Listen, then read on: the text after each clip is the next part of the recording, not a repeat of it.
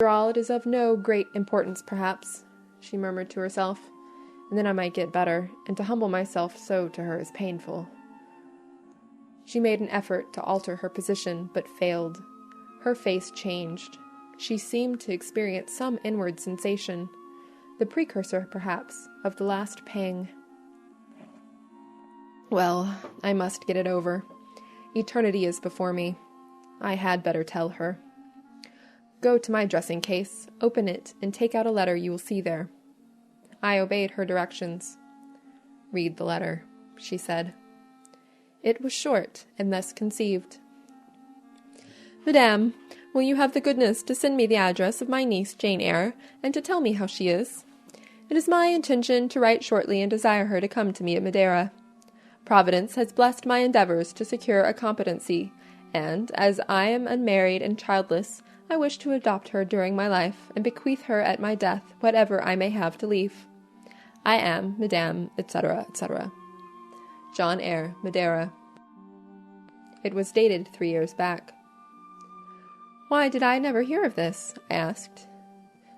Because I disliked you too fixedly and thoroughly ever to lend a hand in lifting you to prosperity. I could not forget your conduct to me, Jane, the fury with which you once turned on me, the tone in which you declared you abhorred me, the worst of anybody in the world, the unchildlike look and voice with which you affirmed that the very thought of me made you sick, and asserted that I had treated you with miserable cruelty. I could not forget my own sensations when you thus started up and poured out the venom of your mind. I felt fear as if an animal that I had struck or pushed had looked up at me with human eyes and cursed me in a man's voice. Bring me some water. Oh, make haste. Dear Mrs. Reed, said I, as I offered her the draught she required, think no more of this. Let it pass away from your mind. Forgive me for my passionate language. I was a child then. 8, 9 years have passed since that day. She heeded nothing of what I said, but when she had tasted the water and drawn breath, she went on thus. I tell you I could not forget it, and I took my revenge. For you to be adopted by your uncle and placed in a state of ease and comfort was what I could not endure. I wrote to him. I said I was sorry for his disappointment, but Jane Eyre was dead. She had died of typhus fever at Lowood. Now act as you please. Write and contradict my assertion. Expose my falsehood as soon as you like. You were born, I think, to be my torment. My last hour is racked by the recollection of a deed which, but for you, I should never have been tempted to commit. If you could but be persuaded to think no more of it, aunt, and to regard me with kindness and forgiveness. You have a very bad disposition, said she, and one to this day I feel it impossible to understand. How for 9 years you could be patient and quiescent under any treatment, and in the 10th break out all fire and violence, I can never comprehend. My disposition is not so bad as you think. I am passionate, but not vindictive. Many a time, as a little child, I should have been glad to love you, if you would have let me, and I long earnestly to be reconciled to you now. Kiss me, aunt. I approached my cheek to her lips. She would not touch it. She said I oppressed her by leaning over the bed, and again demanded water. As I laid her down, for I raised her and supported her on my arm while she drank, I covered her ice-cold and clammy hand with mine. The feeble fingers shrank from my touch. The glazing eyes shunned my gaze. Love me, then, or hate me as you will, I said at last. You have my full and free forgiveness. Ask now for God's, and be at peace. Poor, suffering woman! It was too late for her to make now the effort to change her habitual frame of mind. Living, she had ever hated me. Dying, she must hate me still. The nurse now entered, and Bessie followed. I yet lingered half an hour longer, hoping to see some sign of amity, but she gave none. She was fast relapsing into stupor. Nor did her mind again rally. At 12 o'clock that night she died. I was not present to close her eyes, nor were either of her daughters. They came to tell us the next morning that all was over. She was by that time laid out. Eliza and I went to look at her. Georgiana, who had burst out into loud weeping, said she dared not go. There was stretched Sarah Reed's once robust and active frame, rigid and still. Her eye of flint was covered with its cold lid. Her brow and strong traits wore yet the impress of her inexorable soul. A strange and solemn object was that corpse to me. I gazed on it with gloom and pain. Nothing soft, nothing sweet, nothing pitying or hopeful or subduing did it inspire.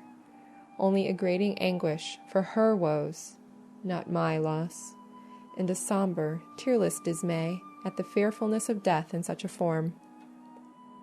Eliza surveyed her parent calmly.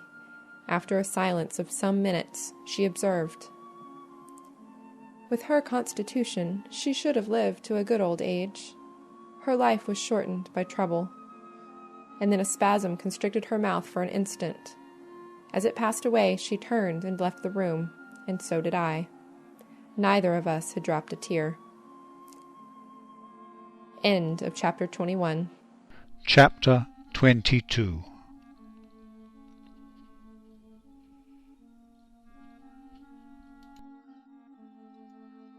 Mr. Rochester had given me but 1 week's leave of absence, yet a month elapsed before I quitted Gateshead. I wished to leave immediately after the funeral, but Georgiana entreated me to stay till she could get off to London, whither she was now at last invited by her uncle, Mr. Gibson, who had come down to direct his sister's interment and settle the family affairs. Georgiana said she dreaded being left alone with Eliza. From her she got neither sympathy in her dejection, support in her fears, nor aid in her preparations. So I bore with her feeble-minded wailings and selfish lamentations as well as I could, and did my best in sewing for her and packing her dresses. It is true that while I worked, she would idle, and I thought to myself, if you and I were destined to live always together, cousin, we would commence matters on a different footing. I should not settle tamely down into being the forbearing party.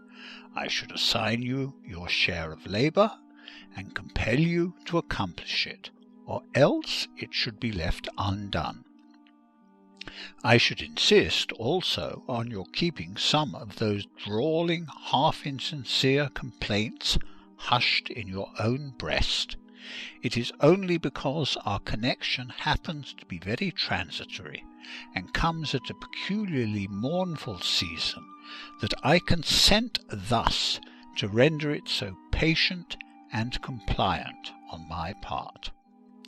At last I saw Georgiana off, but now it was Eliza's turn to request me to stay another week. Her plans required all her time and attention.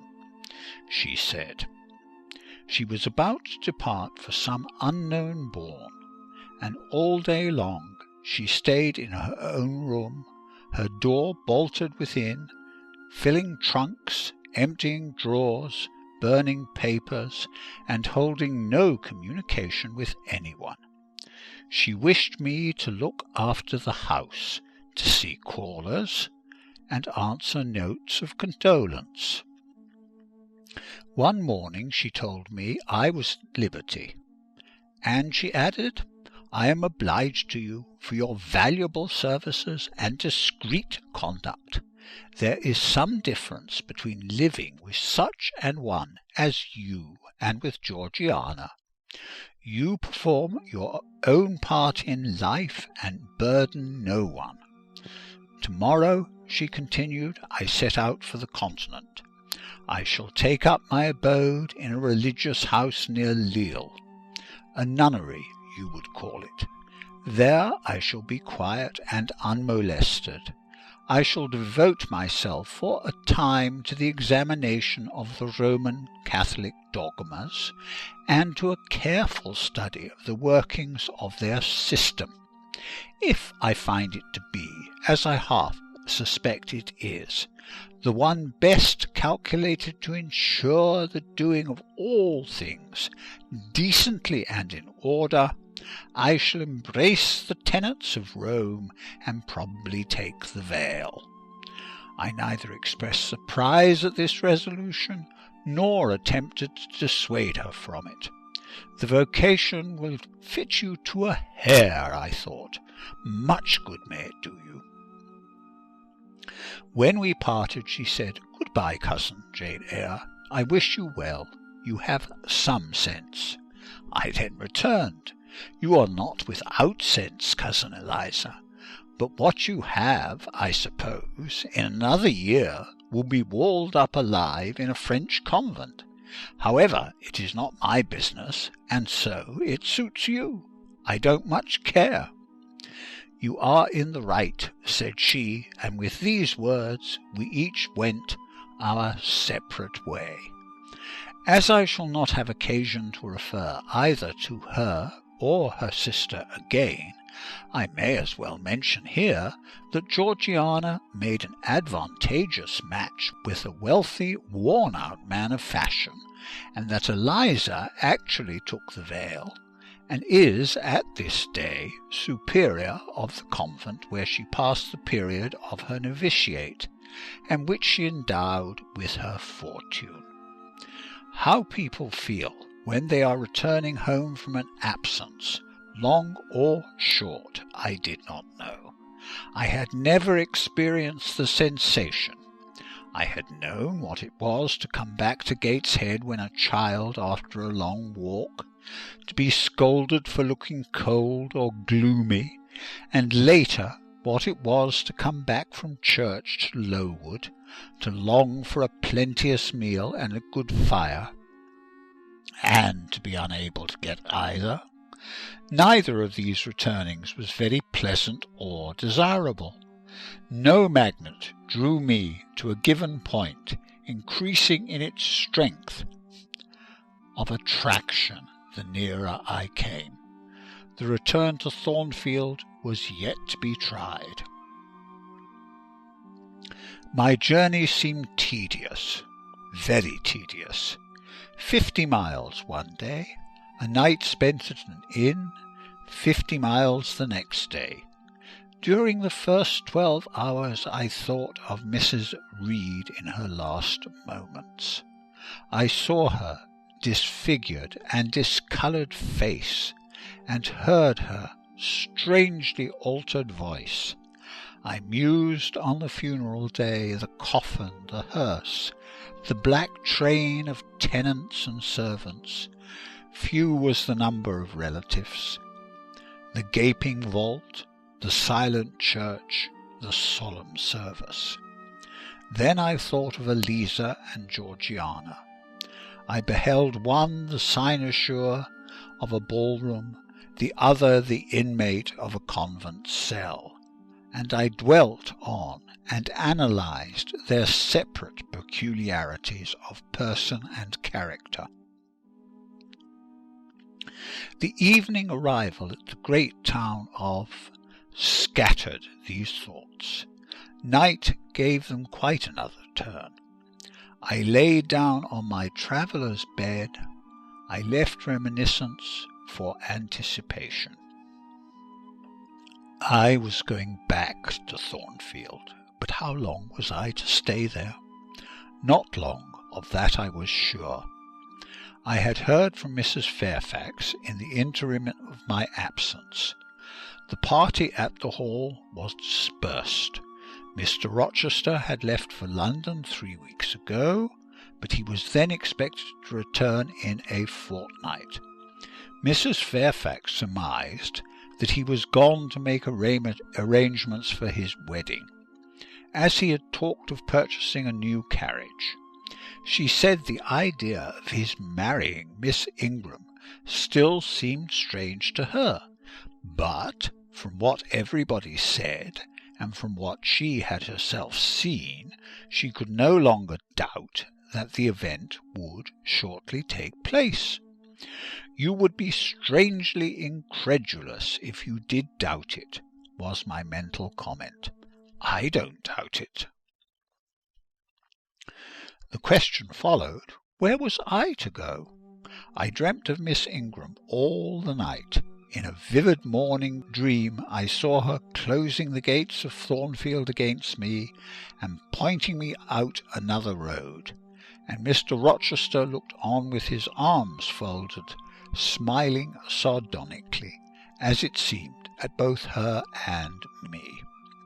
I had not notified to Mrs. Fairfax the exact date of my return, for I did not wish either car or carriage to meet me at Millcote.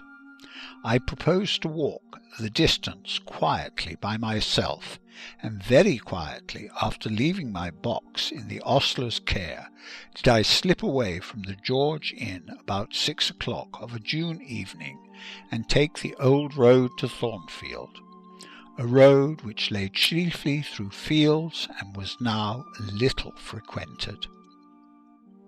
It was not a bright or splendid summer evening, though fair and soft.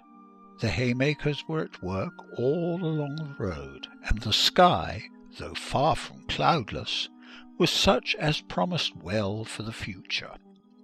Its blue, where blue was visible, was mild and settled, and its cloud strata high and thin. The west, too, was warm. No watery gleam chilled it. It seemed as if there was a fire lit, an altar burning behind its screen of marbled vapour, and out of the apertures shone a golden redness. I felt glad as the road shortened before me, so glad that I stopped once to ask myself what joy meant, and to remind reason that it was not to my home I was going, or to a permanent resting place, or to a place where fond friends looked out for me and waited my arrival. "Mrs. Fairfax will smile you a calm welcome, to be sure," said I, "and little Adele will clap her hands and jump to see you. But you know very well you are thinking of another than they, and that he is not thinking of you. But what is so headstrong as youth? What so blind as inexperience? These affirmed that it was pleasure enough to have the privilege of again looking on Mr. Rochester, whether he looked on me or not. And they added, "Hasten, hasten, be with him while you may. But a few more days or weeks at most, and you are parted from him for ever."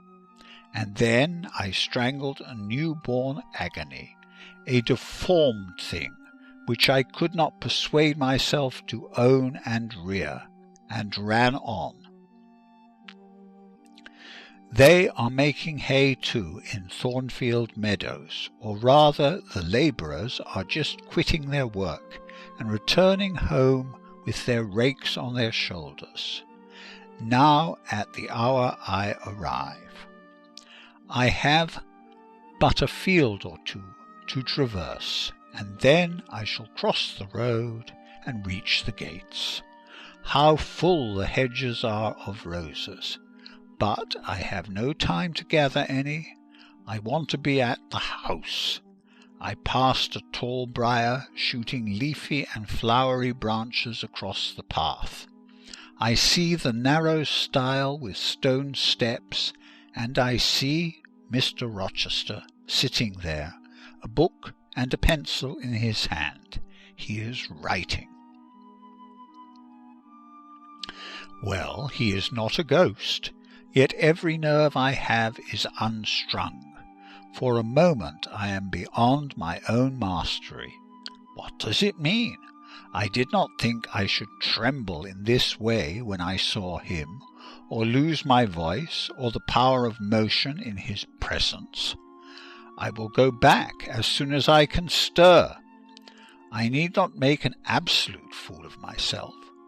I know another way to the house. It does not signify if I knew 20 ways, for he has seen me. "Hallo," he cries, and he puts up his book and his pencil. "There you are. Come on, if you please." I suppose I do come on, though in what fashion I know not, being scarcely cognizant of my movements, and solicitous only to appear calm, and above all to control the working muscles of my face, which I feel rebel insolently against my will, and struggle to express what I had resolved to conceal. But I have a veil. It is down. I may make shift yet to behave with decent composure. "And this is Jane Eyre. Are you coming from Millcote? And on foot?" "Yes, just one of your tricks, not to send for a carriage, and come clattering over street and road like a common mortal, but to steal into the vicinage of your home along with twilight, just as if you were a dream or a shade. What the deuce have you done with yourself this last month?" "I have been with my aunt, sir, who is dead." A true Janian reply. Good angels be my guard! She comes from the other world, from the abode of people who are dead, and tells me so when she meets me alone here in the gloaming. If I dared, I'd touch you, to see if you are substance or shadow, you elf. But I'd as soon offer to take hold of a blue ignis fatuus light in a marsh. Truant, truant, he added, when he had paused an instant, absent from me a whole month, and forgetting me quite, I'll be sworn. I knew there would be pleasure in meeting my master again, even though I broken by the fear that he was so soon to cease to be my master, and by the knowledge that I was nothing to him. But there was ever in Mr. Rochester, so at least I thought, such a wealth of the power of communicating happiness, that taste but of the crumbs he scattered to stray and stranger birds like me was to feast genially. His last words were balm. They seemed to imply that it imported something to him, whether I forgot him or not, and he had spoken of Thornfield as my home. Would that it were my home. He did not leave the stile, and I hardly liked to ask to go by. I inquired soon if he had not been to London. "Yes, I suppose you found that out by second sight." Mrs. Fairfax told me in a letter. "And did she inform you what I went to do?" "Oh, yes, sir. Everybody knew your errand." "You must see the carriage, Jane, and tell me if you don't think it will suit Mrs. Rochester exactly, and whether she won't look like Queen Boadicea leaning back against those purple cushions. I wish, Jane, I were a trifle better adapted to match with her externally. Tell me now, fairy as you are, can't you give me a charm, or a philter, or something of that sort, to make me a handsome man?" "It would be past the power of magic, sir, and in thought I added, a loving eye is all the charm needed To such you are handsome enough. Or rather, your sternness has a power beyond beauty. Mr. Rochester had sometimes read my unspoken thoughts with an acumen to me incomprehensible. In the present instance he took no notice of my abrupt vocal response, but he smiled at me with a certain smile he had of his own, and which he used but on rare occasions. He seemed to think it too good for common purposes. It was the real sunshine of feeling. He shed it over me now. "Pass, Janet," said he, making room for me to cross the stile. "Go up home, and stay your weary little wandering feet at a friend's threshold." All I had now to do was to obey him in silence. No need for me to colloquize further. I got over the stile without a word, and meant to leave him calmly. An impulse held me fast. A force turned me round.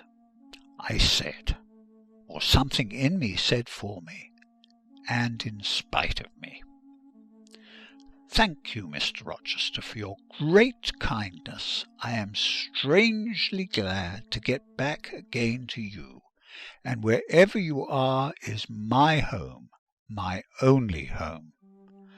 I walked on so fast that even he could hardly have overtaken me had he tried. Little Adele was half wild with delight when she saw me. Mrs. Fairfax received me with her usual plain friendliness. Leah smiled, and even Sophie bid me bonsoir with glee. This was very pleasant. There is no happiness like that of being loved by your fellow creatures, and feeling that your presence is an addition to their comfort. I that evening shut my eyes resolutely against the future. I stopped my cars against the voice that kept warning me of near separation and coming grief. When tea was over, and Mrs. Fairfax had taken her knitting, and I had assumed a low seat near her, and Adele, kneeling on the carpet, had nestled close up to me, and a sense of mutual affection seemed to surround us with a ring of golden peace, I uttered a silent prayer that we might not be parted far or soon. But when, as we thus sat, Mr. Rochester entered unannounced, and looking at us, seemed to take pleasure in the spectacle of a group so amicable, when he said he supposed the old lady was all right, now that she had got her adopted daughter back again, and added that he saw Adele was prête à croquer sa petite maman anglaise, I half ventured to hope that he would even after his marriage keep us together, somewhere under the shelter of his protection, and not quite exiled from the sunshine of his presence. A fortnight of dubious calm succeeded my return to Thornfield Hall.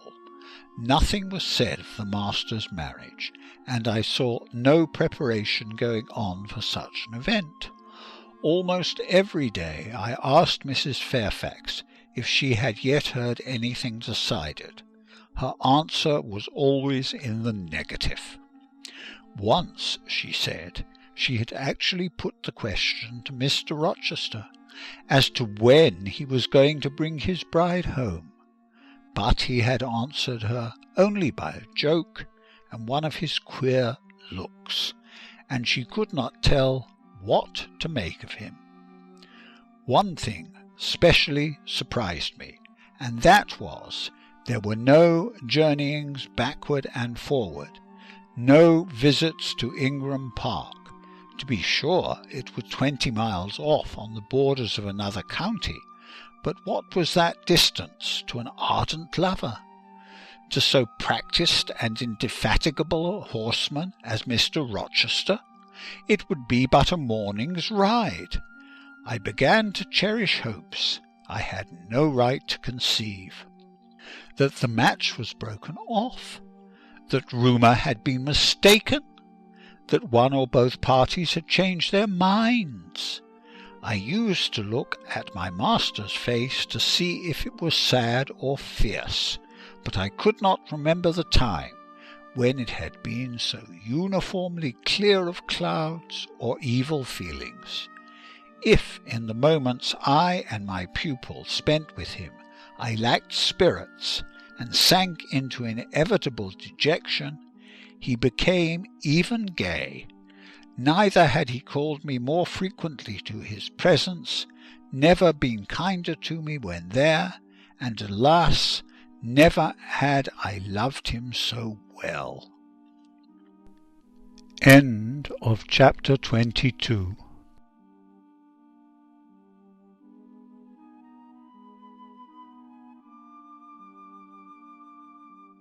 Chapter 23. A splendid midsummer shone over England, skies so pure, sun so radiant, as were then seen in long succession. Seldom favour, even singly, our wave-girt land. It was as if a band of Italian days had come from the south, like a flock of glorious passenger birds, and lighted to rest them on the cliffs of Albion. The hay was all got in, the fields round Thornfield were green and shorn, the roads white and baked. The trees were in their dark prime, hedge and wood, full-leaved and deeply tinted, contrasted well with the sunny hue of the cleared meadows between. On Midsummer Eve, Adele, weary with gathering wild strawberries in Hay Lane half the day, had gone to bed with the sun. I watched her drop asleep, and when I left her, I sought the garden. It was now the sweetest hour of the 24. Day its fervid fires had wasted, and dew fell cool on panting plain and scorched summit. Where the sun had gone down in simple state, pure of the pomp of clouds, spread a solemn purple, burning with the light of red jewel and furnace flame at one point. On one hill peak, and extending high and wide, soft and still, softer over half heaven, east had its own charm or fine deep blue, and its own modest gem, a casino and solitary star. Soon it would boast the moon, but she was yet beneath the horizon. I walked a while on the pavement, but a subtle, well-known scent, that of a cigar, stole from some window. I saw the library casement open a handbreadth. I knew I might be watched thence, so I went apart into the orchard. No nook in the grounds more sheltered and more Eden-like. It was full of trees, it bloomed with flowers. A very high wall shut it out from the court on one side. On the other, a beech avenue screened it from the lawn. At the bottom was a sunk fence, its sole separation from lonely fields a winding walk bordered with laurels and terminating in a giant horse chestnut, circled at the base by a seat led down to the fence. Here one could wander unseen. While such honeydew fell, such silence reigned, such gloaming gathered, I felt as if I could haunt such shade for ever. But in threading the flower and fruit parterres at the upper part of the enclosure, enticed there by the light the now rising moon cast on this more open quarter, my step is stayed, not by sound, not by sight, but once more by a warning fragrance. Sweetbriar and southernwood, jasmine, pink, and rose have long been yielding their evening sacrifice of incense. This new scent is neither of shrub nor flower. It is, I know it well, it is Mr. Rochester's cigar. I look round and I listen. I see trees laden with ripening fruit. I hear a nightingale warbling in a wood half a mile off.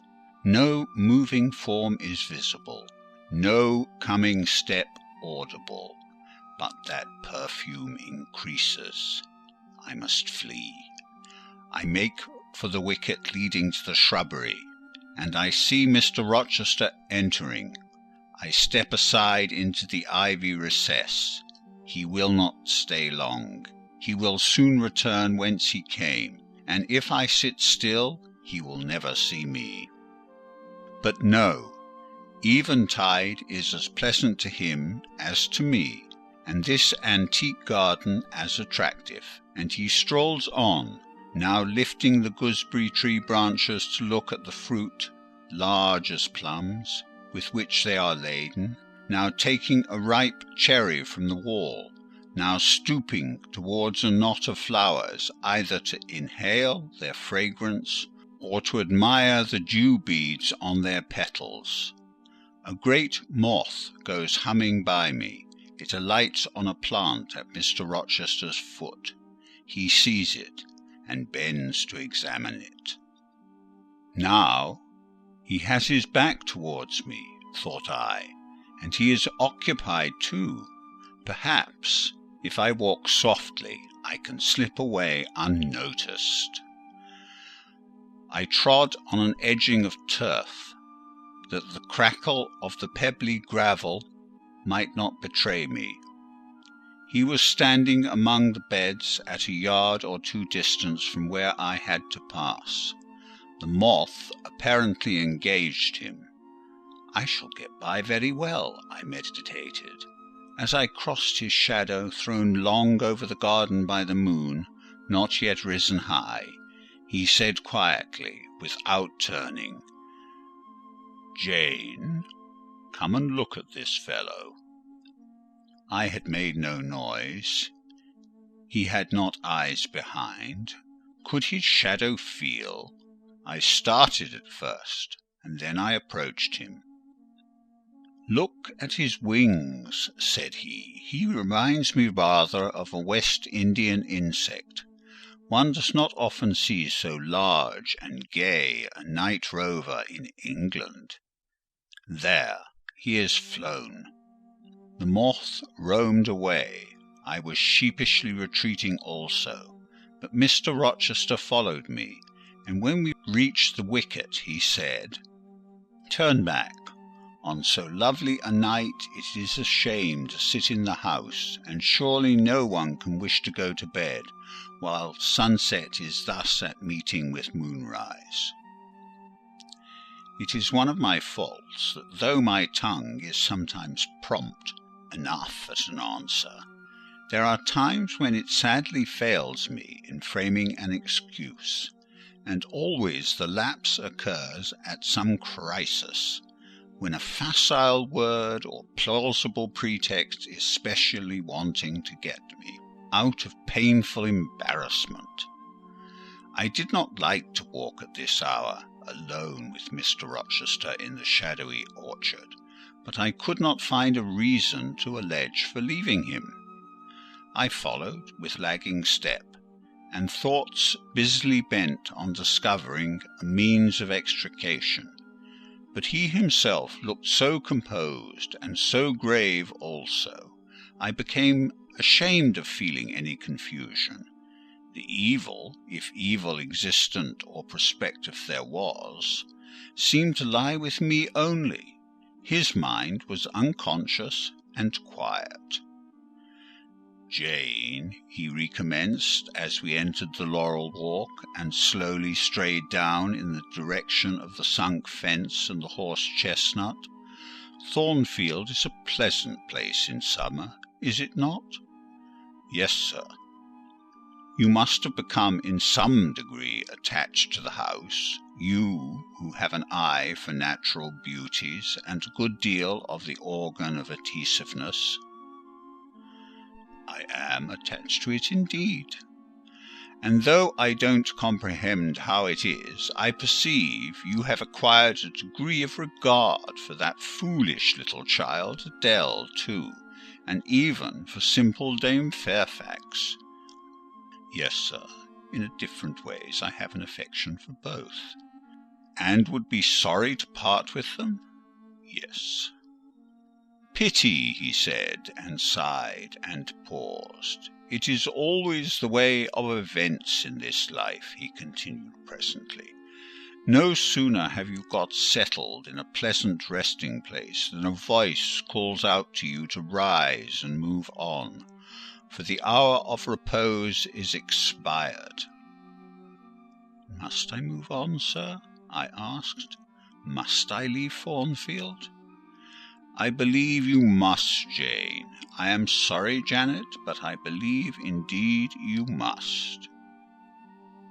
This was a blow, but I did not let it prostrate me. Well, sir, I shall be ready when the order to march comes. It is come now. I must give it to-night. Then you are going to be married, sir? Exactly. Precisely. With your usual acuteness, you have hit the nail straight on the head. Soon, sir? Very soon. That is Miss Eyre, and you'll remember, Jane, the first time or rumour, plainly intimated to you that it was my intention to put my old bachelor's neck into the sacred noose, to enter into the holy estate of matrimony, to take Miss Ingram to my bosom. In short, she's an extensive armful, but that's not to the point. One can't have too much of such a very excellent thing as my beautiful Blanche. Well, as I was saying, listen to me, Jane. You're not turning your head to look after more moths, are you? That was only a lady clock, child, flying away home. I wish to remind you that it was you who first said to me, with that discretion I respect in you, with that foresight, prudence, and humility which befit your responsible and dependent position, that in case I married Miss Ingram, both you and little Adele had better trot forthwith. I pass over the sort of slur conveyed in this suggestion on the character of my beloved. Indeed, when you are far away, Janet, I'll try to forget it. I shall notice only its wisdom, which is such that I have made it my law of action. Adele must go to school, and you, Miss Eyre, must get a new situation. Yes, sir, I will advertise immediately, and meantime, I suppose I may stay here till I find another shelter to betake myself to. But I stopped, feeling would not do to risk a long sentence, for my voice was not quite under command. In about a month I hope to be a bridegroom, continued Mr. Rochester, and in the interim I shall myself look out for employment and an asylum for you.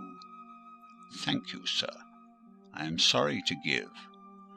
No need to apologize. I consider that when a dependent does her duty as well as you have done yours, she has a sort of claim upon her employer for any little assistance he can conveniently render her. Indeed, I have already, through my future mother-in-law, heard of a place that I think will suit. It is to undertake the education of the 5 daughters of Mrs. Dionysius O'Gall of Bitternut Lodge, Connaught, Ireland. You'll like Ireland, I think. They're such warm-hearted people there, they say." "It is a long way off, sir." "No matter. A girl of your sense will not object to the voyage or the distance." "Not the voyage, but the distance, and then the sea is a barrier." "From what, Jane?" "From England, and from Thornfield, and—" "Well?" "From you, sir." I said this almost involuntarily, and with as little sanction of free will. My tears gushed out. I did not cry so as to be heard. However, I avoided sobbing. The thought of Mrs. O'Gall and Bitternut Lodge struck cold to my heart, and colder the thought of all the brine and foam, destined as it seemed to rush between me and the master at whose side I now walked, and coldest the remembrance of the wider ocean, wealth, caste, custom intervened between me and what I naturally and inevitably loved. "It is a long way," I again said. "It is, to be sure, and when you get to Bitternut Lodge, Connaught, Ireland, I shall never see you again, Jane. That's morally certain. I never go over to Ireland, not having myself much of a fancy for the country. We have been good friends, Jane, have we not?" "Yes, sir." "And when friends are on the eve of separation, they like to spend the little time that remains to them close to each other. Come, we'll talk over the voyage, and the parting quietly half an hour or so, while the stars enter into their shining life up in heaven yonder. Here is the chestnut tree. Here is the bench at its old roots. Come, we will sit there in peace to-night, though we should never more be destined to sit there together." He seated me, and himself. "It is a long way to Ireland, Janet, and I am sorry to send my little friend on such weary travels. But if I can't do better, how is it to be helped? Are you anything akin to me, do you think, Jane?" I could risk no sort of answer by this time. My heart was still. "Because," he said, "I sometimes have a queer feeling with regard to you, especially when you are near me, as now. It is as if I had a string somewhere under my left ribs, tightly and inextricably knotted to a similar string situated in the corresponding quarter of your little frame, and if that boisterous channel and 200 miles or so of land come broad between us, I am afraid that cord of communion will be snapped, and then I've a nervous notion I should take to bleeding inwardly. As for you, you'd forget me." "That I never should, sir. You know, impossible to proceed." "Jane, do you hear that nightingale singing in the wood? Listen." In listening, I sobbed convulsively, for I could repress what I endured no longer. I was obliged to yield, and I was shaken from head to foot with acute distress. When I did speak, it was only to express an impetuous wish that I had never been born, or never come to Thornfield. "Because you are sorry to leave it?" The vehemence of emotion stirred by grief and love within me was claiming mastery, and struggling for full sway, and asserting a right to predominate, to overcome, to live, rise, and reign at last. Yes, and to speak. "I grieve to leave Thornfield," I love Thornfield. I love it because I have lived in it a full and delightful life, momentarily at least. I have not been trampled on. I have not been petrified. I have not been buried with inferior minds and excluded from every glimpse of communion with what is bright and energetic and high. I have talked face to face with what I reverence, with what I delight in, with an original, a vigorous and expanded mind. I have known you, Mr. Rochester, and it strikes me with terror and anguish to feel I absolutely must be torn from you for ever. I see the necessity of departure, and it is like looking on the necessity of death. Where do you see the necessity? He asked suddenly. Where? You, sir, have placed it before me. In what shape? In the shape of Miss Ingram, a noble and beautiful woman, your bride. My bride? What bride? I have no bride. But you will have. Yes, I will. I will. He set his teeth. Then I must go. You have said it yourself. No, you must stay. I swear it. And the oath shall be kept. I tell you I must go, I retorted, roused to something like passion. Do you think I can stay to become nothing to you?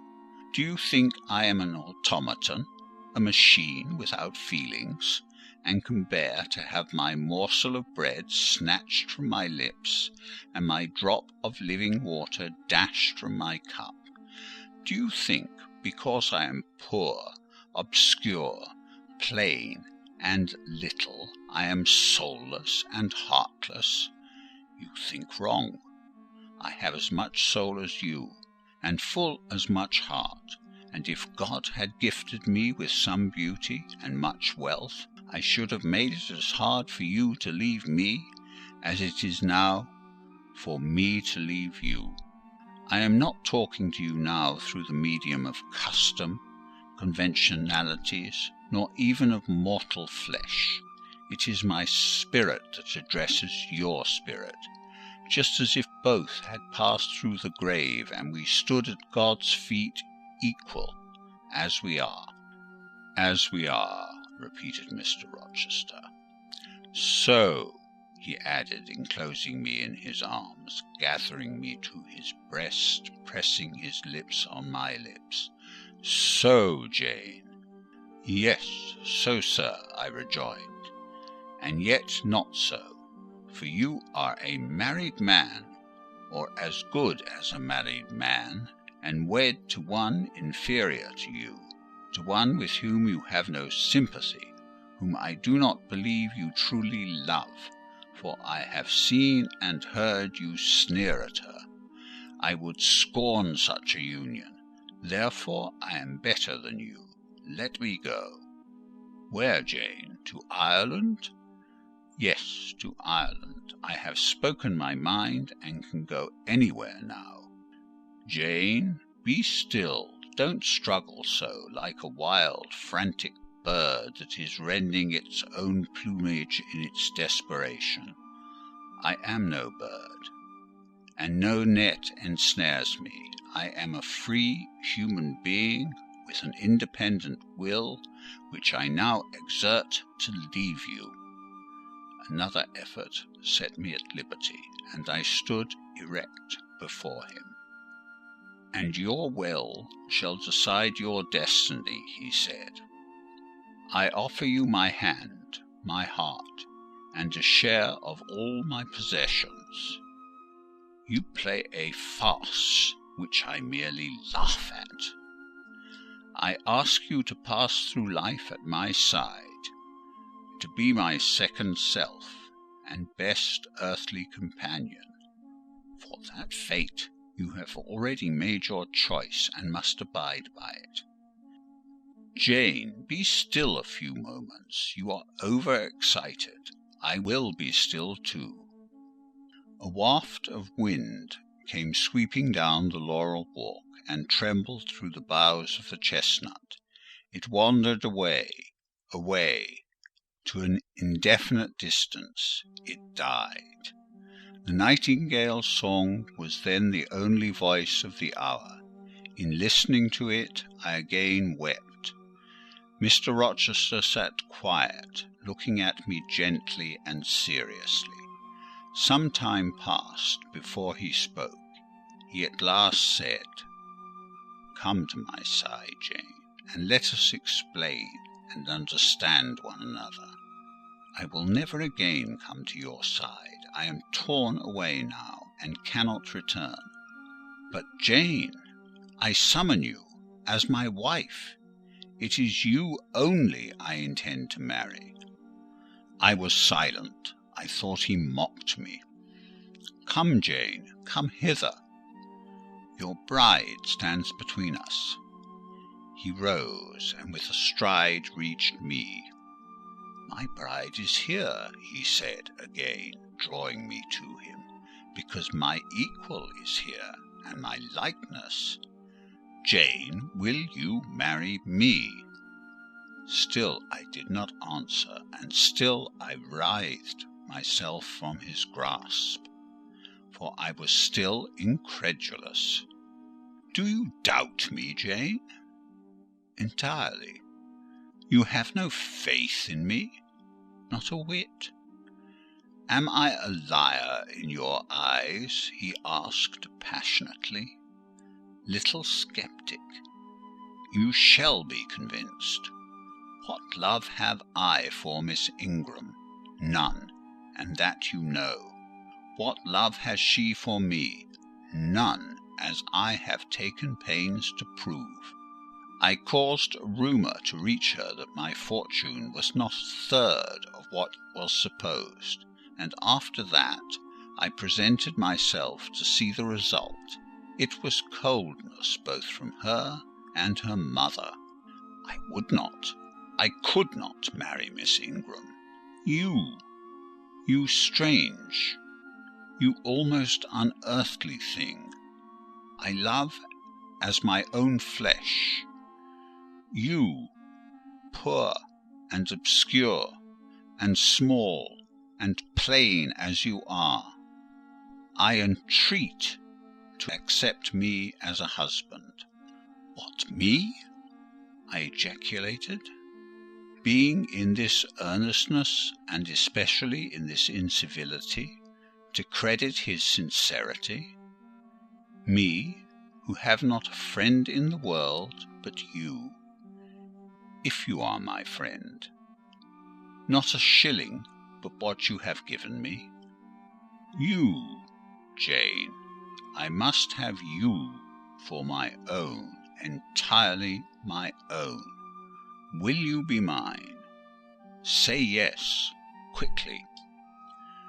"Mr. Rochester, let me look at your face. Turn to the moonlight." "Why?" "Because I want to read your countenance. Turn. There you will find it scarcely more legible than a crumpled, scratched page. Read on. Only make haste, for I suffer." His face was very much agitated and very much flushed, and there were strong workings in the features and strange gleams in the eyes. "Oh, Jane, you torture me!" he exclaimed, with that searching and yet faithful and generous look. "You torture me." "How can I do that? If you are true and your offer real, my only feelings to you must be gratitude and devotion. They cannot torture." "Gratitude!" he ejaculated, and added wildly, "Jane, accept me quickly. Say, Edward, give me my name. Edward, I will marry you." "Are you in earnest? Do you truly love me? Do you sincerely wish me to be your wife?" "I do, and if an oath is necessary to satisfy you, I swear it." "Then, sir, I will marry you, Edward, my little wife." dear Edward. Come to me entirely now," said he, and added in his deepest tone, speaking in my ear as his cheek was laid on mine, "Make my happiness, I will make yours."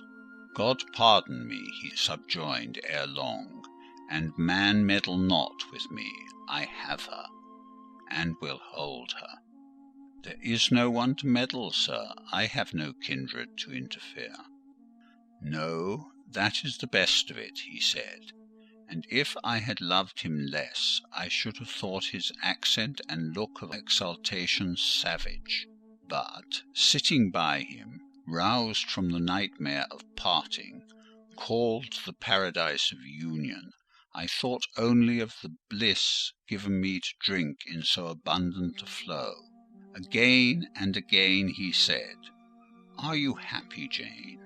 And again I answered, "Yes." After which he murmured, "It will atone, it will atone. Have I not found her friendless and cold and comfortless? Will I not guard and cherish and solace her? Is there not love in my heart and constancy in my resolves? It will expiate at God's tribunal. I know my Maker sanctions what I do. For the world's judgment, I wash my hands thereof. For man's opinion, I defy it." But what had befallen the night? The moon was not yet set, and we were all in shadow. I could scarcely see my master's face, near as I was. And what ailed the chestnut tree? It writhed and groaned, while wind roared in the laurel walk and came sweeping over us. "We must go in," said Mr. Rochester. "The weather changes. I could have sat with thee till morning, Jane." And so, thought I, could I with you. I have said so, perhaps, but a livid, vivid spark leapt out of a cloud at which I was looking, and there was a crack, a crash, and a close rattling peal, and I thought only of hiding my dazzled eyes against Mr. Rochester's shoulder. The rain rushed down. He hurried me to the walk, through the grounds, and into the house, but we were quite wet before we could pass the threshold. He was taking off my shawl in the hall, and shaking the water out of my loosened hair, when Mrs. Fairfax emerged from her room. I did not observe her at first, nor did Mr. Rochester. The lamp was lit. The clock was on the stroke of 12. "Hasten to take off your wet things," said he, "and before you go, good night, my darling." He kissed me repeatedly. When I looked up, on leaving his arms, there stood the widow, pale, grave, and amazed. I only smiled at her and ran upstairs. Explanation will do for another time, thought I. Still, when I reached my chamber, I felt a pang at the idea she should even temporarily misconstrue what she had seen. But joy soon effaced every other feeling, and loud as the wind blew, near and deep as the thunder crashed, fierce and frequent as the lightning gleamed, cataract-like as the rain fell during a storm of 2 hours' duration, I experienced no fear and little awe. Mr. Rochester came thrice to my door, in the course of it, to ask if I was safe and tranquil, and that was comfort, that was strength for anything. Before I left my bed in the morning, little Adele came running in to tell me that the great horse-chestnut at the bottom of the orchard had been struck by lightning in the night, and half of it split away. End of chapter 23. Chapter 24. As I rose and dressed, I thought over what had happened, and wondered if it were a dream. I could not be certain of the reality till I had seen Mr. Rochester again, and heard him renew his words of love and promise. While arranging my hair, I looked at my face in the glass, and felt it was no longer plain.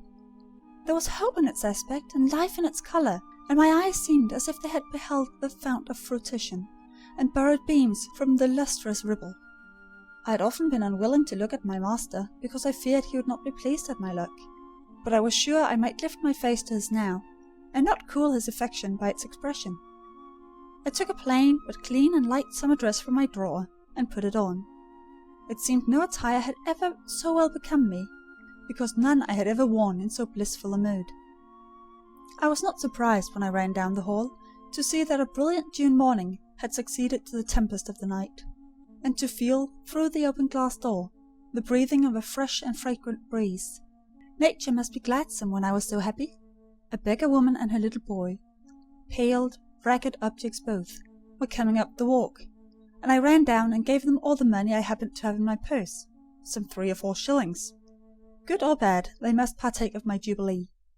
The rocks cawed, and blither birds sang, but nothing was so merry or so musical as my own rejoicing heart. Mrs. Fairfax surprised me by looking out the window with a sad countenance, and saying gravely, "Miss Eyre, will you come to breakfast?" During the meal she was quiet and cool, but I could not undeceive her then. I must wait for my master to give explanations, and so must she. I ate what I could, and then I hastened upstairs. I met Adele leaving the schoolroom. "Where are you going? It is time for lessons." "Mr. Rochester has sent me away to the nursery." "Where is he?" "In there," pointing to the apartment she had left, and I went in, and there he stood. "Come and bid me good morning," said he. I gladly advanced, and it was not merely a cold word now, or even a shake of the hand that I received, but an embrace and a kiss. It seemed natural. It seemed genial to be so well loved, so caressed by him. "Jane, you look blooming and smiling and pretty," said he. "Truly pretty this morning. Is this my pale little elf? Is this my mustard seed? This little sunny-faced girl, with the dimpled cheek and rosy lips, the satin-smooth hazel hair, and the radiant hazel eyes?" I had green eyes, reader, but you must excuse the mistake. For him they were new-dyed, I suppose. "It is Jane Eyre, sir." "Soon to be Jane Rochester," he added. "In 4 weeks, Janet, not a day more. Do you hear that?" I did, and I could not quite comprehend it. It made me giddy. The feeling the announcement sent through me was something stronger than it was consistent with joy, something that smote and stunned. It was, I think, almost fear. "You blushed, and now you are white, Jane. What is that for?" "Because you gave me a new name, Jane Rochester, and it seems so strange." "Yes, Mrs. Rochester," said he.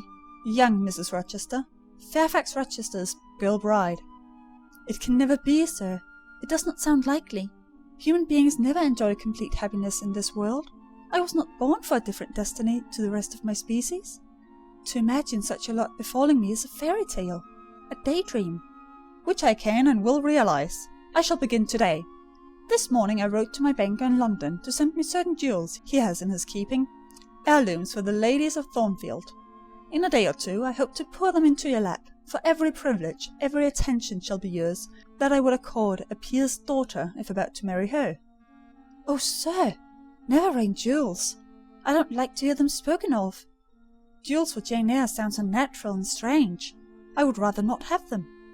"I will myself put the diamond chain around your neck, and the circlet on your forehead, which it will become. For nature, at least, has stamped her patent of nobility on this brow, Jane, and I will clasp the bracelets on these fine wrists, and load these fairy-like fingers with rings."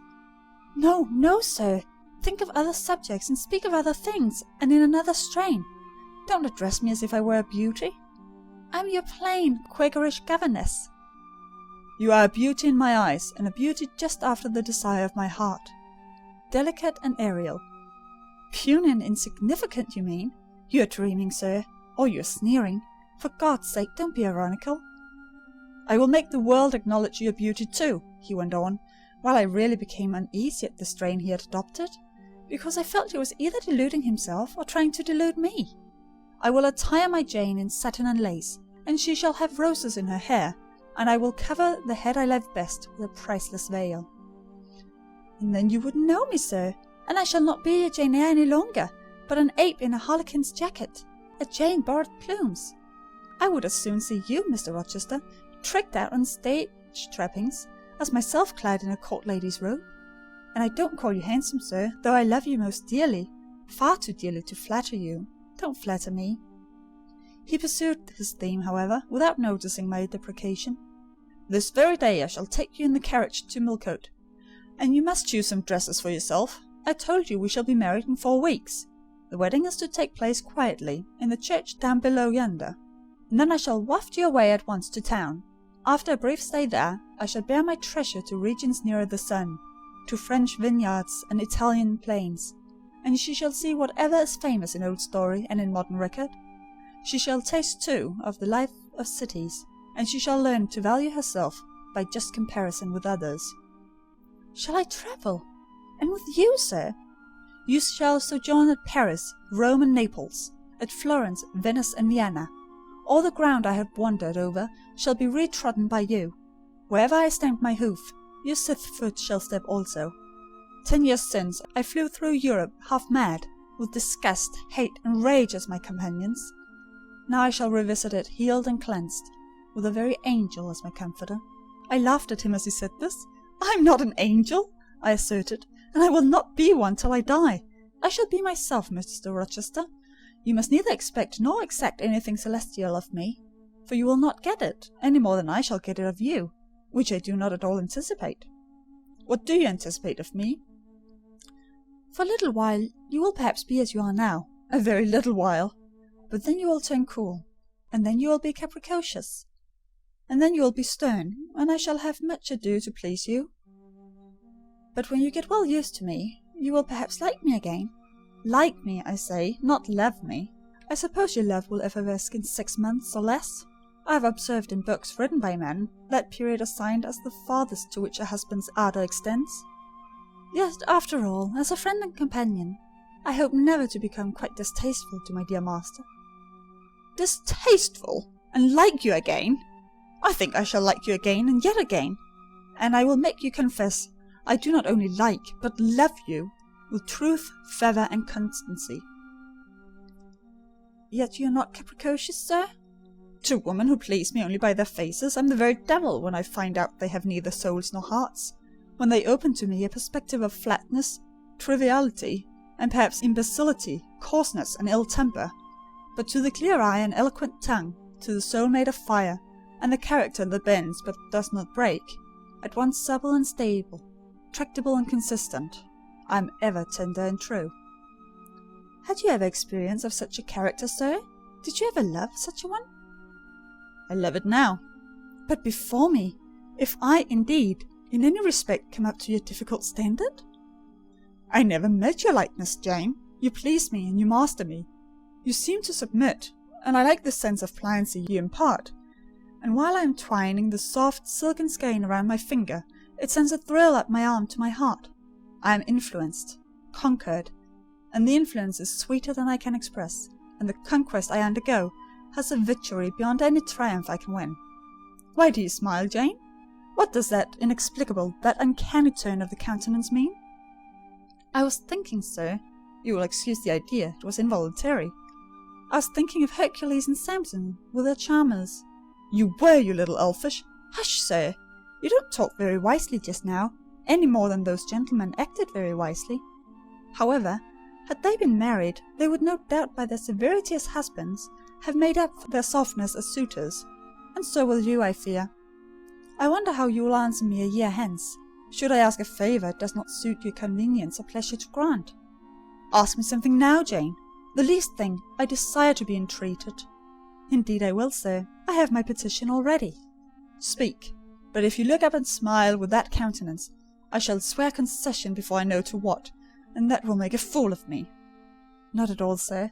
I ask only this. don't send for the jewels, and don't crown me with roses.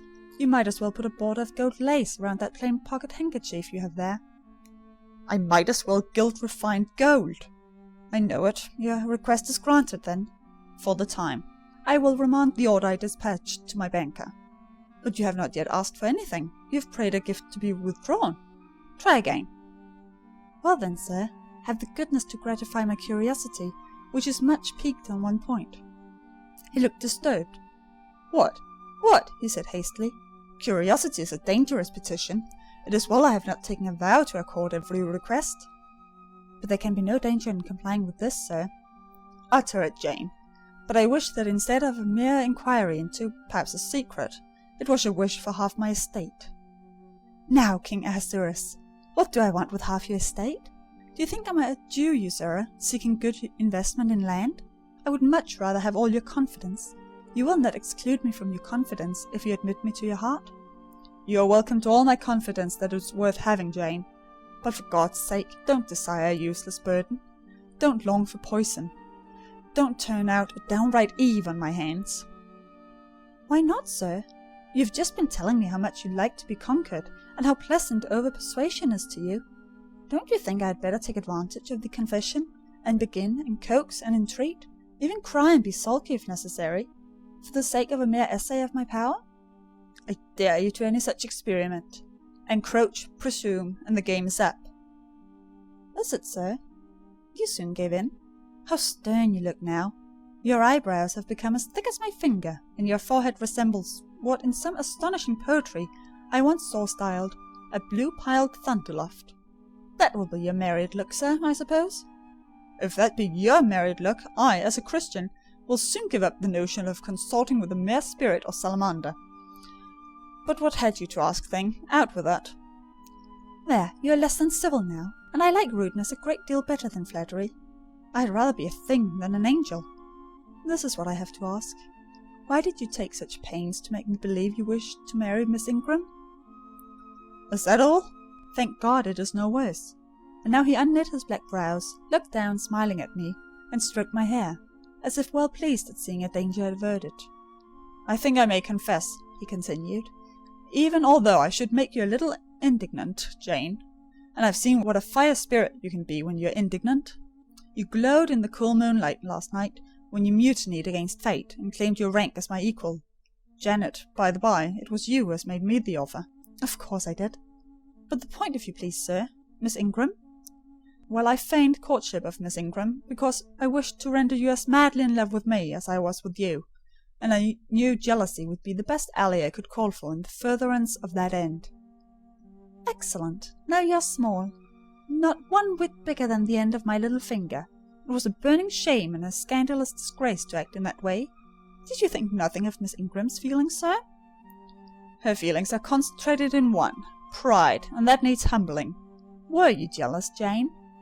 "Never mind, Mr. Rochester. It is in no way interesting to you to know that. Answer me truly once more. Do you think Miss Ingram will not suffer from your dishonest coquetry? Won't you feel forsaken and deserted?" "Impossible! When you told me how she, on the contrary, deserted me, the idea of my insolvency cooled, or rather extinguished, her flame in a moment." "You have a curious designing mind, Mr. Rochester. I'm afraid your principles on some points are eccentric." "My principles were never trained, Jane. They may have grown a little awry for lack of attention." "Once again, seriously, may I enjoy the great good that has been vouchsafed to me, without fearing that any one else is suffering the bitter pain I myself felt a little while ago?" "That you may, my good little girl. There is not another being in the world that has the same pure love for me as yourself. I lay that pleasant unction to my soul, Jane. I believe in your affection." I turned my lips to the hand that lay on my shoulder. I loved him very much, more than I could trust myself to say, more than words had power to express. "Ask something more," he said presently. "It is my delight to be entreated and to yield." I was again ready with my request. "Communicate your intentions to Mrs. Fairfax, sir. She saw me with you last night in the hall, and she was shocked.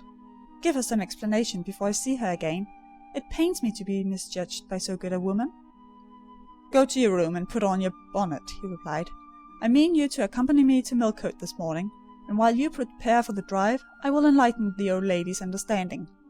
Did she think, Janet, you had given the world for love and considered it well lost? I believe she thought I'd forgotten my station, and yours, sir.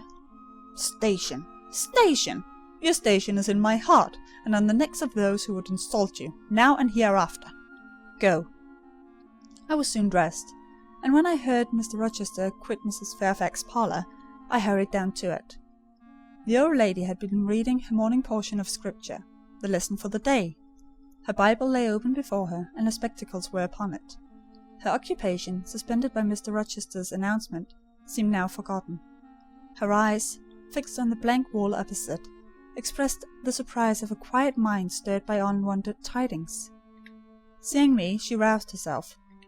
She made a sort of effort to smile, and framed a few words of congratulation, but the smile expired, and the sentence was abandoned unfinished. She put up her spectacles, shut the Bible, and pushed her chair back from the table. "I feel so astonished," she began. "I hardly know what to say to you, Miss Eyre. I've surely not been dreaming, have I? Sometimes I half fall asleep when I'm sitting alone, and fancy things that have never happened. It has seemed to me, more than once when I've been in a doze, that my dear husband, who died 15 years since, has come in and sat down beside me, and that I have even heard him call me by my name, Alice, as he used to do. Now, can you tell me whether it's actually true that Mr. Rochester has asked you to marry him? Don't laugh at me, but I really thought he came in here 5 minutes ago, and said that in a month you would be his wife." "He has said the same thing to me," I replied. "He has! Do you believe him? Have you accepted him?" "Yes." She looked at me bewildered. I could never have thought it. He is a proud man. All the Rochesters were proud, and his father, at least, liked money. He, too, has always been called careful. He means to marry you? He tells me so. She surveyed my whole person. In her eyes I read that they had there found no charm powerful enough to solve the enigma. "It passes me," she continued, "but no doubt it is true since you say so. How it will answer I cannot tell. I really don't know. Equality of position and fortune is often advisable in such cases, and there are 20 years of differences in your ages. He might almost be a father." "No, indeed, Mrs. Fairfax," exclaimed I, nettled. "He is nothing like my father. No one who saw us together would suppose it for an instant. Mr. Rochester looks as young, and is as young, as some men of 25. "Is it really for love he is going to marry you?" she asked. I was so hurt by the coldness and her scepticism that the tears rose to my eyes. "I am sorry to grieve you," pursued the widow, "but you are so young, and so little acquainted with men. I wish to put you on your guard. It is an old saying that all is not gold that glitters, and in this case I do fear there will be something found to be different to what either you or I expect." "Why, am I a monster?" I said. "Is it impossible that Mr. Rochester should have a sincere affection for me?" "No, you are very well, and much improved of late. And Mr. Rochester, I dare say, is fond of you. I have always noticed that you were a sort of pet of his. There are times when, for your sake, I have been a little uneasy at his marked preference, and have wished to put you on your guard. But I did not like to suggest even the possibility of wrong. I knew such an idea would shock, perhaps offend you, and you are so discreet, and so thoroughly modest and sensible. I hoped you might be trusted to protect yourself. Last night I cannot tell you what I suffered when I sought all over the house, and could find you nowhere, nor the master either. And then, at 12 o'clock, saw you come in with him." "Well, never mind that now," I interrupted impatiently. "It is enough that all was right." "I hope all will be right in the end," she said. "But believe me, you cannot be too careful.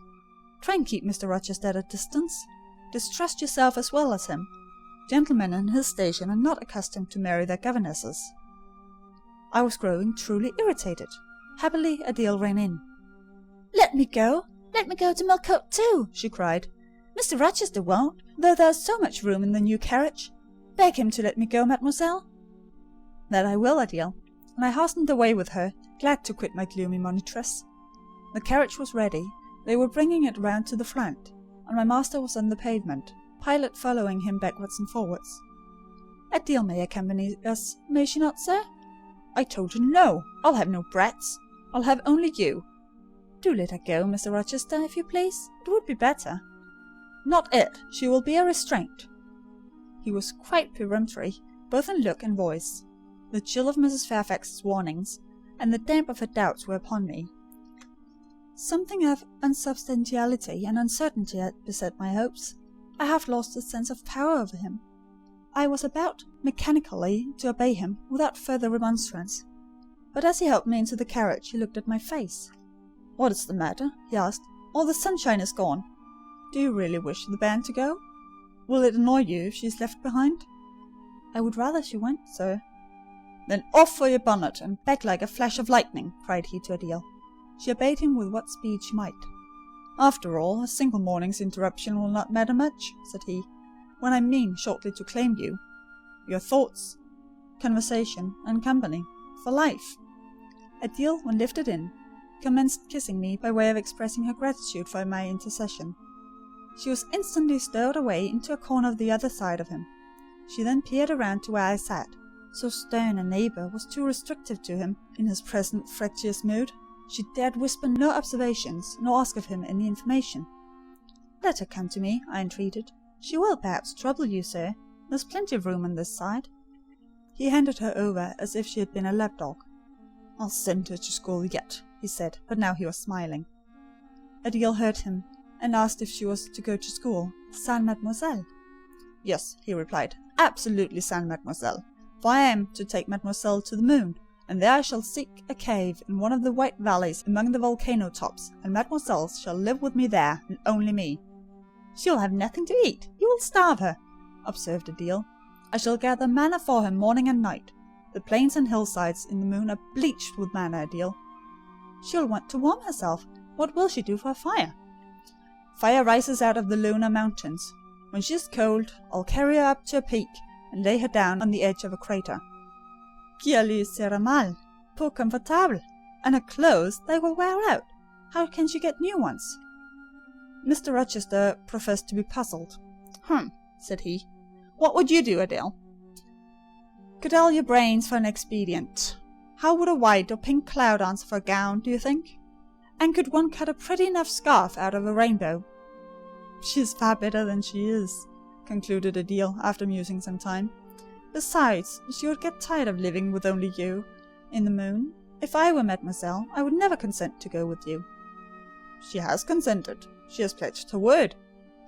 "But you can't get her there. There's no road to the moon. It is all air, and neither you nor she can fly." "Adele, look at that field." We were now outside Thornfield Gate, and bowling lightly along the smooth road to Millcote, where the dust was well laid by the thunderstorm, and where the low hedges and lofty timber trees on each side glistened green and rain-refreshed. "In that field, Adele, I was walking late one evening about a fortnight since, the evening of the day you helped me to make hay in the orchard meadows, and as I was tired with raking swaths, I sat down to rest me on a stile, and there I took out a little book and a pencil, and began to write about a misfortune that befell me long ago, and a wish I had for happy days to come. I was writing away very fast, though daylight was fading from the leaf, when something came up the path and stopped 2 yards off me. I looked at it. It was a little thing with a veil of gossamer on its head. I beckoned it to come near me. It stood soon at my knee. I never spoke to it, and it never spoke to me in words, but I read its eyes, and it read mine, and our speechless colloquy was to this effect. It was a fairy, and come from Elfland, it said, and its errand was to make me happy. I must go with it out of the common world to a lonely place, such as the moon, for instance, and it nodded its head towards her horn, rising over Hay Hill.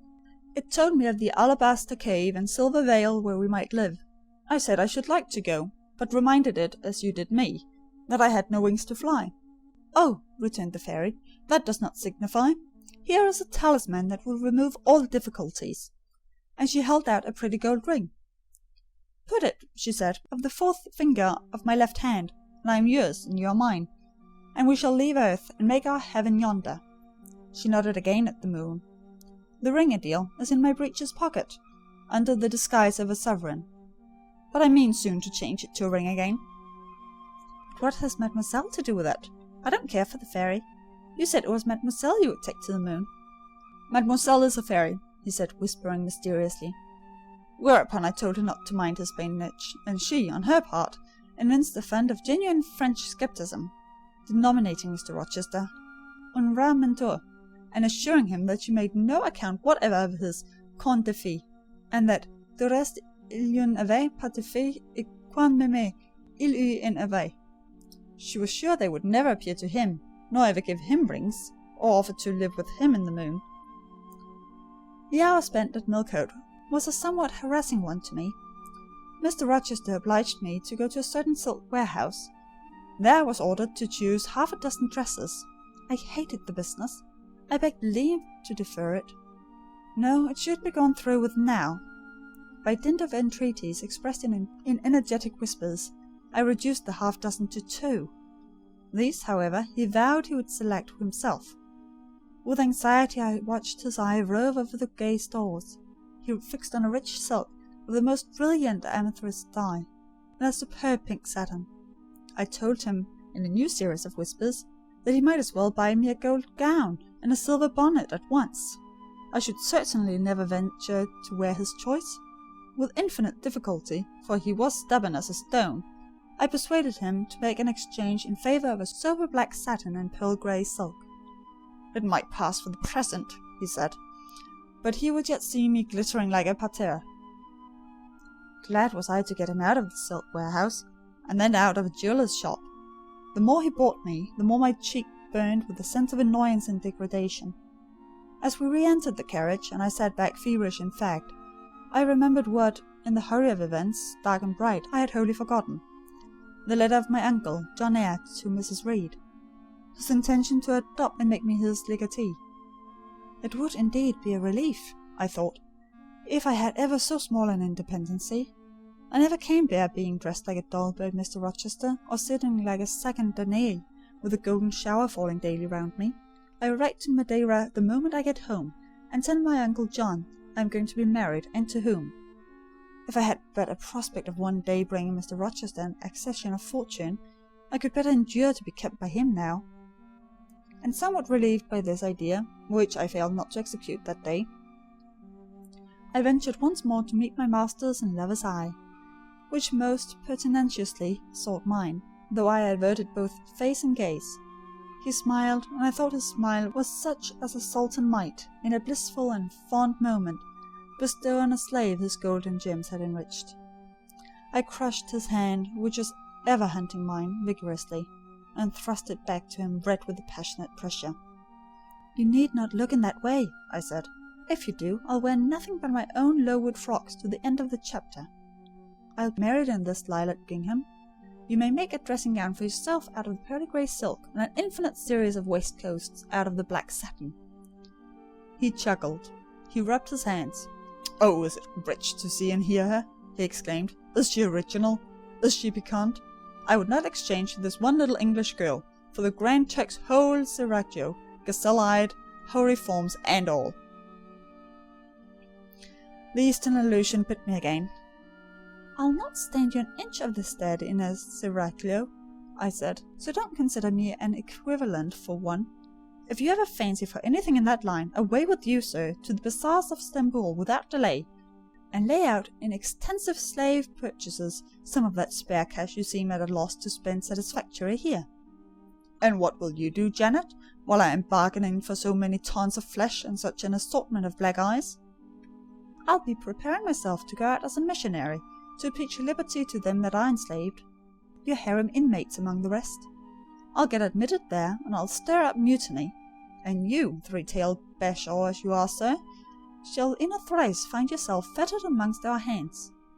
Nor will I, for one, consent to cut your bonds till you have signed a charter, the most liberal that despot has ever yet conferred." "I would consent to be at your mercy, Jane." "I would have no mercy, Mr. Rochester, if you supplicated for it with an eye like that. While you looked so, I should be certain that whatever charter you might grant under coercion, your first act, when released, would be to violate its conditions." "Why, Jane, what would you have?" "I fear you will compel me to go through a private marriage ceremony, besides that performed at the altar. You will stipulate, I see, for peculiar terms. What will they be?" "I only want an easy mind, sir, not crushed by crowded obligations. Do you remember what you said of Céline Varens?" Of the diamonds, the cashmeres you gave her? I will not be your English Celine Varens. I shall continue to act as Adele's governess. By that I shall earn my board and lodgings, and £30 a year besides. I'll furnish my own wardrobe out of that money, and you shall give me nothing but— Well, but what? Your regard, and if I give you mine in return, that debt will be quit. Well, for cool native impudence and pure innate pride, you haven't your equal, said he. We were now approaching Thornfield. Will it please you to dine with me today? He asked as we re-entered the gates. No, thank you, sir. And what for? No, thank you, if one may inquire. I never have dined with you, sir, and I see no reason why I should now, till— Till what? You delight in half-phrases. Till I can't help it. Do you suppose I eat like an ogre or a ghoul, that you dread being the companion of my repast? I have formed no supposition of the subject, sir, but I want to go on as usual for another month. You will give up your governessing slavery at once. Indeed, begging your pardon, sir, I shall not. I shall just go on with it as usual. I shall keep out of your way all day, as I have been accustomed to do. You may send for me in the evening when you feel disposed to see me, and I'll come then, but at no other time. I want a smoke, Janet, or a pinch of snuff to comfort me under all this. Pour me donna un continence, as Adele would say. And unfortunately I have neither my cigar case nor my snuff box. But listen, whisper. It is your time now, little tyrant, but it will be mine presently. And when I have fairly seized you to have and to hold, I'll just, figuratively speaking, attach you to a chain like this, touching his watch guard. Yes, bunny wee thing, I'll wear you in my bosom, lest the jewel I should time. He said this as he helped me to alight from the carriage, and while he afterwards lifted out Adele, I entered the house and made good my retreat upstairs. He duly summoned me to his presence in the evening. I had prepared an occupation for him, for I was determined not to spend the whole time in a tete-a-tete conversation. I remembered his fine voice. I knew he liked to sing. Good singers generally do. I was no vocalist myself, and in his fastidious judgment, no musician either. But I delighted in listening when the performance was good. No sooner had twilight, that hour of romance, began to lower her blue and starry banner over the letters, that I rose, opened the piano, and entreated him for the love of heaven to give me a song. He said I was a capricious witch, and that he would rather sing another time, but I averred that no time was like the present. Did I like his voice? He asked. Very much. I was not fond of pampering that susceptible vanity of his, but for once, and for motives of expediency, I would e'en soothe and stimulate it. Then, Janet, you must play the accompaniment. Very well, sir, I will try. I did try, but was presently swept off the stool and denominated a little bungler, being pushed unceremoniously to one side, which was precisely what I wanted. He usurped my place, and proceeded to accompany himself, for he could play as well as sing. I hied me to the window recess, and while I sat there and looked out at the still trees and dim lawn, to a sweet air was sung in mellow tones the following strain: The truest love that ever heart felt at its kindled's core, did through each vein in quickened start the tide of being poor. Her coming was my hope each day, her parting was my pain. The chance that did her steps delay was ice in every vein. I dreamed it would be nameless bliss, as I loved to be, and to this object did I press, as blind as eagerly. But wide as pathless was the space that lay our lives between, and dangerous as the foamy race of ocean surges green, and haunted as a robber path through wilderness or wood, for might and right, and woe and wrath, between our spirits stood. I dangers dared, I hindrance scorned, I omens did defy. Whatever menaced, harassed, warned, I passed impetuous by. On sped my rainbow fast as light, I flew as in a dream, for glorious rose upon my sight, that child of shower and gleam. Still bright the clouds of suffering dim, shines that soft, solemn joy, nor care I now how dense and grim disasters gather nigh. I care not in this moment sweet, though all I have rushed o'er should come in pinion strong and fleet, proclaiming vengeance sore. Though haughty hate should strike me down, right bar approach to me, and grinding might with furious frown swear endless enmity. My love has placed her little hand with noble faith in mine, and vowed that wedlock's sacred band our nature shall entwine. My love has sworn with sealing kiss with me to live, to die. I have at last my nameless bliss. As I love, loved am I. He rose and came towards me, and I saw his face all kindled, with his full falcon eye flashing, and tenderness and passion in every lineament. I quailed momentarily. Then I rallied. Soft scene, daring demonstration I would not have, and I stood in peril of both. A weapon of defence must be prepared. I wetted my tongue. As he reached me, I asked with asperity, whom he was going to marry now? That was a strange question to be put by his darling Jane. Indeed, I considered it a very natural and necessary one. He had talked of his future wife dying with him. What did he mean by such a pagan idea? I had no intention of dying with him. He might depend on that. Oh, all he longed, all he prayed for, was that I might live with him. Death was not for such as I. Indeed it was. I had as good a right to die when my time came as he had, but I should bide that time and not be hurried away in a suttee. Will I forgive him for the selfish idea, and prove my pardon by a reconciling kiss? No, I would rather be excused. Here I heard myself apostrophized as a hard little thing, and it was added, any other woman would have been melted to marrow at hearing such stanzas crooned in her praise. I assured him I was naturally hard, very flinty, and that he would often find me so, and that, moreover, I was determined to show him divers rugged points in my character before the ensuing 4 weeks elapsed. He should know fully what sort of bargain he had made, while there was yet time to rescind it. Would I be quiet and talk rationally? I would be quiet if he liked, and as to talking rationally, I flattered myself I was doing that now. He fretted, pished, and pshawed. Very good, I thought. You may fume and fidget as you please, but this is the best plan to pursue with you, I'm certain. I like you more than I can say, but I'll not sink into bathos of sentiment, and with this needle of repartee I'll keep you from the edge of a gulf too, and, moreover, maintain by its pungent aid that distance between you and myself most conducive to our real mutual advantage. From less to more, I worked him up to considerable irritation. Then, after he had retired in dudgeon quite to the other end of the room, I got up and saying, I wish you good night, sir, in my natural and wonted respectful manner, I stepped out by the side door and got away. The system thus entered on, I pursued during the whole season of probation, and with the best success.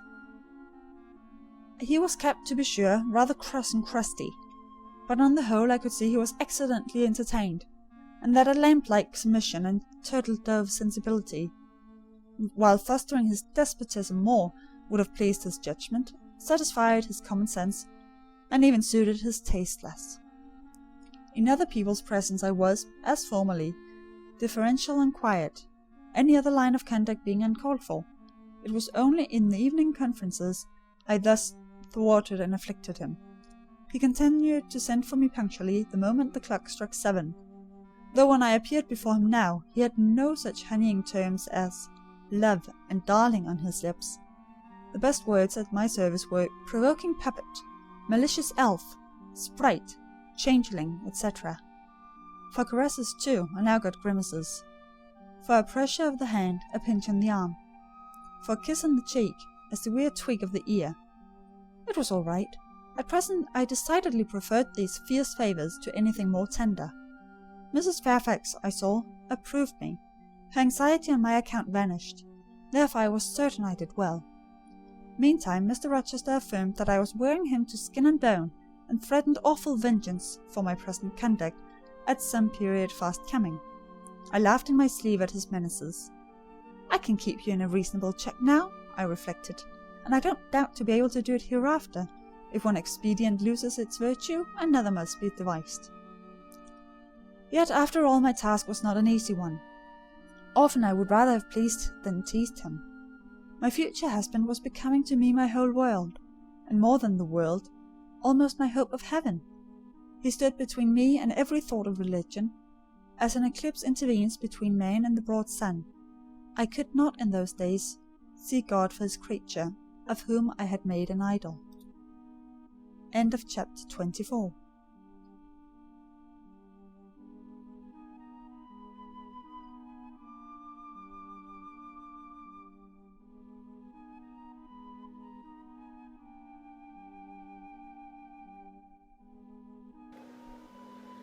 Chapter 25.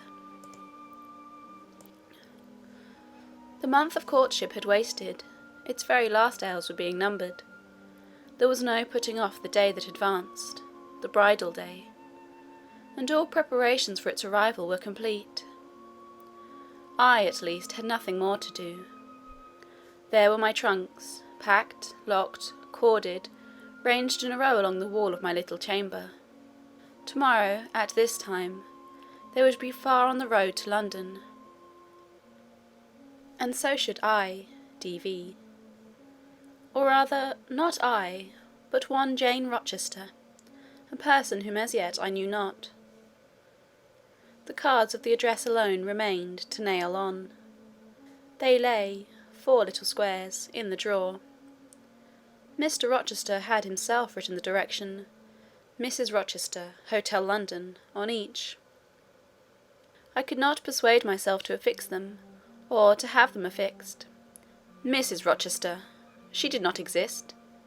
She would not be born till tomorrow, some time after 8 o'clock a.m., and I would wait to be assured she had come into the world alive before I assigned to her all that property.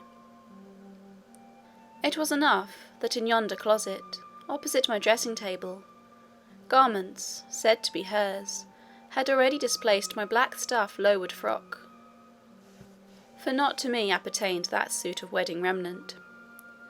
The pearl-coloured robe, the vapoury veil pendant from the usurped portmanteau. I shut the closet to conceal the strange, wraith-like apparel it contained, which, at this evening hour, 9 o'clock, gave out certainly a most ghostly shimmer through the shadow of my apartment. "I will leave you by yourself, White Dream," I said. "I am feverish. I hear the wind blowing. I will go out of doors and feel it." It was not only the hurry of preparation that made me feverish, not only the anticipation of the great change, the new life which was to commence tomorrow.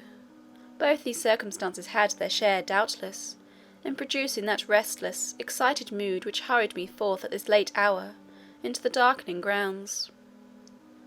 But a third cause influenced my mind more than they. I had at heart a strange and anxious thought. Something had happened which I could not comprehend. No one knew of, or had seen the event but myself. It had taken place the preceding night. Mr. Rochester that night was absent from home, nor was he yet returned. Business had called him to a small estate of 2 or 3 farms he possessed 30 miles off. Business it was requisite he should settle in person, previous to his meditated departure from England. I waited now his return, eager to disburthen my mind, and to seek of him the solution of the enigma that perplexed me. Stay till he comes, reader, and when I disclose my secret to him, you shall hear the confidence. I sought the orchard, driven to its shelter by the wind, which all day had blown strong and full from the south, without, however, bringing a speck of rain. Instead of subsiding as night drew on, it seemed to augment its rush and deepen its roar. The trees blew steadfastly one way, never writhing round, and scarcely tossing back their boughs once in an hour. So continuous was the strain bending their branchy heads northward. The clouds drifted from pole to pole, fast following, mass on mass. No glimpse of blue sky had been visible that July day. It was not without a certain wild pleasure I ran before the wind, delivering my trouble of mind to the measureless air-torrent thundering through space. Descending the laurel walk, I faced the wreck of the chestnut tree. It stood up black and riven. The trunk, split down the centre, gasped ghastly. The cloven halves were not broken from each other, for the firm base and strong roots kept them unsundered below. Though community of vitality was destroyed, the sap could flow no more. The great boughs on each side were dead, and next winter's tempests would be sure to fell one or both to earth. As yet, however, they might be said to form one tree, a ruin, but an entire ruin. "You did right to hold fast to each other," I said, as if the monster splinters were living things and could hear me. "I think, scathed as you look, and charred and scorched, there must be a little sense of life in you yet, rising out of that adhesion at the faithful, honest roots. You will never have green leaves more, never more see birds making nests and singing idyls in your boughs. The time of pleasure and love is over with you, but you are not desolate. Each of you has a comrade to sympathize with him in his decay." As I looked up then, the moon appeared momentarily in that part of the sky which filled their fissure. Her disk was blood-red and half overcast. She seemed to throw on me one bewildered, dreary glance, and buried herself again instantly in the deep drift of cloud. The wind fell for a second round Thornfield, but far away over wood and water poured a wild, melancholy wail. It was sad to listen to, and I ran off again. Here and there I strayed through the orchard, gathered up the apples with which the grass round the tree roots were thickly strewn. Then I employed myself in dividing the ripe from the unripe. I carried them into the house, and put them away in the storeroom. Then I repaired to the library to ascertain whether the fire was lit. For, though summer, I knew on such a gloomy evening Mr. Rochester would like to see a cheerful hearth when he came in. Yes, the fire had been kindled some time, and burnt well. I placed his armchair by the chimney-corner, I wheeled the table near it, I let down the curtain, and had the candles brought in ready for lighting. More restless than ever when I had completed these arrangements, I could not sit still, nor even remain in the house. A little timepiece in the room, and the old clock in the hall, simultaneously struck 10. "How late it grows," I said. "I will run down to the gates. It is moonlight at intervals. I can see a good way on the road. He may be coming now, and to meet him will save some minutes of suspense." The wind roared high in the great trees which embowered the gates, but the road as far as I could see, to the right hand and the left, was all still and solitary, save for the shadows of clouds crossing it at intervals as the moon looked out. It was but a long pale line, unvaried by one moving speck. A puerile tear dimmed my eye while I looked, a tear of disappointment and impatience. Ashamed of it, I wiped it away. I lingered. The moon shut herself wholly within her chamber, and drew close her curtain of dense cloud. The night grew dark. Rain came driving fast on the gale. "I wish he would come! I wish he would come!" I exclaimed, seized with hypochondriac foreboding. I had expected his arrival before tea. Now it was dark. What could keep him? Had an accident happened? The event of last night again recurred to me. I interpreted it as a warning of distress. I feared my hopes were too bright to be realized, and I had enjoyed so much bliss lately that I imagined my fortune had passed its meridian and must now decline.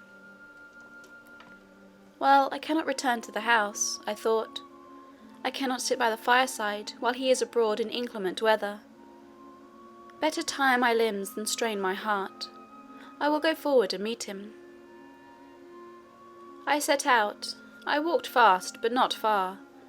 Ere I had measured 1/4 of a mile, I heard the tramp of hoofs.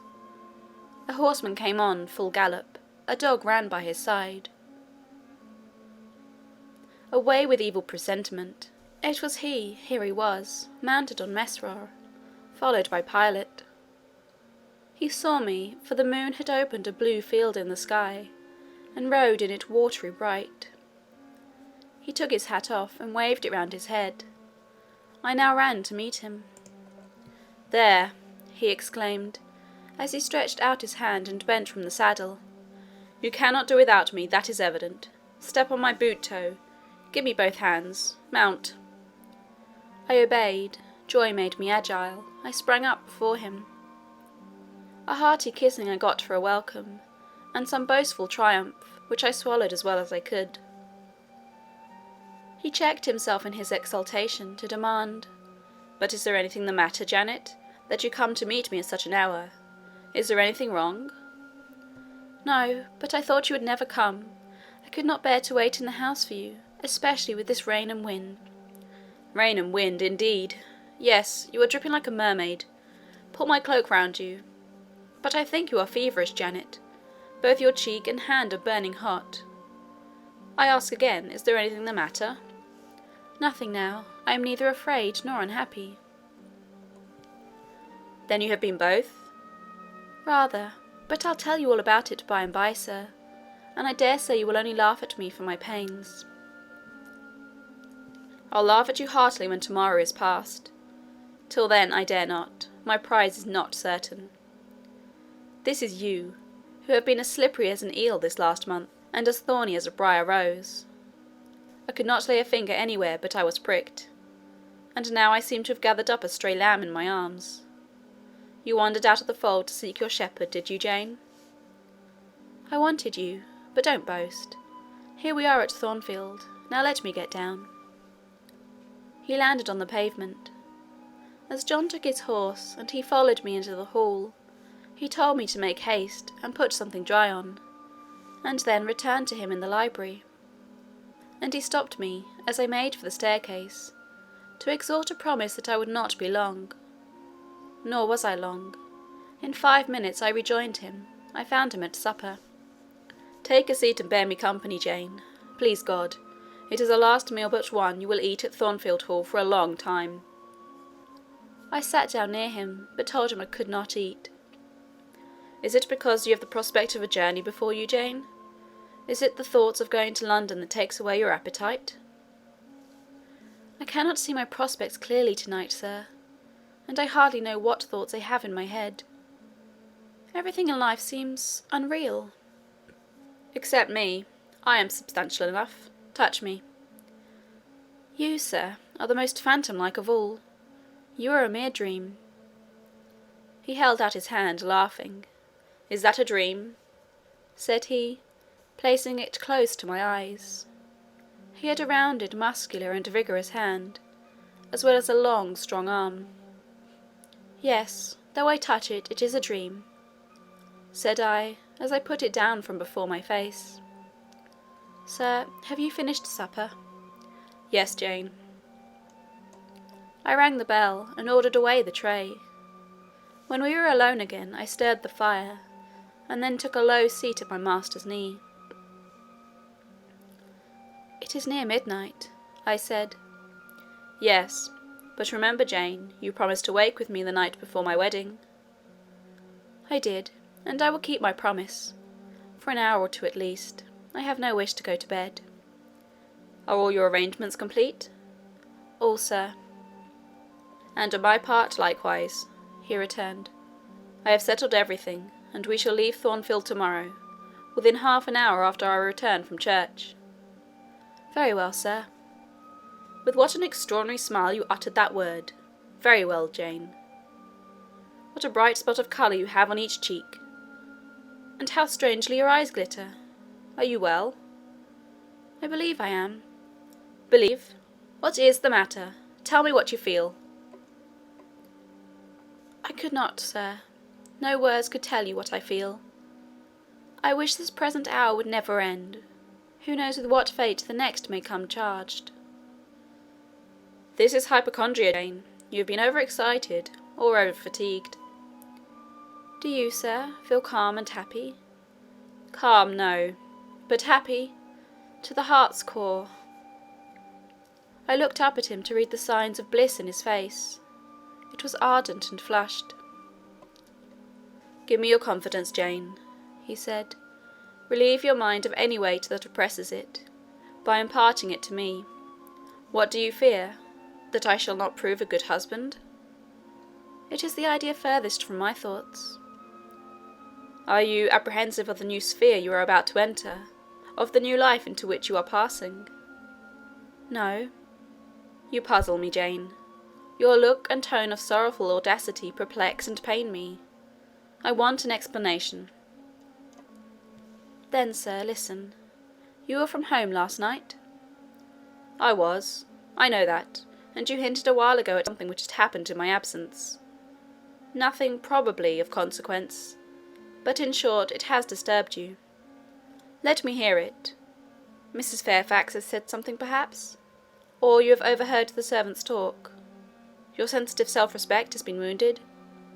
No, sir. It struck 12.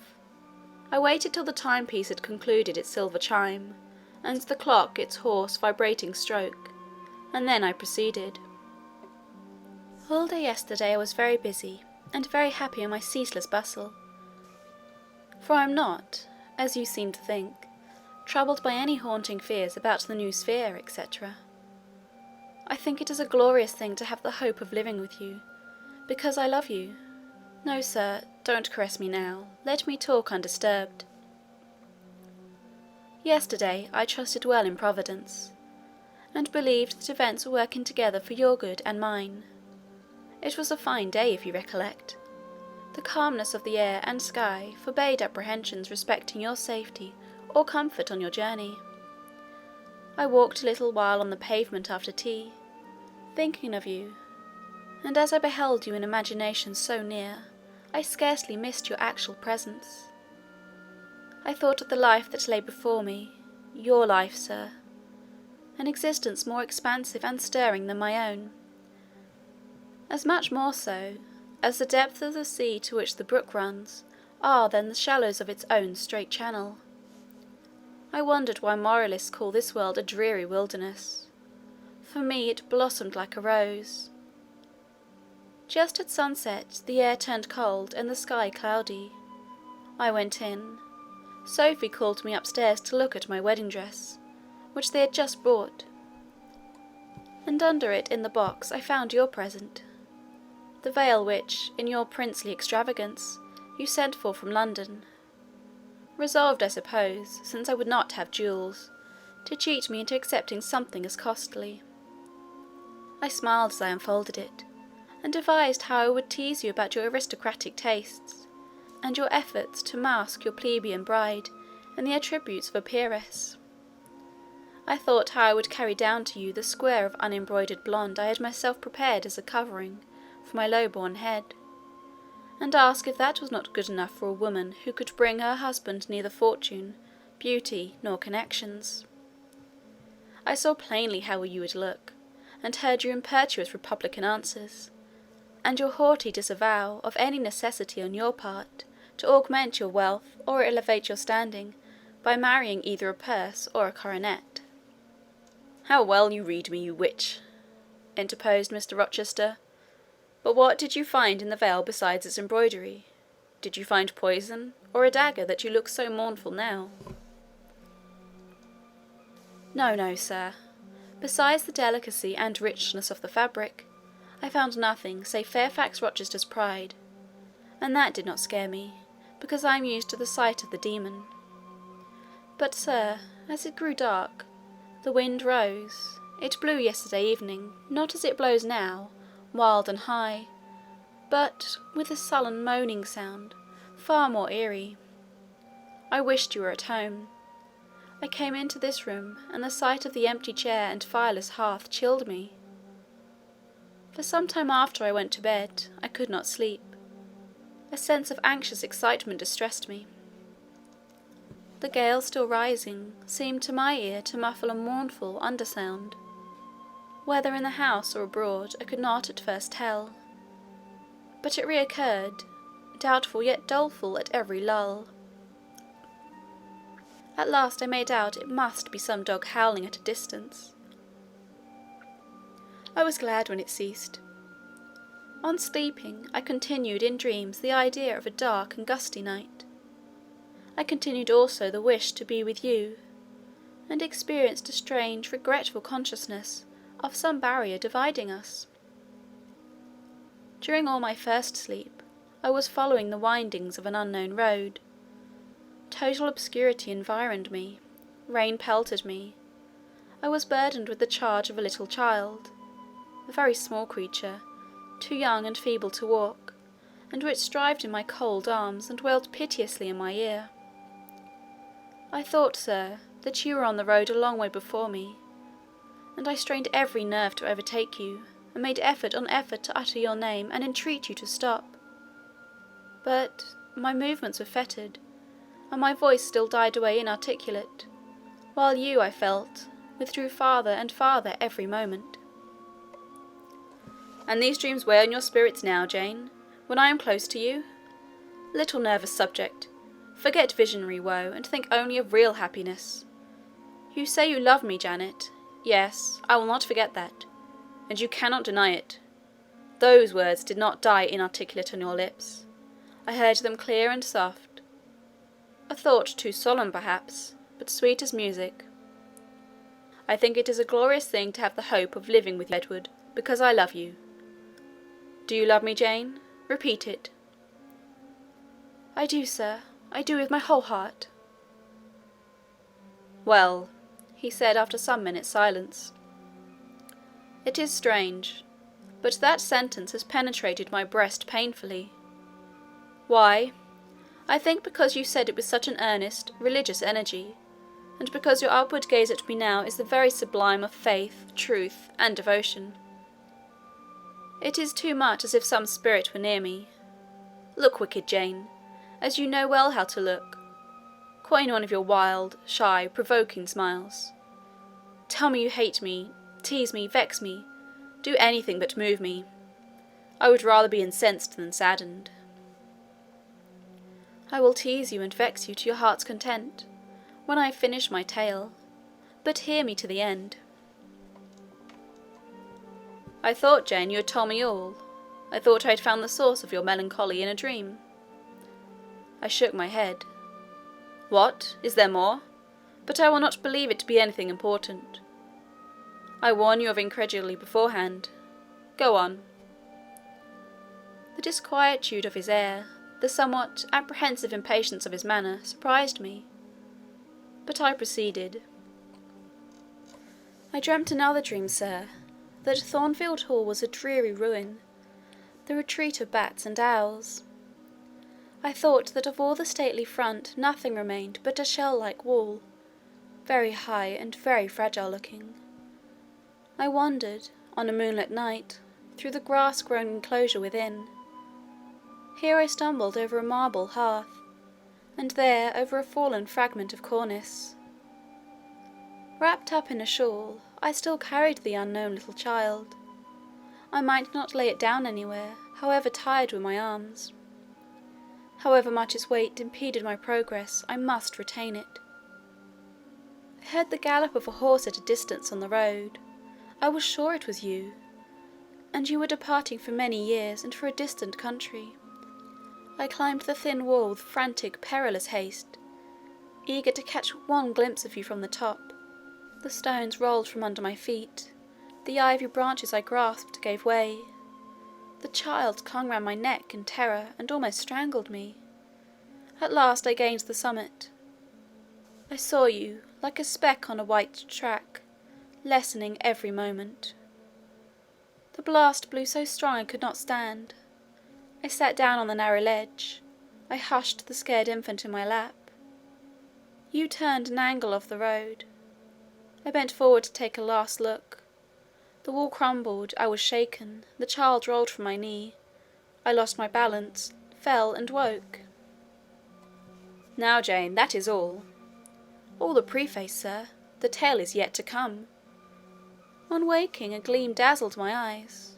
I thought, oh, it is daylight. But I was mistaken. It was only candlelight. Sophie, I supposed, had come in. There was a light in the dressing-table, and the door of the closet, where, before going to bed, I had hung my wedding dress and veil, stood open. I heard a rustling there. I asked, "Sophie, what are you doing?" No one answered, but a form emerged from the closet. It took the light, held it aloft, and surveyed the garments pendant from the portmanteau.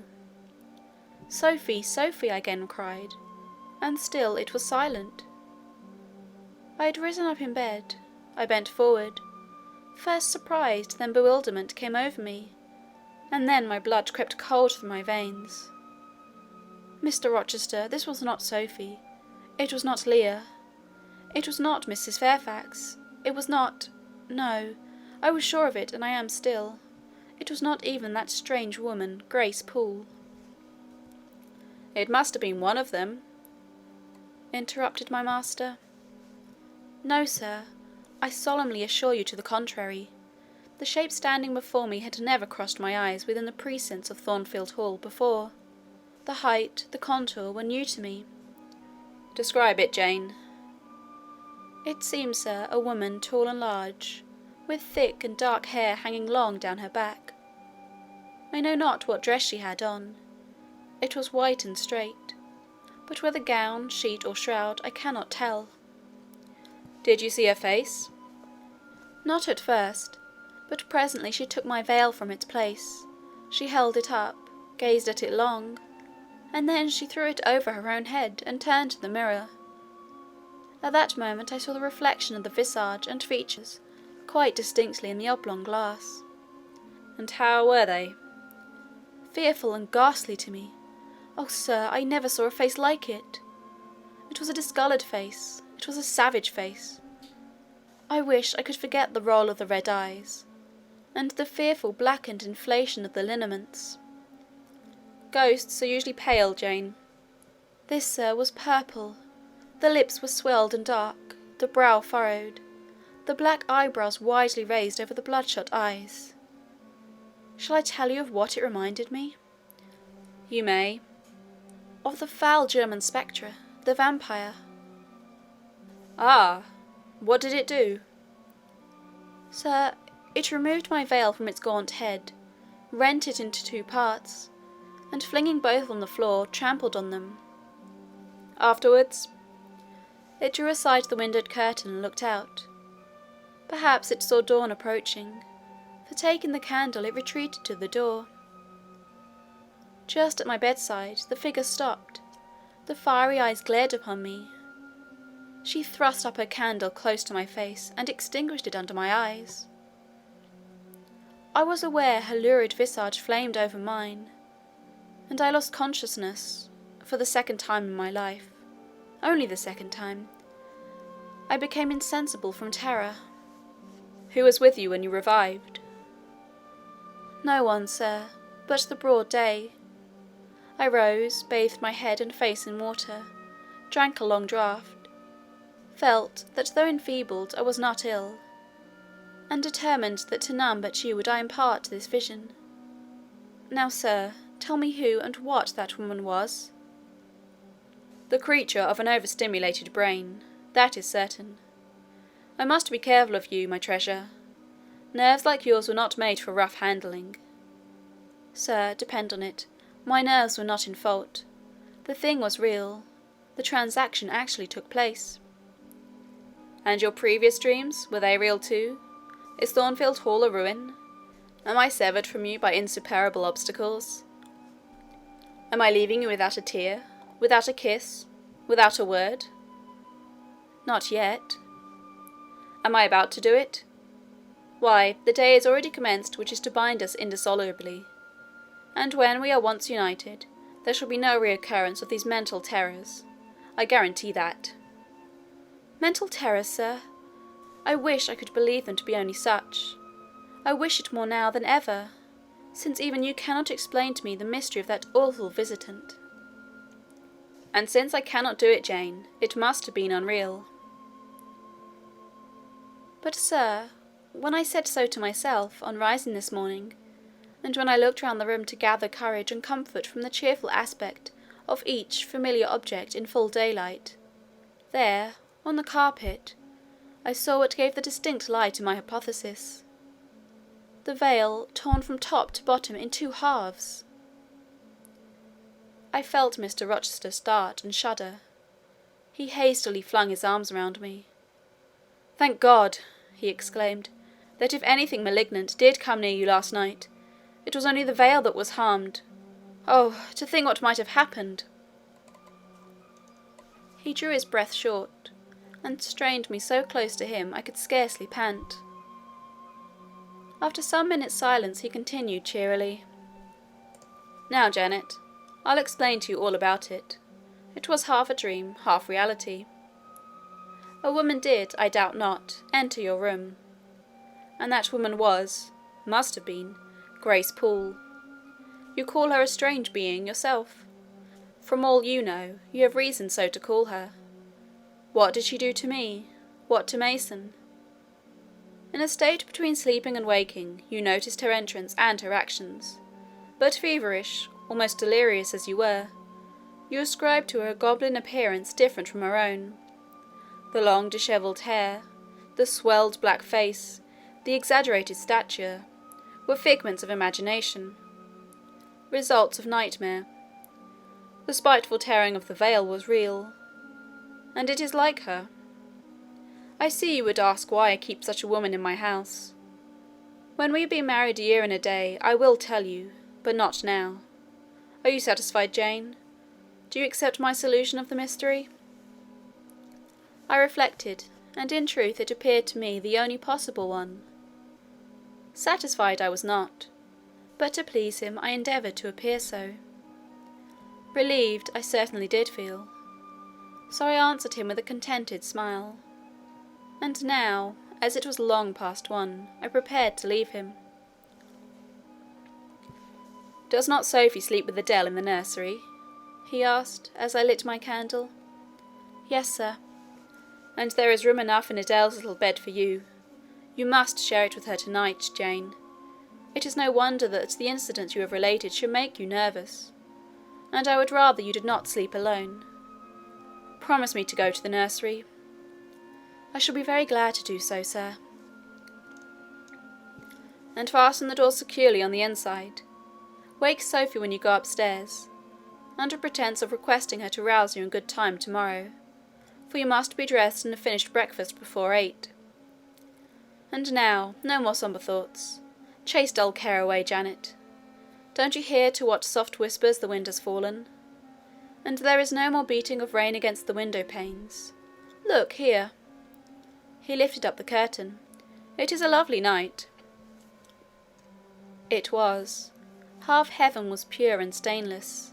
The clouds, now trooping before the winds, which had shifted to the west, were now filing off eastward in long silvered columns. The moon shone peacefully.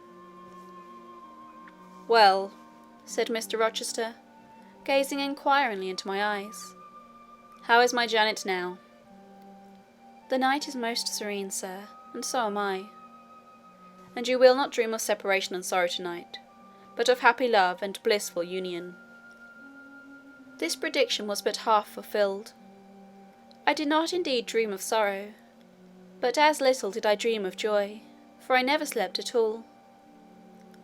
With little Adele in my arms, I watched the slumber of childhood, so tranquil, so passionless, so innocent, and waited for the coming day. All my life was awake and astir in my frame, and as soon as the sun rose, I rose too. I remember Adele clung to me as I left her. I remember I kissed her as I loosened my little hands from her neck, and I cried over her with strange emotion, and quitted her because I feared my sobs would break her still sound repose. She seemed the emblem of my past life, and he I was now to array myself to meet, the dread but adored type of my unknown future day. End of chapter 25.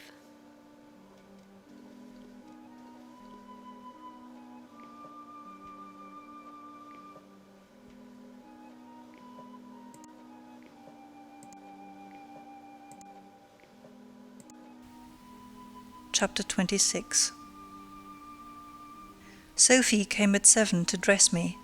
She was very long indeed in accomplishing her task, so long that Mr. Rochester, grown, I suppose, impatient of my delay, sent up to ask why I did not come. She was just fastening my veil, the plain square of blonde after all, to my hair with a brooch. I hurried from under her hands as soon as I could. "Stop," she cried in French. "Look at yourself in the mirror. You have not taken one peep." So I turned at the door. I saw a robed and veiled figure so unlike my usual self that it seemed almost like the image of a stranger. "Jane!" called a voice, and I hastened down. I was received at the foot of the stairs by Mr. Rochester. "Lingerer," he said, "my brain is on fire with impatience, and you tarry so long." He took me into the dining-room, surveyed me keenly all over, pronounced me fair as a lily and not only the pride of his life but the desire of his eyes, and then telling me he would give me but 10 minutes to eat some breakfast, he rang the bell. One of his lately hired servants, a footman, answered it. "Is John getting the carriage ready?" "Yes, sir." "Is the luggage brought down?" "They are bringing it down, sir." "Go you to the church. See if Mr. Wood, the clergyman, and the clerk are there. Return and tell me." The church, as the reader knows, was but just beyond the gates. The footman soon returned. "Mr. Wood is in the vestry, sir, putting on his surplice." "And the carriage?" "The horses are harnessing." "We shall not want it to go to church, but it must be ready the moment we return, all the boxes and luggage arranged and strapped on, and the coachman in his seat." "Yes, sir. Jane, are you ready?" I rose. There were no groomsmen, no bridesmaids, no relatives to wait for or marshal, none but Mr. Rochester and I. Mrs. Fairfax stood in the hall as we passed. I would fain have spoken to her, but my hand was held by a grasp of iron. I was hurried along by a stride I could hardly follow, and to look at Mr. Rochester's face was to feel that not a second of delay would be tolerated for any purpose. I wonder what other bridegroom ever looked as he did, so bent up to a purpose, so grimly resolute, or who under such steadfast brows ever revealed such flaming and flashing eyes. I know not whether the day was fair or foul. In descending the drive, I gazed neither on sky nor earth. My heart was with my eyes, and both seemed migrated into Mr. Rochester's frame. I wanted to see the invisible thing on which, as we went along, he appeared to fasten a glance fierce and fell. I wanted to feel the thoughts whose force he seemed breasting and resisting. At the churchyard wicket he stopped. He discovered I was quite out of breath. "Am I cruel in my love?" he said. "Delay an instant. Lean on me, Jane." And now I can recall the picture of the grey old house of God rising calm before me, of a rook wheeling round the steeple, of a ruddy morning sky beyond. I remember something, too, of the green grave mounds, and have not forgotten, either, 2 figures of strangers, straying amongst the low hillocks and reading the mementos graven on the few mossy headstones. I noticed them because, as they saw us, they passed round to the back of the church, and I doubt not they were going to enter by the side aisle door and witness the ceremony. By Mr. Rochester they were not observed. He was earnestly looking at my face, from which the blood had, I dare say, momentarily fled, for I felt my forehead dewy and my cheeks and lips cold. When I rallied, which I soon did, he walked gently with me up the path to the porch. We entered the quiet and humble temple. The priest waited in his white surplice at the lowly altar, the clerk beside him. All was still. 2 shadows only moved in a remote corner. My conjecture had been correct. The strangers had slipped in before us, and they now stood by the vault of the Rochesters, their backs towards us, viewing through the rails the old time-stained marble tomb, where a kneeling angel guarded the remains of Damer de Rochester, slain at Marston Moor at the time of the civil wars, and of Elizabeth, his wife. Our place was taken at the communion rails. Hearing a cautious step behind me, I glanced over my shoulder. One of the strangers, a gentleman evidently, was advancing up the chancel.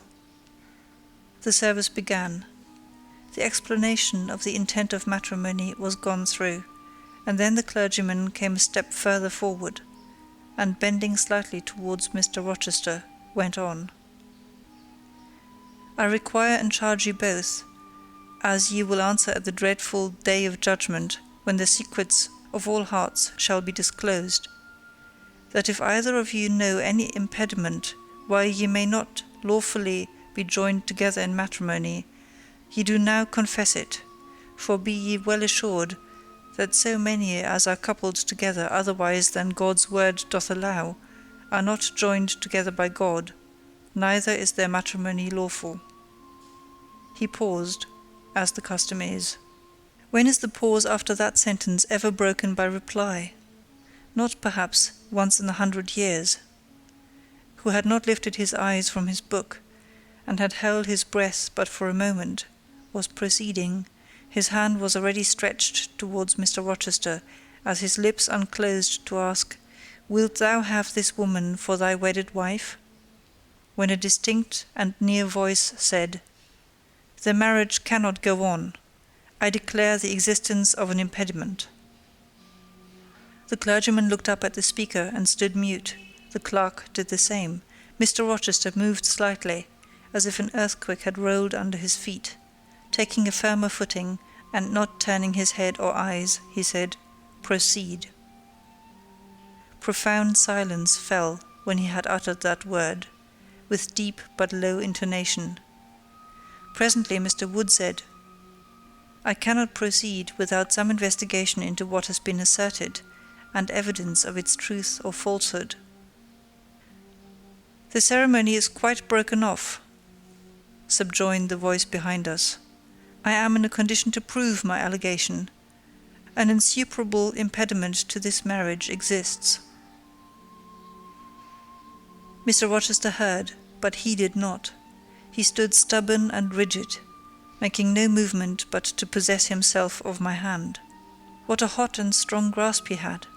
And how like quarried marble was his pale, firm, massive front at this moment! How his eyes shone, still watchful and yet wild beneath! Mr. Wood seemed at a loss. "What is the nature of the impediment?" he asked. "Perhaps it may be got over, explained away?" "Hardly," was the answer. "I have called it insuperable, and I speak advisedly." The speaker came forward and leaned on the rails. He continued, uttering each word distinctly, calmly, steadily, but not loudly. "It simply consists in the existence of a previous marriage. Mr. Rochester has a wife, now living." My nerves vibrated to those low-spoken words as they had never vibrated to thunder. My blood felt their subtle violence as it had never felt frost or fire, but I was collected, and in no danger of swooning. I looked at Mr. Rochester. I made him look at me. His whole face was colourless rock. His eye was both spark and flint. He disavowed nothing. It seemed as if he would defy all things. Without speaking, without smiling, without seeming to recognize in me a human being, he only twined my waist with his arm, and riveted me to his side. "Who are you?" he asked of the intruder. "My name is Briggs, a solicitor of Street, London." "And you would thrust on me a wife?" "I would remind you of your lady's existence, sir, which the law recognizes if you do not." "Favour me with an account of her, with her name, her parentage, her place of abode." "Certainly." Mr. Briggs calmly took a paper from his pocket, and read out in a sort of official nasal voice. "I affirm and can prove that on the 20th of October A.D., a date of 15 years back, Edward Fairfax Rochester of Thornfield Hall, in the county of, and of Ferndean Manor, in shire, England, was married to my sister, Bertha Antoinetta Mason, daughter of Jonas Mason, merchant, and of Antoinetta, his wife, a Creole, at Church, Spanish Town, Jamaica. The record of the marriage will be found in the register of that church. A copy of it is now in my possession. Signed, Richard Mason. That, if a genuine document, may prove I have been married, but it does not prove that the woman mentioned therein as my wife is still living. She was living 3 months ago, returned the lawyer. How do you know? I have a witness to the fact, whose testimony even you, sir, will scarcely controvert. Produce him or go to hell. I will produce him first. He is on the spot. Mr. Mason, have the goodness to step forward. Mr. Rochester, on hearing the name, set his teeth. He experienced, too, a sort of strong convulsive quiver. Near to him as I was, I felt a spasmodic movement of fury or despair run through his frame.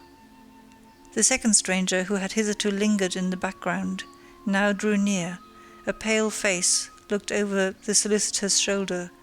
Yes, it was Mason himself. Mr. Rochester turned and glared at him. His eye, as I have often said, was a black eye. It had now a tawny, nay, a bloody light in its gloom, and his face flushed. Olive cheek and hueless forehead received a glow as from spreading, ascending heart-fire, and he stirred, lifted his strong arm. He could have struck Mason, dashed him on the church floor, shocked by ruthless blow the breath from his body. But Mason shrank away, and cried faintly, "Good God!" Contempt fell cool on Mr. Rochester. His passion died, as if a blight had shrivelled it up.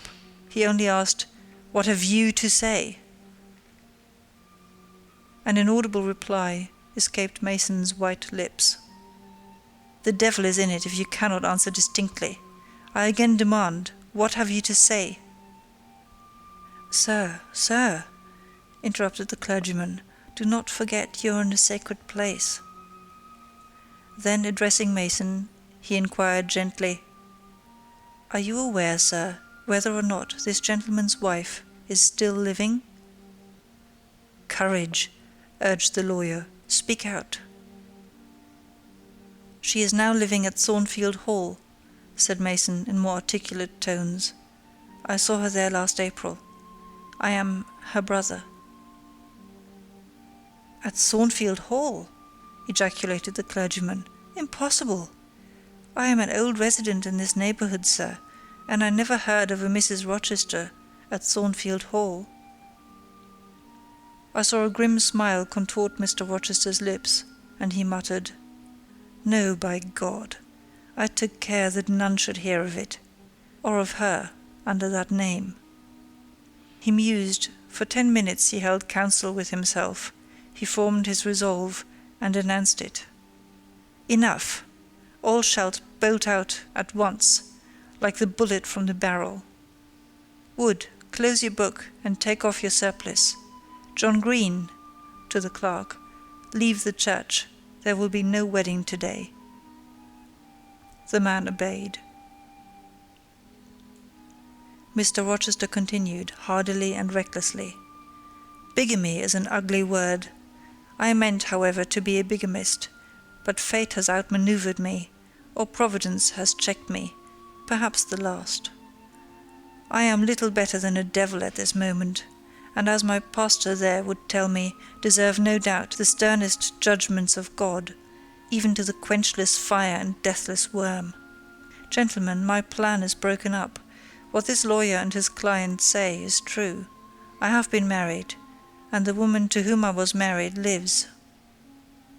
You say you never heard of a Mrs. Rochester at the house up yonder, Wood. But I dare say you have many a time inclined your ear to gossip about the mysterious lunatic kept there under watch and ward.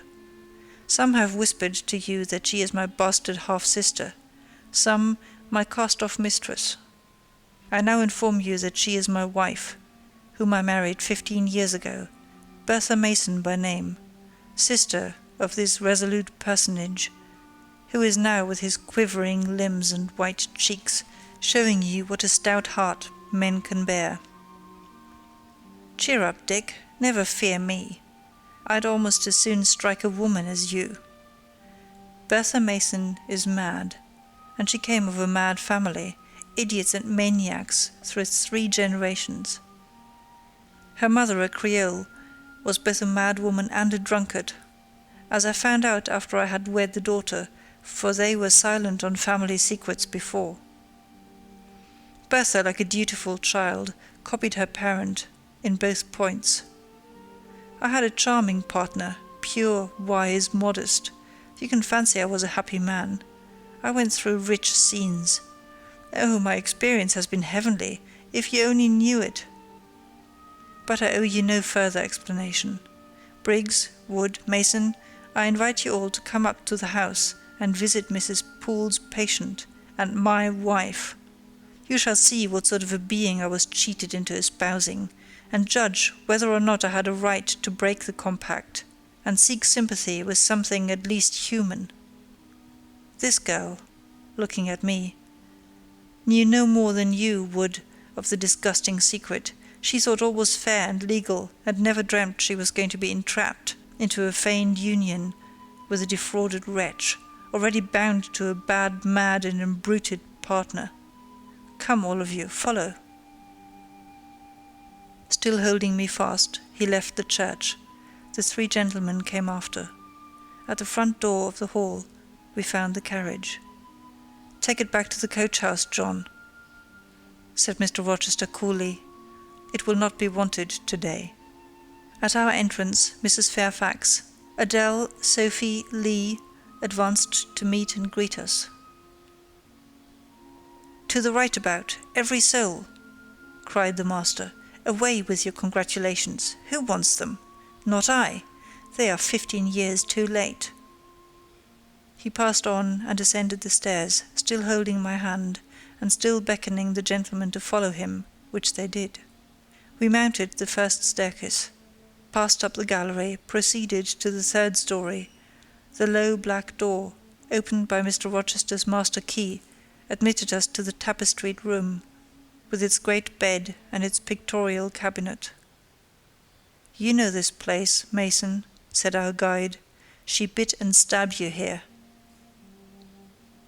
He lifted the hangings from the wall, uncovering the 2nd door. This too he opened.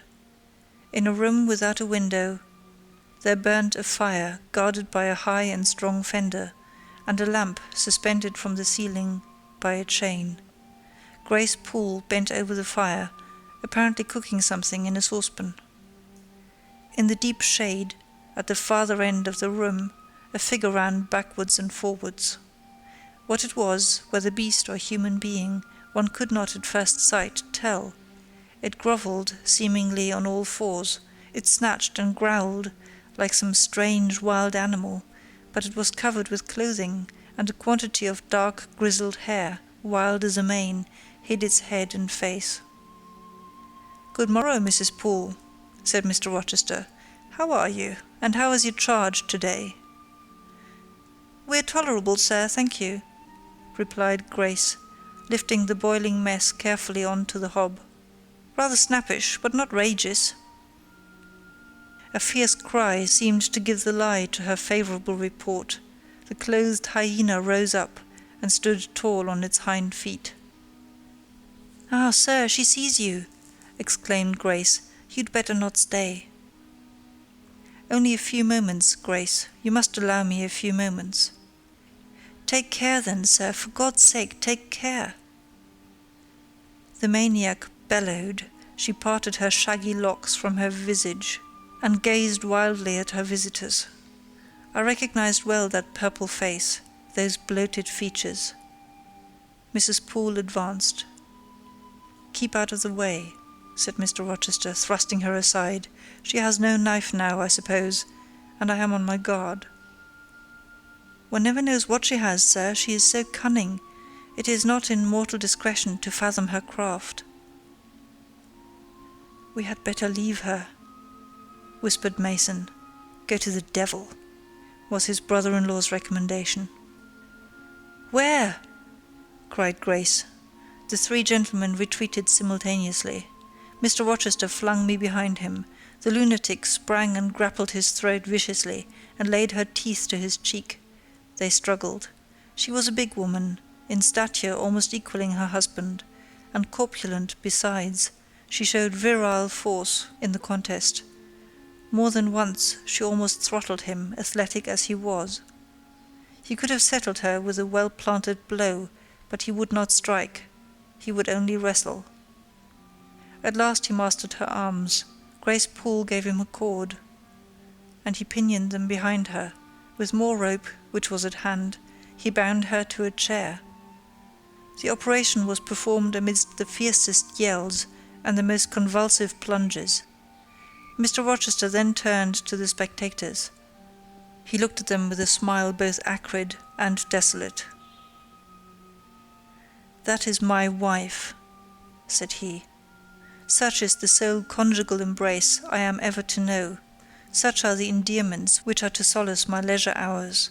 And this is what I wished to have," laying his hand on my shoulder, "this young girl who stands so grave and quiet at the mouth of hell, looking collectedly at the gambols of a demon. I wanted her, just as a change after that fierce ragout. Wooden Briggs, look at the difference. Compare these clear eyes with the red balls yonder, this face with that mask, this form with that bulk. Then judge me, priest of the gospel and man of the law, and remember with what judgment ye judge, ye shall be judged. Off with you now, I must shut up my prize." We all withdrew. Mr. Rochester stayed a moment behind us to give some further order to Grace Poole. The solicitor addressed me as he descended the stair. "You, madam," said he, "are cleared from all blame. Your uncle will be glad to hear it, if indeed he should be still living, when Mr. Mason returns to Madeira." "My uncle? What of him? Do you know him?" "Mr. Mason does. Mr. Eyre has been the Funchal correspondent of his house for some years. When your uncle received your letter intimating the contemplated union between yourself and Mr. Rochester, Mr. Mason, who was staying at Madeira to recruit his health, on his way back to Jamaica, happened to be with him. Mr. Eyre mentioned the intelligence, for he knew that my client here was acquainted with a gentleman of the name of Rochester. Mr. Mason, astonished and distressed, as you may suppose, revealed the real state of matters. Your uncle, I am sorry to say, is now on a sick bed, from which, considering the nature of his disease, decline, and the stage it has reached, it is unlikely he will ever rise. He could not then hasten to England himself, to extricate you from the snare into which you had fallen, but he implored Mr. Mason to lose no time in taking steps to prevent the false marriage. He referred him to me for assistance. I used all dispatch, and am thankful I was not too late, as you doubtless must be also.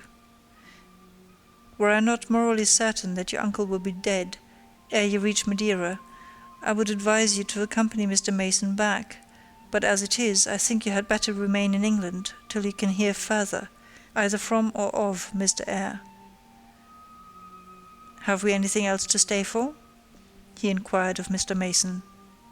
"No, no, let us be gone," was the anxious reply, and without waiting to take leave of Mr. Rochester, they made their exit at the hall door. The clergyman stayed to exchange a few sentences, either of admonition or reproof, with his haughty parishioner. This duty done, he too departed. I heard him go, as I stood at the half-open door of my own room, to which I had now withdrawn. The house cleared, I shut myself in, fastened the bolt that none might intrude, and proceeded, not to weep, not to mourn, I was yet too calm for that, but mechanically to take off the wedding dress and replace it by the stuff gown I had worn yesterday, as I thought, for the last time. I then sat down. I felt weak and tired. I leaned my arms on a table, and my head dropped on them. And now I thought, till now I had only heard, seen, moved, followed up and down where I was led or dragged, watched event rush on event, disclosure open beyond disclosure. But now I thought. The morning had been a quiet morning enough, all except the brief scene with the lunatic. The transaction in the church had not been noisy. There was no explosion of passion, no loud altercation, no dispute, no defiance or challenge, no tears, no sobs. A few words had been spoken, a calmly pronounced objection to the marriage made, some stern short questions put by Mr. Rochester, answers, explanations given, evidence adduced. An open admission of the truth had been uttered by my master. Then the living proof had been seen, the intruders were gone, and all was over. I was in my own room as usual, just myself, without obvious change. Nothing had smitten me or scathed me or maimed me. And yet, where was the Jane Eyre of yesterday? Where was her life? Where were her prospects? Jane Eyre, who had been an ardent, expectant woman, almost a bride, was a cold, solitary girl again. Her life was pale, her prospects were desolate. A Christmas frost had come at midsummer, a white December storm had whirled over June, ice glazed the ripe apples, drifts crushed the blowing roses, on hayfield and cornfield lay a frozen shroud. Lanes which last night blushed full of flowers, today were pathless with untrodden snow, and the woods which 12 hours since waved leafy and flagrant as groves between the tropics, now spread waste wild and white as pine forests in wintry Norway. My hopes were all dead, struck with a subtle doom such as in one night fell on all the firstborn in the land of Egypt. I looked on my cherished wishes, yesterday so blooming and glowing. They lay stark, chill, livid corpses that could never revive. I looked at my love, that feeling which was my master's, which he had created. It shivered in my heart, like a suffering child in a cold cradle. Sickness and anguish had seized it. It could not seek Mr. Rochester's arms. It could not derive warmth from his breast. Oh, never more could it turn to him, for faith was blighted, confidence destroyed. Mr. Rochester was not to me what he had been, for he was not what I had thought him. I would not ascribe vice to him, I would not say he had betrayed me, but the attribute of stainless truth was gone from his idea, and from his presence I must go, that I perceived well. When, how, whither, I could not yet discern, but he himself, I doubted not, would hurry me from Thornfield. Real affection, it seemed, he could not have for me. It had been only fitful passion. That was balked, he would want me no more. I should fear even to cross his path now. My view must be hateful to him. Oh, how blind had been my eyes, how weak my conduct! My eyes were covered and closed. Eddying darkness seemed to swim round me, and reflection came in as black and confused a flow. Self-abandoned, relaxed and effortless, I seemed to have laid me down in the dried-up bed of a great river. I heard a flood loosened in remote mountains, and felt the torrent come. To rise I had no will, to flee I had no strength. I lay faint, longing to be dead. One idea only still throbbed lifelike within me, a remembrance of God. It begot an unuttered prayer. Those words went wandering up and down in my rayless mind, as something that should be whispered, but no energy was found to express them. Be not far from me, for trouble is near. there is none to help. It was near, and as I had lifted no petition to heaven to avert it, as I had neither joined my hands, nor bent my knees, nor moved my lips, it came. In full heavy swing the torrent poured over me. The whole consciousness of my life lorn, my love lost, my hope quenched, my faith death struck, swayed full and mighty above me in one sullen mass. That bitter hour cannot be described. In truth, the waters came into my soul. I sank in deep mire. I felt no standing. I came into deep waters. The floods overflowed me.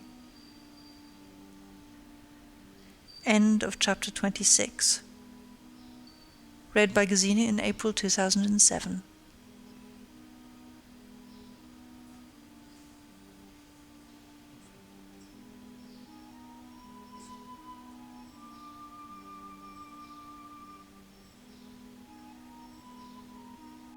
Chapter 27.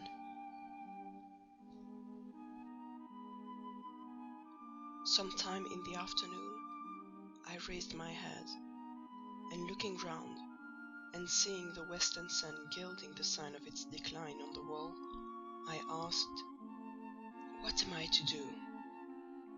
But the answer my mind gave, "Leave Thornfield at once," was so prompt, so dread, that I stopped my ears.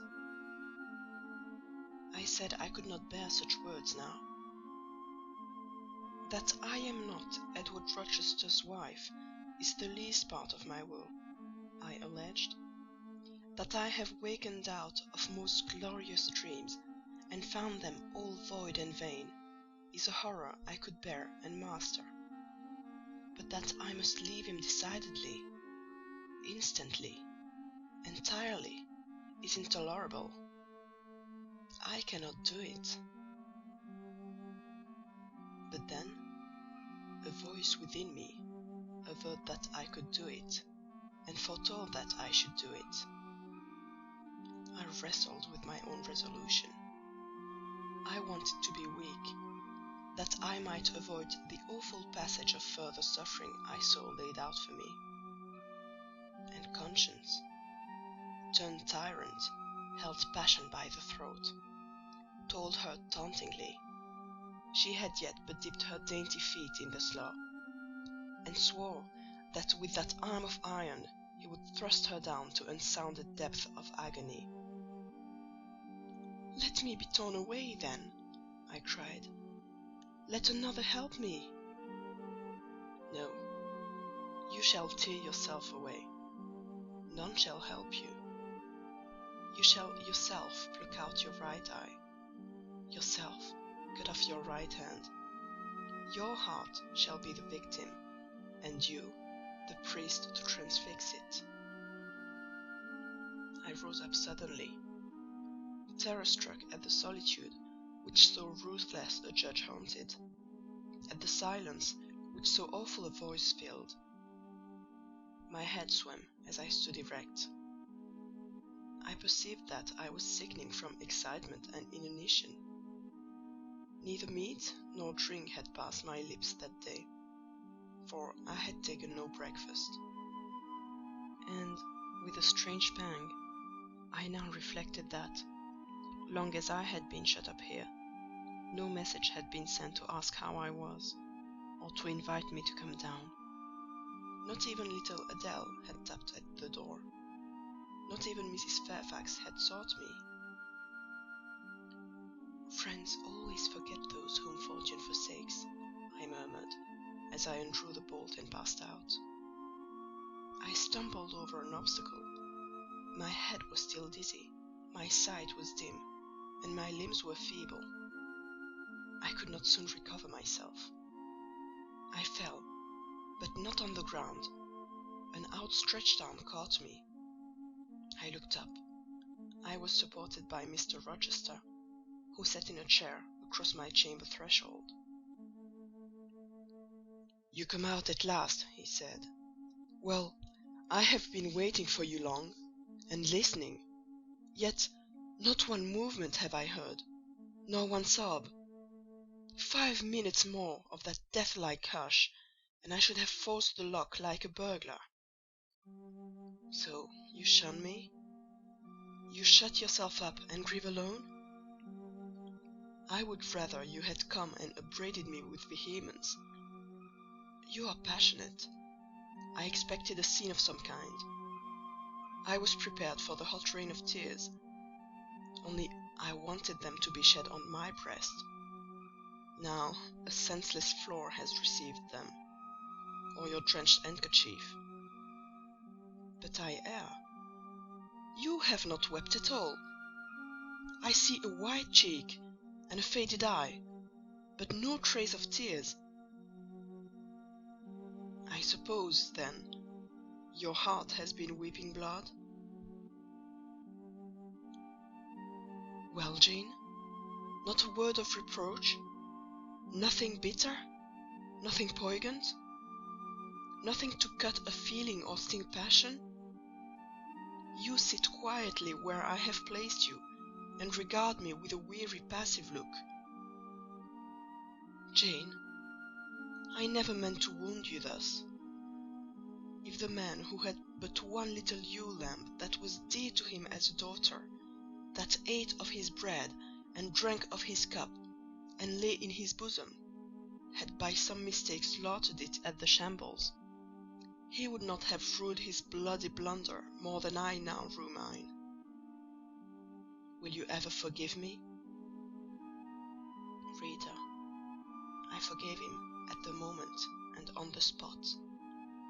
There was such deep remorse in his eye, such true pity in his tone, such manly energy in his manner, and besides, there was such unchanged love in his whole look and mien. I forgave him all, yet not in words, not outwardly, only at my heart's core. You know I'm a scoundrel, Jane? Ere long he inquired wistfully, wondering, I suppose, at my continued silence and tameness, the result rather of weakness than of will. Yes, sir. Then tell me so, roundly and sharply. Don't spare me. I cannot. I am tired and sick. I want some water. He heaved a sort of shuddering sigh, and taking me in his arms, carried me downstairs. At first, I did not know to what room he had borne me. All was cloudy to my glazed sight. Presently I felt the revival warmth of a fire. For summer as it was, I had become icy cold in my chamber. He put wine to my lips. I tasted it and revived. Then I ate something he offered me, and was soon myself. I was in the library, sitting in his chair. He was quite near. If I could go out of life now, without too sharp a pang, it would be well for me, I thought. Then I should not have to make the effort of cracking my heartstrings in rending them from among Mr. Rochester's. I must leave him, it appears. I do not want to leave him. I cannot leave him. How are you now, Jane? Much better, sir. I shall be well soon. 'Tis the wine again, Jane. I obeyed him. Then he put the glass on the table, stood before me, and looked at me attentively. Suddenly he turned away, with an inarticulate exclamation full of passionate emotion of some kind. He walked fast through the room and came back. He stooped towards me as if to kiss me, but I remembered caresses were now forbidden. I turned my face away and put his aside. "What? How is this?" he exclaimed hastily. "Oh, I know. You won't kiss the husband of Bertha Mason. You consider my arms filled and my embraces appropriated? At any rate, there is neither room nor claim for me, sir." "Why, Jane? I will spare you the trouble of much talking. I will answer for you, Because I have a wife already, you would reply. I guess rightly? Yes. If you think so, you must have a strange opinion of me. You must regard me as a plotting profligate, a base and low rake who has been simulating disinterested love in order to draw you into a snare deliberately laid, and strip you of honor and rob you of self-respect. What do you say to that? I see you can say nothing. In the first place, you are faint still, and have enough to do to draw your breath. In the second place, you cannot yet accustom yourself to accuse and revile me. And besides, the floodgates of tears are opened, and they would rush out if you spoke much. And you have no desire to expostulate, to upbraid, to make a scene. You are thinking how to act. Talking, you consider, is of no use. I know you. I am on my guard. Sir, I do not wish to act against you, I said, and my unsteady voice warned me to curtail my sentence. Not in your sense of the word, but in mine you are scheming to destroy me. You have as good as said that I am a married man. As a married man, you will shun me, keep out of my way. Just now you have refused to kiss me. You intend to make yourself a complete stranger to me, to live under this roof only as Adele's governess. If ever I say a friendly word to you, if ever a friendly feeling inclines you again to me, you will say, "That man had nearly made me his mistress. I must be eyes and rock to him." And eyes and rock you will accordingly become. I cleared and steadied my voice to reply, "All is changed about me, sir. I must change too. There is no doubt of that. And to avoid fluctuations of feeling, and continual combats with recollections and associations, there is only one way. Adele must have a new governess, sir." "Oh, Adele will go to school. I have settled that already. Nor do I mean to torment you with the hideous associations and recollections of Thornfield Hall. This accursed place, this tent of Aiken, this insolent vault, offering the ghastliness of living death to the light of the open sky, this narrow stone hell, with its one real fiend, worse than a legion of such as we imagine. Jane, you shall not stay here, nor will I. I was wrong ever to bring you to Thornfield Hall, knowing as I did how it was haunted. I charged them to conceal from you, before I ever saw you, all knowledge of the curse of the place, merely because I feared Adele never would have a governess to stay if she knew with what inmate she was housed, and my plans would not permit me to remove the maniac elsewhere, though I possess an old house, Ferndean Manor, even more retired and hidden than this, where I could have lodged her safely enough, had not a scruple about the unhealthiness of the situation in the heart of a wood made my conscience recoil from the arrangement.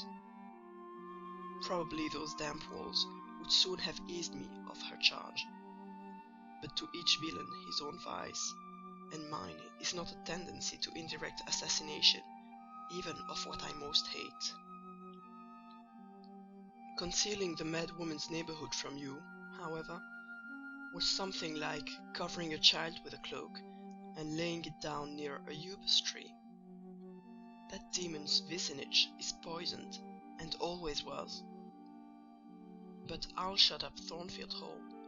I'll nail up the front door and bolt the lower windows. I'll give Mrs. Poole 200 a year to live here with my wife, as you term that fearful hag.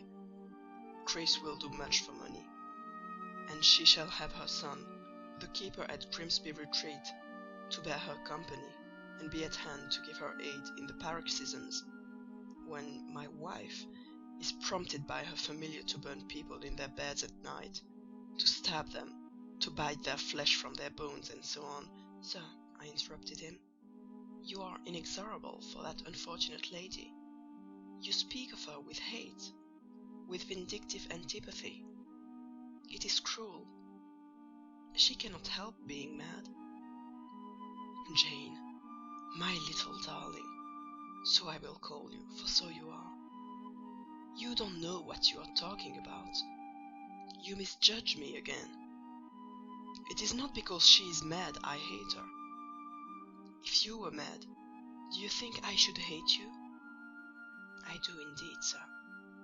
Then you are mistaken, and you know nothing about me, and nothing about the sort of love of which I am capable. Every atom of your flesh is as dear to me as my own. In pain and sickness, it would still be dear. Your mind is my treasure, and if it were broken, it would be my treasure still. If you raved, my arms should confine you, and not a strait waistcoat. Your grasp, even in fury, would have a charm for me. If you flew at me as wildly as that woman did this morning, I should receive you in an embrace, at least as fond as it would be restrictive. I should not shrink from you with disgust as I did from her. In your quiet moments, you should have no watcher and no nurse but me, and I could hang over you with untiring tenderness, though you gave me no smile in return, and never weary of gazing into your eyes, though they had no longer a ray of recognition for me. But why do I follow that train of ideas? I was talking of removing you from Thornfield. All, you know, is prepared for prompt departure. Tomorrow you shall go. I only ask you to endure one more night under this roof, Jane, and then farewell to its miseries and terrors forever. I have a place to repair to, which will be a secure sanctuary from hateful reminiscences, from unwelcome intrusion, even from falsehood and slander. And take Adele with you, sir, I interrupted. She will be a companion for you. What do you mean, Jane? I told you I would send Adele to school. And what do I want with a child for a companion, and not my own child, a French dancer's bastard? Why do you importune me about her? I say, why do you assign Adele to me for a companion? You spoke of retirement, sir, and retirement and solitude are dull. Too dull for you. Solitude? Solitude? He reiterated with irritation. I see I must come to an explanation. I don't know what sphinx-like expression is forming in your countenance. You are to share my solitude. Do you understand? I shook my head.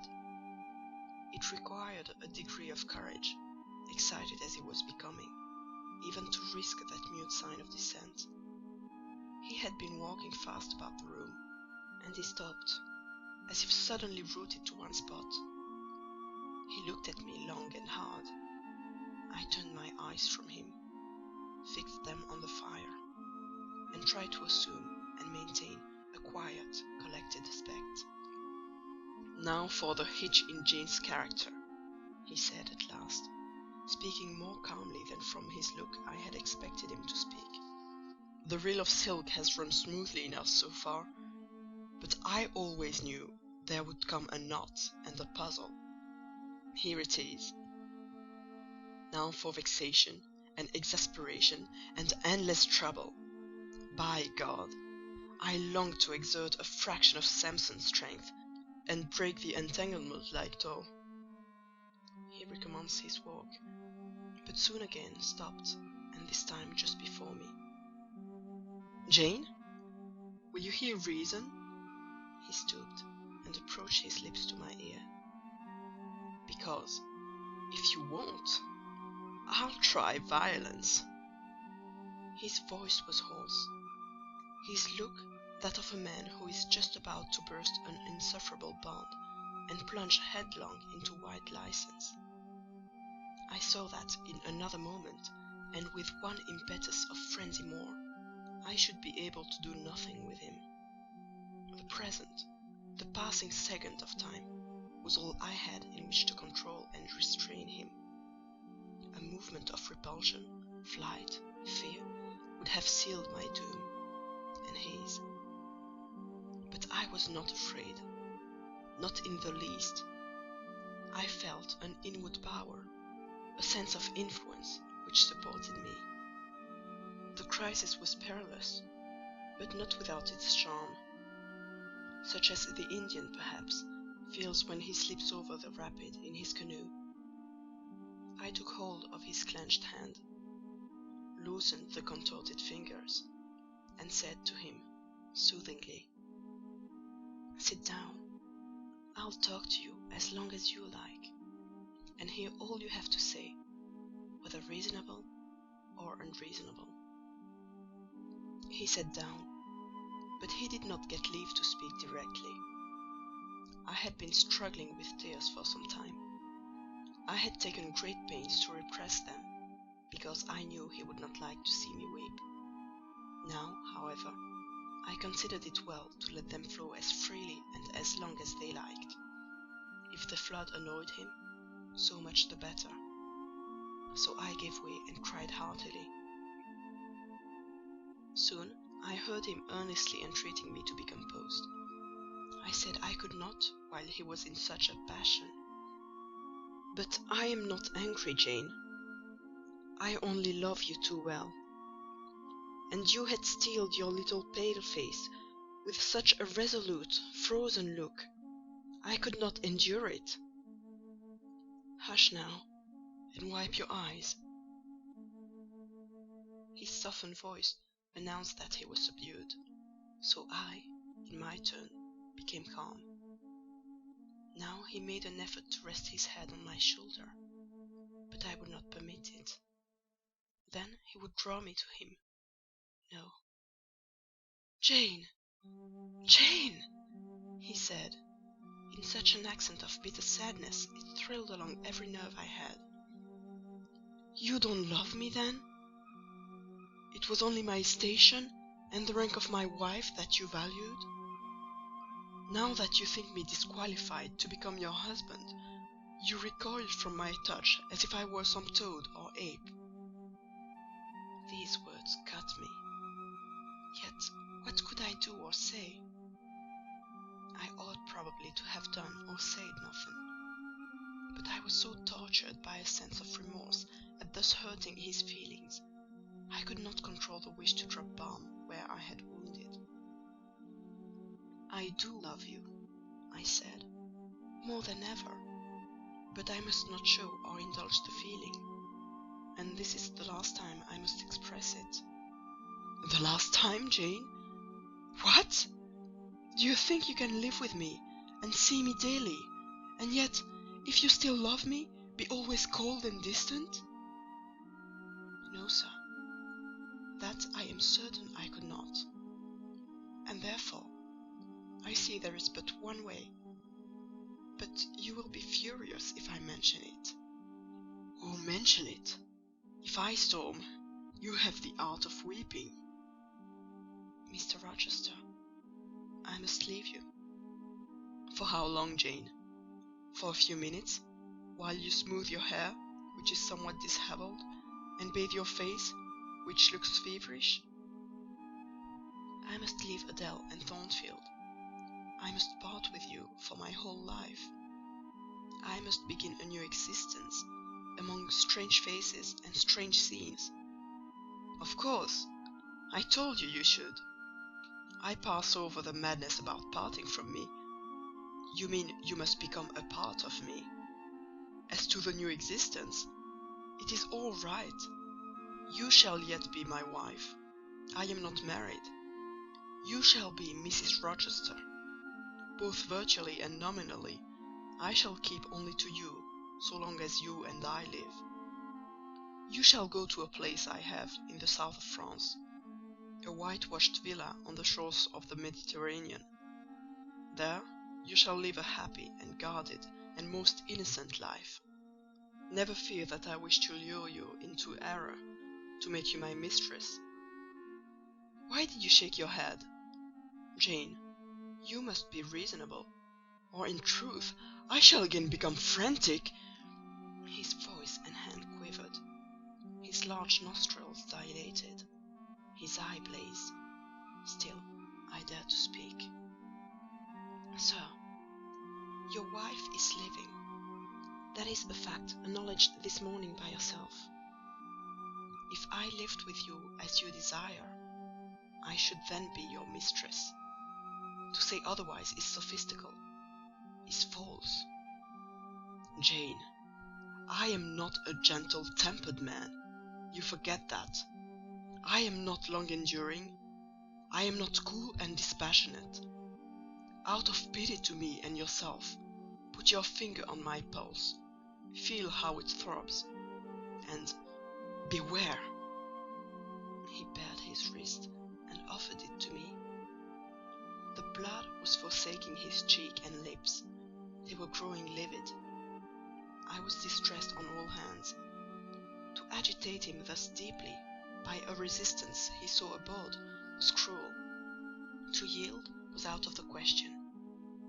I did what human beings do instinctively when they are driven to utter extremity. Looked for aid to one higher than man. The words, "God help me," burst involuntarily from my lips. "I am a fool," cried Mr. Rochester suddenly. "I keep telling her I am not married, and do not explain to her why. I forget she knows nothing of the character of that woman, or of the circumstances attending my infernal union with her. Oh, I am certain Jane will agree with me in opinion when she knows all that I know. Just put your hand in mine, Janet, that I may have the evidence of touch as well as sight to prove your enemy, and I will in a few words show you the real state of the case.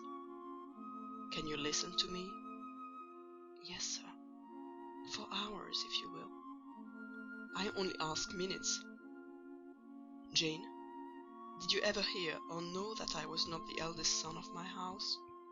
That I had once a brother older than I? I remember Mrs. Fairfax told me so once. And did you ever hear that my father was an avaricious, grasping man?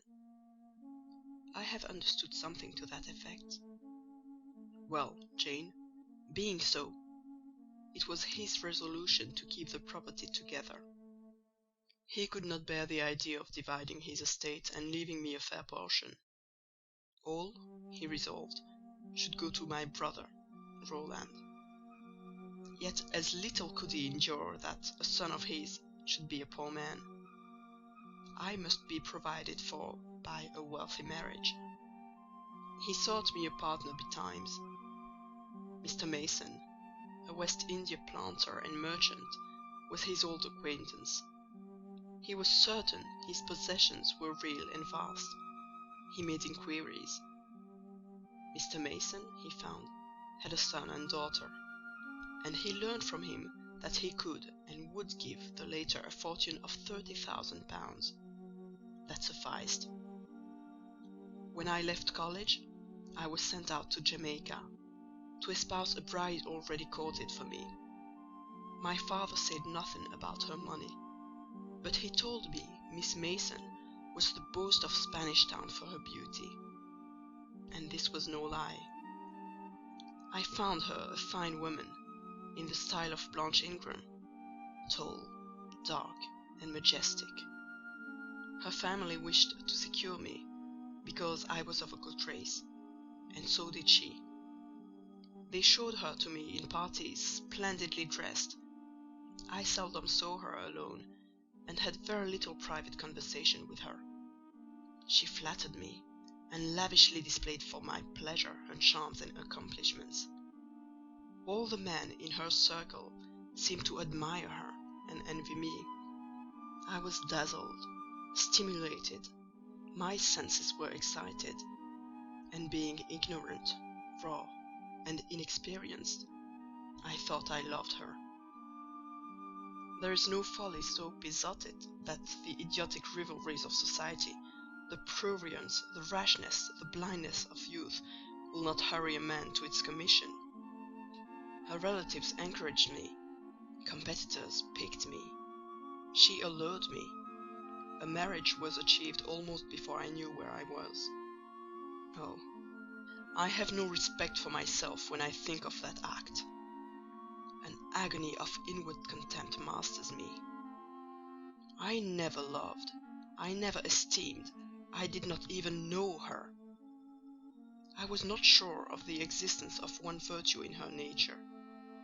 I had marked neither modesty, nor benevolence, nor candour, nor refinement in her mind or manners, and I married her, gross, grovelling, more-eyed blockhead that I was. With less sin I might have, but let me remember to whom I am speaking. My bride's mother I had never seen. I understood she was dead. The honeymoon over, I learned my mistake. She was only mad and shut up in a lunatic asylum. There was a younger brother too, a complete dumb idiot.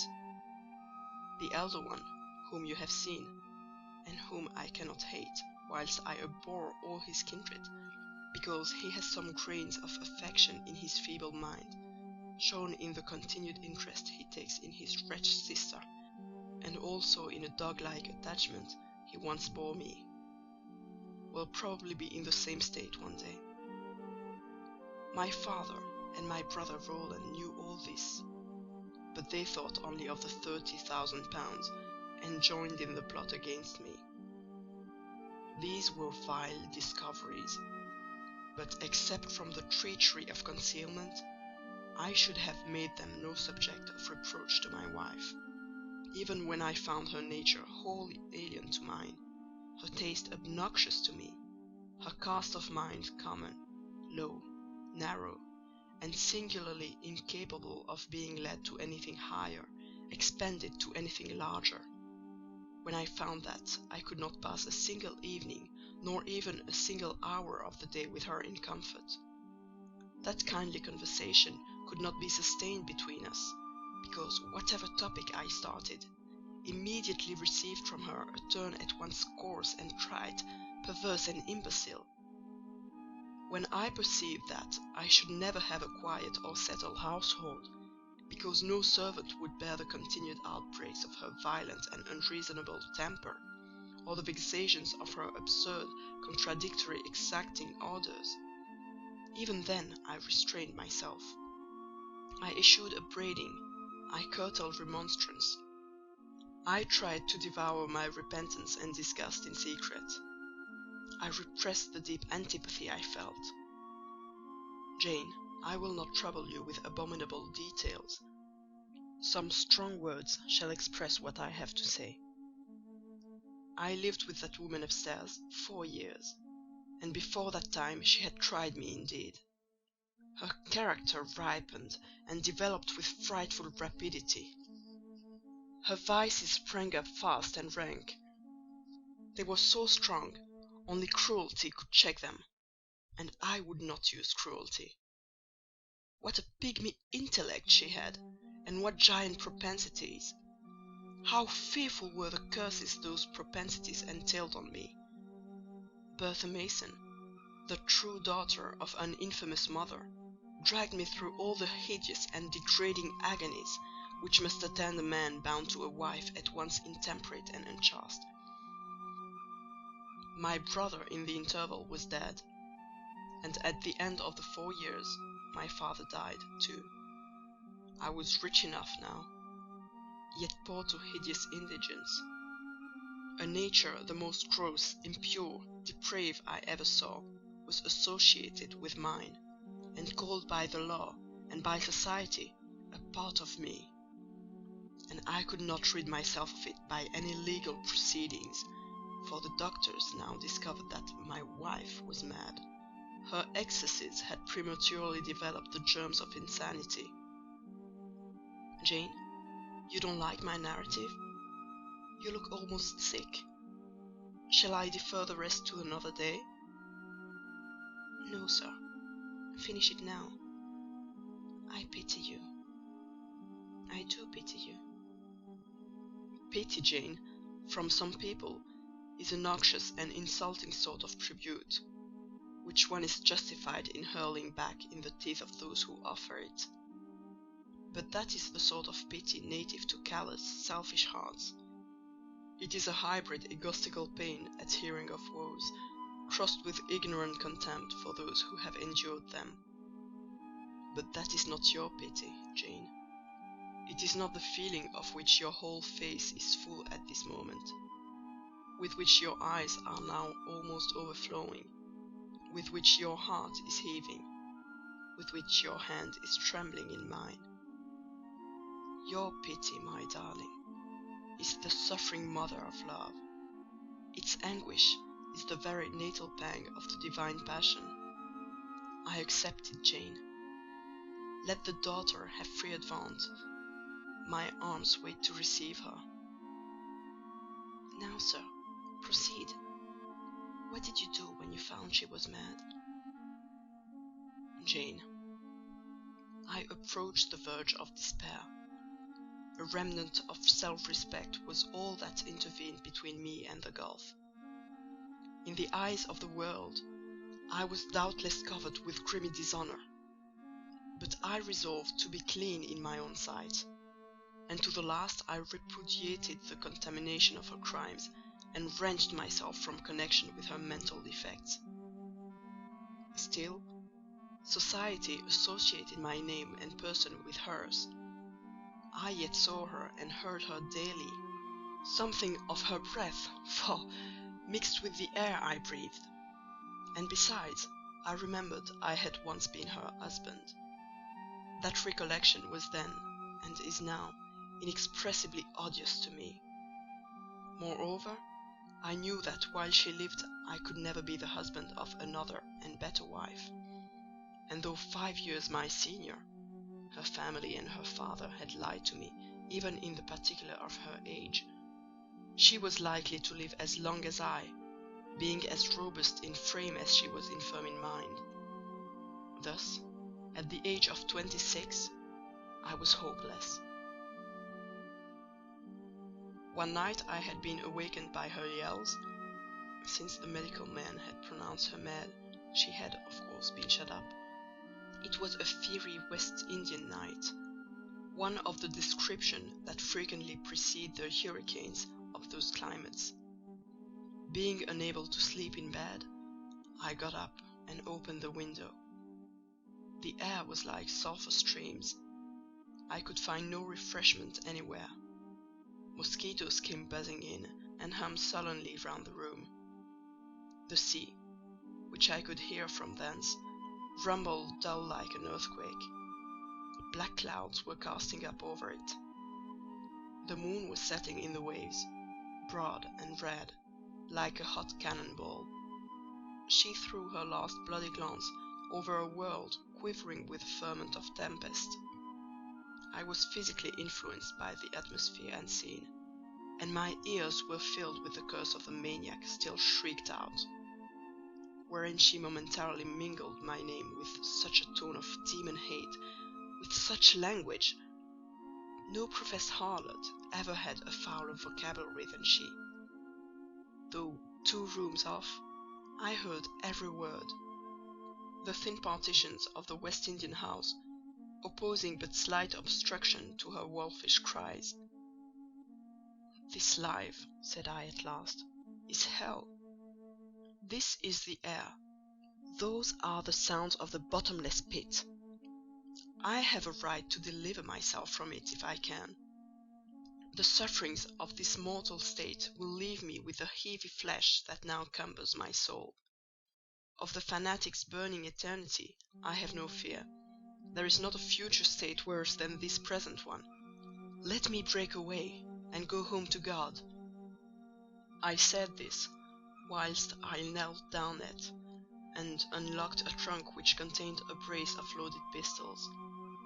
I meant to shoot myself. I only entertained the intention for a moment, for, not being insane, the crisis of exquisite and unalloyed despair which had originated the wish and design of self-destruction was past in a second.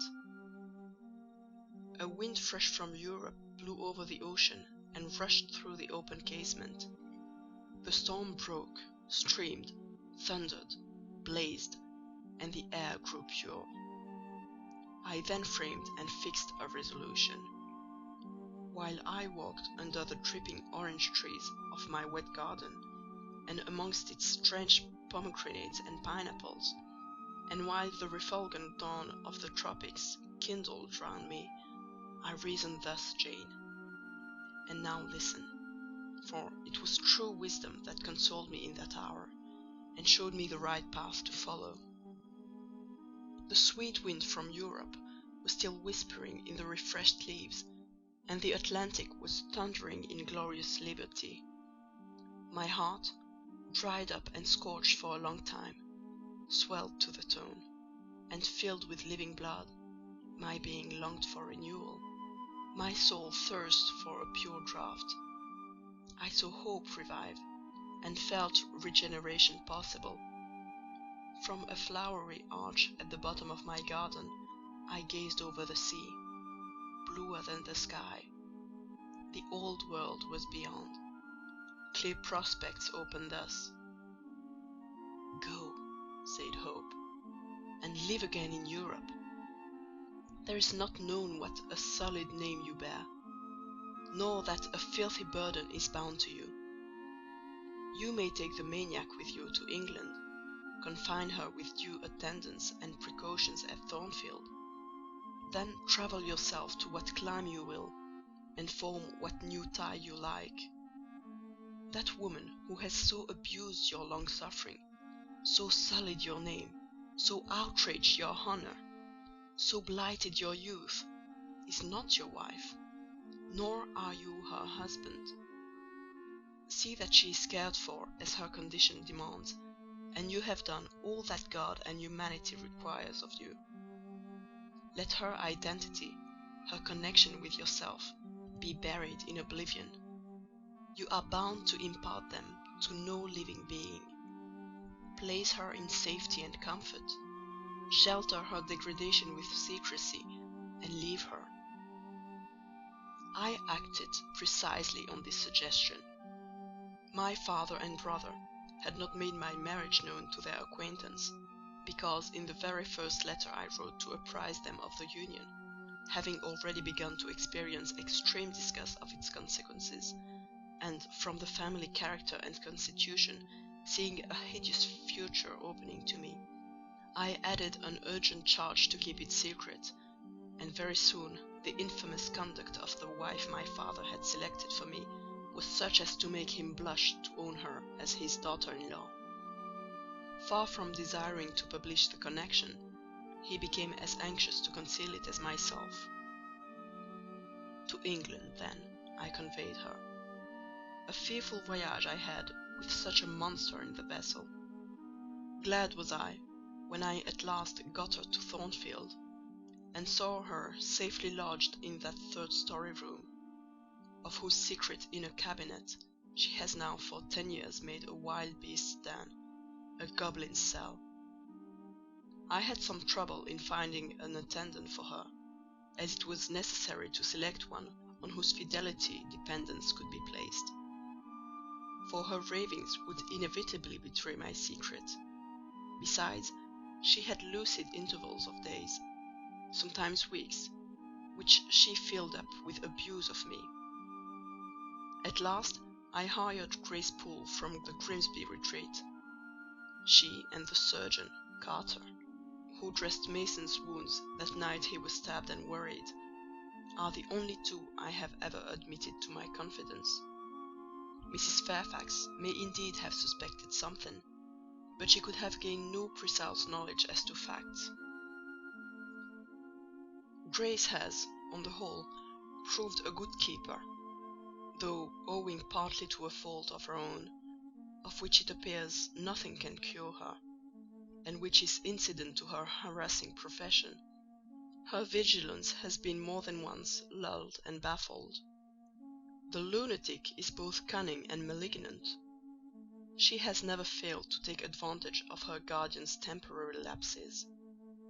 Once to secrete the knife with which she stabbed her brother, and twice to possess herself of the key of her cell, and issue therefrom in the night time. On the first of these occasions, she perpetrated the attempt to burn me in my bed. On the second, she paid that ghastly visit to you. I thank Providence, who watched over you, that she then spent her fury on your wedding apparel, which perhaps brought back vague reminiscences of her own bridal days. But on what might have happened, I cannot endure to reflect. When I think of the thing which flew at my throat this morning, hanging its black and scarlet visage over the nest of my dove, my blood curdles. "And what, sir," I asked while he paused, "did you do when you had settled her here? Where did you go?" "What did I do, Jane? I transformed myself into a will-o'-the-wisp. Where did I go? I pursued wanderings as wild as those of the March spirit.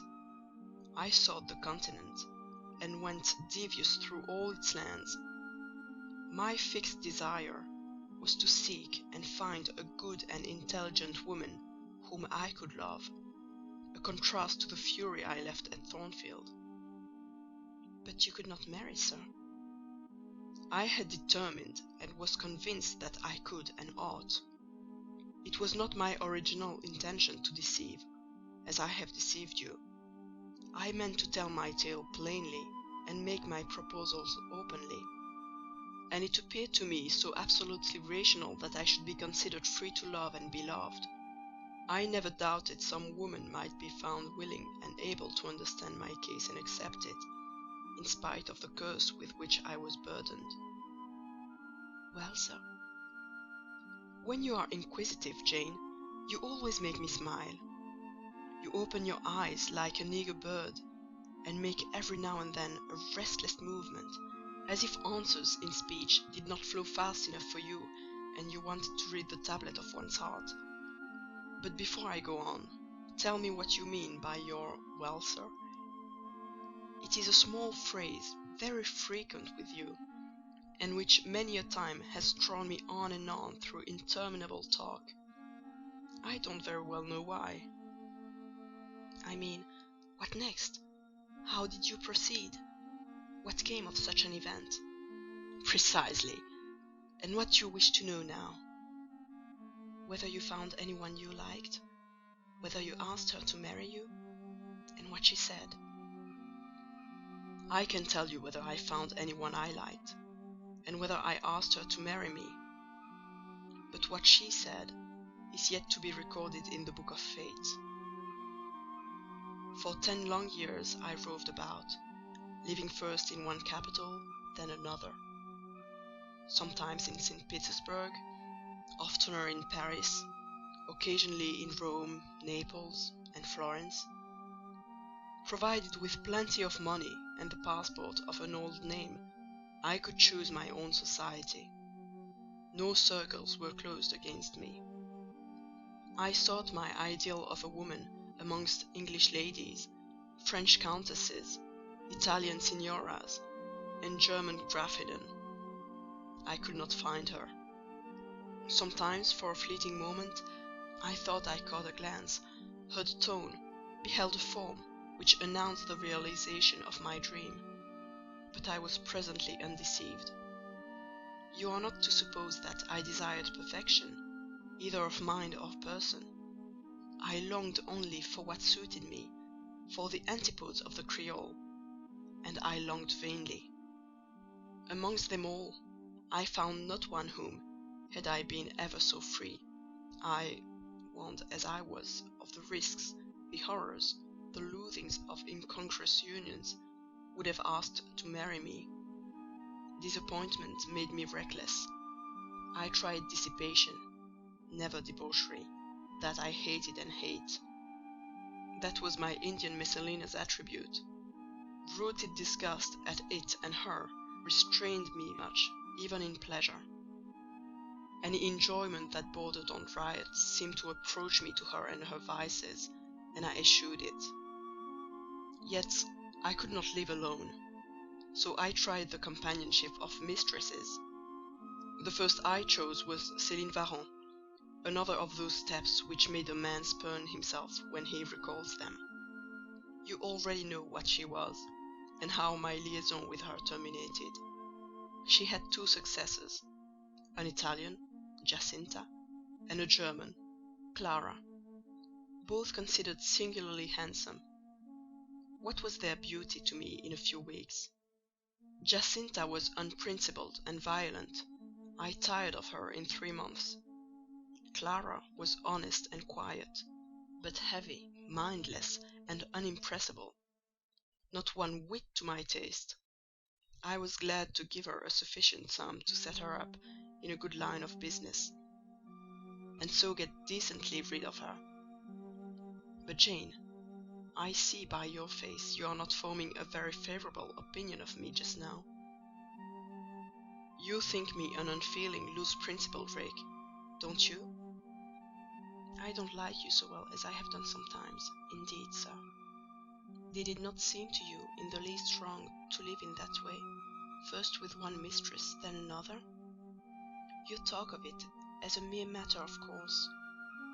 It was with me, and I did not like it. It was a grovelling fashion of existence. I should never like to return to it. Hiring a mistress is the next worst thing to buying a slave. Both are often by nature, and always by position, inferior, and to live familiarly with inferiors is degrading. I now hate the recollection of the time I passed with Céline, Giacinta, and Clara.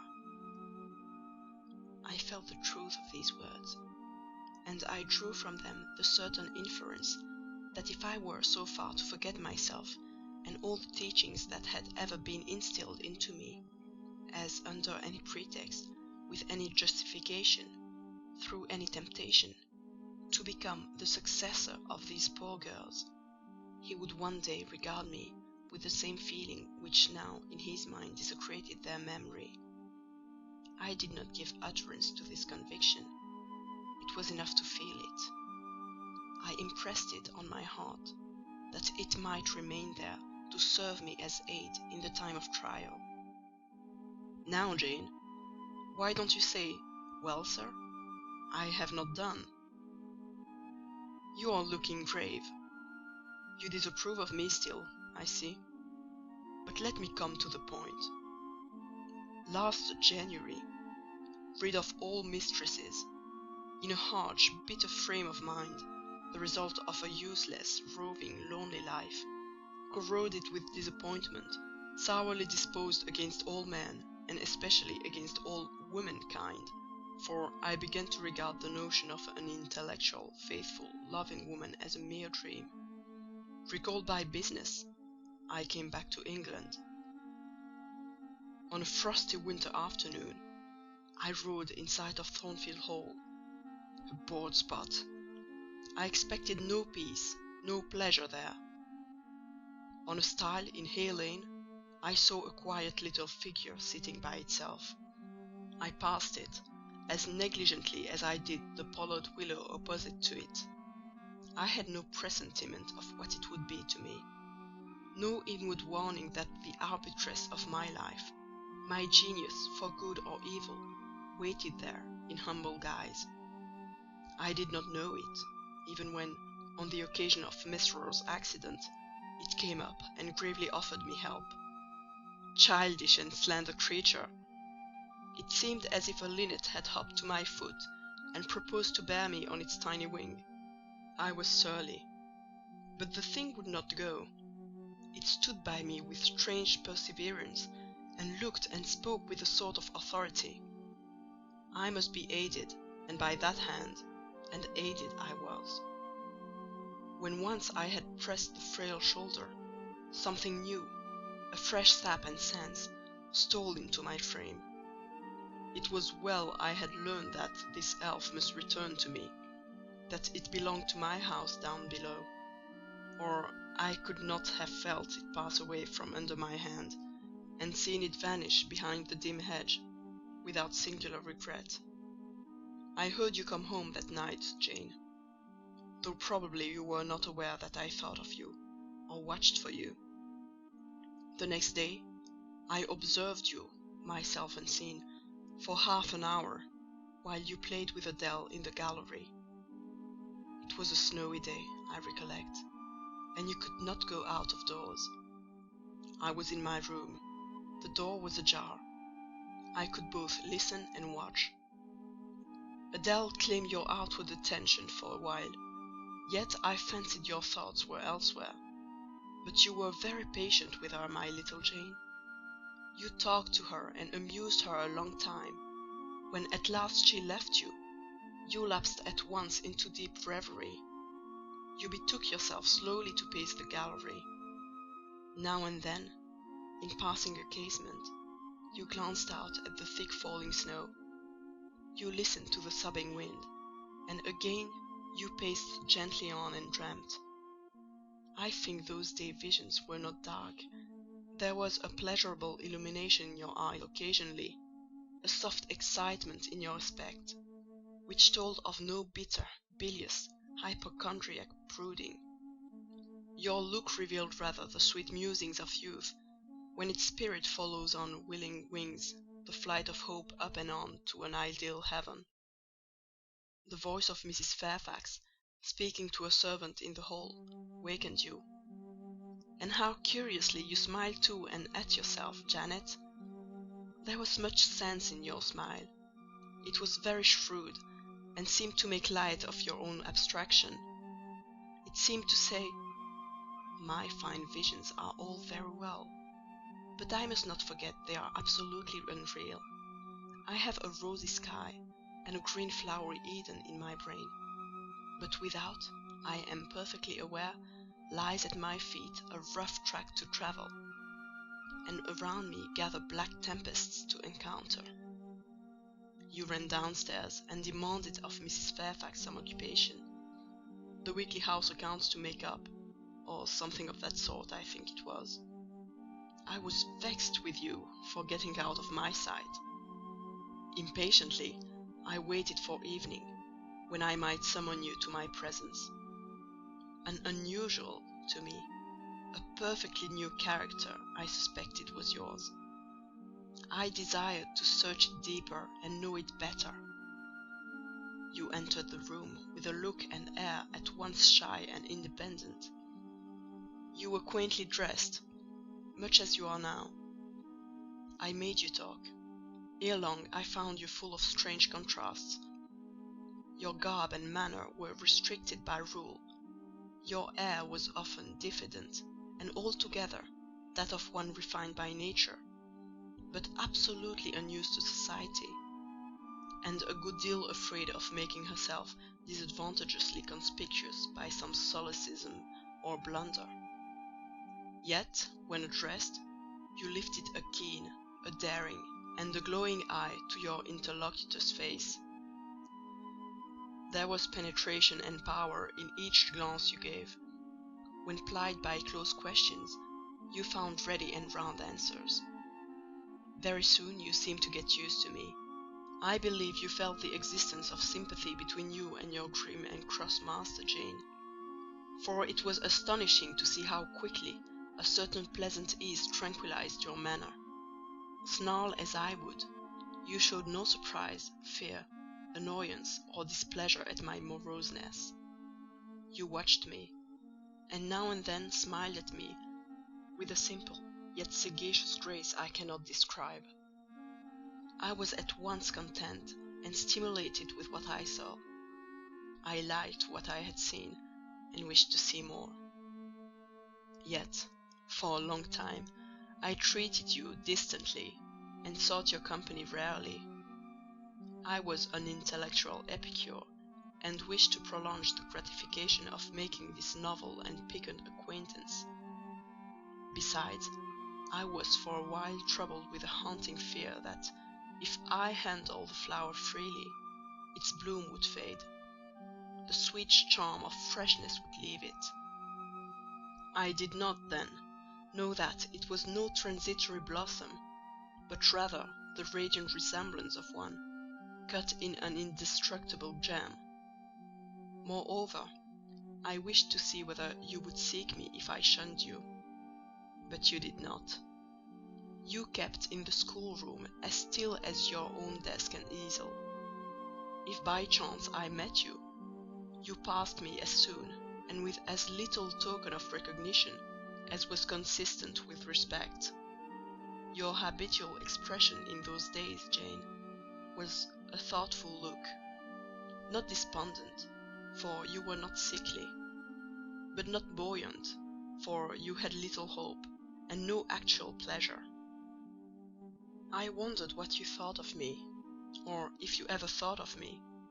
To find this out, I resumed my notice of you. There was something glad in your glance and genial in your manner when you conversed. I saw you had a social heart. It was the silent schoolroom, it was the tedium of your life that made you mournful. I permitted myself the delight of being kind to you. Kindness stirred emotion soon. Your face became soft in expression, your tones gentle. I liked my name pronounced by your lips in a grateful, happy accent. I used to enjoy a chance meeting with you, Jane, at this time. There was a curious hesitation in your manner. You glanced at me with a slight trouble, a hovering doubt. You did not know what my caprice might be, whether I was going to play the master and be stern, or the friend and be benignant. I was now too fond of you often to stimulate the first whim, and, when I stretched my hand out cordially, such bloom and light and bliss rose to your young wistful features, I had much ado often to avoid straining you then and there to my heart. "Don't talk any more of those days, sir," I interrupted, furtively dashing away some tears from my eyes. His language was torture to me, for I knew what I must do, and do soon, and all these reminiscences and these revelations of his feelings only made my work more difficult. "No, Jane," he returned. "What necessity is there to dwell on the past, when the present is so much surer, the future so much brighter?" I shuddered to hear the infatuated assertion. "You see now how the case stands, do you not?" he continued. "After a youth and manhood passed half in unutterable misery, and half in dreary solitude, I have for the first time found what I can truly love. I have found you. You are my sympathy, my better self, my good angel. I am bound to you with a strong attachment. I think you good, gifted, lovely. A fervent, a solemn passion is conceived in my heart.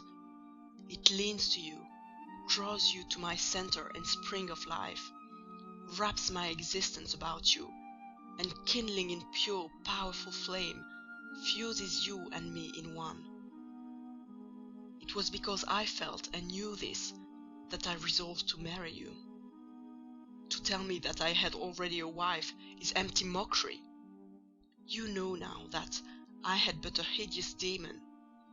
I was wrong to attempt to deceive you, but I feared a stubbornness that exists in your character. I feared early instilled prejudice. I wanted to have you safe before hazarding conferences.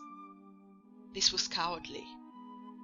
I should have appealed to your nobleness and magnanimity at first, as I do now, opened to you plainly my life of agony, described to you my hunger and thirst after a higher and worthier existence, shown to you not my resolution, that word is weak, but my resistless bent to love faithfully and well, where I am faithfully and well loved in return.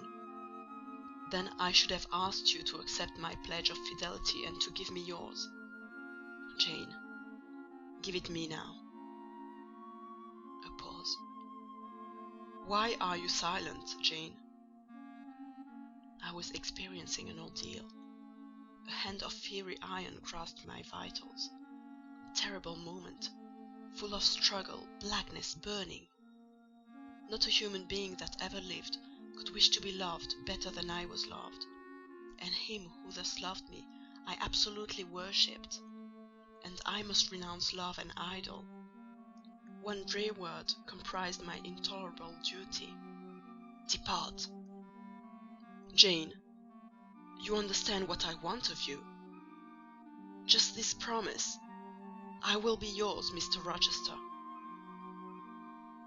Mr. Rochester, I will not be yours.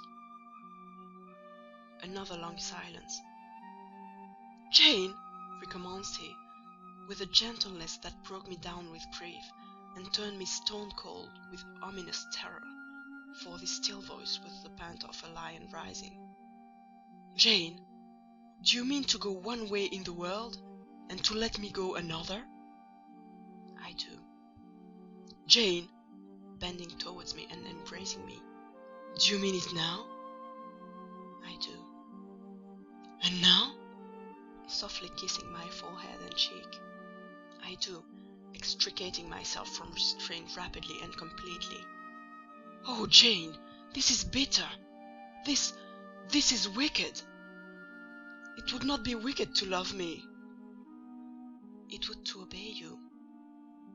A wide look raised his brows, crossed his features. He rose, but he forbore yet. I laid my hand on the back of a chair for support. I shook, I feared, but I resolved. One instant, Jane. Give one glance to my horrible life when you are gone. All happiness will be torn away with you. What then is left? For a wife I have but the maniac upstairs. As well might you refer me to some corpse in yonder churchyard. What shall I do, Jane? Where turn for a companion, and for some hope? Do as I do. Trust in God and yourself. Believe in heaven. Hope to meet again there. Then you shall not yield? No. Then you condemn me to live wretched and to die accursed? His voice rose. I advise you to live sinless, and I wish you to die tranquil. Then you snatch love and innocence from me? You fling me back on lust for a passion, vice for an occupation? Mr. Rochester, I no more assign this fate to you than I grasped it for myself. We were born to strive and endure, you as well as I. Do so. You will forget me before I forget you. You make me a liar by such language. You sully my honor. I declared I could not change. You tell me to my face I shall change soon. And what a distortion in your judgment, what a perversity in your ideas is proved by your conduct. Is it better to drive a fellow creature to despair than to transgress a mere human law, no man being injured by the breach? For you have neither relatives nor acquaintances whom you need fear to offend by living with me. This was true. And while he spoke, my very conscience and reason turned traitors against me, and charged me with crime in resisting him. They spoke almost as loud as feeling, and that clamoured widely. "Oh, comply," it said. "Think of his misery. Think of his danger. Look at his state when left alone. Remember his headlong nature. Consider the recklessness following on despair. Soothe him. Save him. Love him. Tell him you love him and will be his. Who in the world cares for you? Or who will be injured by what you do?" Still, indomitable was the reply. "I care for myself. The more solitary, the more friendless, the more unsustained I am, the more I will respect myself. I will keep the law given by God, sanctioned by man. I will hold to the principles received by me when I was sane and not mad, as I am now. Laws and principles are not for times when there is no temptation. They are for such moments as this, when body and soul rise in mutiny against their rigour. Stringent are they, inviolate they shall be. If at my individual convenience I might break them, what would be their worth? They have a worth, so I have always believed, and if I cannot believe it now, it is because I am insane, quite insane, with my veins running fire, and my heart beating faster than I can count its throbs. Preconceived opinions, foregone determinations are all I have at this hour to stand by. There I plant my foot. I did.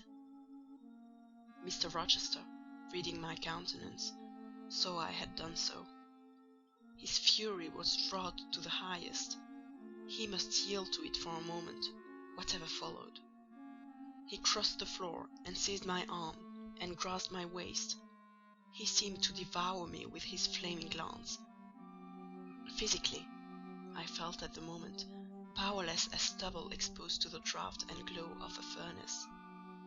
Mentally, I still possessed my soul, and with it the certainty of ultimate safety. The soul, fortunately, has an interpreter, often an unconscious but still a faithful interpreter, in the eye. My eye rose to his, and while I looked in his fierce face, I gave an involuntary sigh. His grip was painful, and my overtaxed strength almost exhausted. "Never," said he, as he ground his teeth, "never was anything at once so frail and so indomitable. A mere reed she feels in my hand," and he shook me with the force of his hold. "I could bend her with my finger and thumb, and what good would it do if I bent, if I upstore, if I crushed her? Consider that eye. Consider the resolute, wild, free thing looking out of it, defying me, with more than courage, with a stern triumph. Whatever I do with its cage, I cannot get at it. The savage, beautiful creature! If I tear, if I rend the slight prison, my outrage will only let the captive loose. Conqueror I might be of the house, but the inmate would escape to heaven before I could call myself possessor of its clay-dwelling place. And it is you, spirit, with will and energy, and virtue and purity, that I want, not alone your brittle frame. Of yourself you could come with soft flight and nestle against my heart if you would. Seized against your will, you will elude the grasp like an essence. You will vanish ere I inhale your fragrance. Oh, come, Jane, come!" As he said this, he released me from his clutch and only looked at me. The look was far worse to resist than the frantic strain. Only an idiot, however, would have succumbed now. I had dared and baffled his fury. I must elude his sorrow. I retired to the door. "You are going, Jane?" "I am going, sir." "You are leaving me?" "Yes." "You will not come? You will not be my comforter, my rescuer? My deep love, my wild woe, my frantic prayer are all nothing to you?" What unutterable pathos was in his voice! How hard it was to reiterate firmly, "I am going." "Jane! Mr. Rochester!" "Withdraw, then. I consent. But remember, you leave me here in anguish. Go up to your own room. Think over all I have said. And, Jane, cast a glance on my sufferings. Think of me." He turned away. He threw himself on his face on the sofa. "Oh, Jane! My hope, my love, my life!" broke in anguish from his lips. Then came a deep, strong sob. I had already gained the door. But, reader, I walked back as determinedly as I had retreated. I knelt down by him. I turned his face from the cushion to me. I kissed his cheek. I smoothed his hair with my hand. "God bless you, my dear master," I said. "God keep you from harm and wrong, direct you, solace you, reward you well for your past kindness to me." "Little Jane's love would have been my best reward," he answered. Without it, my heart is broken. But Jane will give me her love. Yes, nobly, generously. Up the blood rushed to his face. Forth flashed the fire from his eyes. Erect he sprang. He held his arms out, but I evaded the embrace, and at once quitted the room. Farewell was the cry of my heart as I left him. Despair added, farewell forever. That night I never thought to sleep, but a slumber fell on me as soon as I lay down in bed. I was transported in thought to the scenes of childhood. I dreamt I lay in the Red Room at Gateshead, that the night was dark, and my mind impressed with strange fears. The light that long ago had struck me into syncope, recalled in this vision, seemed glidingly to mount the wall, and tremblingly to pause in the centre of the obscured ceiling. I lifted up my head to look. The roof resolved to clouds, high and dim. The gleam was such as the moon imparts to vapours she is about to sever. I watched her come, watched with the strangest anticipation, as though some word of doom were to be written on her disk. She broke forth, as never moon yet burst from cloud. A hand first penetrated the sable folds and waved them away. Then, not a moon, but a white human form shone in the azure, inclining a glorious brow earthward. It gazed and gazed on me. It spoke to my spirit. Immeasurably distant was the tone, yet so near. It whispered in my heart, "My daughter, flee temptation." "Mother, I will." So I answered after I had waked from the trance-like dream. It was yet night, but July nights are short. Soon after midnight, dawn comes. It cannot be too early to commence the task I have to fulfill, thought I. I rose. I was dressed, for I had taken off nothing but my shoes. I knew where to find in my drawers some linen, a locket, a ring. In seeking these articles, I encountered the beads of a pearl necklace Mr. Rochester had forced me to accept a few days ago. I left that. It was not mine. It was the visionary bride's who had melted in air. The other articles I made up in a parcel. My purse, containing 20 shillings, it was all I had, I put in my pocket.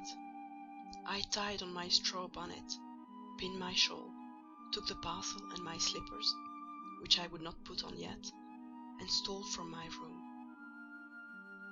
"Farewell, kind Mrs. Fairfax," I whispered as I glided past her door. "Farewell, my darling Adele," I said as I glanced towards the nursery. No thought could be admitted of entering to embrace her.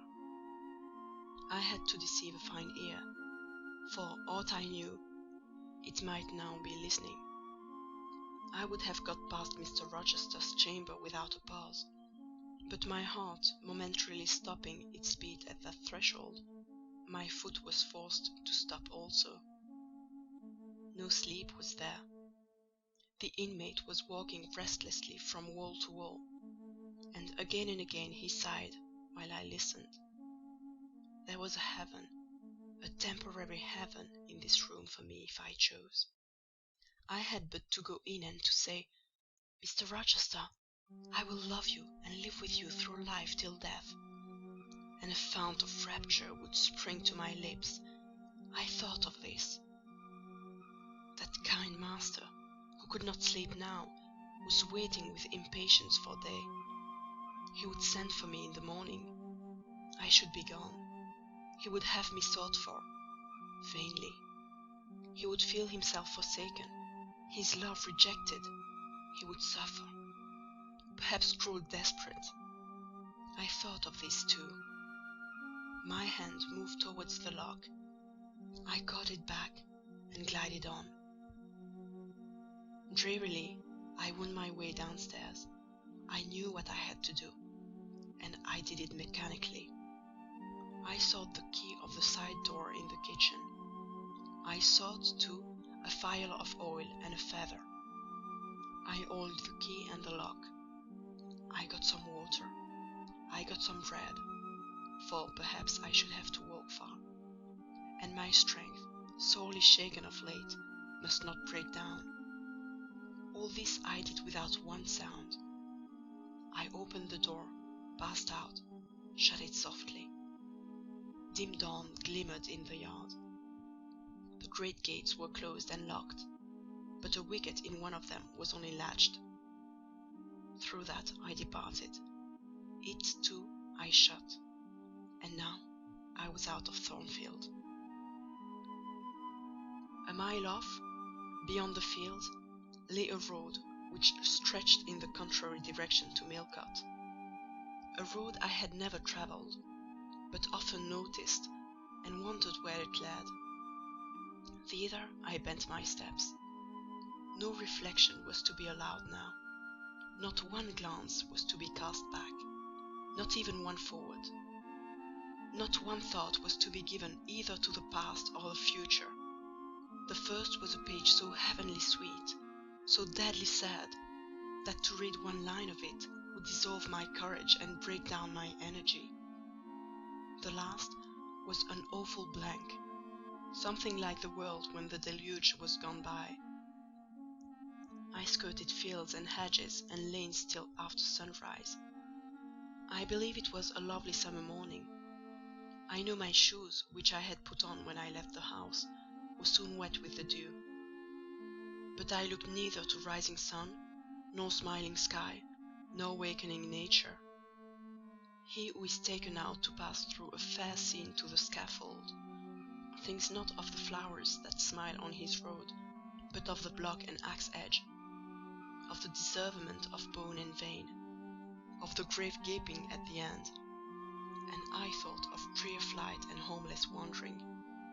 And oh, with agony I thought of what I left. I could not help it.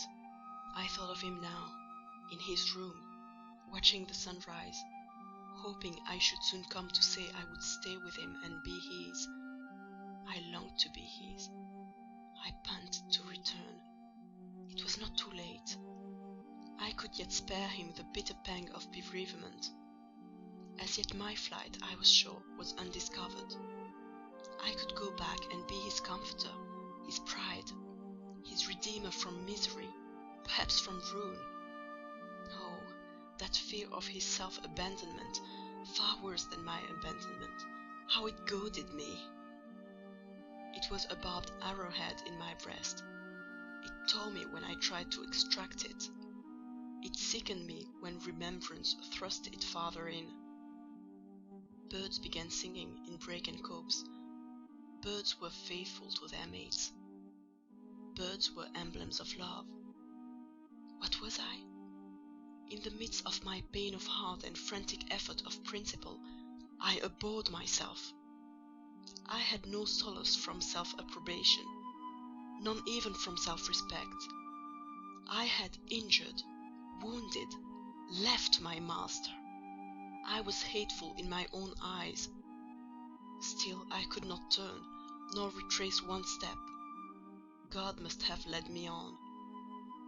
As to my own will or conscience, impassioned grief had trampled one and stifled the other. I was weeping wildly as I walked along my solitary way. Fast, fast I went like one delirious. A weakness, beginning inwardly, extending to my limbs, seized me, and I fell. I lay on the ground some minutes, pressing my face to the wet turf. I had some fear, or hope, that here I should die.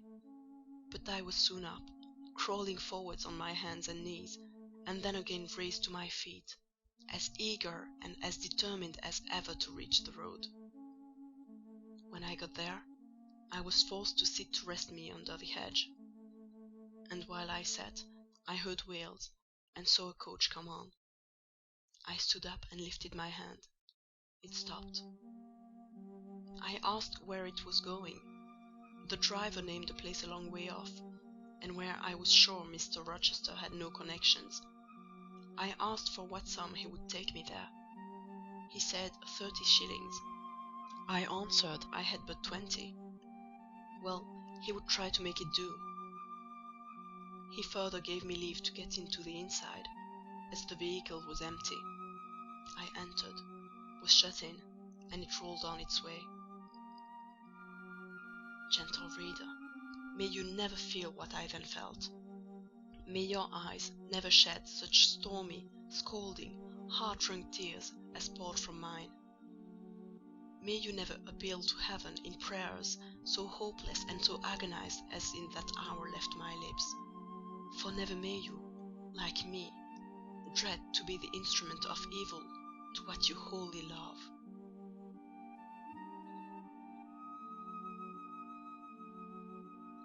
End of chapter 27.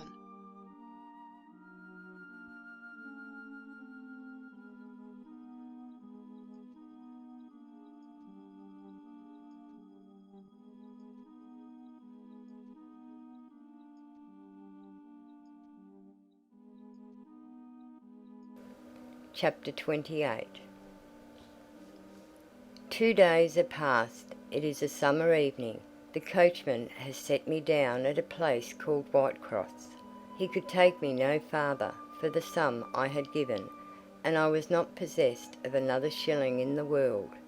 The coach is a mile off by this time. I am alone. At this moment I discover that I forgot to take my parcel out of the pocket of the coach, where I had placed it for safety. There it remains, there it must remain, and now I am absolutely destitute. Whitecross is no town, nor even a hamlet. It is but a stone pillar set up where 4 roads meet, whitewashed, I suppose, to be more obvious at a distance and in darkness. 4 arms spring from its summit.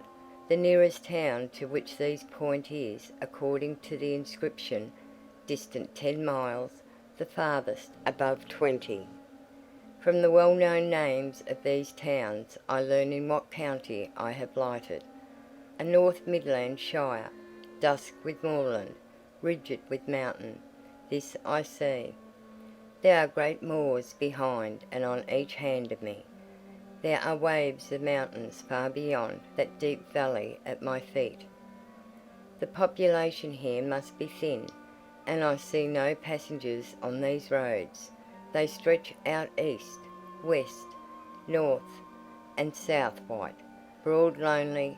They are all cut in the moor, and the heather grows deep and wild to their very verge.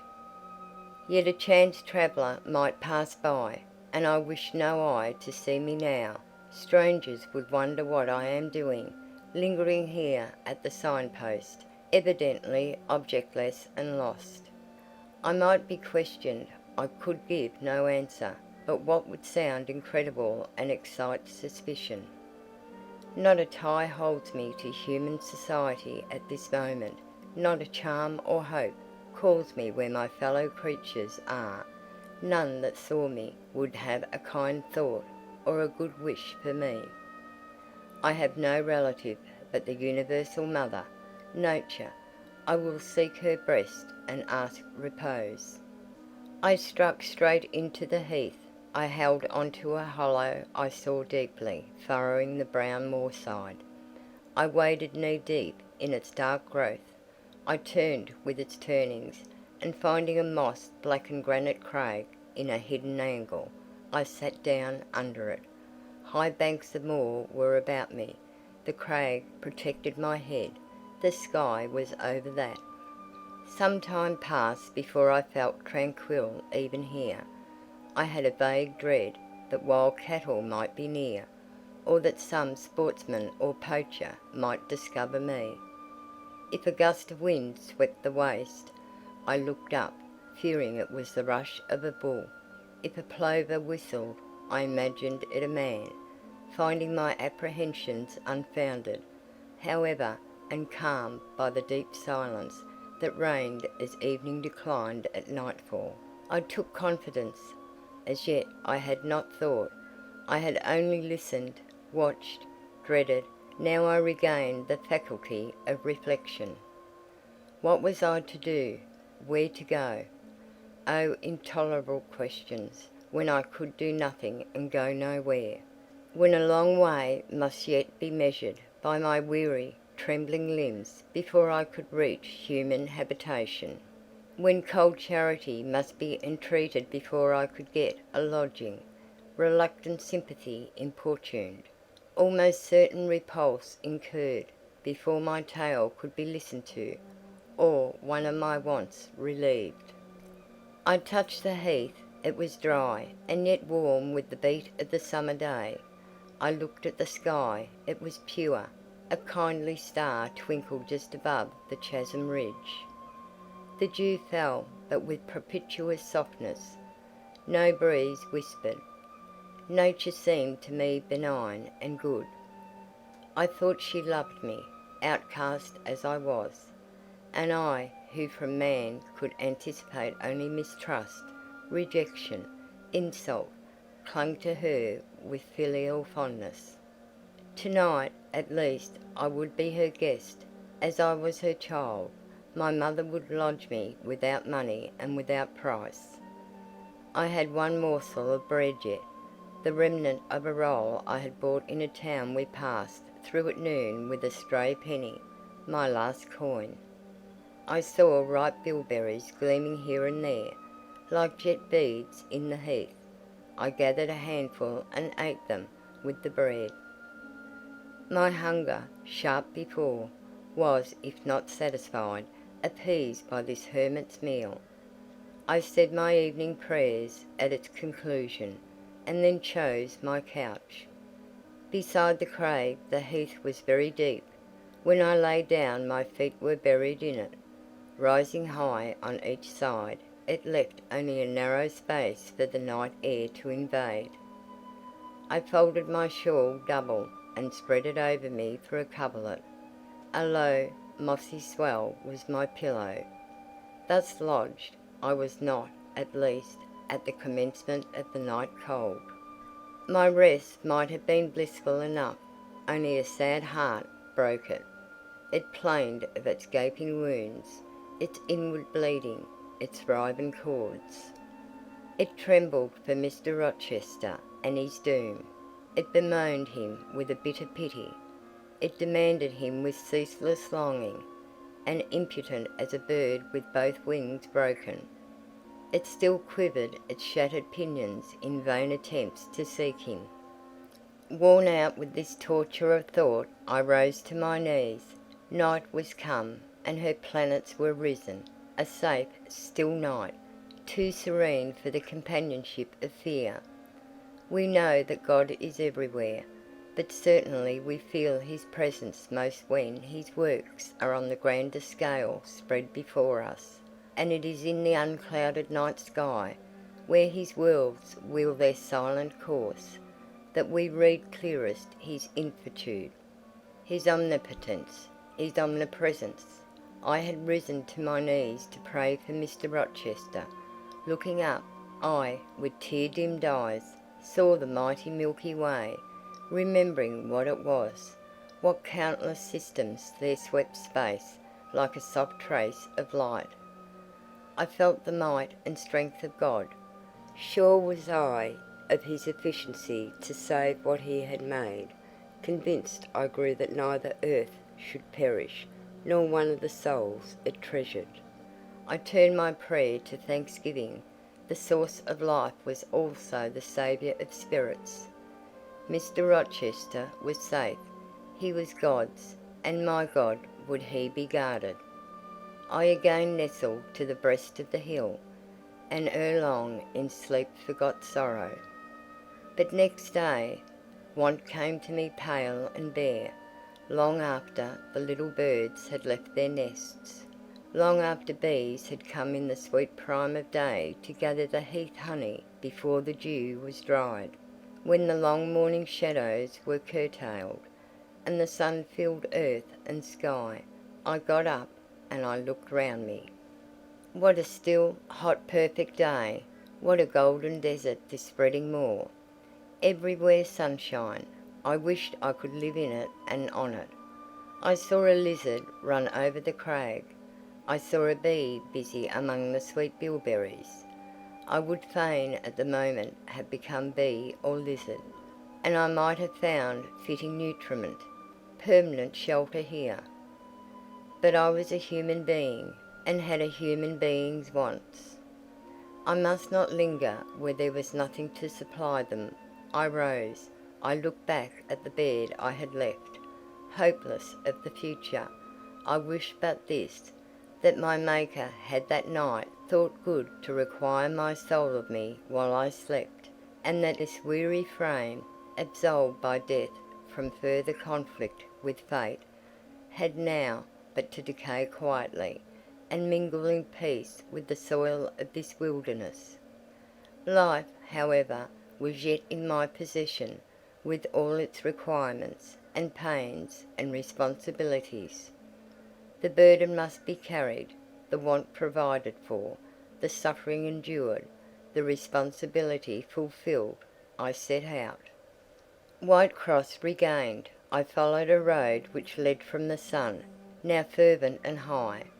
By no other circumstance had I will to decide my choice. I walked a long time, and when I thought I had nearly done enough, and might conscientiously yield to the fatigue that almost overpowered me, might relax this forced action, and, sitting down on a stone I saw near, submit resistlessly to the apathy that clogged heart and limb, I heard a bell chime, a church bell. I turned in the direction of the sound, and there, amongst the romantic hills, whose changes and aspect I had ceased to note an hour ago, I saw a hamlet and a spire. All the valley at my right hand was full of pasture fields, and cornfields, and wood, and a glittering stream ran zigzag through the varied shades of green, the mellowing grain, the sombre woodland, the clear and sunny lea. Recalled by the rumbling of wheels to the road before me, I saw a heavily laden waggon labouring up the hill, and not far beyond were 2 cows and their drover.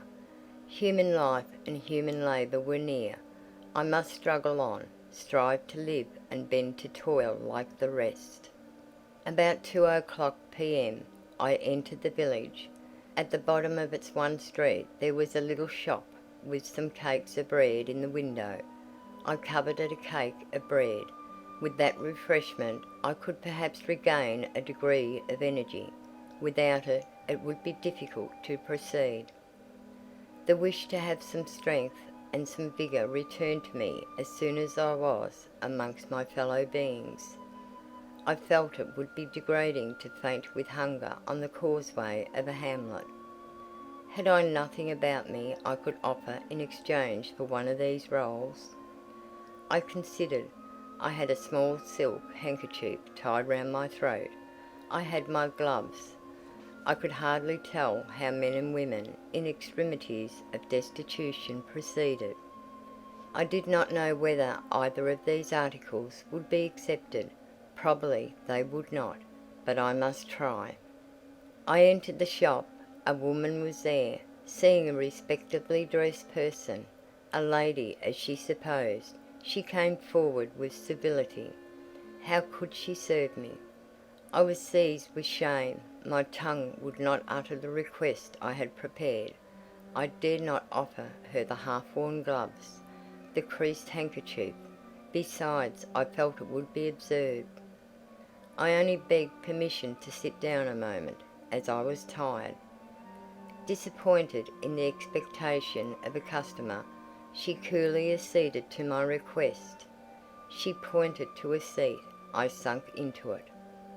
I felt sorely urged to weep, but conscious how unreasonably such a manifestation would be, I restrained it. Soon I asked her if there were any dressmaker or plain workwoman in the village. Yes, 2 or 3, quite as many as there was employment for. I reflected. I was driven to the point now. I was brought face to face with necessity. I stood in the position of one without a resource, without a friend, without a coin. I must do something.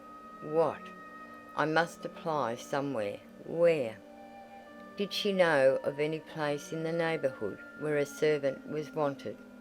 Nah, she couldn't say. What was the chief trade in this place? What did most of the people do?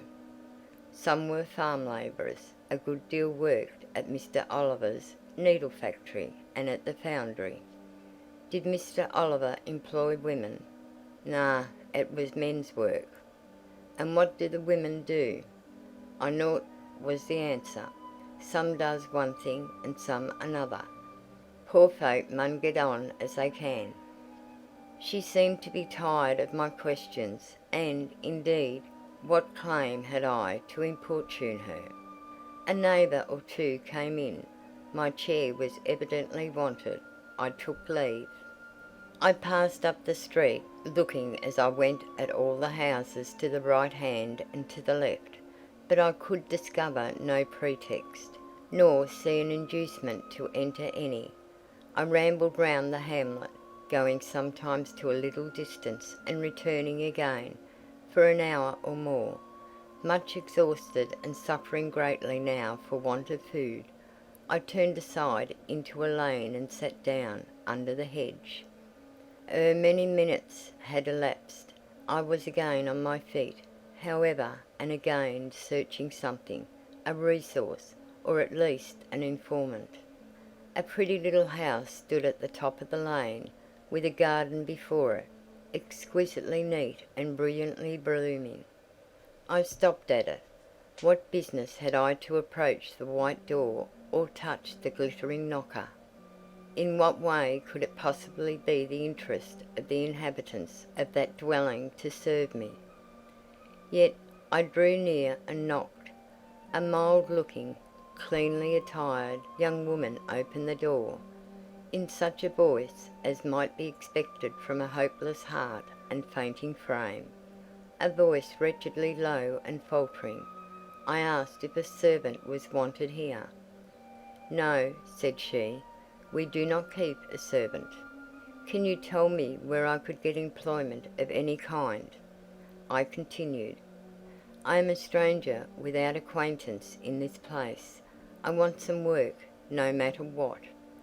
But it was not her business to think for me, or to seek a place for me. Besides, in her eyes, how doubtful must have appeared my character, position, tale. She shook her head. She was sorry she could give me no information, and the white door closed, quite gently and civilly, but it shut me out. If she had held it open a little longer, I believe I should have begged a piece of bread, for I was now brought low. I could not bear to return to the sordid village, where, besides, no prospect of aid was visible. I should have longed rather to deviate to a wood I saw not far off, which appeared in its thick shade to offer inviting shelter. But I was so sick, so weak, so gnawed with nature's cravings, instinct kept me roaming round abodes where there was a chance of food.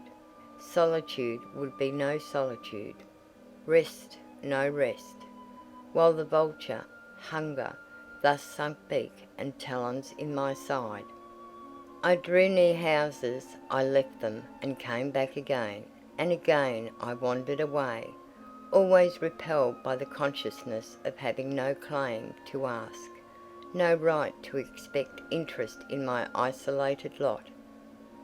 Meantime the afternoon advanced. While I thus wandered about like a lost and starving dog, in crossing a field I saw the church spire before me. I hastened towards it. Near the churchyard and in the middle of a garden stood a well-built though small house, which I had no doubt was the parsonage. I remembered that strangers who arrive at a place where they have no friends, and who want employment, sometimes apply to the clergyman for introduction and aid. It is the clergyman's function to help, at least with advice, those who wish to help themselves. I seem to have something like a right to seek counsel here. Renewing then my courage, and gathering my feeble remains of strength, I pushed on. I reached the house and knocked at the kitchen door. An old woman opened. I asked, was this the parsonage? Yes. Was the clergyman in? No. Would he be in soon? No, he was gone from home. To a distance? Not so far. Happened 3 mile. He had been called away by the sudden death of his father. He was at Marsh End now, and would very likely stay there a fortnight longer. Was there any lady of the house? Nay, there was nought but here, and she was housekeeper, and of her reader I could not bear to ask the relief for want of which I was thinking. I could not yet beg, and again I crawled away.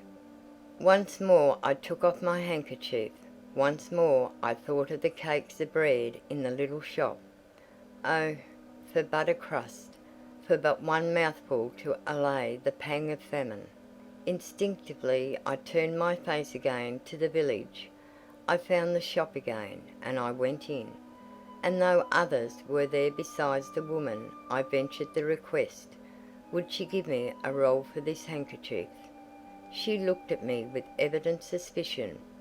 Nay, she never sold stuff either way. Almost desperate, I asked for half a cake. She again refused. How could she tell where I had got the handkerchief? She said. Would she take my gloves? No. What could she do with them? Reader, it is not pleasant to dwell on these details. Some say there is enjoyment in looking back to painful experience past, but at this day I can scarcely bear to review the times to which I allude. The moral degradation blent with the physical suffering formed too distressing a recollection ever to be willingly dwelt on. I blame none of these who repulsed me. I felt it was what was to be expected, and what could not be helped. An ordinary beggar is frequently an object of suspicion, a well-dressed beggar inevitably so. To be sure, what I begged was employment, but whose business was it to provide me with employment? Not certainly that of persons who saw me then for the first time, and who knew nothing about my character. And as to the woman who would not take my handkerchief in exchange for her bread, why, she was right, if the offer appeared to her sinister or the exchange unprofitable. Let me condense now. I am sick of the subject. A little before dark I passed a farmhouse, at the open door of which the farmer was sitting, eating his supper of bread and cheese. I stopped and said, "Will you give me a piece of bread, for I am very hungry?" He cast on me a glance of surprise, but without answering he cut a thick slice from his loaf and gave it to me. I imagine he did not think I was a beggar, but only an eccentric sort of lady, who had taken a fancy to his brown loaf. As soon as I was out of sight of his house, I sat down and ate it. I could not hope to get a lodging under a roof, and sought it in the wood I have before alluded to. But by night was wretched, my rest broken, the ground was damp, the air cold. Besides, intruders passed near me more than once, and I had again and again to change my quarters. No sense of safety or tranquillity befriended me. Towards morning it rained. The whole of the following day was wet.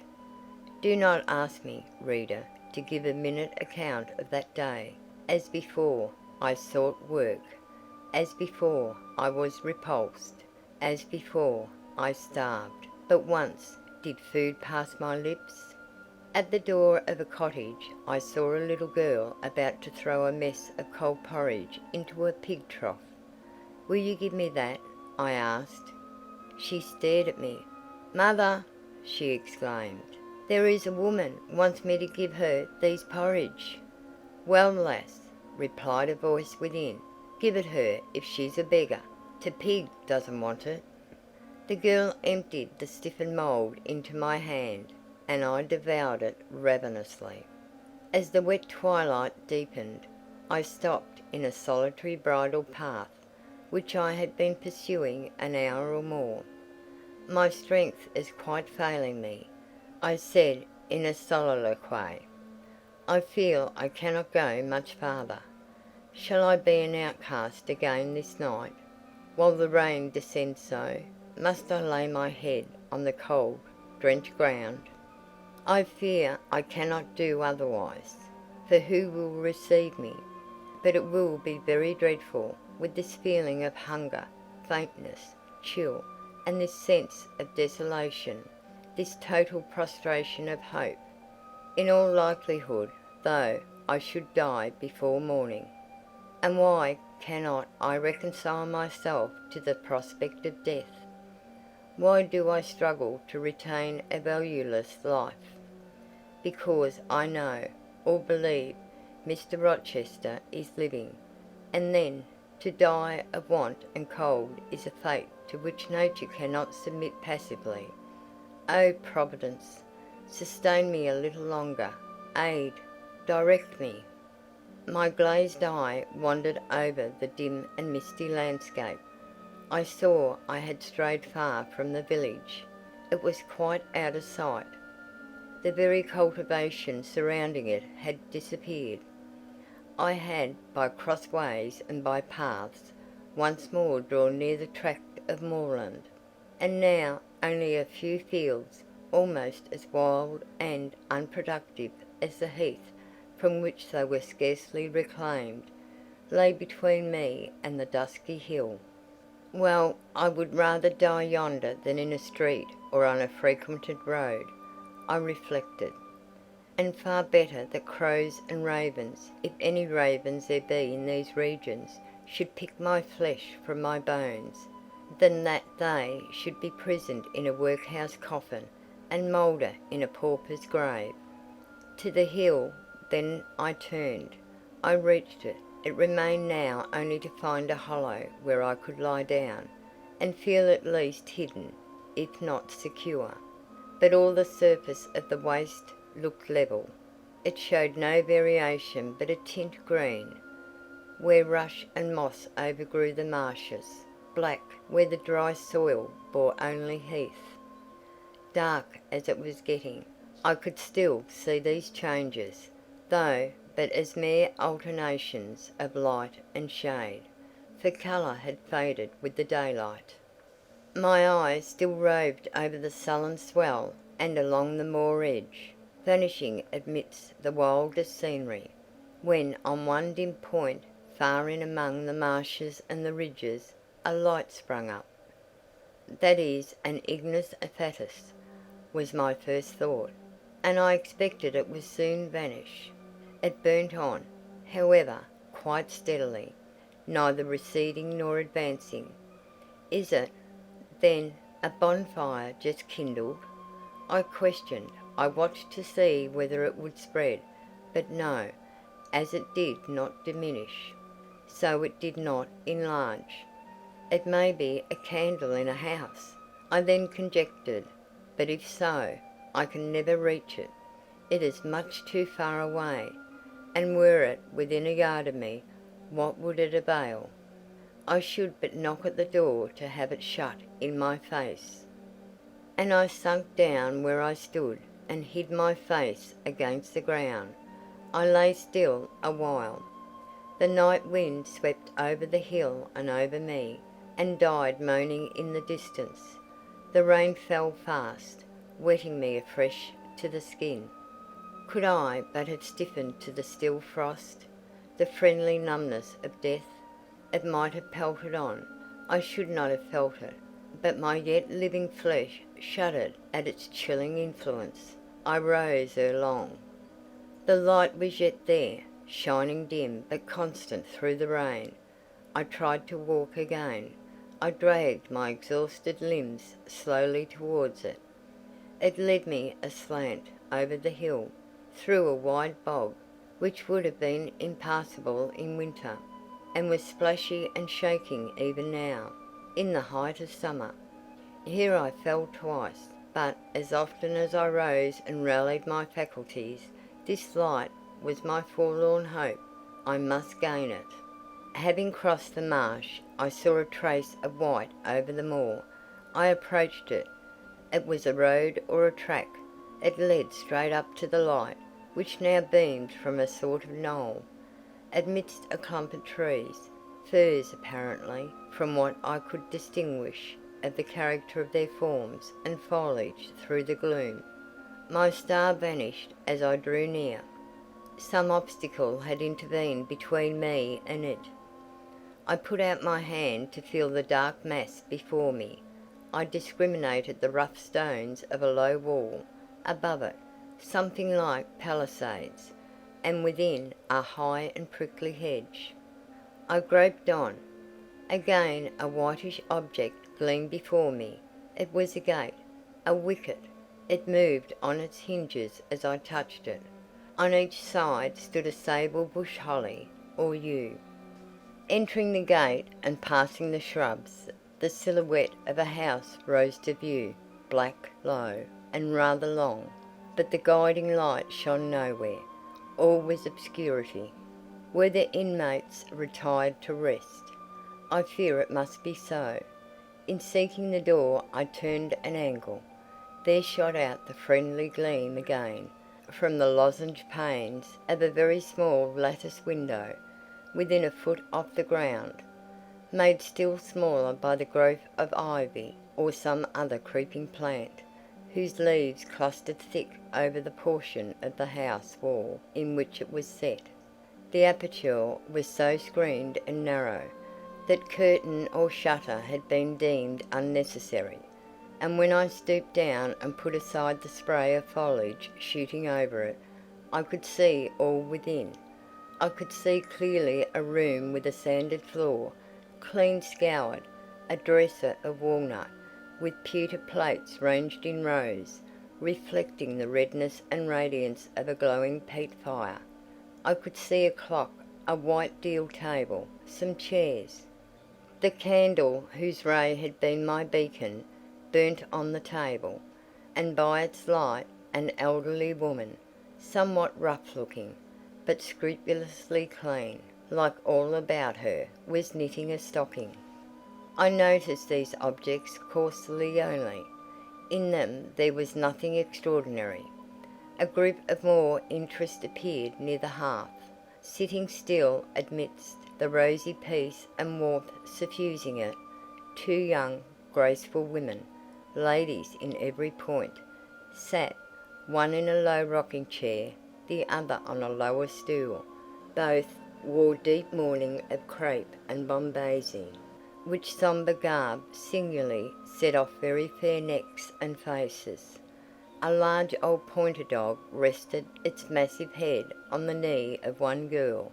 In the lap of the other was cushioned a black cat. A strange place was this humble kitchen for such occupants. Who were they? They could not be the daughters of the elderly person at the table, for she looked like a rustic, and they were all delicacy and cultivation. I had nowhere seen such faces as theirs, and yet as I gazed on them I seemed intimate with every lineament. I cannot call them handsome. They were too pale and grave for the word. As they each bent over a book, they looked thoughtful almost to severity. A stand between them supported a second candle and two great volumes, to which they frequently referred, comparing them, seemingly, with the smaller books they held in their hands, like people consulting a dictionary to aid them in the task of translation. This scene was as silent as if all the figures had been shadows and the fire-lit apartment a picture, so hushed was it. I could hear the cinders fall from the grate, the clock tick in its obscure corner, and I even fancied I could distinguish the click-click of the woman's knitting needles. When, therefore, a voice broke the strange stillness at last, it was audible enough to me. "Listen, Diana," said one of the absorbed students. "France and old Daniel are together in the night time, and France is telling a dream from which he has awakened in terror. Listen." And in a low voice she read something, of which not one word was intelligible to me, for it was in an unknown tongue, neither French nor Latin. Whether it was Greek or German I could not tell. "That is strong," she said when she had finished. "I relish it." The other girl, who had lifted her head to listen to her sister, repeated, while she gazed at the fire, a line of what had been read. At a later day I knew the language and the book, therefore I will here quote the line, though, when I first heard it, it was only like a stroke on sounding brass to me, conveying no meaning. Det trat hervor einer anzusehen wie die Sternennacht. "Good, good," she exclaimed, while her dark and deep eyes sparkled. "There you have a dim and mighty archangel fitly set before you. The line is worth 100 pages of fustian." Ich wage die Gedanken in der Schale meines. "I like it." Both were again silent. "Is there only country where they talk that way?" asked the old woman, looking up from her knitting. "Yes, Hannah, a far larger country than England, where they talk in no other way." "Well, for sure case, I know how they can understand to one another, and if either of you went there, you could tell what they said, I guess." "We probably tell something of what they said, but not all, for we are not as clever as you think us, Hannah. We don't speak German, and we cannot read it without a dictionary to help us." "And what good does it do you?" "We mean to teach it some time, or at least the elements, as they say, and then we shall get more money than we do now." "Very like, but give over studying. You've done enough for tonight." "I think we have. At least I'm tired. Mary, are you?" "Mortally. After all, it's tough work, fagging away at a language with no master but a lexicon." "It is, especially such a language as this crabbed but glorious douche. I wonder when St. John will come home." "Surely he will not be long now. It is just 10. Looking at a little gold watch she drew from her girdle. "It rains fast, Hannah. Will you have the goodness to look at the fire in the parlour?" The woman rose. She opened a door, through which I dimly saw a passage. Soon I heard her stir a fire in an inner room. She presently came back. "Ah, childer," she said, "it fair troubles me to go into yon room now. It looks so lonesome, with the chair empty and set back in a corner." She wiped her eyes with her apron. The two girls, grave before, looked sad now. "But he is in a better place," continued Hannah. "We shouldn't wish him here again, and then nobody need to have a quieter death nor he had." "You say he never mentioned us?" inquired one of the ladies. "He hadn't time, Ban. He was gone in a minute. Was your father?" "He had been a bit ailing like the day before, but nought to signify, and when Mr. St. John asked if he would like either of you to be sent for, he fair laughed at him. He began again, with a bit of heaviness in his head the next day, that is, a fortnight sin, and he went to sleep and never wakened. He wore a mask dark when your brother went into the chamber and found him. Ah, childer, that's the last of the old stock.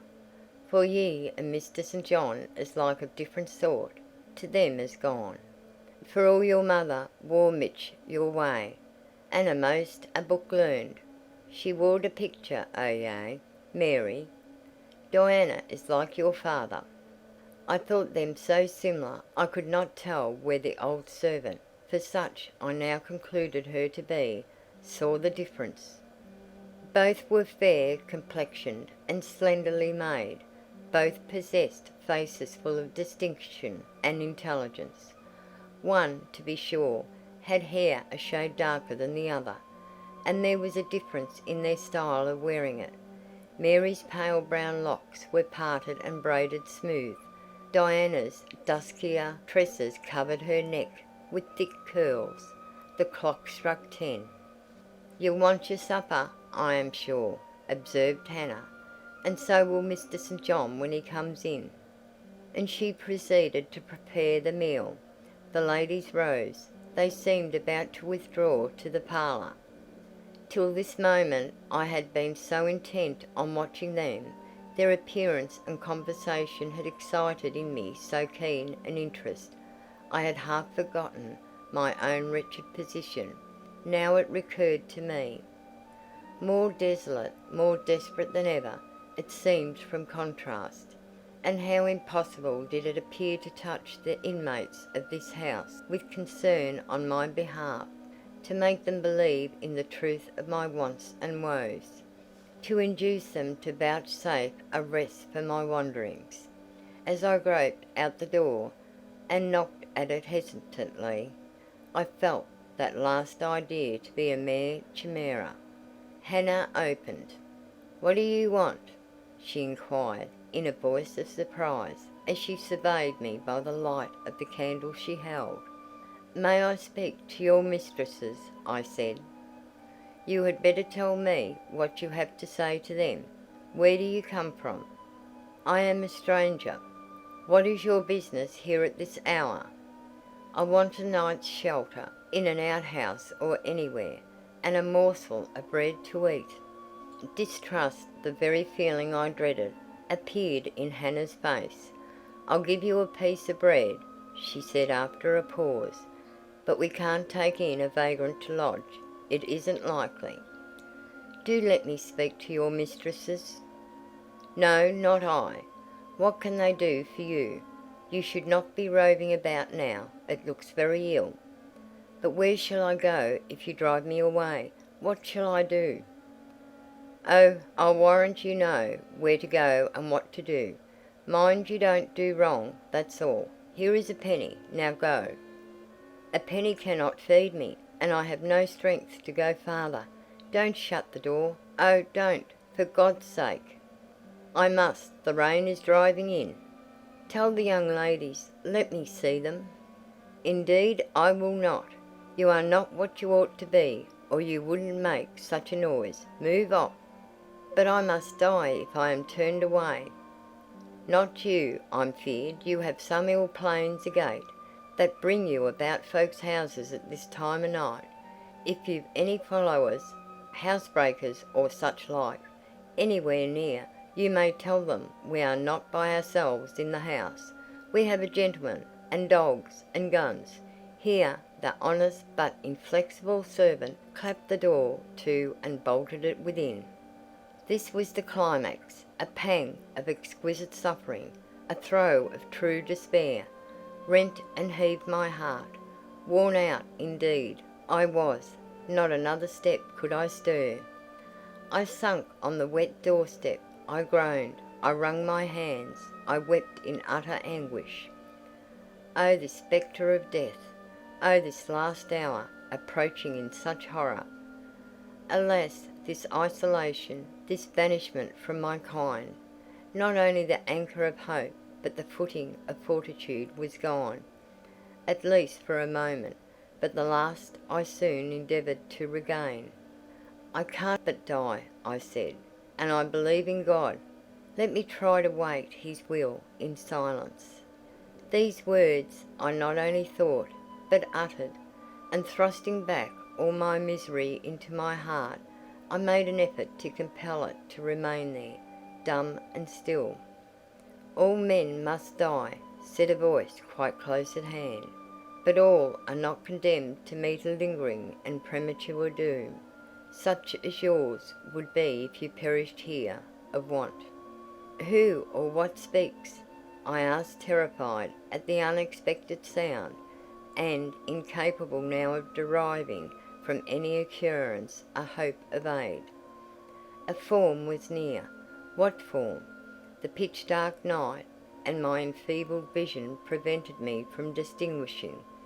With a loud, long knock, the newcomer appealed to the door. "Is it you, Mr. St. John?" cried Hannah.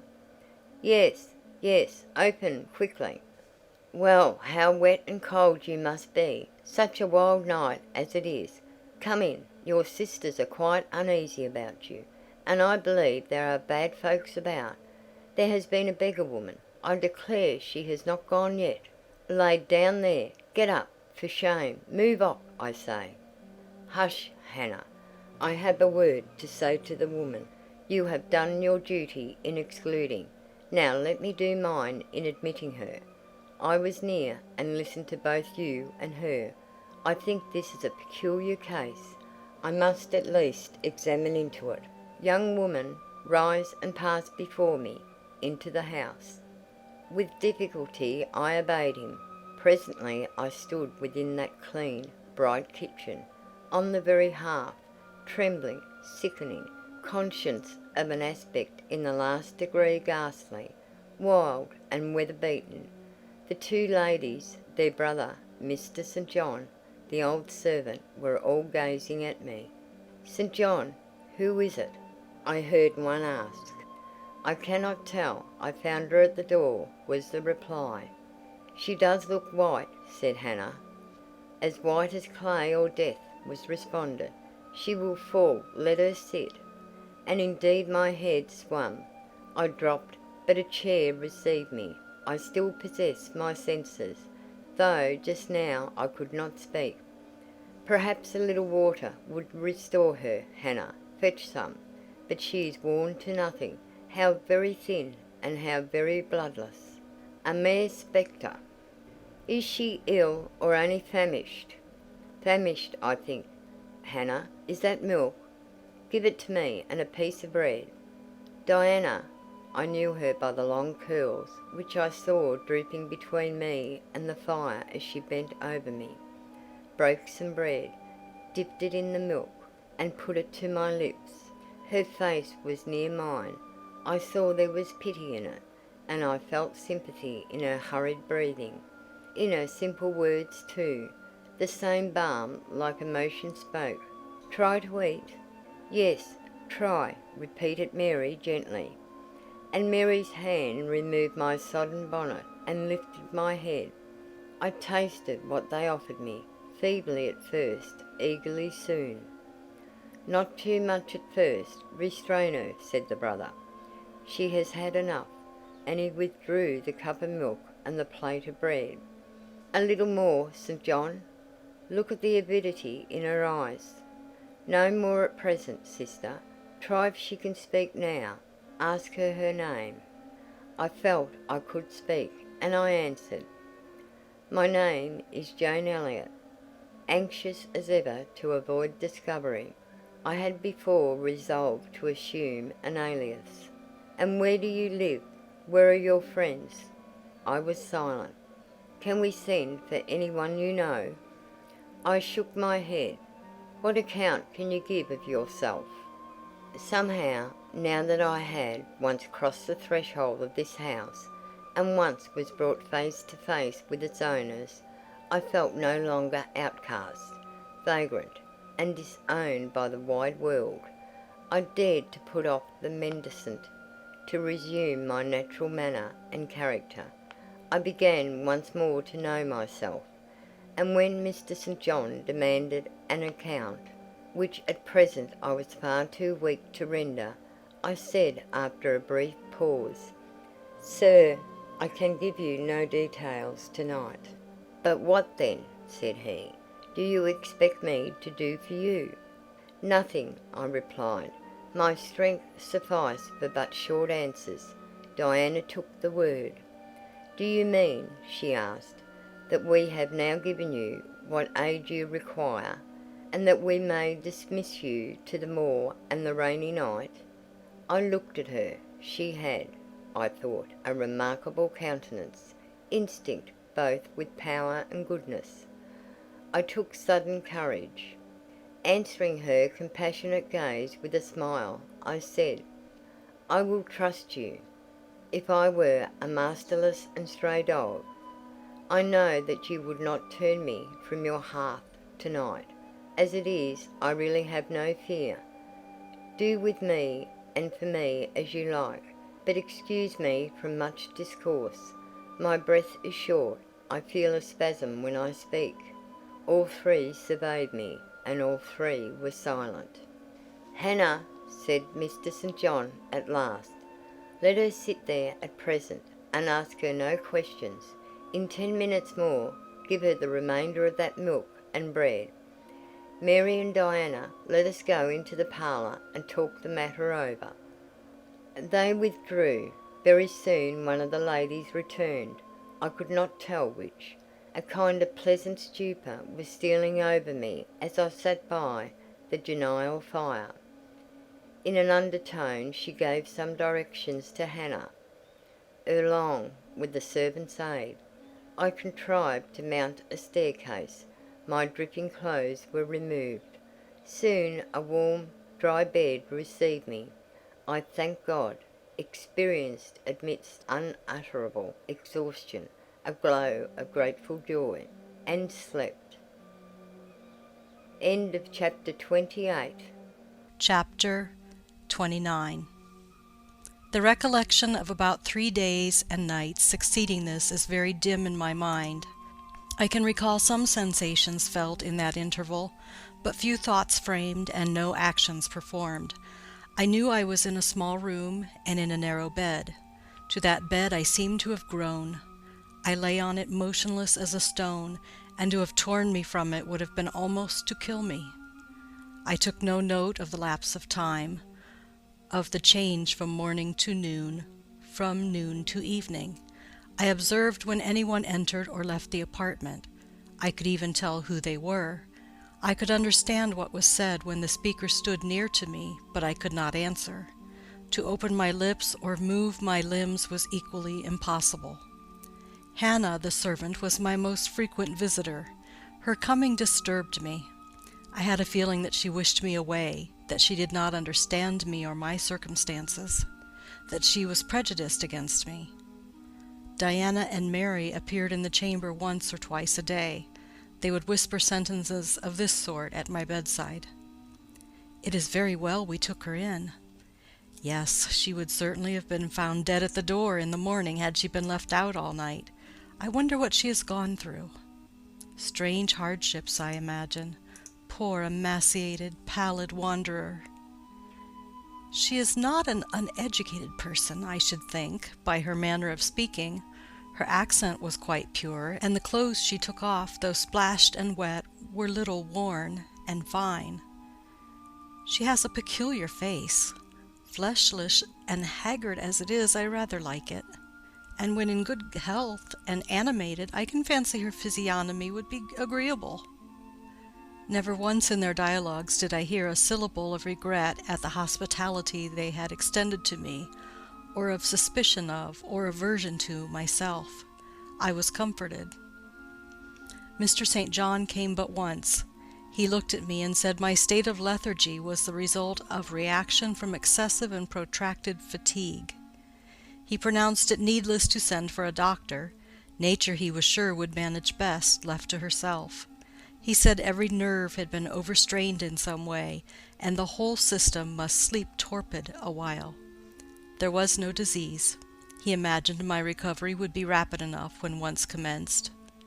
These opinions he delivered in a few words, in a quiet, low voice, and added after a pause, in the tone of a man little accustomed to expansive comment, "Rather an unusual physiognomy, certainly not indicative of vulgarity or degradation." "Far otherwise," responded Diana. "To speak truth, St. John, my heart rather warms to the poor little soul. I wish we may be able to benefit her permanently." "That is hardly likely," was the reply. "You will find she is some young lady who has had a misunderstanding with her friends, and has probably injudiciously left them. We may perhaps succeed in restoring her to them if she is not obstinate, but I trace lines of force in her face which make me skeptical of her tractability." He stood considering me some minutes, then added, "She looks sensible." but not at all handsome. She is so ill, St. John. Ill or well, she would always be plain. The grace and harmony of beauty are quite wanting in those features. On the 3rd day I was better. On the 4th I could speak, move, rise in bed, and turn. Hannah had brought me some gruel and dry toast, about, as I suppose, the dinner hour. I had eaten with relish. The food was good, void of the feverish flavour which had hitherto poisoned what I had swallowed. When she left me, I felt comparatively strong and revived. Ere long, satiety of repose and desire for action stirred me. I wished to rise, but what could I put on? Only my damp and bemired apparel, in which I had slept on the ground and fallen in the marsh. I felt ashamed to appear before my benefactors so clad. I was spared the humiliation. On a chair by the bedside were all my own things, clean and dry. My black silk frock hung against the wall. The traces of the bog were removed from it, the creases left by the wet smoothed out. It was quite decent. My very shoes and stockings were purified and rendered presentable. There were the means of washing in the room, and a comb and brush to smooth my hair. After a weary process, and resting every 5 minutes, I succeeded in dressing myself. My clothes hung loose on me, for I was much wasted, but I covered deficiencies with a shawl, and once more clean and respectable looking, no speck of the dirt, no trace of the disorder I so hated, and which seemed so to degrade me, left. I crept down a stone staircase with the aid of the banisters, to a narrow, low passage, and found my way presently to the kitchen. It was full of the fragrance of new bread and the warmth of a generous fire. Hannah was baking. Prejudices, it is well known, are most difficult to eradicate from the heart whose soil has never been loosened or fertilized by education. They grow there, firm as weeds among stones. Hannah had been cold and stiff indeed at the first. Latterly she had begun to relent a little, and when she saw me come in tidy and well-dressed, she even smiled. "What, you have got up," she said. "You are better then. You may sit you down in my chair on the hearthstone, if you will." She pointed to the rocking chair. I took it. She bustled about, examining me every now and then from the corner of her eye. Turning to me as she took some loaves from the oven, she asked bluntly, "Did you ever go a-begging afore you came here?" I was indignant for a moment, but remembering that anger was out of the question, and that I had indeed appeared as a beggar to her, I answered quietly, but still not without a certain marked firmness, "You are mistaken in supposing me a beggar. I am no beggar, any more than yourself or your young ladies." After a pause she said, "I dunnot understand that. You've like no house, nor no brass, I guess." "The want of house or brass, by which I suppose you mean money, does not make a beggar in your sense of the word." "Are you book-learned?" she inquired presently. "Yes, very." "But you've never been to a boarding school?" "I was at a boarding school 8 years." She opened her eyes wide. "Whatever cannot you keep yourself for, then?" "I have kept myself, and I trust shall keep myself again." "What are you going to do with these gooseberries?" I inquired, as she brought out a basket of the fruit. "Make 'em into pies." "Give them to me, and I'll pick them." "Nay, I dunna want you to do naught." "But I must do something. Let me have them." She consented, and she even brought me a clean towel to spread over my dress, lest, she said, I should mucky it. "Ye've not been used to sarvant's work, I see by your hands," she remarked. "Happen ye've been a dressmaker?" "No, you are wrong." "And now never mind what I have been. Don't trouble your head further about me, but tell me the name of the house where we are." "Some calls it Marsh End, and some calls it Moor House." "And the gentleman who lives here is called Mr. St. John?" "Nay, he doesn't live here. He is only staying a while. When he is at home, he is in his own parish at Morton." "That village a few miles off?" "Aye." "And what is he?" "He is a parson." I remembered the answer of the old housekeeper at the parsonage, when I had asked to see the clergyman. This, then, was his father's residence? Aye. Old Mr. Rivers lived here, and his father and grandfather and great-grandfather afore him. The name, then, of that gentleman is Mr. St. John Rivers? Aye, St. John is like his christened name. And his sisters are called Diana and Mary Rivers? Yes. Their father is dead? Dead 3 weeks sin of a stroke. They have no mother? The mistress has been dead this mony a year. Have you lived with the family long? I've lived here 30 year. I nursed them all 3. That proves you must have been an honest and faithful servant. I will say so much for you, though you have had the incivility to call me a beggar. She again regarded me with a surprised stare. I believe, she said, I was quite mistaken in my thoughts of you, but there are so many cheats goes about, you mun forgive me. And though, I continued rather severely, you wished to turn me from the door on a night when you should not have shut out a dog. Well, it was hard, but what can a body do? I thought more of the children nor of myself. Poor things, they've like nobody to take care on 'em but me. I'm like to look sharpish. I maintained a grave silence for some minutes. You munnot think too hardly of me, she again remarked. But I do think hardly of you, I said, and I'll tell you why. Not so much because you refused to give me shelter, or regarded me as an impostor, as because you just now made it a species of reproach that I had no brass and no house. Some of the best people that ever lived have been as destitute as I am, and if you are a Christian, you ought not to consider poverty a crime. No more I ought, said she. Mr. St. John tells me so too, and I see I were wrong. But I've clear different notion on you now to what I had. You look a right down decent little crater. That will do. I forgive you now. Shake hands. She put her flowery and horny hand into mine. Another and heartier smile illumined her rough face, and from that moment we were friends. Hannah was evidently fond of talking.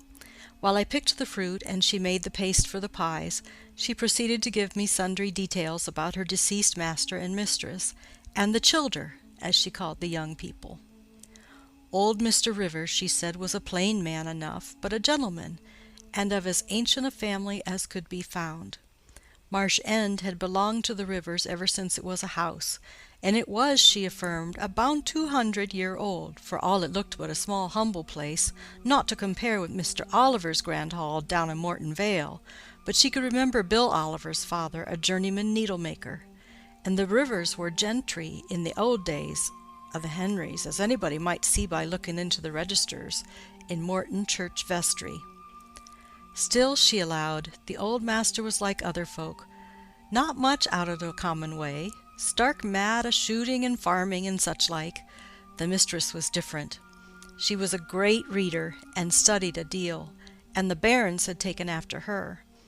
There was nothing like them in these parts, nor ever had been. They had liked learning, all 3, almost from the time they could speak, and they had always been of a mak of their own. Mr. St. John, when he grew up, would go to college and be a parson, and the girls, as soon as they left school, would seek places as governesses, for they had told their father that some years ago lost a great deal of money by a man he had trusted turning bankrupt. And as he was now not rich enough to give them fortunes, they must provide for themselves. They had lived very little at home for a long while, and were only now come to stay a few weeks on account of their father's death. But they did so like Marsh End and Morton, and all these moors and hills about.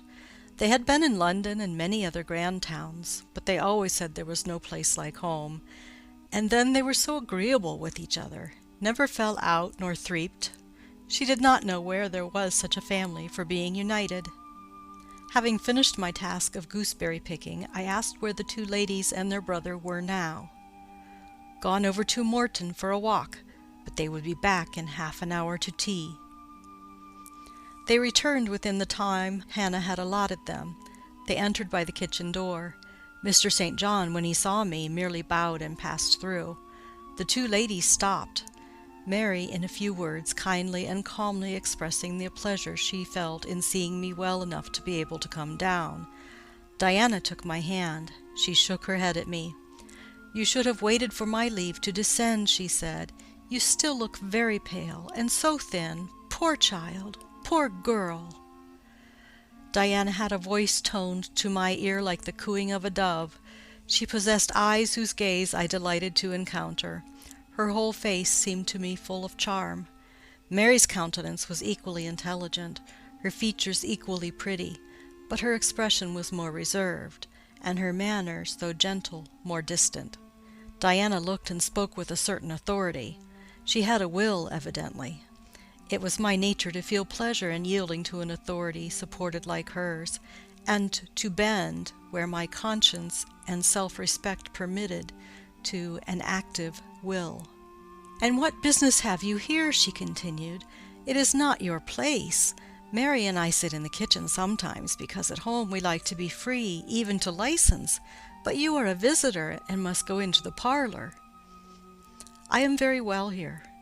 "Not at all, with Hannah bustling about and covering you with flour." "Besides, the fire is too hot for you," interposed Mary. "To be sure," added her sister. "Come, you must be obedient."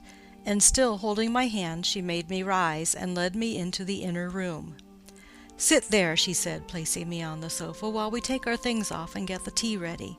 It is another privilege we exercise in our little moorland home, to prepare our own meals when we are so inclined, or when Hannah is baking, brewing, washing, or ironing." She closed the door, leaving me solus with Mr. St. John, who sat opposite, a book or newspaper in his hand. I examined first the parlour, and then its occupant. The parlour was rather a small room, very plainly furnished, yet comfortable, because clean and neat. The old-fashioned chairs were very bright, and the walnut wood table was like a looking-glass. A few strange antique portraits of the men and women of other days decorated the stained walls. A cupboard with glass doors contained some books and an ancient set of china. There was no superfluous ornament in the room, not one modern piece of furniture, save a brace of work-boxes and a lady's desk in rosewood which stood on a side table. Everything, including the carpet and curtains, looked at once well worn and well saved. Mr. St. John, sitting as still as one of the dusty pictures on the walls, keeping his eyes fixed on the page he perused, and his lips mutely sealed, was easy enough to examine. Had he been a statue instead of a man, he could not have been easier. He was young, perhaps from 28 to 30, tall, slender. His face riveted the eye. It was like a Greek face, very pure in outline, quite a straight classic nose, quite an Athenian mouth and chin. It is seldom indeed an English face comes so near the antique models as did his. He might well be a little shocked at the irregularity of my lineaments, his own being so harmonious. His eyes were large and blue, with brown lashes. His high forehead, colourless as ivory, was partially streaked over by careless locks of fair hair. This is a gentle delineation, is it not, reader? Yet he whom it describes scarcely impressed one with the idea of a gentle, a yielding, an impressible, or even of a placid nature.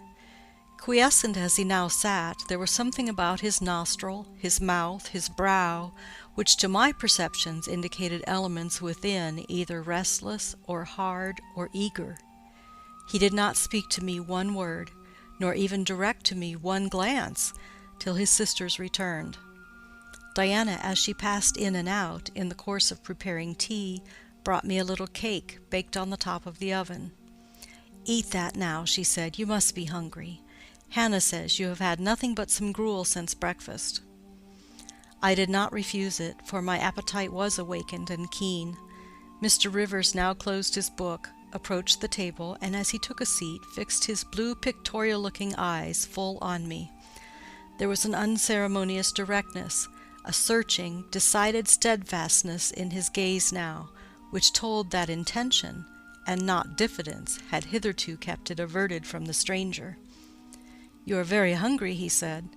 "I am, sir. It is my way, it always was my way, by instinct, ever to meet the brief with brevity, the direct with plainness. It is well for you that a low fever has forced you to abstain for the last 3 days. There would have been danger in yielding to the cravings of your appetite at first. Now you may eat, though still not immoderately." "I trust I shall not eat long at your expense, sir," was my very clumsily contrived, unpolished answer. "No," he said coolly, "when you have indicated to us the residence of your friends, we can write to them, and you may be restored to home." That, I must plainly tell you, is out of my power to do, being absolutely without home and friends. The three looked at me, but not distrustfully. I felt there was no suspicion in their glances. There was more of curiosity. I speak particularly of the young ladies. St. John's eyes, though clear enough in a literal sense, in a figurative one were difficult to fathom. He seemed to use them rather as instruments to search other people's thoughts than as agents to reveal his own, the which combination of keenness and reserve was considerably more calculated to embarrass than to encourage. "Do you mean to say," he asked, "that you are completely isolated from every connection?" "I do. Not a tie links me to any living thing, not a claim do I possess to admittance under any roof in England." "A most singular position at your age." Here I saw his glance directed to my hands, which were folded on the table before me. I wondered what he sought there. His words soon explained the quest. "You have never been married?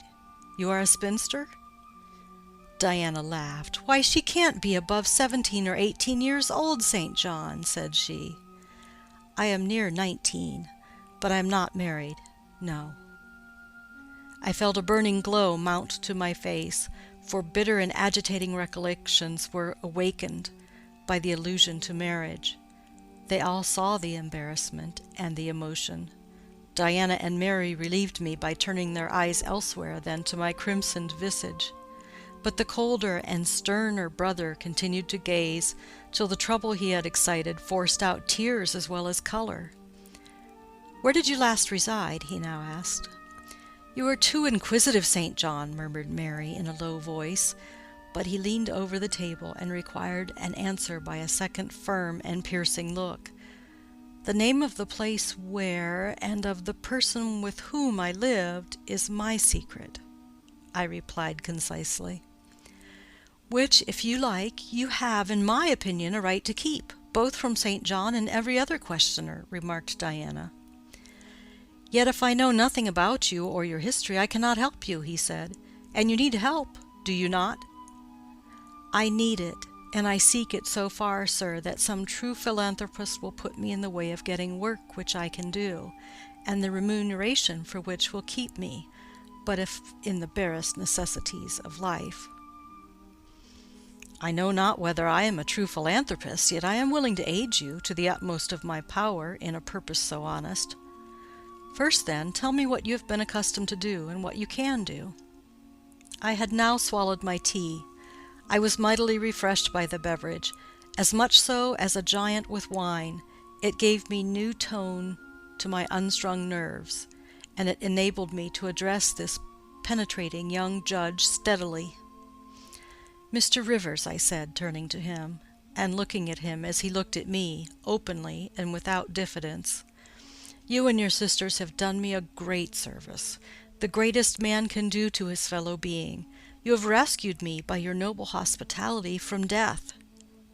This benefit conferred gives you an unlimited claim on my gratitude, and a claim to a certain extent on my confidence.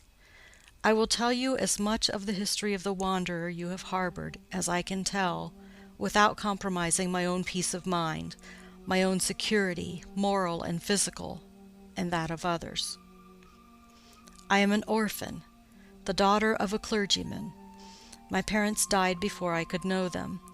I was brought up a dependent, educated in a charitable institution. I will even tell you the name of the establishment, where I passed 6 years as a pupil and 2 as a teacher, Lowood Orphan Asylum. You will have heard of it, Mr. Rivers? The Reverend Robert Brocklehurst is the treasurer." "I have heard of Mr. Brocklehurst, and I have seen the school." "I left Lowood nearly a year since to become a private governess. I obtained a good situation and was happy. This place I was obliged to leave 4 days before I came here. The reason of my departure I cannot and ought not to explain. It would be useless, dangerous, and would sound incredible. No blame attached to me. I am as free from culpability as any one of you three. Miserable I am, and must be for a time, for the catastrophe which drove me from a house I had found a paradise was of a strange and direful nature. I observed but 2 points in planning my departure: speed, secrecy. To secure these, I had to leave behind me everything I possessed except a small parcel, which, in my hurry and trouble of mind, I forgot to take out of the coach that brought me to Whitcross. To this neighbourhood, then, I came, quite destitute. I slept 2 nights in the open air, and wandered about 2 days without crossing a threshold. But twice in that space of time did I taste food, and it was when brought by hunger, exhaustion, and despair almost to the last gasp, that you, Mr. Rivers, forbade me to perish of want at your door, and took me under the shelter of your roof. I know all your sisters have done for me, for I have not been insensible during my seeming torpor, and I owe to their spontaneous, genuine, genial compassion as large a debt as to your evangelical charity. "Don't make her talk any more now, St. John," said Diana, as I paused. "She is evidently not yet fit for excitement. Come to the sofa and sit down, Miss Elliot." I gave an involuntary half-start at hearing the alias. I had forgotten my new name. Mr. Rivers, whom nothing seemed to escape, noticed it at once. "You said your name was Jane Elliot," he observed. I did say so, and it is the name by which I think it expedient to be called at present, but it is not my real name, and when I hear it, it sounds strange to me. "Your real name you will not give?" "No, I fear discovery above all things, and whatever disclosure would lead to it, I avoid." "You are quite right, I am sure," said Diana. "Now do, brother, let her be at peace a while." But when St. John had mused a few moments, he recommenced as imperturbably and with as much acumen as ever. "You would not like to be long dependent on our hospitality. You would wish, I see, to dispense as soon as may be with my sister's compassion, and above all with my charity. I am quite sensible of the distinction drawn, nor do I resent it. It is just. You desire to be independent of us." "I do. I have already said so. Show me how to work, or how to seek work. That is all I now ask. Then let me go, if it be but to the meanest cottage. But till then, allow me to stay here. I dread another essay of the horrors of homeless destitution." "Indeed you shall stay here," said Diana, putting her white hand on my head. "You shall," repeated Mary, in the tone of undemonstrative sincerity which seemed natural to her. "My sisters, you see, have a pleasure in keeping you," said Mr. St. John, "as they would have a pleasure in keeping and cherishing a half-frozen bird some wintry wind might have driven through their casement. I feel more inclined to put you in the way of keeping yourself, and shall endeavour to do so. But observe, my sphere is narrow. I am but the incumbent of a poor country parish. My aid must be of the humblest sort, and if you are inclined to despise the day of small things, seek some more efficient succour than such as I can offer." "She has already said that she is willing to do anything honest she can do," answered Diana for me. "And you know, St. John, she has no choice of helpers. She is forced to put up with such crusty people as you." "I will be a dressmaker. I will be a plain workwoman. I will be a servant, a nurse-girl, if I can be no better," I answered. "Right," said Mr. St. John quite coolly. "If such is your spirit, I promise to aid you in my own time and way." He now resumed the book with which he had been occupied before tea. I soon withdrew, for I had talked as much and sat up as long as my present strength would permit. End of chapter 29.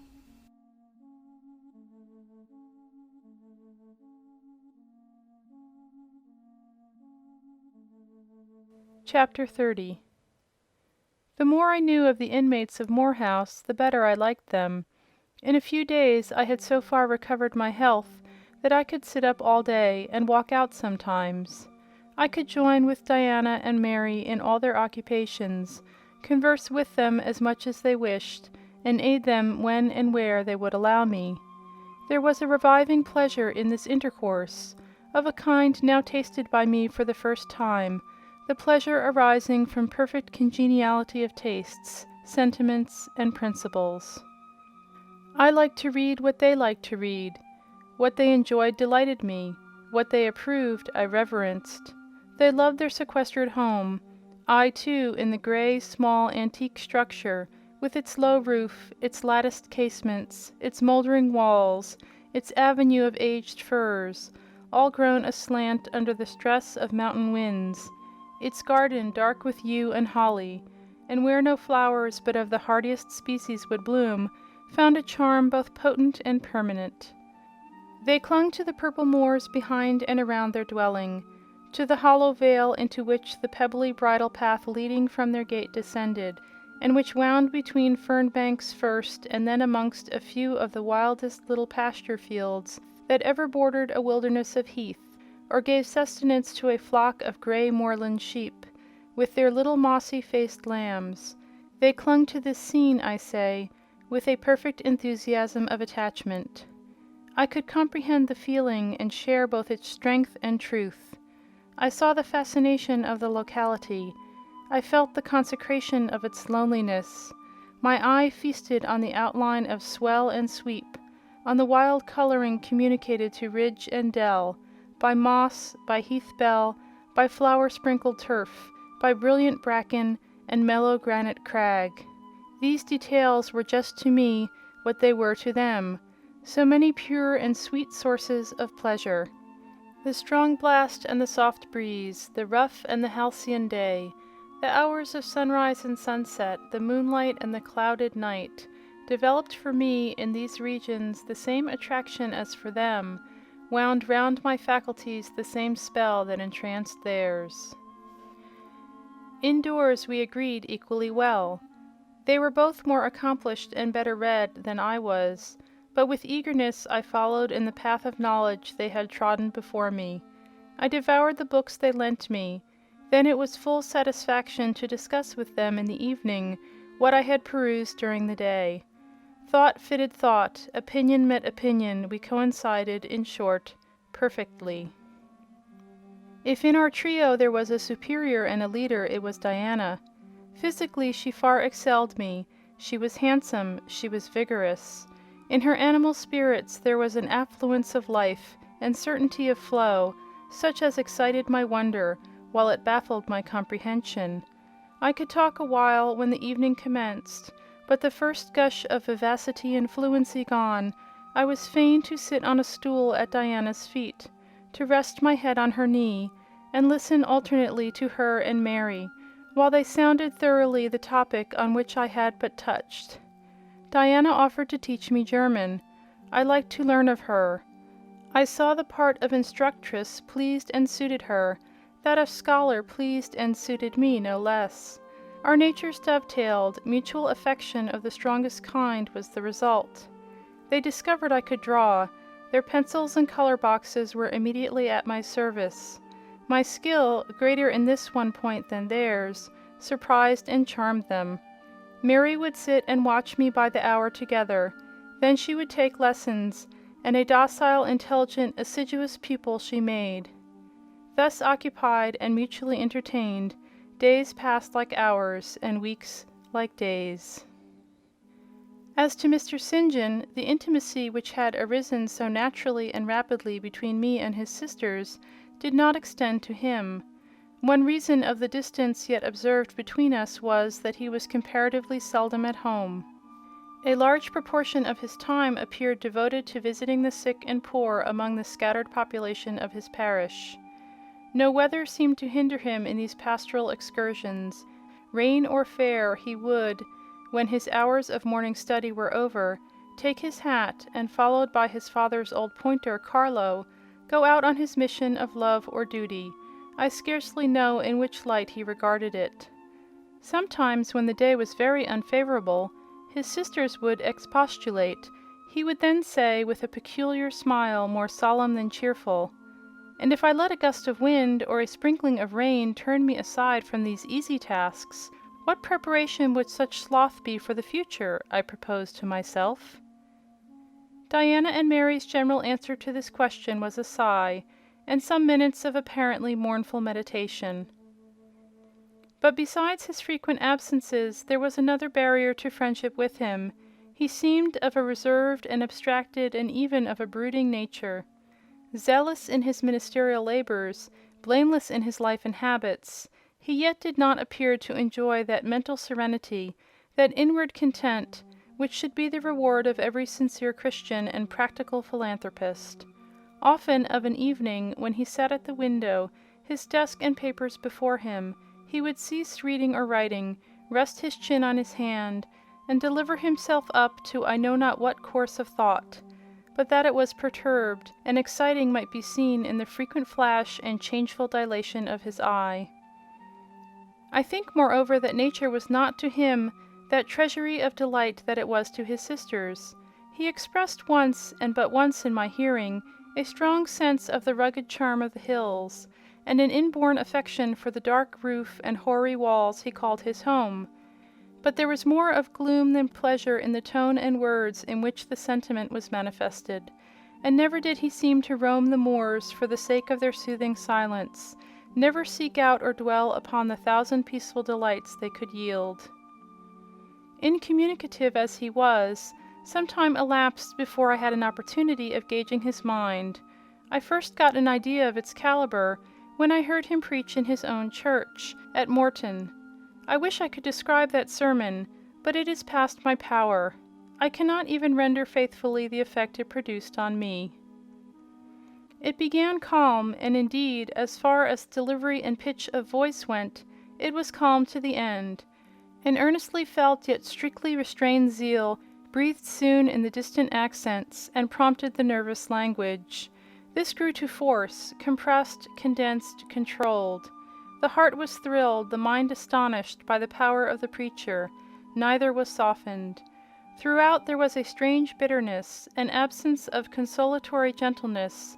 Stern allusions to Calvinistic doctrines, election, predestination, reprobation, were frequent, and each reference to these points sounded like a sentence pronounced for doom.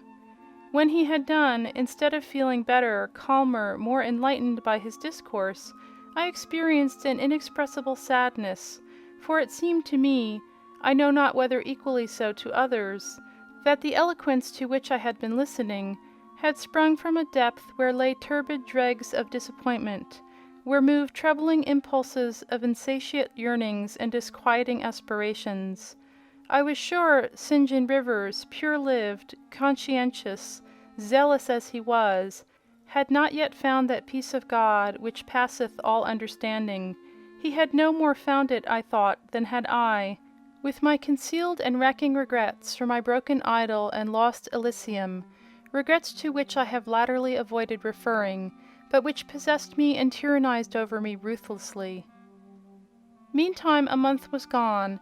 Diana and Mary were soon to leave Moor House and return to the far different life and scene which awaited them as governesses in a large, fashionable south of England city, where each held a situation in families by whose wealthy and haughty members they were regarded only as humble dependents, and who neither knew nor sought one of their innate excellences, and appreciated only their acquired accomplishments as they appreciated the skill of their cook or the taste of their waiting-woman. Mr. St. John had said nothing to me yet about the employment he had promised to obtain for me, yet it became urgent that I should have a vocation of some kind. One morning, being left alone with him a few minutes in the parlour, I ventured to approach the window recess, which his table, chair, and desk consecrated as a kind of study, and I was going to speak, though not very well knowing in what words to frame my inquiry, for it is at all times difficult to break the ice of reserve glassing over such natures as his, when he saved me the trouble by being the first to commence a dialogue. Looking at me as I drew near, "You have a question to ask of me?" he said. "Yes, I wish to know whether you have heard of any service I can offer myself to undertake. I found or devised something for you 3 weeks ago, but as you seemed both useful and happy here, as my sisters had evidently become attached to you, and your society gave them unusual pleasure, I deemed it inexpedient to break in on your mutual comfort, till their approaching departure from Marsh End should render yours necessary. "And they will go in 3 days now," I said. "Yes, and when they go, I shall return to the parsonage at Morton. Hannah will accompany me, and this old house will be shut up." I waited a few moments, expecting he would go on with the subject first broached, but he seemed to have entered another train of reflection. His look denoted abstraction from me and my business. I was obliged to recall him to a theme which was of necessity one of close and anxious interest to me. "What is the employment you had in view, Mr. Rivers? I hope this delay will not have increased the difficulty of securing it." "Oh no, since it is an employment which depends only on me to give, and you to accept." He again paused. There seemed a reluctance to continue. I grew impatient.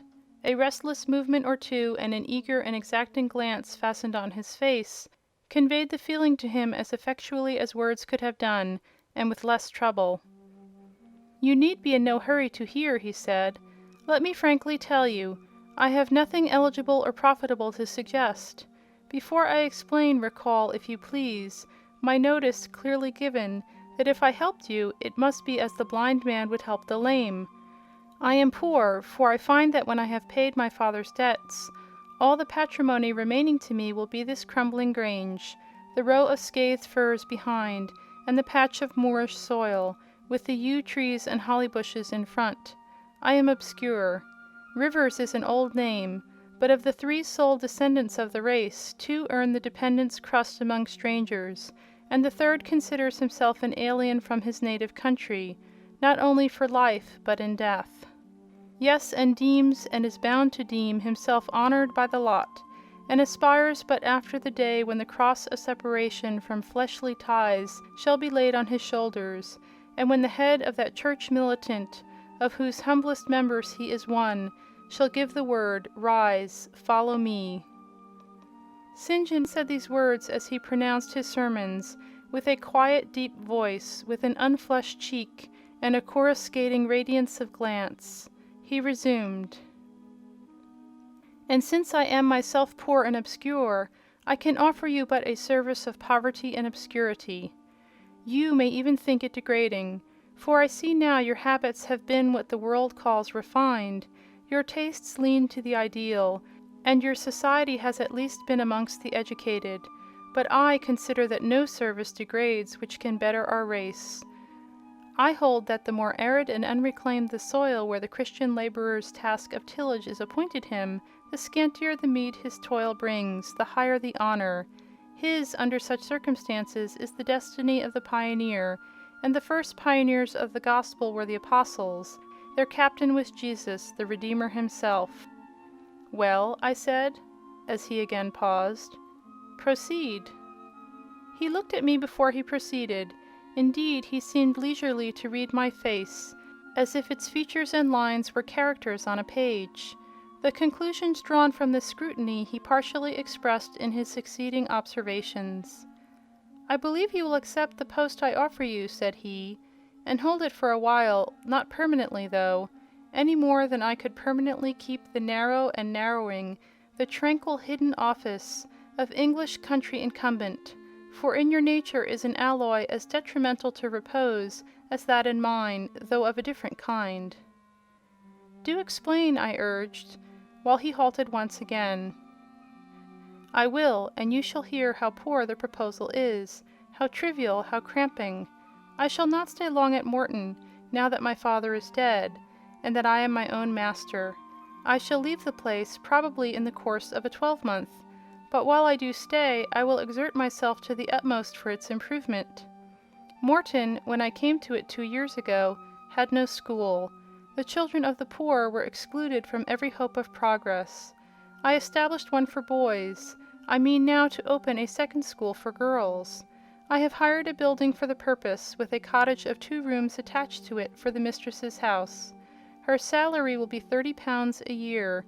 Her house is already furnished, very simply but sufficiently, by the kindness of a lady, Miss Oliver, the only daughter of the sole rich man in my parish, Mr. Oliver, the proprietor of a needle factory and iron foundry in the valley.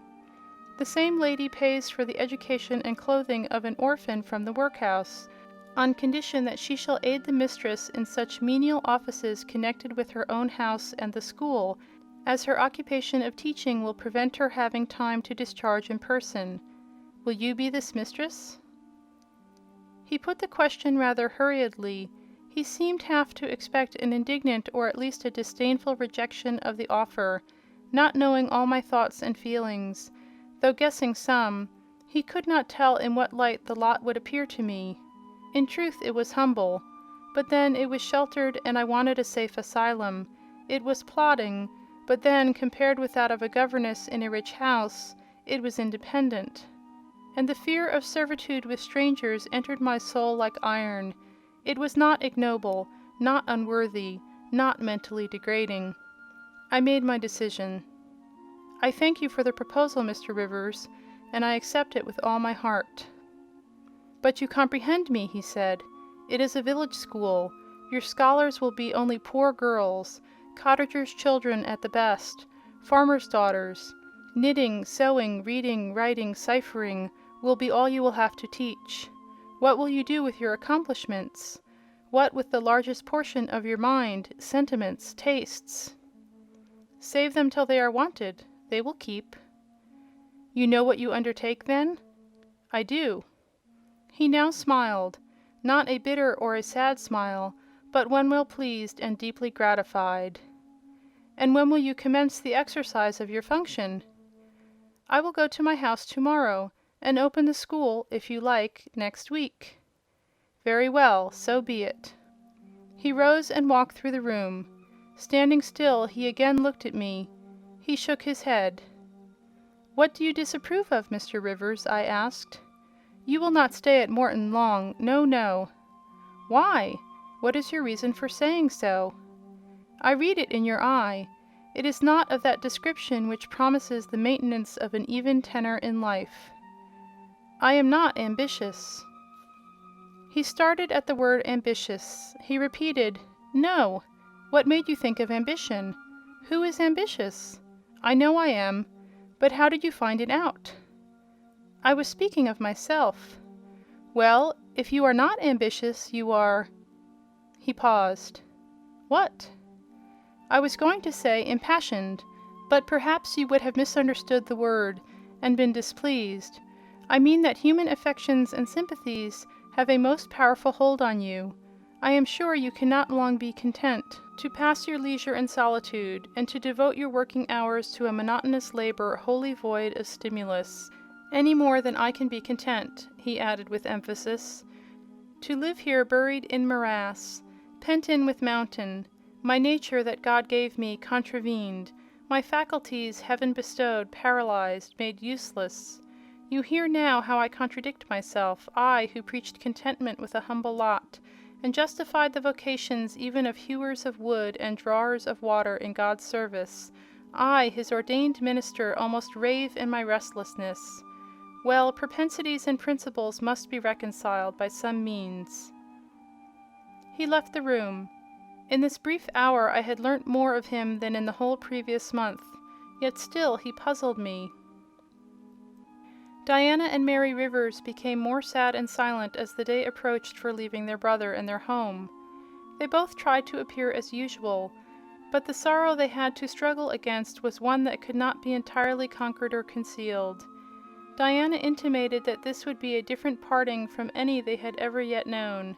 It would probably, as far as St. John was concerned, be a parting for years. It might be a parting for life. "He will sacrifice all to his long-framed resolves," she said. "Natural affection and feelings more potent still. St. John looks quiet, Jane, but he hides a fever in his vitals. You would think him gentle, yet in some things he is inexorable as death, and the worst of it is, my conscience will hardly permit me to dissuade him from his severe decision. Certainly I cannot for a moment blame him for it. It is right, noble, Christian, yet it breaks my heart." And the tears gushed to her fine eyes. Mary bent her head low over her work. "We are now without father, we shall soon be without home and brother," she murmured.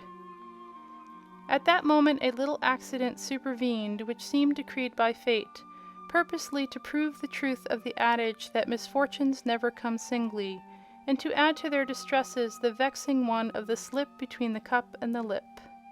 St. John passed the window reading a letter. He entered. "Our Uncle John is dead," said he. Both the sisters seemed struck. Not shocked or appalled, the tidings appeared in their eyes rather momentous than afflicting. "Dead?" repeated Diana. "Yes." She riveted a searching gaze on her brother's face. "And what then?" she demanded, in a low voice. "What then, Di?" he replied, maintaining a marble immobility of feature. "What then? Why, nothing. Read." He threw the letter into her lap.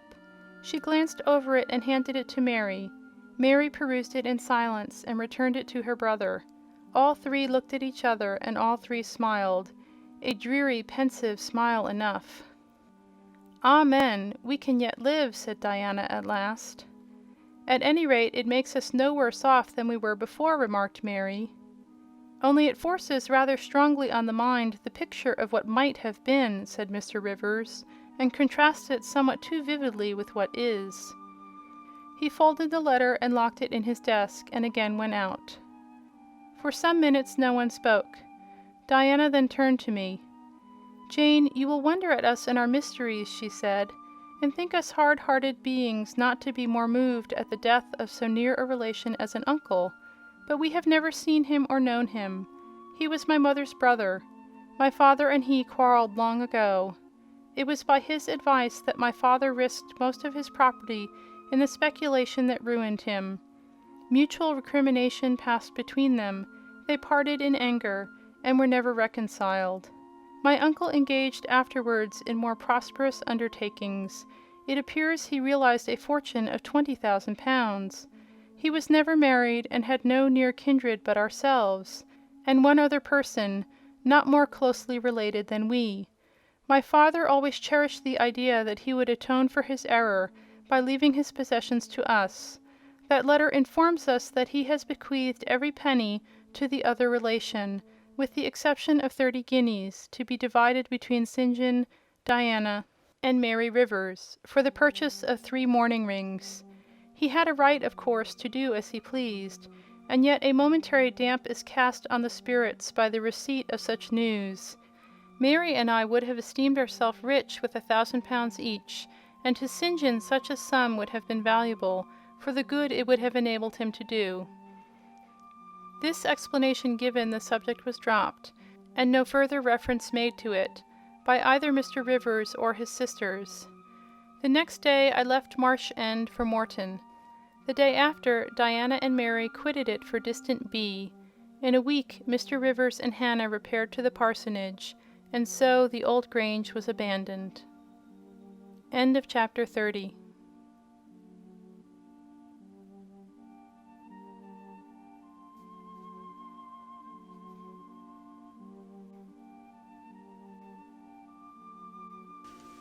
Chapter 31.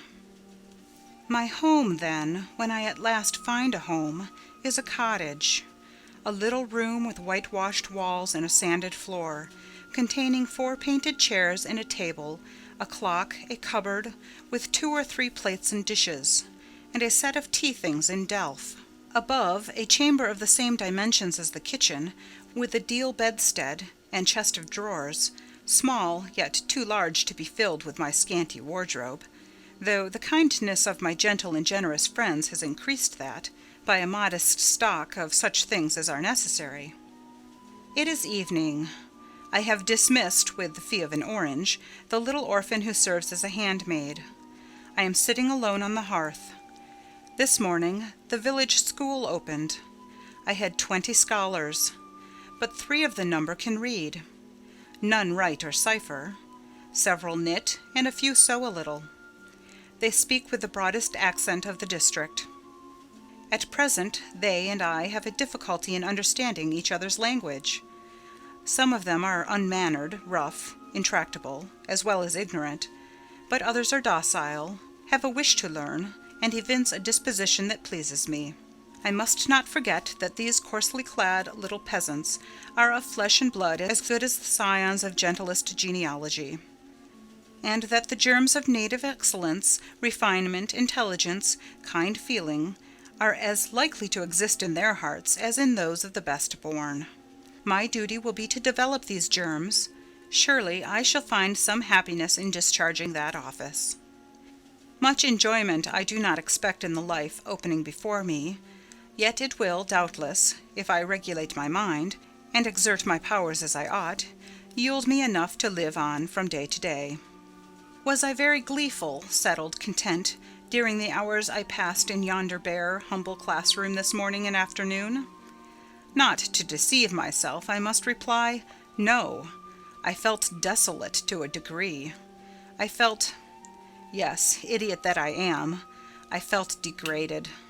I doubted I had taken a step which sank instead of rising me in the scale of social existence. I was weakly dismayed at the ignorance, the poverty, the coarseness of all I heard and saw around me. But let me not hate and despise myself too much for these feelings. I know them to be wrong. That is a great step gained. I shall strive to overcome them. Tomorrow, I trust, I shall get the better of them partially, and in a few weeks, perhaps, they will be quite subdued. In a few months, it is possible, the happiness of seeing progress and a change for the better in my scholars may substitute gratification for disgust. Meantime, let me ask myself one question. Which is better? To have surrendered to temptation, listened to passion, made no painful effort, no struggle, but to have sunk down in the silken snare, fallen asleep on the flowers covering it, wakening in a southern clime, amongst the luxuries of a pleasure villa, to have been now living in France, Mr. Rochester's mistress, delirious with his love half my time, for he would, oh yes, he would have loved me well for a while. He did love me. No one will ever love me so again.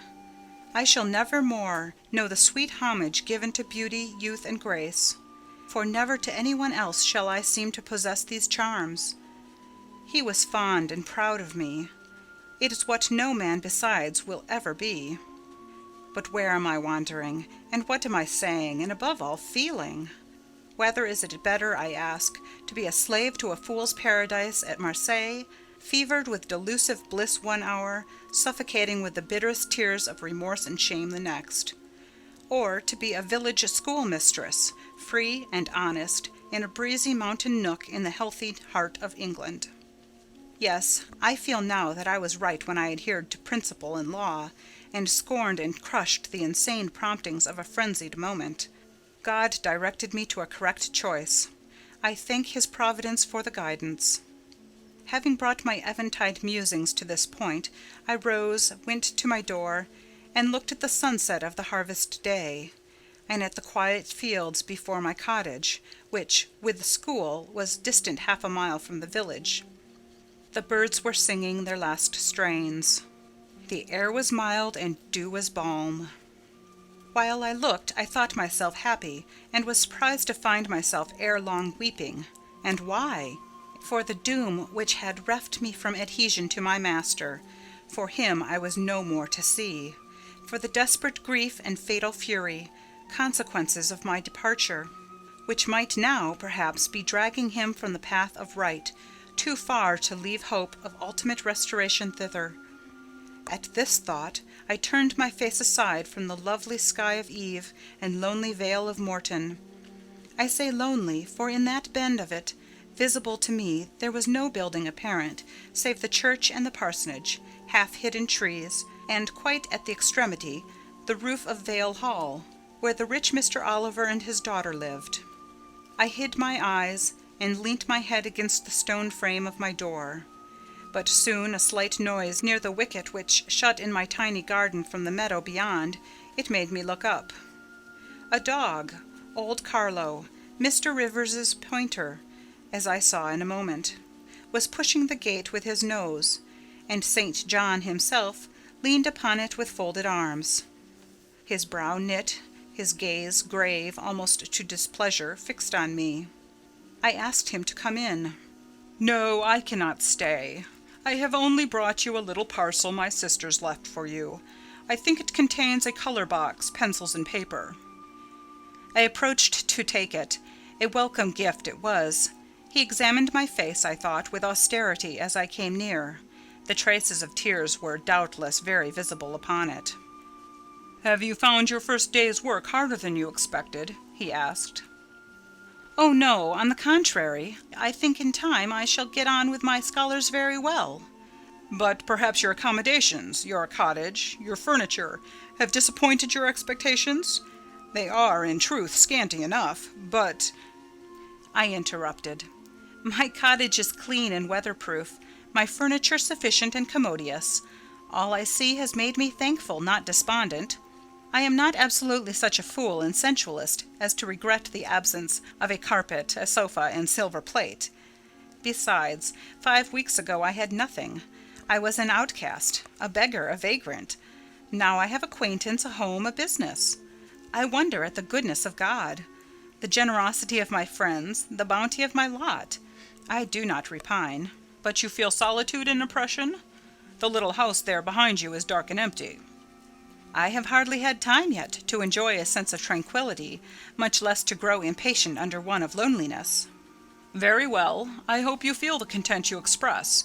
At any rate, your good sense will tell you that it is too soon yet to yield to the vacillating fears of Lot's wife.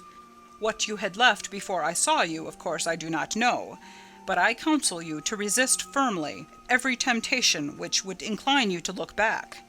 Pursue your present career steadily, for some months at least." "It is what I mean to do," I answered. St. John continued, "It is hard work to control the workings of inclination and turn the bent of nature, but that it may be done, I know from experience.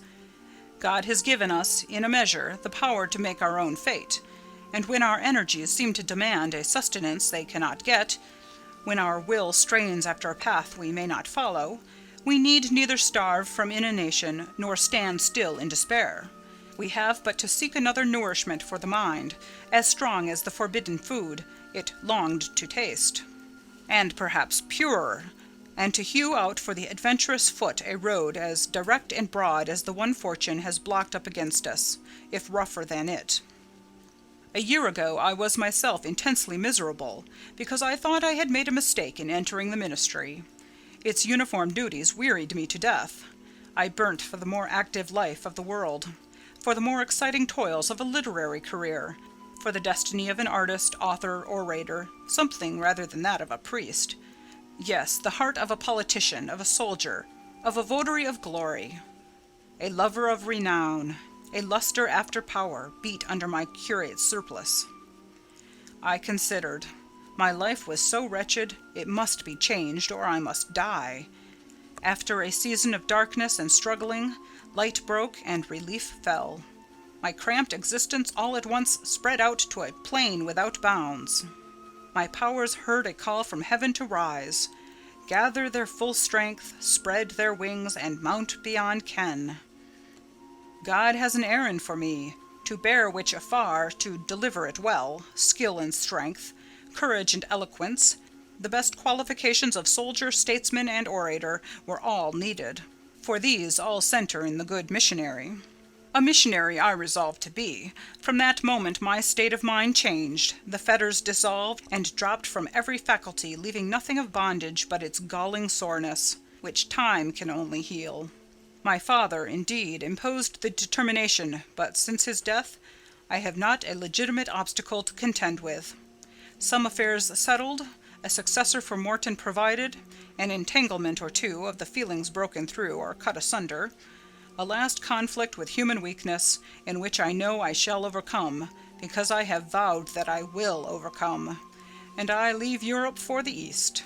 He said this in his peculiar, subdued, yet emphatic voice, looking when he had ceased speaking not at me, but at the setting sun, at which I looked too. Both he and I had our backs towards the path, leading up the field to the wicket. We had heard no step on that grass-grown track. The water running in the vale was the one lulling sound of the hour and scene.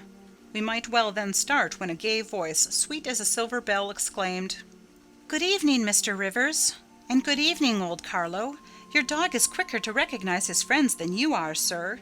He pricked his ears and wagged his tail when I was at the bottom of the field, and you have your back towards me now." It was true. Though Mr. Rivers had started at the first of those musical accents, as if a thunderbolt had split a cloud over his head, he stood yet, at the close of the sentence, in the same attitude in which the speaker had surprised him, his arm resting on the gate, his face directed towards the west. He turned at last with measured deliberation. A vision, as it seemed to me, had risen at his side. There appeared, within 3 feet of him, a form clad in pure white, a youthful, graceful form, full yet fine in contour, and when, after bending to caress Carlo, it lifted up its head and threw back a long veil, there bloomed under his glance a face of perfect beauty. Perfect beauty is a strong expression, but I do not retrace or qualify it. As sweet features as ever the temperate clime of Albion moulded, as pure hues of rose and lily as ever her humid gales and vapory skies generated and screened, justified in this instance the term. No charm was wanting, no defect was perceptible. The young girl had regular and delicate lineaments, eyes shaped and coloured as we see them in lovely pictures, large and dark and full. The long and shadowy eyelash which encircles a fine eye with so soft a fascination. The penciled brow which gives such clearness. The white smooth forehead which adds such repose to the livelier beauties of tint and ray. The cheek oval fresh and smooth, the lips fresh too, ruddy, healthy, sweetly formed. The even and gleaming teeth without flaw. The small dimpled chin, the ornament of rich plenteous tresses, all advantages, in short, which, combined, realize the ideal of beauty, were fully hers. I wondered as I looked at this fair creature. I admired her with my whole heart. Nature had surely formed her in a partial mood, and forgetting her usual stinted stepmother dole of gifts, had endowed this, her darling, with a grand dame's bounty. What did St. John Rivers think of this earthly angel? I naturally asked myself that question as I saw him turn to her and look at her, and as naturally I sought the answer to the inquiry in his countenance. He had already withdrawn his eye from the Peri, and was looking at a humble tuft of daisies which grew by the wicket. "A lovely evening, but late for you to be out alone," he said, as he crushed the snowy heads of the closed flowers with his foot. "Oh, I only come home from S." She mentioned the name of a large town some 20 miles distant. "This afternoon. Papa told me you had opened your school, and that the new mistress was come. And so I put on my bonnet after tea, and ran up the valley to see her. This is she?" pointing to me. "It is," said St. John. "Do you think you shall like Morton?" she asked of me with a direct and naive simplicity of tone and manner, pleasing, if childlike. "I hope I shall. I have many inducements to do so." "Did you find your scholars as attentive as you expected?" "Quite." "Do you like your house?" "Very much." "Have I furnished it nicely?" "Very nicely indeed." "And made a good choice of an attendant for you in Alice Wood?" "You have indeed. She is teachable and handy." This, then, I thought, is Miss Oliver, the heiress, favoured, it seems, in the gifts of fortune, as well as in those of nature. What happy combination of the planets presided over her birth, I wonder? "I shall come up and help you to teach sometimes," she added. "It will be a change for me to visit you now and then, and I like a change. Mr. Rivers, I have been so gay during my visit to S. Last night, or rather this morning, I was dancing till 2 o'clock. The Nth Regiment are stationed there since the riots, and the officers are the most agreeable men in the world. They put all our young knife grinders and scissor merchants to shame." It seemed to me that Mr. St. John's underlip protruded, and his upper lip curled a moment. His mouth certainly looked a good deal compressed, and the lower part of his face unusually stern and square, as the laughing girl gave him this information.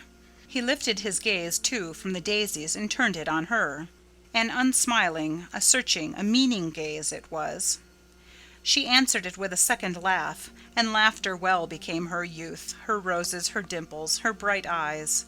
As he stood mute and grave, she again fell to caressing Carlo. "Poor Carlo loves me," said she. "He is not stern and distant to his friends, and if he could speak, he would not be silent." As she patted the dog's head, bending with native grace before his young and austere master, I saw a glow rise to that master's face. I saw his solemn eye melt with sudden fire, and flicker with resistless emotion. Flushed and kindled thus, he looked nearly as beautiful for a man as she for a woman. His chest heaved once, as if his large heart, weary of despotic constriction, had expanded, despite the will, and made a vigorous bound for the attainment of liberty. But he curbed it, I think, as a resolute rider would curb a rearing steed. He responded neither by word nor movement to the gentle advances made him. "Papa says you never come to see us now," continued Miss Oliver, looking up. "You are quite a stranger at Vale Hall. He is alone this evening and not very well. Will you return with me and visit him?" "It is not a seasonable hour to intrude on Mr. Oliver," answered St. John. "Not a seasonable hour, but I declare it is. It is just the hour when Papa most wants company, when the works are closed and he has no business to occupy him. Now, Mr. Rivers, do come. Why are you so very shy and so very somber?" She filled up the hiatus his silence left by a reply of her own. "I forgot," she exclaimed, shaking her beautiful curled head as if shocked at herself. "I am so giddy and thoughtless. Do excuse me. It had slipped my memory that you have good reasons to be indisposed for joining in my chatter. Diana and Mary have left you, and Moor House is shut up, and you are so lonely. I am sure I pity you. Do come and see Papa." "Not tonight, Miss Rosamond, not tonight." Mr. St. John spoke almost like an automaton. Himself only knew the effort it cost him thus to refuse. "Well, if you are so obstinate, I will leave you, for I dare not stay any longer. The dew begins to fall. Good evening." She held out her hand. He just touched it. "Good evening," he repeated in a voice low and hollow as an echo. She turned, but in a moment returned. "Are you well?" she asked. Well might she put the question. His face was blanched as her gown. "Quite well," he enunciated, and with a bow he left the gate. She went one way, he another. She turned twice to gaze after him as she tripped fairy-like down the field. He, as he strode firmly across, never turned at all. This spectacle of another's suffering and sacrifice rapt my thoughts from exclusive meditation on my own. Diana Rivers had designated her brother inexorable as death. She had not exaggerated. End of chapter 31.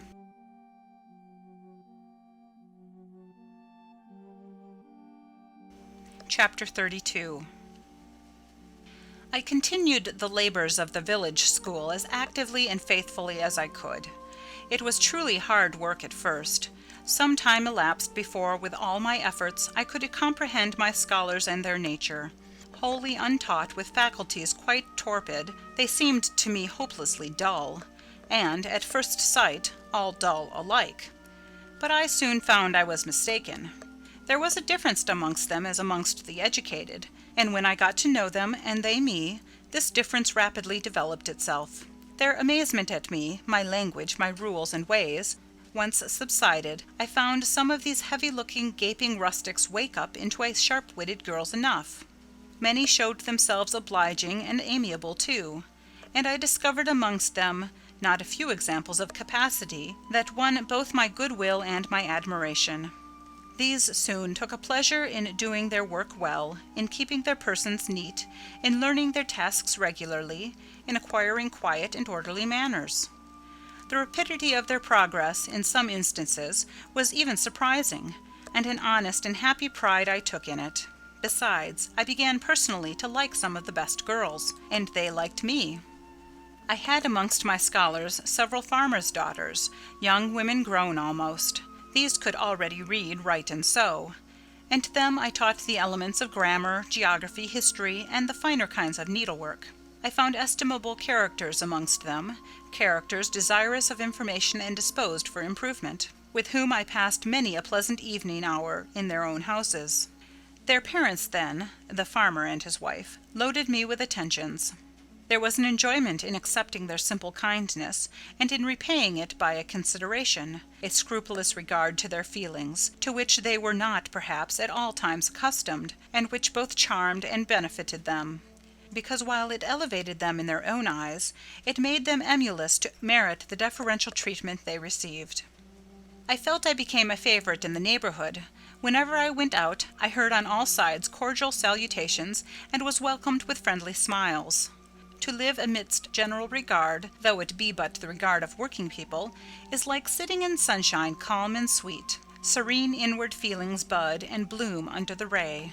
At this period of my life, my heart far oftener swelled with thankfulness than sank with dejection. And yet, reader, to tell you all in the midst of this calm, this useful existence, after a day passed in honourable exertion amongst my scholars, an evening spent in drawing or reading contentedly alone, I used to rush into strange dreams at night, dreams many-coloured, agitated, full of the ideal, the stirring, the stormy, dreams where, amidst unusual scenes, charged with adventure, with agitating risk and romantic chance, I still again and again meet Mr. Rochester, always at some exciting crisis, and then the sense of being in his arms, hearing his voice, meeting his eye, touching his hand and cheek, loving him, being loved by him, the hope of passing a lifetime at his side would be renewed with all its first force and fire. Then I woke. Then I recalled where I was and how situated. Then I rose up on my curtainless bed, trembling and quivering, and then the still, dark night witnessed the convulsion of despair and heard the burst of passion. By 9 o'clock the next morning I was punctually opening the school, tranquil, settled, prepared for the steady duties of the day. Rosamond Oliver kept her word in coming to visit me. Her call at the school was generally made in the course of her morning ride. She would canter up to the door on her pony, followed by a mounted livery servant. Anything more exquisite than her appearance, in her purple habit, with her Amazon's cap of black velvet placed gracefully above the long curls that kissed her cheek and floated to her shoulders, can scarcely be imagined. And it was thus she would enter the rustic building and glide through the dazzled ranks of the village children. She generally came at the hour when Mr. Rivers was engaged in giving his daily catechizing lesson. Keenly, I fear, did the eye of the visitress pierce the young pastor's heart. A sort of instinct seemed to warn him of her entrance, even when he did not see it, and when he was looking quite away from the door, if she appeared at it, her cheek would glow, and his marble-seeming features, though they refused to relax, changed indescribably, and in their very quiescence became expressive of a repressed fervour, stronger than working muscle or darting glance could indicate. Of course, she knew her power. Indeed, he did not, because he could not conceal it from her. In spite of his Christian stoicism, when she went up and addressed him and smiled gaily, encouragingly, even fondly in his face, his hand would tremble and his eye burn. He seemed to say, with his sad and resolute look, if he did not say it with his lips, "I love you, and I know you prefer me. It is not despair of success that keeps me dumb. If I offered my heart, I believe you would accept it. But that heart is already laid on a sacred altar. The fire is arranged round it. It will soon be no more than a sacrifice consumed." And then she would pout like a disappointed child. A pensive cloud would soften her radiant vivacity. She would withdraw her hand hastily from his, and turn in transient petulance from his aspect, at once so heroic and so martyr-like. St. John, no doubt, would have given the world to follow, recall, retain her, when she thus left him. But he would not give one chance of heaven, nor relinquish, for the Elysium of her love, one hope of the true, eternal paradise. Besides, he could not bind all that he had in his nature, the rover, the aspirant, the poet, the priest, in the limits of a single passion. He could not, he would not, renounce his wild field of mission warfare for the parlours and the peace of Vale Hall. I learnt so much from himself in an inroad I once, despite his reserve, had the daring to make on his confidence. Miss Oliver already honoured me with frequent visits to my cottage. I had learnt her whole character, which was without mystery or disguise. She was coquettish, but not heartless; exacting, but not worthlessly selfish. She had been indulged from her birth, but was not absolutely spoiled. She was hasty, but good-humoured; vain (she could not help it, when every glance in the glass showed her such a flush of loveliness), but not affected; liberal-handed, innocent of the pride of wealth; ingenious, sufficiently intelligent, gay, lively, and unthinking. She was very charming, in short, even to a cool observer of her own sex like me. But she was not profoundly interesting or thoroughly impressive. A very different sort of mind was hers from that, for instance, of the Sisters of St. John. Still, I liked her almost as I liked my pupil Adele, except that for a child whom we have watched over and taught, a closer affection is engendered than we can give an equally attractive adult acquaintance. She had taken an amiable caprice to me, and said I was like Mr. Rivers, only certainly, she allowed, not 1/10 so handsome, though I was a nice neat little soul enough, but he was an angel. I was, however, good, clever, composed, and firm, like him. I was a lusus naturae, she affirmed, as a village schoolmistress. She was sure my previous history, if known, would make a delightful romance. One evening, while with her usual childlike activity and thoughtless yet not offensive inquisitiveness, she was rummaging the cupboard and the table drawer of my little kitchen, she discovered first 2 French books, a volume of Schiller, a German grammar and dictionary, and then my drawing materials and some sketches, including a pencil head of a pretty little cherub-like girl, one of my scholars, and sundry views from nature, taken in the Vale of Morton and on the surrounding moors. She was first transfixed with surprise, and then electrified with delight. Had I done these pictures? Did I know French and German? What a love, what a miracle I was! I drew better than her master in the first school in S. Would I sketch a portrait of her to show to papa? With pleasure, I replied, and I felt a thrill of artist delight at the idea of copying so perfect and radiant a model. She had then a dark blue silk dress. Her arms and her neck were bare. Her only ornament was her chestnut tresses, which waved over her shoulders with all the wild grace of natural curls. I took a sheet of fine cardboard, and drew a careful outline. I promised myself the pleasure of colouring it, and, as it was getting late then, I told her she must come and sit another day. She made such a report of me to her father that Mr. Oliver himself accompanied her next evening, a tall, massive-featured, middle-aged and grey-headed man, at whose side his lovely daughter looked like a bright flower near a hoary turret. He appeared a taciturn and perhaps a proud personage, but he was very kind to me. The sketch of Rosamond's portrait pleased him highly. He said I must make a finished picture of it. He insisted, too, on my coming the next day to spend the evening at Vale Hall. I went. I found it a large, handsome residence, showing abundant evidences of wealth in the proprietor. Rosamond was full of glee and pleasure all the time I stayed. Her father was affable, and when he entered into conversation with me after tea, he expressed in strong terms his approbation of what I had done in Morton School, and said he only feared, from what he saw and heard, I was too good for the place, and would soon quit it for one more suitable. "Indeed," cried Rosamond, "she is clever enough to be a governess in a high family, papa." I thought I would far rather be where I am than in any high family in the land. Mr. Oliver spoke of Mr. Rivers, of the Rivers family, with great respect. He said it was a very old name in that neighbourhood, that the ancestors of the house were wealthy, that all Morton had once belonged to them, that even now he considered the representative of that house might, if he liked, make an alliance with the best. He accounted it a pity that so fine and talented a young man should have formed the design of going out as a missionary. It was quite throwing a valuable life away. It appeared, then, that her father would throw no obstacle in the way of Rosamond's union with St. John. Mr. Oliver evidently regarded the young clergyman's good birth, old name, and sacred profession as sufficient compensation for the want of fortune. It was the 5th of November and a holiday. My little servant, after helping me to clean my house, was gone, well satisfied with the fee of a penny for her aid. All about me was spotless and bright, scoured floor, polished grate, and well-rubbed chairs. I had also made myself neat, and had now the afternoon before me to spend as I would. The translation of a few pages of German occupied an hour. Then I got my palette and pencils, and fell to the more soothing, because easier occupation, of completing Rosamond Oliver's miniature. The head was finished already. There was but the background to tint, and the drapery to shade off. A touch of carmine, too, to add to the ripe lips. A soft curl here and there to the tresses. A deeper tinge to the shadow of the lash under the azured eyelid.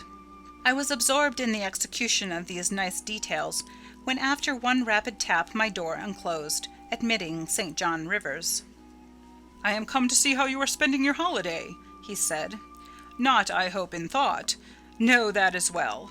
While you draw, you will not feel lonely. You see, I mistrust you still. Though you have borne up wonderfully so far, I have brought you a book for evening solace."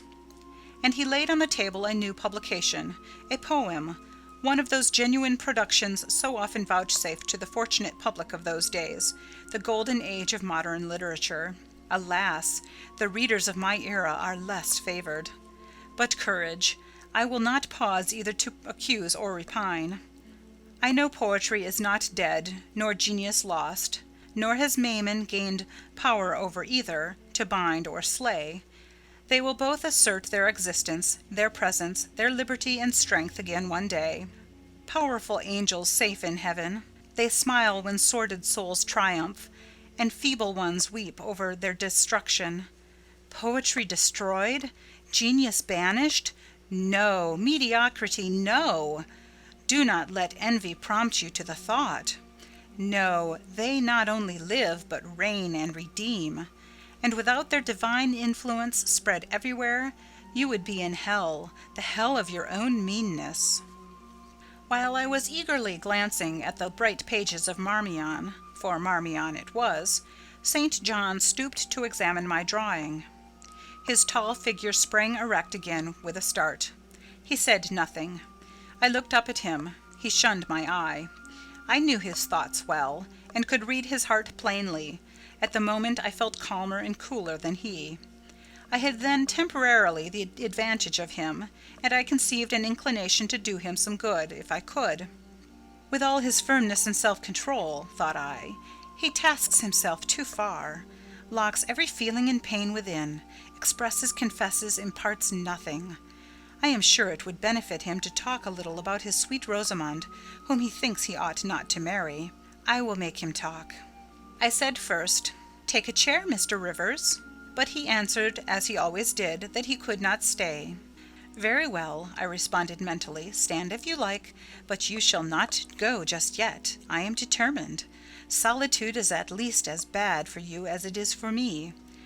I'll try if I cannot discover the secret spring of your confidence, and find an aperture in that marble breast through which I can shed one drop of the balm of sympathy."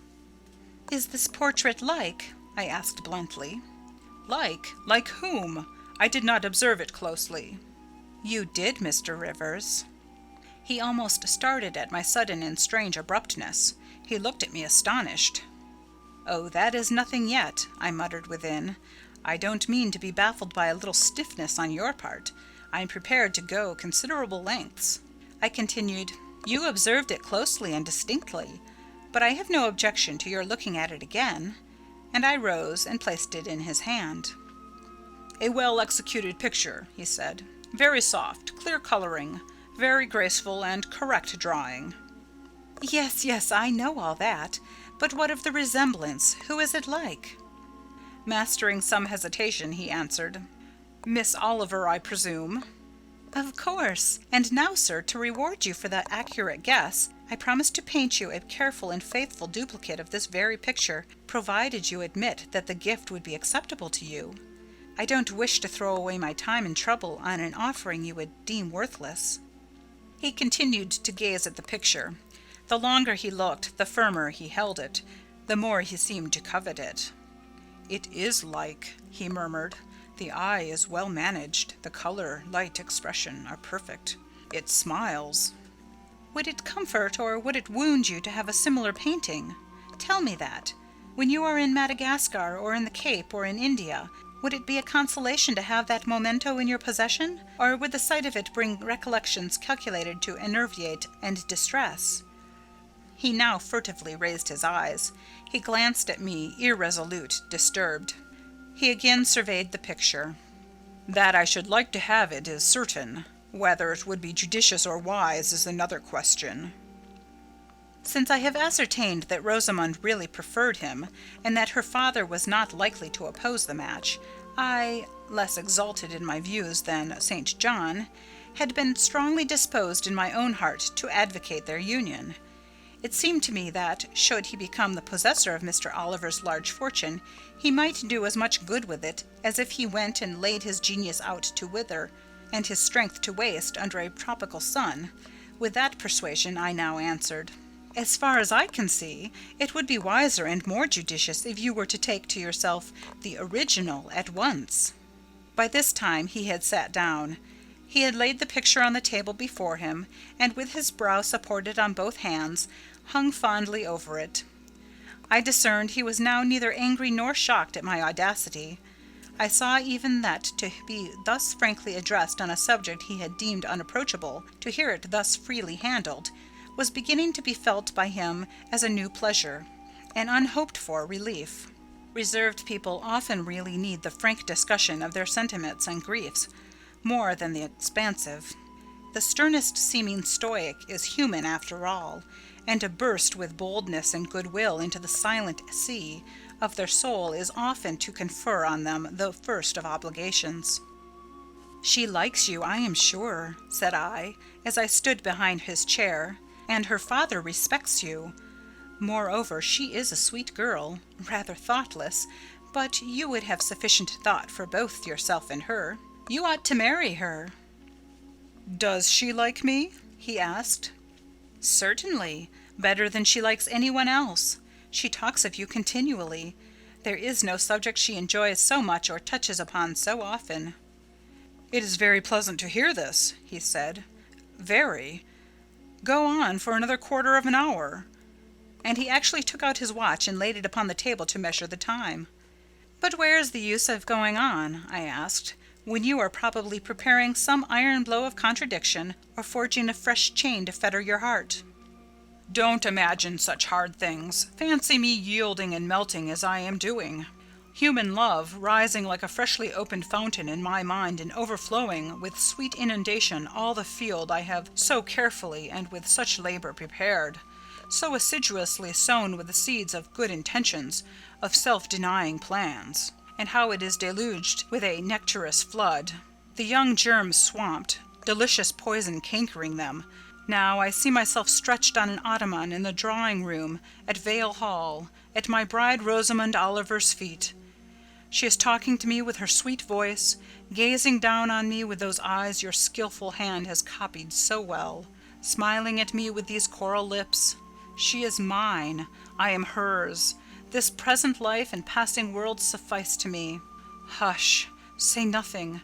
My heart is full of delight. My senses are entranced. Let the time I marked pass in peace." I humored him. The watch ticked on. He breathed fast and low. I stood silent. Amidst this hush, the quartet sped. He replaced the watch, laid the picture down, rose, and stood on the hearth. "Now," said he, "that little space was given to delirium and delusion. I rested my temples on the breast of temptation, and put my neck voluntarily under her yoke of flowers. I tasted her cup. The pillow was burning. There is an asp in the garland. The wine has a bitter taste. Her promises are hollow, her offers false. I see and know all this." I gazed at him in wonder. "It is strange," pursued him, "that while I love Rosamond Oliver so wildly, with all the intensity indeed of a first passion, the object of which is exquisitely beautiful, graceful, fascinating, I experience at the same time a calm, unwrapped consciousness that she would not make me a good wife, that she is not the partner suited to me, and I would discover this within a year after marriage, and that 12 months' rapture would succeed a lifetime of regret. This I know." "Strange indeed," I could not help ejaculating. "While something in me," he went on, "is acutely sensible to her charms, something else is so deeply impressed with her defects. They are such that she would sympathize in nothing I aspired to, co-operate in nothing I undertook. Rosamond a sufferer, a laborer, a female apostle? Rosamond a missionary's wife? No." "But you need not be a missionary. You might relinquish that scheme." "Relinquish? What? My vocation? My great work? My foundation laid on earth for a mansion in heaven? My hopes of being numbered in the band who have merged all ambitions in the glorious one of bettering their race, of carrying knowledge into the realms of ignorance, of substituting peace for war, freedom for bondage, religion for superstition, the hope of heaven for the fear of hell? Must I relinquish that? It is dearer than the blood in my veins. It is what I have to look forward to and to live for." After a considerable pause, I said, "And Miss Oliver, are her disappointment and sorrow of no interest to you?" "Miss Oliver is ever surrounded by suitors and flatterers. In less than a month my image will be effaced from her heart. She will forget me, and will marry probably someone who will make her far happier than I should do." "You speak coolly enough, but you suffer in the conflict. You are wasting away." "No, if I get a little thin, it is with anxiety about my prospects, yet unsettled, my departure continually procrastinated. Only this morning I received intelligence that the successor whose arrival I have been so long expecting cannot be ready to replace me for 3 months to come yet, and perhaps the 3 months may extend to 6. You tremble and become flushed whenever Miss Oliver enters the schoolroom." Again the surprised expression crossed his face. He had not imagined that a woman would dare to speak so to a man. For me, I felt at home in this sort of discourse.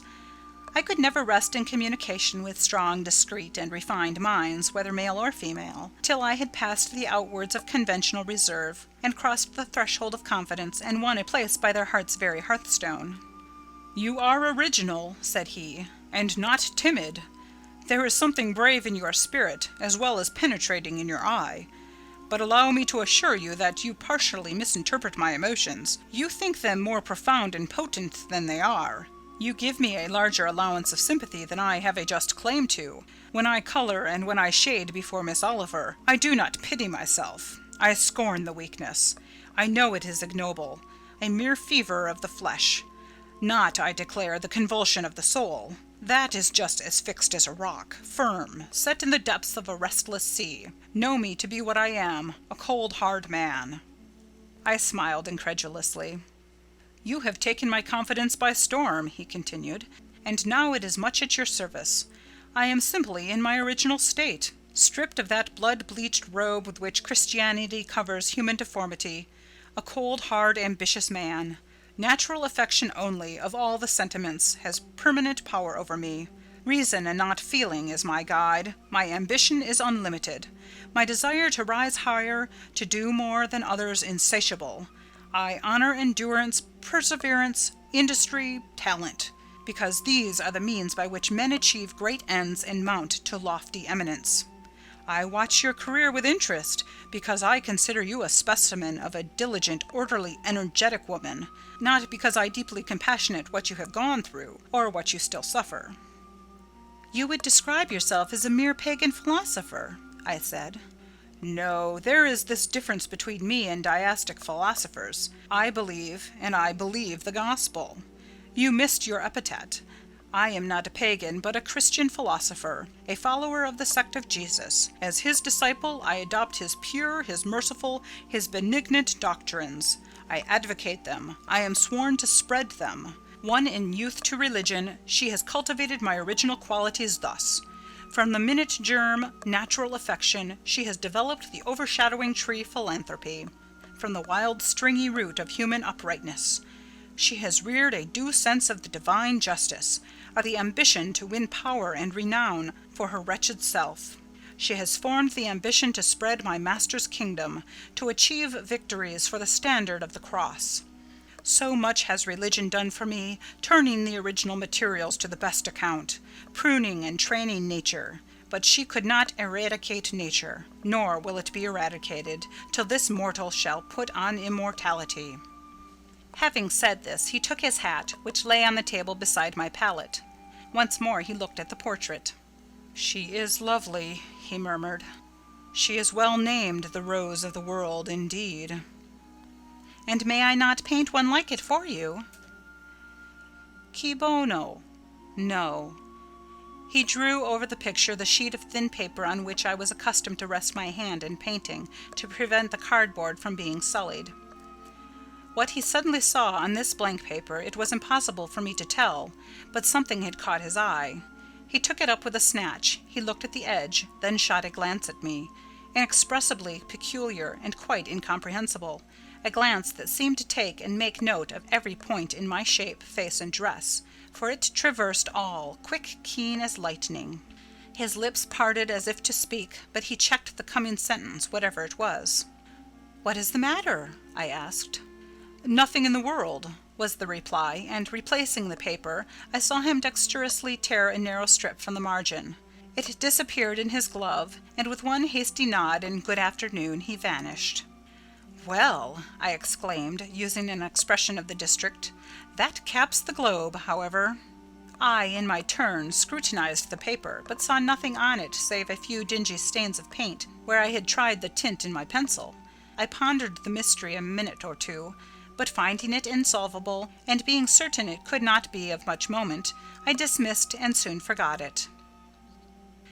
End of chapter 32.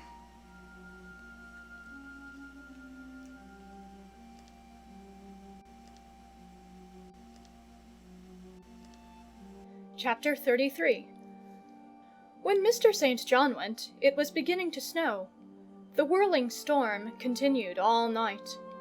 The next day a keen wind brought fresh and blinding falls. By twilight the valley was drifted up and almost impassable. I had closed my shutter, laid a mat to the door to prevent the snow from blowing in under it, trimmed my fire, and after sitting nearly an hour on the hearth listening to the muffled fury of the tempest, I lit a candle, took down Marmion, and beginning, "Day set on Norham's castled steep, and Tweed's fair river broad and deep, and Cheviot's mountains lone, the massive towers, the donjon keep, the flanking walls that round them sweep, in yellow lustre shone." I soon forgot storm in music. I heard a noise. The wind, I thought, shook the door. No, it was St. John Rivers, who, lifting the latch, came in out of the frozen hurricane, the howling darkness, and stood before me, the cloak that covered his tall figure all white as a glacier. I was almost in consternation, so little had I expected any guest from the blocked-up vale that night. "Any ill news?" I demanded. "Has anything happened?" "No. How very easily alarmed you are," he answered, removing his cloak and hanging it up against the door, towards which he again coolly pushed the mat which his entrance had deranged. He stamped the snow from his boots. "I shall sully the purity of your floor," said he, "but you must excuse me for once." Then he approached the fire. "I have had hard work to get here, I assure you," he observed, as he warmed his hands over the flame. "One drift took me up to the waist. Happily, the snow is quite soft yet." "But why are you come?" I could not forbear saying. "Rather an inhospitable question to put to a visitor, but, since you ask it, I answer simply to have a little talk with you. I got tired of my mute books and empty rooms. Besides, since yesterday, I have experienced the excitement of a person to whom a tale has been half told, and who is impatient to hear the sequel." He sat down. I recalled his singular conduct of yesterday, and really I began to fear his wits were touched. If he were insane, however, his was a very cool and collected insanity. I had never seen that handsome-featured face of his look more like chiseled marble than it did just now, as he put aside his snow-wet hair from his forehead, and let the firelight shine free on his pale brow and cheek as pale, where it grieved me to discover the hollow trace of care or sorrow now so plainly graved. I waited, expecting he would say something I could at least comprehend. But his hand was now at his chin, his finger on his lip. He was thinking. It struck me that his hand looked wasted, like his face. A perhaps uncalled-for gush of pity came over my heart. I was moved to say, "I wish Diana or Mary would come and live with you. It is too bad that you should be quite alone, and you are recklessly rash about your own health." "Not at all," said he. "I care for myself when necessary. I am well now. What do you see amiss in me?"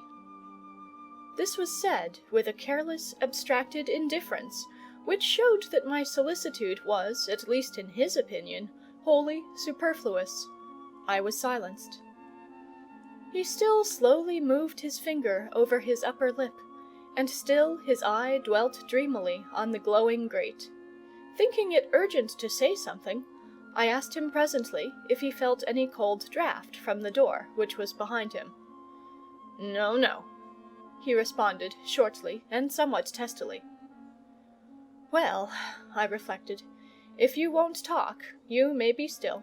I'll let you alone now and return to my book." So I snuffed the candle, and resumed the perusal of Marmion. He soon stirred. My eye was instantly drawn to his movements. He only took out a morocco pocket-book, thence produced a letter, which he read in silence, folded it, put it back, relapsed into meditation. It was vain to try to read with such an inscrutable fixture before me, nor could I, in impatience, consent to be dumb. He might rebuff me if he liked, but talk I would. "Have you heard from Diana and Mary lately?" "Not since the letter I showed you a week ago." "There has not been any change made about your own arrangements? You will not be summoned to leave England sooner than you expected?" "I fear not, indeed. Such chance is too good to befall me." Baffled so far, I changed my ground. I bethought myself to talk about the school and my scholars. "Mary Garrett's mother is better, and Mary came back to school this morning, and I shall have 4 new girls next week from the foundry close. They would have come today but for the snow." "Indeed." "Mr. Oliver pays for 2. "Does he?" "He means to give the whole school a treat at Christmas." "I know." "Was it your suggestion?" "No." "Whose then?" "His daughter's, I think."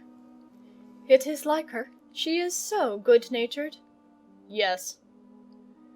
Again came the blank of a pause. The clock struck 8 strokes. It aroused him. He uncrossed his legs, sat erect, turned to me. "Leave your book a moment, and come a little nearer the fire," he said.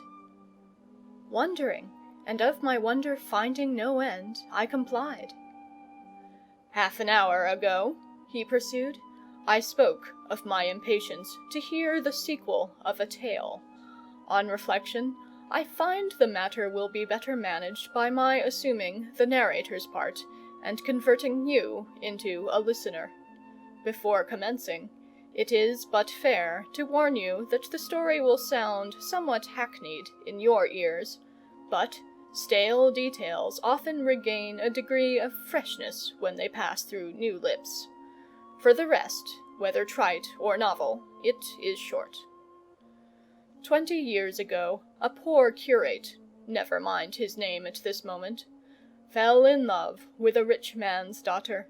She fell in love with him and married him, against the advice of all her friends, who consequently disowned her immediately after the wedding. Before 2 years passed, the rash pair were both dead, and laid quietly side by side under one slab. I have seen their grave. It formed part of the pavement of a huge churchyard surrounding the grim, soot-black old cathedral of an overgrown manufacturing town in shire. They left a daughter, which, at its very birth, Charity received in her lap, cold as that of the snowdrift I almost stuck fast in tonight. Charity carried the friendless thing to the house of its rich maternal relations. It was reared by an aunt-in-law called, I come to names now, Mrs. Reed of Gateshead.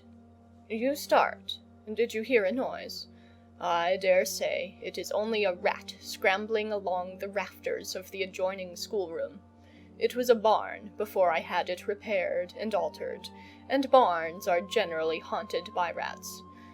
To proceed. Mrs. Reed kept the orphan 10 years. Whether it was happy or not with her, I cannot say, never having been told. But at the end of that time she transferred it to a place you know, being no other than Lowood School, where you so long resided yourself. It seems her career there was very honourable. From a pupil, she became a teacher, like yourself. Really, it strikes me there are parallel points in her history and yours. She left it to be a governess. There again, your fates were analogous. She undertook the education of the ward of a certain Mr. Rochester. Mr. Rivers! I interrupted. I can guess your feelings, he said, but restrain them for a while. I have nearly finished. Hear me to the end.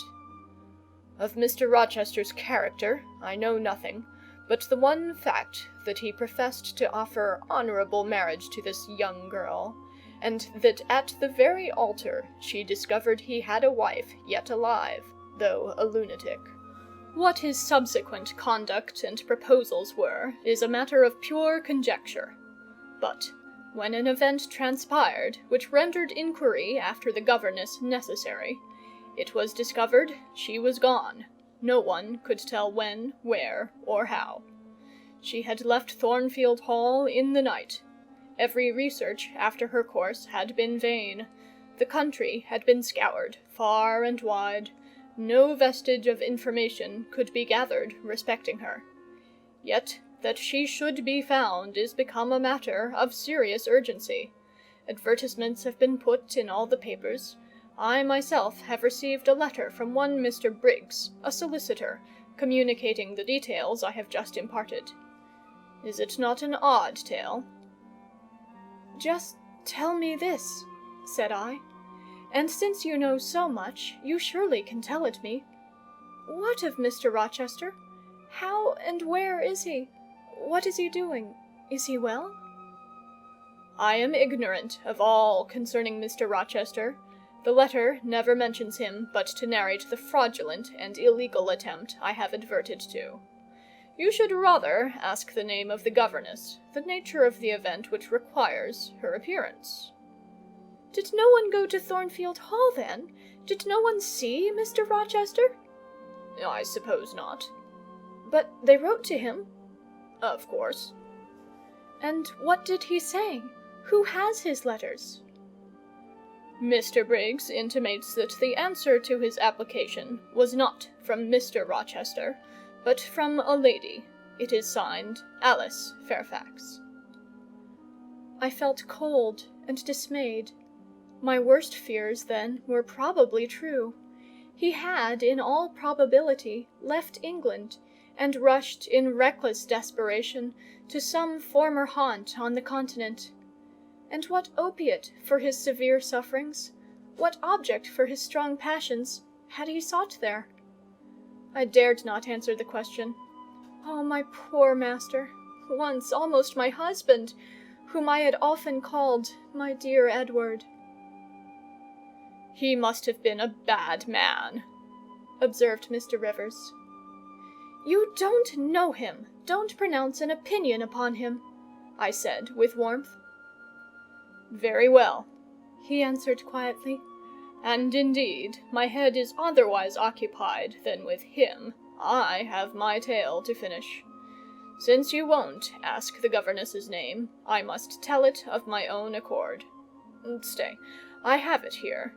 It is always more satisfactory to see important points written down, fairly committed to black and white. And the pocket-book was again deliberately produced, opened, sought through. From one of its compartments was extracted a shabby slip of paper, hastily torn off.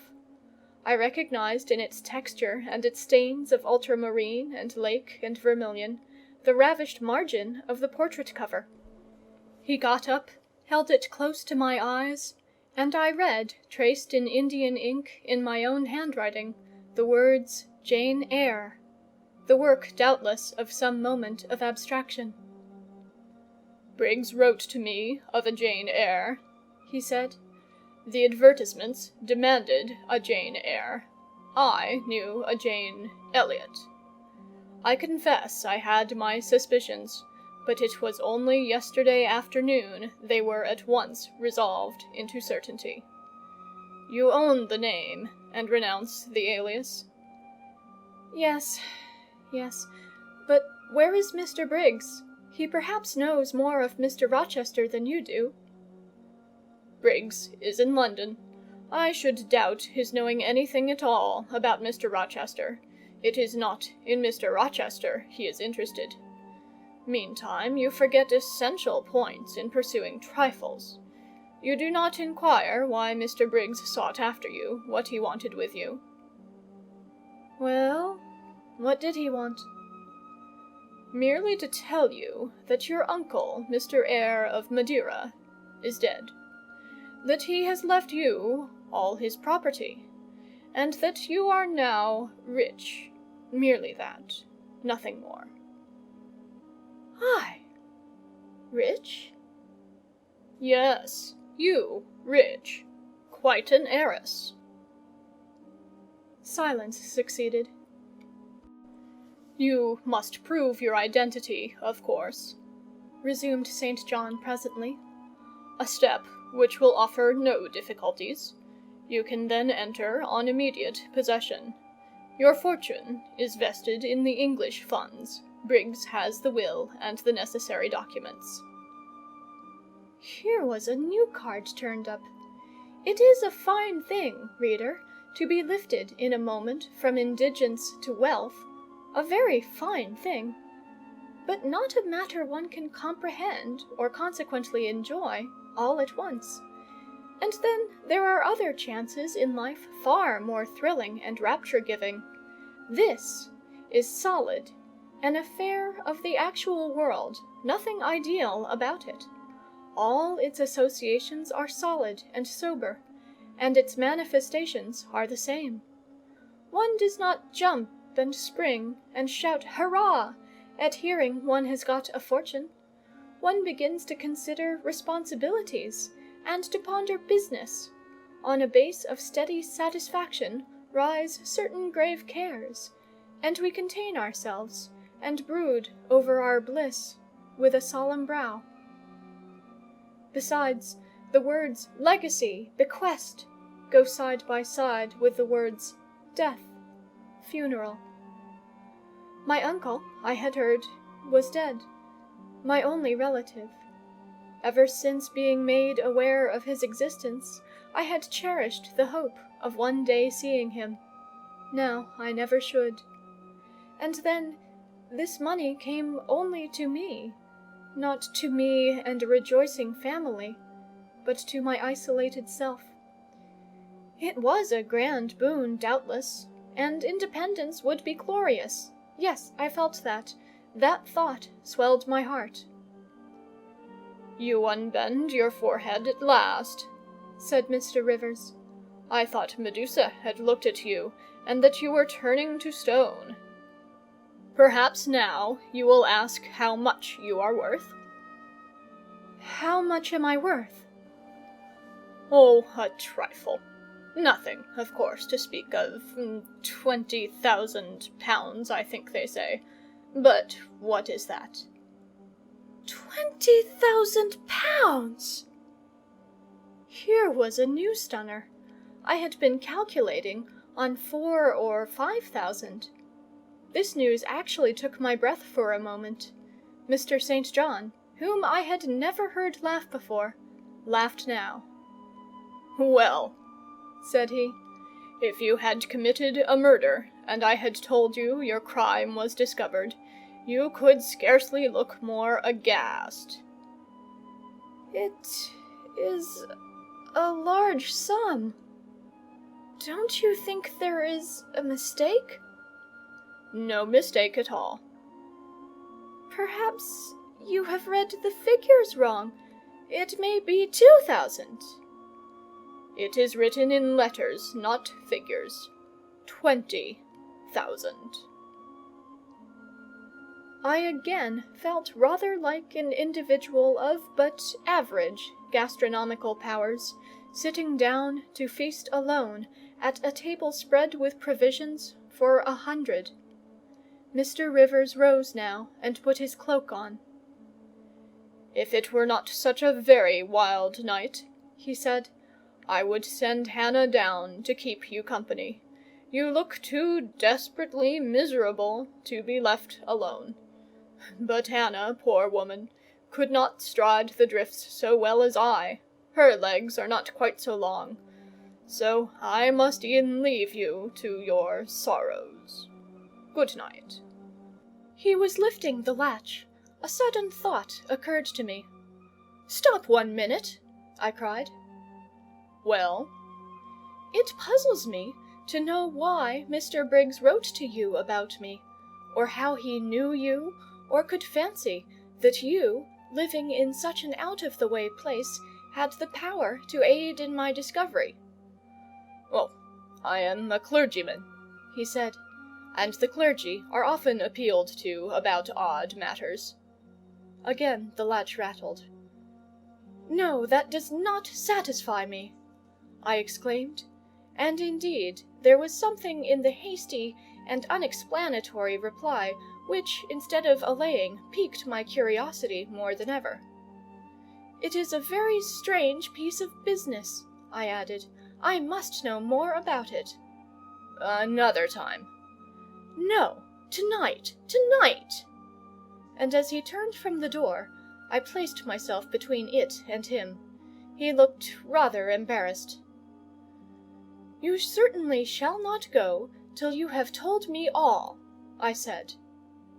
"I would rather not just now." "You shall, you must." "I would rather Diana or Mary informed you." Of course these objections wrought my eagerness to a climax. Gratified it must be, and that without delay, and I told him so. "But I apprised you that I was a hard man," said he, "difficult to persuade." "And I am a hard woman, impossible to put off."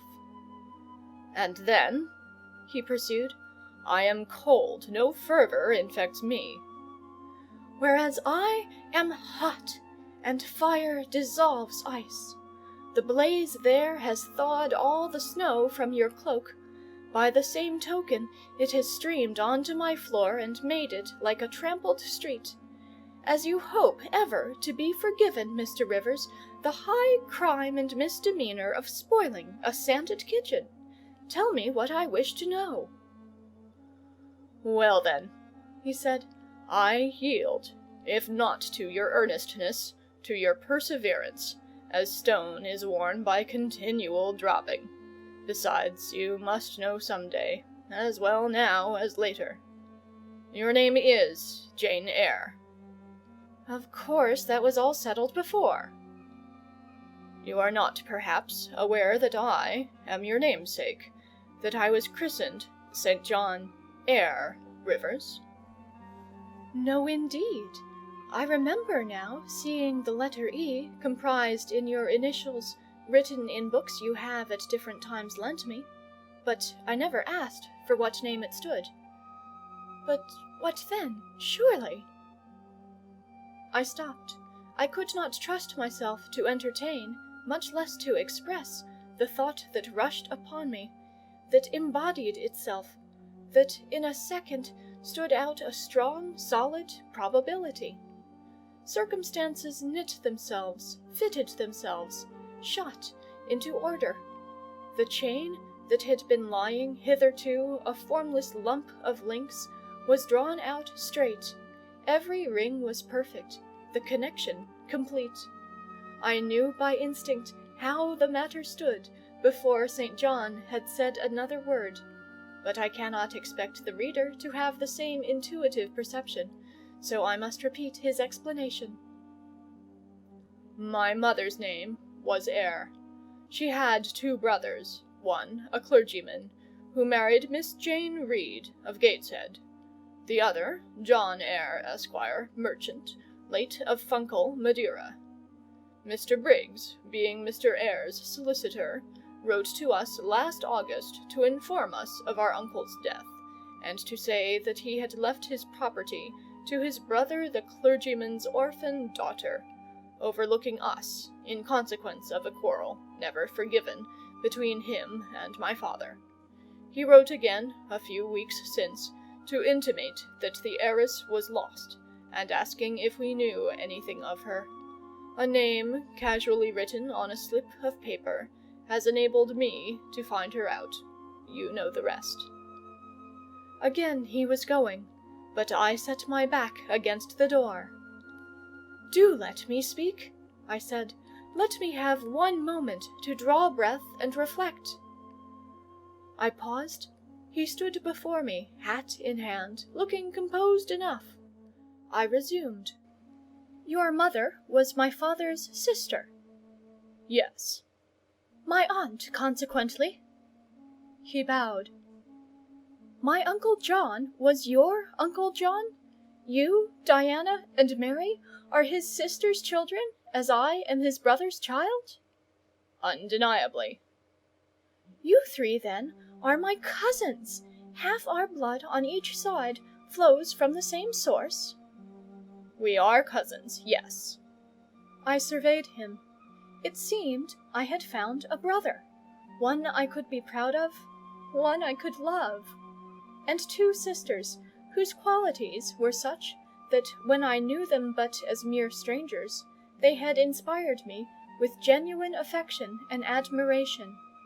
The 2 girls, on whom, kneeling down on the wet ground and looking through the low latticed window of Moor House kitchen, I had gazed with so bitter a mixture of interest and despair, were my near kinswomen, and the young and stately gentleman who had found me almost dying at his threshold was my blood relation. Glorious discovery to a lonely wretch! This was wealth indeed, wealth to the heart, a mine of pure genial affections. This was a blessing, bright, vivid, and exhilarating, not like the ponderous gift of gold, rich and welcome enough in its way, but sobering from its weight. I now clapped my hands in sudden joy. My pulse bounded, my veins thrilled. "Oh, I am glad! I am glad!" I exclaimed. St. John smiled. "Did I not say you neglected essential points to pursue trifles?" he asked. "You were serious when I told you you had got a fortune, and now, for a matter of no moment, you are excited." "What can you mean? It may be of no moment to you. You have sisters and don't care for a cousin. But I had nobody, and now 3 relations, or 2 if you don't choose to be counted, are born into my world full grown. I say again, I am glad." I walked fast through the room. I stopped, half suffocated, with the thoughts that rose faster than I could receive, comprehend, settle them.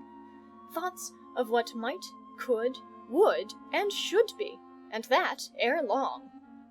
I looked at the blank wall. It seemed a sky thick with ascending stars. Every one lit me to a purpose or delight. Those who had saved my life, whom, till this hour, I had loved barrenly, I could now benefit. They were under a yoke, I could free them. They were scattered, I could reunite them. The independence, the affluence which was mine, might be theirs too. Were we not 4? 20,000 pounds shared equally would be 5,000 each. Justice, enough and to spare. Justice would be done. Mutual happiness secured. Now the wealth did not weigh on me. Now it was not a mere bequest of coin. It was a legacy of life, hope, enjoyment. How I looked while these ideas were taking my spirit by storm, I cannot tell. But I perceived soon that Mr. Rivers had placed a chair behind me, and was gently attempting to make me sit down on it. He also advised me to be composed. I scorned the insinuation of helplessness and distraction, shook off his hand, and began to walk about again. "Write to Diana and Mary tomorrow," I said, "and tell them to come home directly. Diana said they would both consider themselves rich with 1,000 pounds, so with 5,000 they will do very well." "Tell me where I can get you a glass of water," said St. John. "You must really make an effort to tranquilize your feelings." "Nonsense! And what sort of an effect will the bequest have on you? Will it keep you in England, induce you to marry Miss Oliver, and settle down like an ordinary mortal?" "You wander. Your head becomes confused. I have been too abrupt in communicating the news. It has excited you beyond your strength." "Mr. Rivers, you quite put me out of patience. I am rational enough. It is you who misunderstand, or rather who affect to misunderstand." "Perhaps if you explained yourself a little more fully, I should comprehend better." "Explain? What is there to explain? You cannot fail to see that 20,000 pounds, the sum in question, divided equally between the nephew and 3 nieces of our uncle, will give 5,000 to each. What I want is that you should write to your sisters and tell them of the fortune that has accrued to them." "To you, you mean?" "I have intimated my view of the case. I am incapable of taking any other. I am not brutally selfish, blindly unjust, or fiendishly ungrateful. Besides, I am resolved I will have a home and connections. I like Moor House, and I will live at Moor House. I like Diana and Mary, and I will attach myself for life to Diana and Mary. It would please and benefit me to have 5,000 pounds. It would torment and oppress me to have 20,000, which, moreover, could never be mine in justice, though it might in law. I abandon to you, then, what is absolutely superfluous to me. Let there be no opposition and no discussion about it. Let us agree amongst each other, and decide the point at once." "This is acting on first impulses. You must take days to consider such a matter, ere your word can be regarded as valid." "Oh, if all you doubt is my sincerity, I am easy. You see the justice of the case?" "I do see a certain justice, but it is contrary to all custom. Besides, the entire fortune is your right. My uncle gained it by his own efforts. He was free to leave it to whom he would. He left it to you. After all, justice permits you to keep it. You may, with a clear conscience, consider it absolutely your own." "With me," said I, "it is fully as much a matter of feeling as of conscience. I must indulge my feelings. I so seldom have had an opportunity of doing so. Were you to argue, object, and annoy me for a year, I could not forgo the delicious pleasure of which I have caught a glimpse, that of repaying, in part, a mighty obligation, and winning to myself lifelong friends." "You think so now," rejoined St. John. because you do not know what it is to possess, nor consequently to enjoy wealth. You cannot form a notion of the importance £20,000 would give you, of the place it would enable you to take in society, of the prospects it would open to you. You cannot. And you, I interrupted, cannot at all imagine the craving I have for fraternal and sisterly love. I never had a home. I never had brothers or sisters. I must and will have them now. You are not reluctant to admit me and own me, are you? Jane, I will be your brother. My sisters will be your sisters, without stipulating for this sacrifice of your just rights. Brother? Yes, at the distance of 1,000 leagues. Sisters? Yes, slaving amongst strangers. I, wealthy, gorged with gold I never earned, and do not merit, you penniless. Famous equality and fraternization, close union, intimate attachment. But, Jane, your aspirations after family ties and domestic happiness may be realized otherwise than by the means you contemplate. You may marry. Nonsense again. Marry. I don't want to marry, and never shall marry. That is saying too much. Such hazardous affirmations are a proof of the excitement under which you labor. It is not saying too much. I know what I feel, and how averse are my inclinations to the bare thought of marriage. No one would take me for love, and I will not be regarded in the light of a mere money speculation.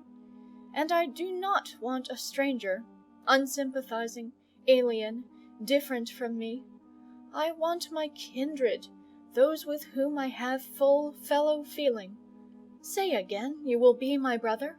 When you uttered the words, I was satisfied, happy. Repeat them, if you can. Repeat them sincerely. I think I can. I know I have always loved my own sisters, and I know on what my affection for them is grounded, respect for their worth, and admiration of their talents. You, too, have principle and mind. Your tastes and habits resemble Diana's and Mary's. Your presence is always agreeable to me.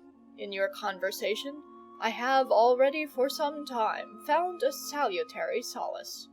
I feel I can easily and naturally make room in my heart for you as my third and youngest sister. Thank you. That contents me for tonight.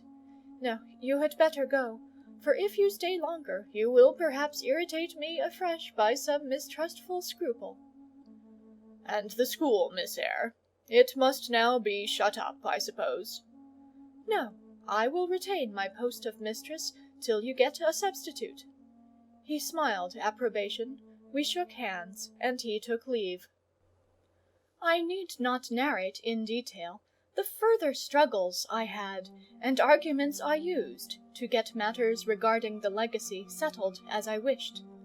My task was a very hard one, but as I was absolutely resolved, as my cousins saw at length that my mind was really and immutably fixed on making a just division of the property, as they must in their own hearts have felt the equity of the intention, and must besides have been innately conscious that in my place they would have done precisely what I wished to do, they yielded, at length, so far as to consent to put the affair to arbitration. The judges chosen were Mr. Oliver and an able lawyer. Both coincided in my opinion. I carried my point. The instruments of transfer were drawn out. St. John, Diana, Mary, and I each became possessed of a competency. End of chapter 33 of Jane Eyre.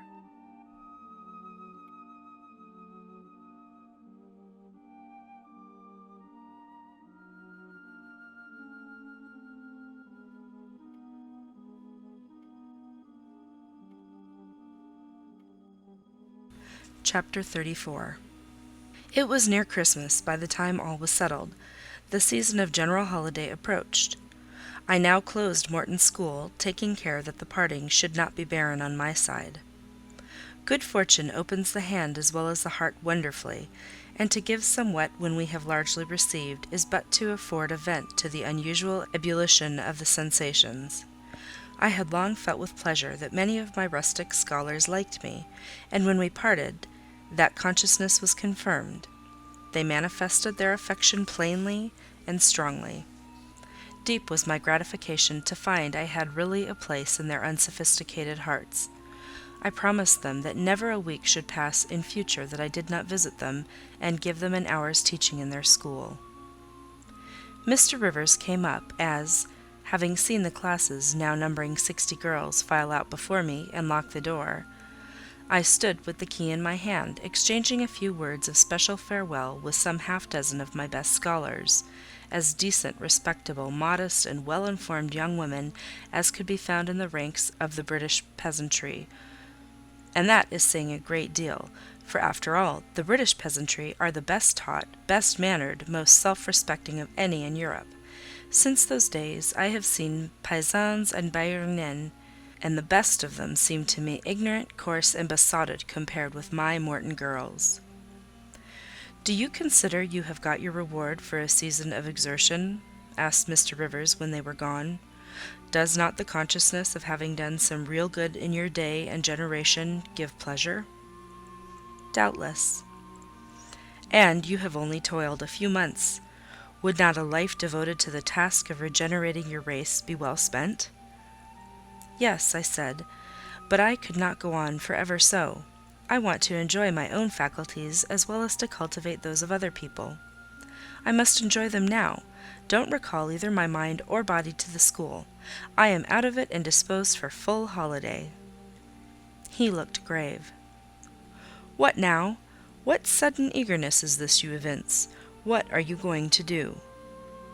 "To be active as I can. And first I must beg you to set Hannah at liberty and get somebody else to wait on you." "Do you want her?" "Yes, to go with me to Moor House. Diana and Mary will be at home in a week, and I want to have everything in order against their arrival." "I understand. I thought you were flying off on some excursion. It is better so. Hannah shall go with you." "Tell her to be ready by tomorrow, then, and here is the schoolroom key. I will give you the key of my cottage in the morning." He took it. "You give it up very gleefully," said he. "I don't quite understand your light-heartedness, because I cannot tell what employment you propose to yourself as a substitute for the one you are relinquishing. What aim, what purpose, what ambition in life have you now?" "My first aim will be to clean down. Do you comprehend the full force of the expression? To clean down Moor House from chamber to cellar. My next, to rub it up with beeswax, oil, and an indefinite number of cloths, till it glitters again. My third, to arrange every chair, table, bed, carpet, with mathematical precision. Afterwards I shall go near to ruin you in coals and peat, to keep up good fires in every room. And lastly, the 2 days preceding that on which your sisters are expected will be devoted by Hannah and me to such a beating of eggs, sorting of currants, grating of spices, compounding of Christmas cakes, chopping up of materials for mince pies, and solemnizing of other culinary rites, as words can convey but an inadequate notion of to the uninitiated like you. My purpose, in short, is to have all things in an absolutely perfect state of readiness for Diana and Mary before next Thursday, and my ambition is to give them a beau ideal of a welcome when they come." St. John smiled slight. Still he was dissatisfied. "It is all very well for the present," said he, "but seriously, I trust that when the first flush of vivacity is over, you will look a little higher than domestic endearments and household joys." "The best things the world has," I interrupted. "No, Jane, no. This world is not the scene of fruition. Do not attempt to make it so, nor of rest. Do not turn slothful. I mean, on the contrary, to be busy. Jane, I excuse you for the present. 2 months' grace I allow you for the full enjoyment of your new position, and for pleasing yourself with this late-found charm of relationship. But then I hope you will begin to look beyond Moor House and Morton, and sisterly society, and the selfish calm and sensual comfort of civilized affluence. I hope your energies will then once more trouble you with their strength." I looked at him with surprise. "St. John," I said, "I think you are almost wicked to talk so. I am disposed to be as content as a queen, and you try to stir me up to restlessness. To what end?" "To the end of turning to profit the talents which God has committed to your keeping, and of which he will surely one day demand a strict account. Jane, I shall watch you closely and anxiously, I warn you of that, and try to restrain the disproportionate fervour with which you throw yourself into commonplace home pleasures. Don't cling so tenaciously to ties of the flesh. Save your constancy and ardour for an adequate cause. Forbear to waste them on trite, transient objects. Do you hear, Jane?" "Yes, just as if you were speaking Greek. I feel I have adequate cause to be happy, and I will be happy. Good-bye." Happy at Moor House I was, and hard I worked, and so did Hannah. She was charmed to see how jovial I could be amidst the bustle of a house turned topsy-turvy, how I could dust and brush and clean and cook. And really, after a day or two of confusion, worse confounded, it was delightful, by degrees, to invoke order from the chaos ourselves had made. I had previously taken a journey to S. to purchase some new furniture, my cousins having given me carte blanche to effect what alterations I pleased, and a sum having been set aside for that purpose. The ordinary sitting-room and bedrooms I left much as they were, for I knew Diana and Mary would derive more pleasure from seeing again the old homely tables and chairs and beds than from the spectacle of the smartest innovations. Still, some novelty was necessary to give their return the piquancy with which I wished it to be invested. Dark, handsome new carpets and curtains, an arrangement of some carefully selected antique ornaments in porcelain and bronze, new coverings in mirrors, and dressing cases for the toilet tables, answered the end. They looked fresh without being glaring. A spare parlour and bedroom I refurnished entirely with old mahogany and crimson upholstery. I laid canvas on the passage and carpets on the stairs.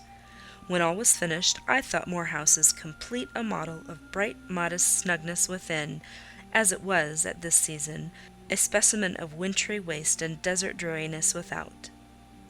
The eventful Thursday at length came. They were expected about dark, and ere dusk fires were lit upstairs and below. The kitchen was in perfect trim. Hannah and I were dressed, and all was in readiness. St. John arrived first. I had entreated him to keep quite clear of the house till everything was arranged, and indeed the bare idea of the commotion, at once sordid and trivial, going on within its walls, sufficed to scare him to estrangement. He found me in the kitchen, watching the progress of certain cakes for tea, then baking. Approaching the hearth, he asked if I was at last satisfied with housemaid's work. I answered by inviting him to accompany me on a general inspection of the result of my labours. With some difficulty, I got him to make the tour of the house. He just looked in at the doors I opened, and when he had wandered upstairs and downstairs, he said I must have gone through a great deal of fatigue and trouble to have effected such considerable changes in so short a time. But not a syllable did he utter indicating pleasure in the improved aspect of his abode. This silence damped me. I thought perhaps the alterations had disturbed some old associations he valued. I inquired whether this was the case, no doubt in a somewhat crestfallen tone. Not at all. He had, on the contrary, remarked that I had scrupulously respected every association. He feared, indeed, I must have bestowed more thought on the matter than it was worth. How many minutes, for instance, had I devoted to studying the arrangement of this very room? By the by, could I tell him where such a book was? I showed him the volume on the shelf. He took it down, and withdrawing to his accustomed window recess, he began to read it. Now, I did not like this, reader. St. John was a good man, but I began to feel he had spoken truth of himself when he said he was hard and cold. The humanities and amenities of life had no attraction for him. its peaceful enjoyments no charm.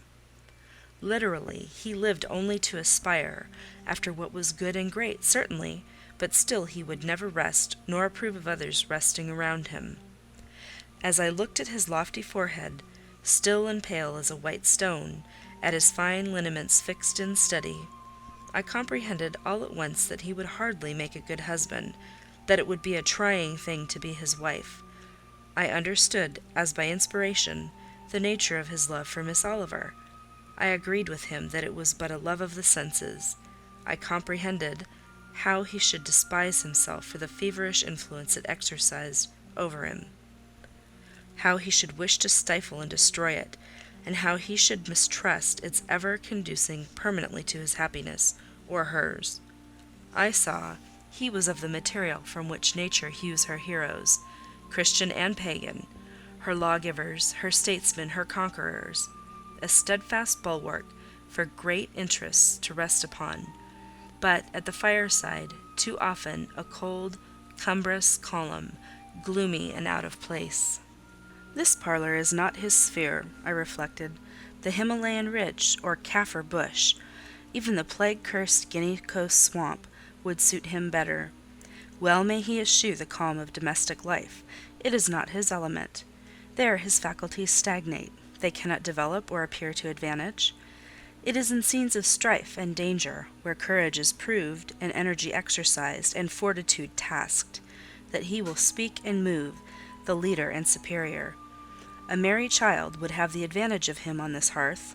He is right to choose a missionary's career. I see it now. "They are coming! They are coming!" cried Hannah, throwing open the parlour door. At the same moment old Carlo barked joyfully. Out I ran. It was now dark, but a rumbling of wheels was audible. Hannah soon had a lantern lit. The vehicle had stopped at the wicket. The driver opened the door. First one well-known form, then another, stepped out. In a minute I had my face under their bonnets, in contact first with Mary's soft cheek, then with Diana's flowing curls.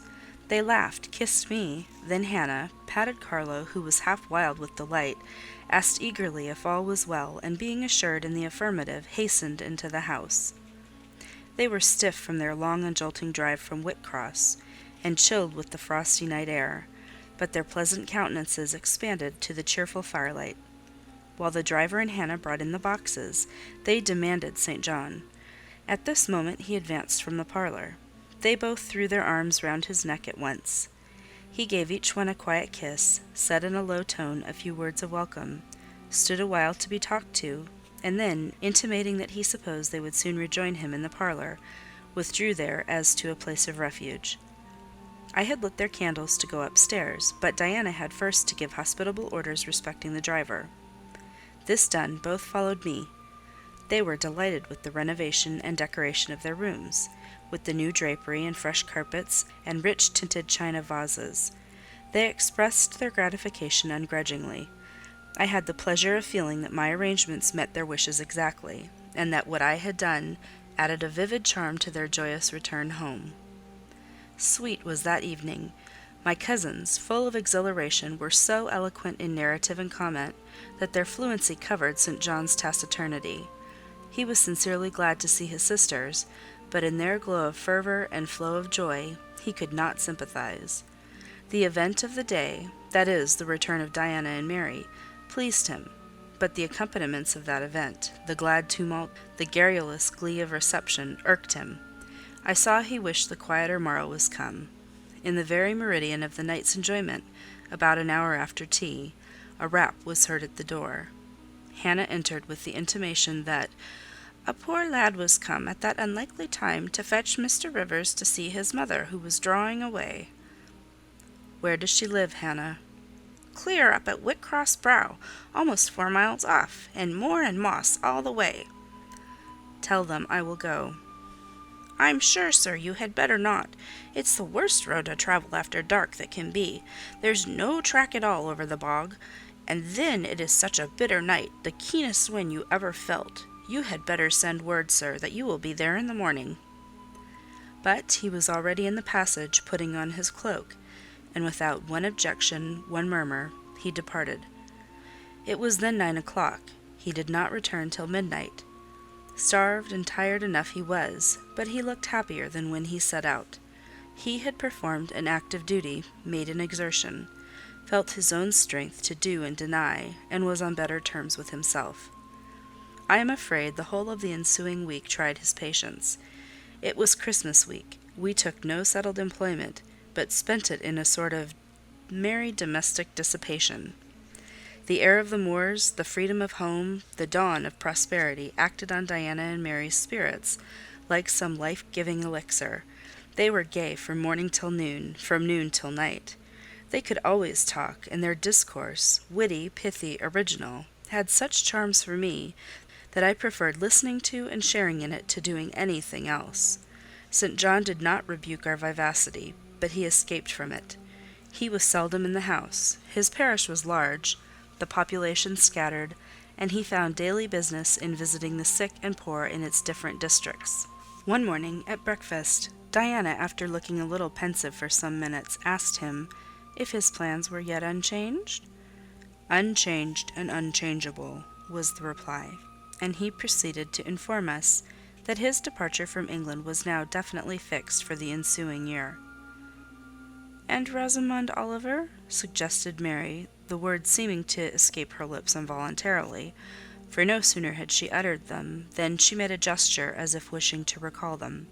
St. John had a book in his hand. It was his unsocial custom to read at meals. He closed it and looked up. "Rosamond Oliver," said he, "is about to be married to Mr. Granby, one of the best connected and most estimable residents in S., grandson and heir to Sir Frederick Granby. I had the intelligence from her father yesterday." His sisters looked at each other, and at me. We all three looked at him. He was serene as glass. "The match must have been got up hastily," said Diana. "They cannot have known each other long." "But 2 months. They met in October at the county ball at S. But where there are no obstacles to a union, as in the present case, where the connection is in every point desirable, delays are unnecessary. They will be married as soon as S. Palace, which Sir Frederick gives up to them, can be refitted for their reception." The first time I found St. John alone after this communication, I felt tempted to inquire if the event distressed him, but he seemed so little to need sympathy that, so far from venturing to offer him more, I experienced some shame at the recollection of what I had already hazarded. Besides, I was out of practice in talking to him. His reserve was again frozen over, and my frankness was congealed beneath it. He had not kept his promise of treating me like his sisters. He continually made little chilling differences between us, which did not at all tend to the development of cordiality. In short, now that I was acknowledged his kinswoman, and lived under the same roof with him, I felt the distance between us to be far greater than when he had known me only as the village schoolmistress. When I remembered how far I had once been admitted to his confidence, I could hardly comprehend his present frigidity. Such being the case, I felt not a little surprised when he raised his head suddenly from the desk, over which he was stooping, and said, "You see, Jane, the battle is fought and the victory won." Startled at being thus addressed, I did not immediately reply. After a moment's hesitation, I answered, "But are you sure you are not in the position of those conquerors whose triumphs have cost them too dear? Would not such another ruin you?" "I think not, and if I were, it does not much signify. I shall never be called upon to contend for such another. The event of the conflict is decisive. My way is now clear. I thank God for it." So saying, he returned to his papers and his silence. As our mutual happiness, i.e. Diana's, Mary's, and mine, settled into a quiet character, and we resumed our usual habits and regular studies, St. John stayed more at home. He sat with us in the same room, sometimes for hours together. While Mary drew, Diana pursued a course of encyclopedic reading she had, to my awe and amazement, undertaken, and I fagged away at German. He pondered a mystic lore of his own, that of some Eastern tongue, the acquisition of which he thought necessary to his plans. Thus engaged, he appeared, sitting in his own recess, quiet and absorbed enough, but that blue eye of his had a habit of leaving the outlandish-looking grammar, and wandering over, and sometimes fixing upon us, his fellow students, with a curious intensity of observation. If caught, it would be instantly withdrawn, yet ever and anon it returned searchingly to our table. I wondered what it meant. I wondered, too, at the punctual satisfaction he never failed to exhibit on an occasion that seemed to me of small moment, namely, my weekly visit to Morton School. And still more was I puzzled when, if the day was unfavourable, if there was snow or rain or high wind, and his sisters urged me not to go, he would invariably make light of their solicitude and encourage me to accomplish the task without regard to the elements. "Jane is not such a weakling as you would make her," he would say. "She can bear a mountain blast, or a shower, or a few flakes of snow, as well as any of us. Her constitution is both sound and elastic, better calculated to endure variations of climate than many more robust." And when I returned, sometimes a good deal tired, and not a little weather-beaten, I never dared to complain, because I saw that to murmur would be to vex him. On all occasions fortitude pleased him; the reverse was a special annoyance. One afternoon, however, I got leave to stay at home because I really had a cold. His sisters were gone to Morton in my stead. I sat reading Schiller, he deciphering his crabbed Oriental scrolls. As I exchanged a translation for an exercise, I happened to look his way. There I found myself under the influence of the ever-watchful blue eye. How long it had been searching me through, and over, I cannot tell. So keen was it, and yet so cold, I felt for the moment superstitious, as if I were sitting in the room with something uncanny. "Jane, what are you doing?" "Learning German." "I want you to give up German and learn Hindostani." "You are not in earnest." "In such earnest that I must have it so, and I will tell you why."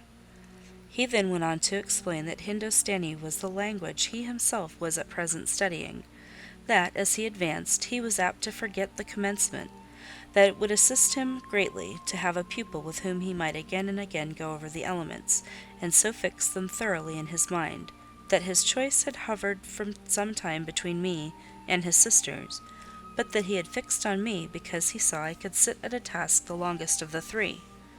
Would I do him this favour? I should not, perhaps, have to make the sacrifice long, as it wanted now barely 3 months to his departure. St. John was not a man to be lightly refused. You felt that every impression made on him, either for pain or pleasure, was deep-graved and permanent. I consented. When Diana and Mary returned, the former found her scholar transferred from her to her brother. She laughed, and both she and Mary agreed that St. John should never have persuaded them to such a step. He answered quietly, "I know it." I found him a very patient, very forbearing, and yet an exacting master. He expected me to do a great deal, and when I fulfilled his expectations, he, in his own way, fully testified his approbation. By degrees, he acquired a certain influence over me that took away my liberty of mind. His praise and notice were more restraining than his indifference. I could no longer talk or laugh freely when he was by, because a tiresomely importunate instinct reminded me that vivacity, at least in me, was distasteful to him. I was so fully aware that only serious moods and occupations were acceptable, that in his presence every effort to sustain or follow any other became vain. I fell under a freezing spell. When he said go, I went; come, I came; do this, I did it. But I did not love my servitude. I wished many a time he had continued to neglect me. One evening, when at bedtime his sisters and I stood round him bidding him good night, he kissed each of them, as was his custom, and, as was equally his custom, he gave me his hand. Diana, who chanced to be in a frolicsome humour, she was not painfully controlled by his will, for hers in another way was as strong, exclaimed, "St. John, you used to call Jane your third sister, but you don't treat her as such. You should kiss her too." She pushed me towards him. I thought Diana very provoking, and felt uncomfortably confused, and while I was thus thinking and feeling, St. John bent his head. His Greek face was brought to a level with mine. His eyes questioned my eyes piercingly. He kissed me.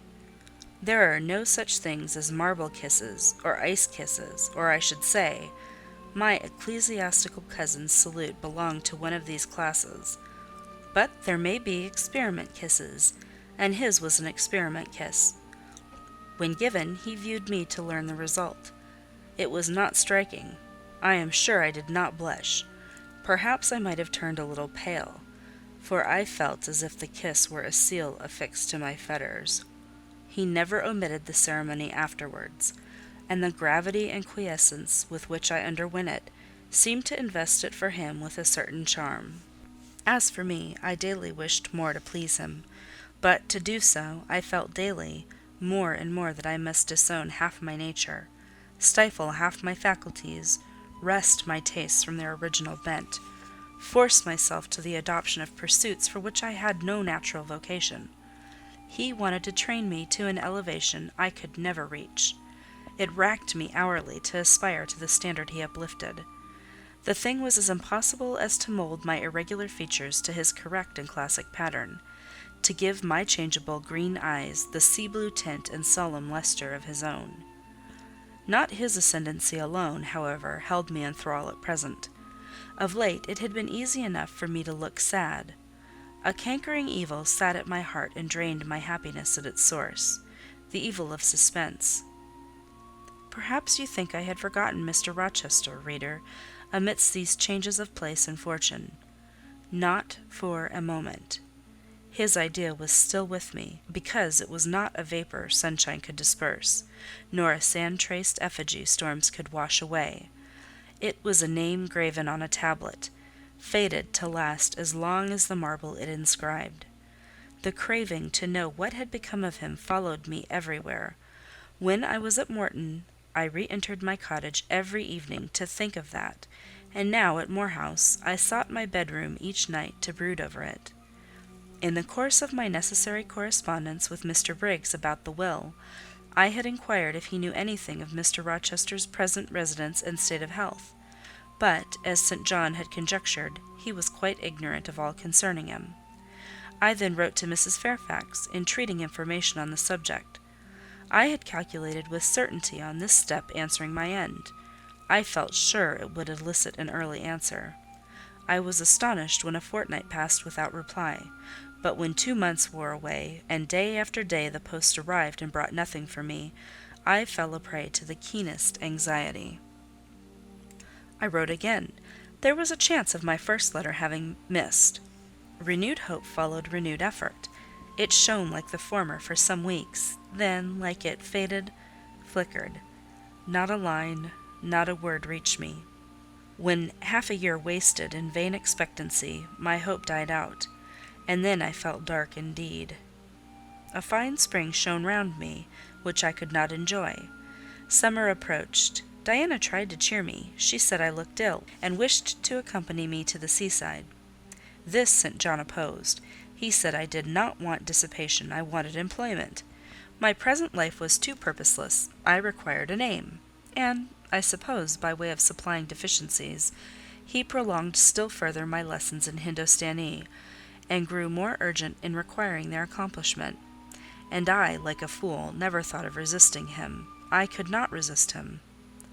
One day I had come to my studies in lower spirits than usual. The ebb was occasioned by a poignantly felt disappointment.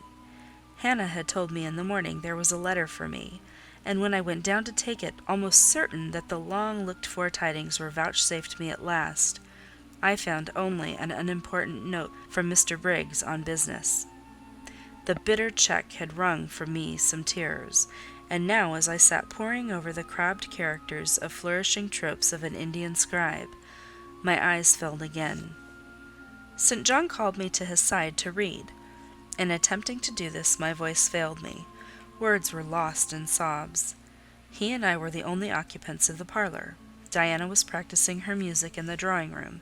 Mary was gardening. It was a very fine May day, clear, sunny, and breezy.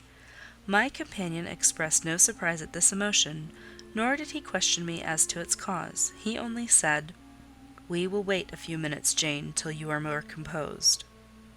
and while I smothered the paroxysm with all haste, he sat calm and patient, leaning on his desk and looking like a physician watching with the eye of science an expected and fully understood crisis in a patient's malady. Having stifled my sobs, wiped my eyes, and muttered something about not being very well that morning, I resumed my task, and succeeded in completing it. St. John put away my books, and his, locked his desk, and said, "Now, Jane, you shall take a walk, and with me." "I will call Diana and Mary." "No. I want only one companion this morning, and that must be you. Put on your things, go out by the kitchen door. Take the road towards the head of Marsh Glen. I will join you in a moment." I know no medium. I never in my life have known any medium in my dealings with positive hard characters, antagonistic to my own, between absolute submission and determined revolt. I have always faithfully observed the one up to the very moment of bursting, sometimes with volcanic vehemence, into the other, and as neither present circumstances warranted, nor my present mood inclined me to mutiny, I observed careful obedience to St. John's directions, and in 10 minutes I was treading the wild track of the glen, side by side with him. The breeze was from the west. It came over the hills, sweet with scents of heath and rush. The sky was of stainless blue. The stream descending the ravine, swelled with past spring rains, poured along plentiful and clear, catching golden gleams from the sun and sapphire tints from the firmament. As we advanced and left the track, we trod a soft turf, mossy fine and emerald green, minutely enamelled with a tiny white flower, and spangled with a star-like yellow blossom.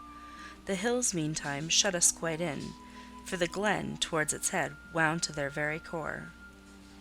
"Let us rest here," said St. John, as we reached the first stragglers of a battalion of rocks, guarding a sort of pass, beyond which the beck rushed down a waterfall, and where, still a little further, the mountain shook off turf and flower, had only heath for raiment, and crag for gem, where it exaggerated the wild to the savage, and exchanged the fresh for the frowning, where it guarded the forlorn hope of solitude and a last refuge for silence. I took a seat. St. John stood near me. He looked up the pass and down the hollow. His glance wandered away with the stream, and turned to traverse the unclouded heaven which coloured it. He removed his hat, let the breeze stir his hair and kiss his brow. He seemed in communion with the genius of the haunt. With his eye he bade farewell to something. "And I shall see it again," he said aloud, "in dreams when I sleep by the Ganges, and again in a more remote hour, when another slumber overcomes me, on the shore of a darker stream." Strange words of a strange love, an austere patriot's passion for his fatherland! He sat down. For half an hour we never spoke, neither he to me nor I to him. That interval passed. He recommenced. "Jane, I go in 6 weeks. I have taken my berth in an East Indiaman which sails on the 20th of June." "God will protect you, for you have undertaken his work," I answered. "Yes," said he, "there is my glory and joy. I am the servant of an infallible master. I am not going out under human guidance, subject to the defective laws and erring control of my feeble fellow worms. My king, my lawgiver, my captain is the all-perfect. It seems strange to me that all round me do not burn to enlist under the same banner, to join in the same enterprise. All have not your powers, and it would be folly for the feeble to wish to march with the strong. I do not speak to the feeble, or think of them. I address only such as are worthy of the work, and competent to accomplish it. Those are few in number and difficult to discover. You say truly, but when found, it is right to stir them up, to urge and exhort them to effort, to show them what their gifts are and why they were given, to speak heaven's message in their ear, to offer them direct from God a place in the ranks of his chosen. If they are really qualified for the task, will not their own hearts be the first to inform them of it? I felt as if an awful charm was framing round and gathering over me. I trembled to hear some fatal word spoken which would at once declare and rivet the spell. "And what does your heart say?" demanded St. John. "My heart is mute, my heart is mute," I answered, struck and thrilled. "Then I must speak for it," continued the deep, relentless voice. "Jane, come with me to India. Come as my helpmeet and fellow labourer." The glen and sky spun round, the hills heaved. It was as if I had heard a summons from heaven, as if a visionary messenger, like him of Macedonia, had announced, "Come over and help us." But I was no apostle. I could not behold the herald. I could not receive his call. "Oh, St. John," I cried, "have some mercy!" I appealed to one who, in the discharge of what he believed his duty, knew neither mercy nor remorse. He continued, "God and nature intended you for a missionary's wife. It is not personal, but mental endowments they have given you. You are formed for labour, not for love. A missionary's wife you shall be. You shall be mine. I claim you, not for my pleasure, but for my sovereign service." "I am not fit for it. I have no vocation," I said. He had calculated on these first objections. He was not irritated by them. Indeed, as he leaned back against the crag behind him, folded his arms on his chest, and fixed his countenance, I saw he was prepared for a long and trying opposition, and had taken in a stock of patience to last him to its close, resolved, however, that the close should be conquest for him. "Humility, Jane," said he, "is the groundwork of Christian virtues. You say right that you are not fit for the work. Who is fit for it? Or, who that ever truly called believes himself worthy of the summons? I, for instance, am but dust and ashes. With St. Paul, I acknowledge myself the chiefest of sinners, but I do not suffer this sense of my personal vileness to daunt me. I know my leader, that he is just as well as mighty, and while he has chosen a feeble instrument to perform a great task, he will, from the boundless stores of his providence, supply the inadequacy of the means to the end. Think like me, Jane. Trust like me. It is the rock of ages I ask you to lean on. Do not doubt but it will bear the weight of your human weakness." "I do not understand a missionary life. I have never studied missionary labours." "There, I, humble as I am, can give you the aid you want. I can set your task from hour to hour, stand by you always, help you from moment to moment. This I could do in the beginning. Soon, for I know your powers, you would be as strong and apt as myself, and would not require my help." "But my powers, where are they for this undertaking? I do not feel them. Nothing speaks or stirs in me while you talk. I am sensible of no light kindling, no life quickening, no voice counselling or cheering. Oh, I wish I could make you see how much my mind is at this moment like a rayless dungeon, with one shrinking fear fettered in its depths, the fear of being persuaded by you to attempt what I cannot accomplish." "I have an answer for you. Hear it. I have watched you ever since we first met. I have made you my study for 10 months.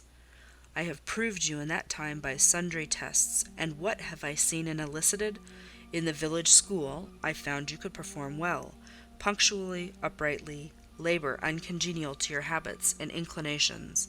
I saw you could perform it with capacity and tact. You could win while you controlled. In the calm with which you learnt you had become suddenly rich, I read a mind clear of the vice of Demas. Lucre had no undue power over you. In the resolute readiness with which you cut your wealth into 4 shares, keeping but 1 to yourself and relinquishing the 3 others to the claim of abstract justice, I recognized a soul that revelled in the flame and excitement of sacrifice. In the tractability with which, at my wish, you forsook a study in which you were interested, and adopted another because it interested me, in the untiring assiduity with which you have since persevered in it, in the unflagging energy and unshaken temper with which you have met its difficulties, I acknowledge the complement of the qualities I seek. Jane, you are docile, diligent, disinterested, faithful, constant, and courageous, very gentle, and very heroic. Cease to mistrust yourself. I can trust you unreservedly. As a conductress of Indian schools, and a helper amongst Indian women, your assistance will be, to me, invaluable." My iron shroud contracted round me. Persuasion advanced with slow, sure step. Shut my eyes as I would, these last words of his succeeded in making the way, which had seemed blocked up, comparatively clear. My work, which had appeared so vague, so hopelessly diffuse, condensed itself as he proceeded, and assumed a definite form under his shaping hand. He waited for an answer.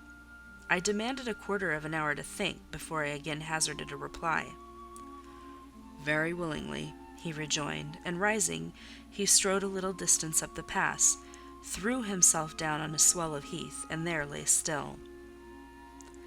I can do what he wants me to do. I am forced to see and acknowledge that, I meditated. That is, if life be spared me. But I feel mine is not the existence to be long protracted under an Indian sun. What then? He does not care for that. When my time came to die, he would resign me, in all serenity and sanctity, to the God who gave me. The case is very plain before me. In leaving England, I should leave a loved but empty land. Mr. Rochester is not there. And if he were, what can that ever be to me? My business is to live without him now. Nothing so absurd, so weak as to drag on from day to day as if I were waiting some impossible change in circumstances which might reunite me to him. Of course, as St. John once said, I must seek another interest in life to replace the one lost. Is not the occupation he now offers me truly the most glorious man can adopt or God assign? Is it not, by its noble cares and sublime results, the one best calculated to fill the void left by uptorn affections and demolished hopes? I believe I must say yes, and yet I shudder. Alas, if I join St. John, I abandon half myself. If I go to India, I go to premature death. And how will the interval between leaving England for India and India for the grave be filled? Oh, I know well. That too is very clear to my vision. By straining to satisfy St. John till my sinews ache, I shall satisfy him, to the finest central point and farthest outward circle of his expectations. If I do go with him, if I do make the sacrifice he urges, I will make it absolutely. I will throw all on the altar, heart, vitals, the entire victim. He will never love me, but he shall approve me. I will show him energies he has not seen, resources he has never suspected. Yes, I can work as hard as he can, and with as little grudging.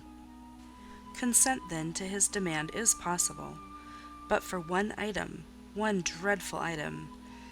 It is that he asks me to be his wife, and has no more of a husband's heart for me than that frowning giant of a rock, down which the stream is foaming in yonder gorge. He prizes me as a soldier would a good weapon, and that is all. Unmarried to him, this would never grieve me. But can I let him complete his calculations, coolly put into practice his plans, go through the wedding ceremony? Can I receive from him the bridal ring, endure all the forms of love, which I doubt not he would scrupulously observe, and know that the spirit was quite absent? Can I bear the consciousness that every endearment he bestows is a sacrifice made on principle? No, such a martyrdom would be monstrous. I will never undergo it. As his sister I might accompany him, not as his wife. I will tell him so.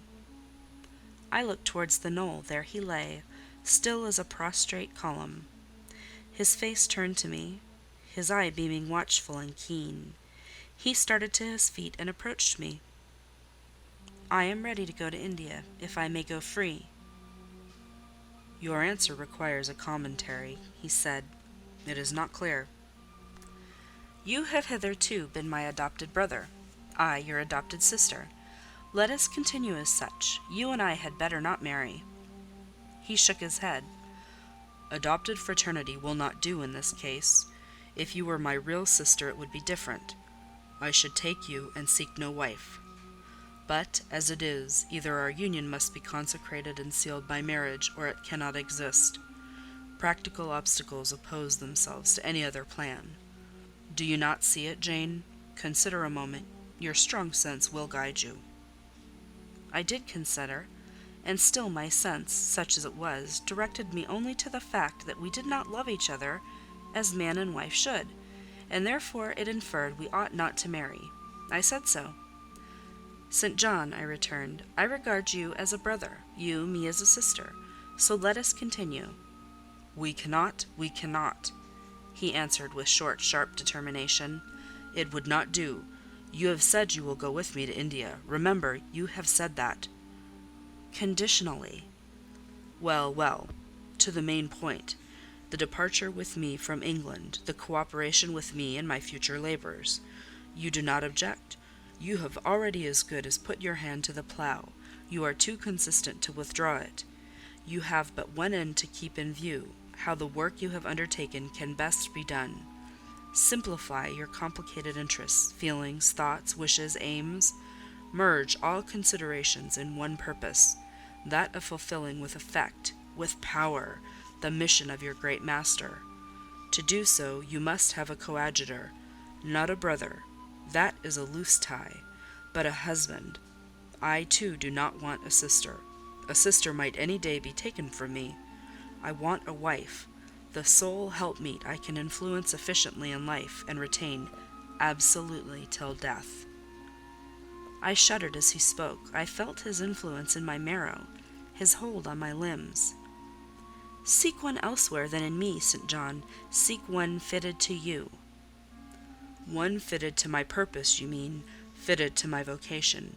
Again I tell you, it is not the insignificant private individual, the mere man with the man's selfish senses, I wish to mate. It is a missionary." "And I will give the missionary my energies. It is all he wants, but not myself. That would be only adding the husk and shell to the kernel. For them he has no use. I retain them." "You cannot, you ought not. Do you think God will be satisfied with half an oblation? Will he accept a mutilated sacrifice? It is the cause of God I advocate. It is under his standard I enlist you. I cannot accept on his behalf a divided allegiance. It must be entire." "Oh, I will give my heart to God," I said. "You do not want it." I will not swear, reader, that there was not something of repressed sarcasm both in the tone in which I uttered this sentence and in the feeling that accompanied it. I had silently feared St. John till now, because I had not understood him. He had held me in awe, because he had held me in doubt. How much of him was saint, how much mortal, I could not heretofore tell. But revelations were being made in this conference. The analysis of his nature was proceeding before my eyes. I saw his fallibilities. I comprehended them.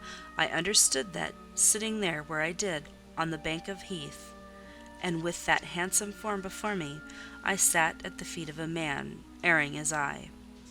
The veil fell from his hardness and despotism. Having felt in him the presence of these qualities, I felt his imperfection and took courage. I was with an equal, one with whom I might argue, one whom, if I saw good, I might resist. He was silent after I had uttered the last sentence, and I presently risked an upward glance at his countenance. His eye, bent on me, expressed at once stern surprise and keen inquiry. "Is she sarcastic, and sarcastic to me?" it seemed to say. "What does this signify?"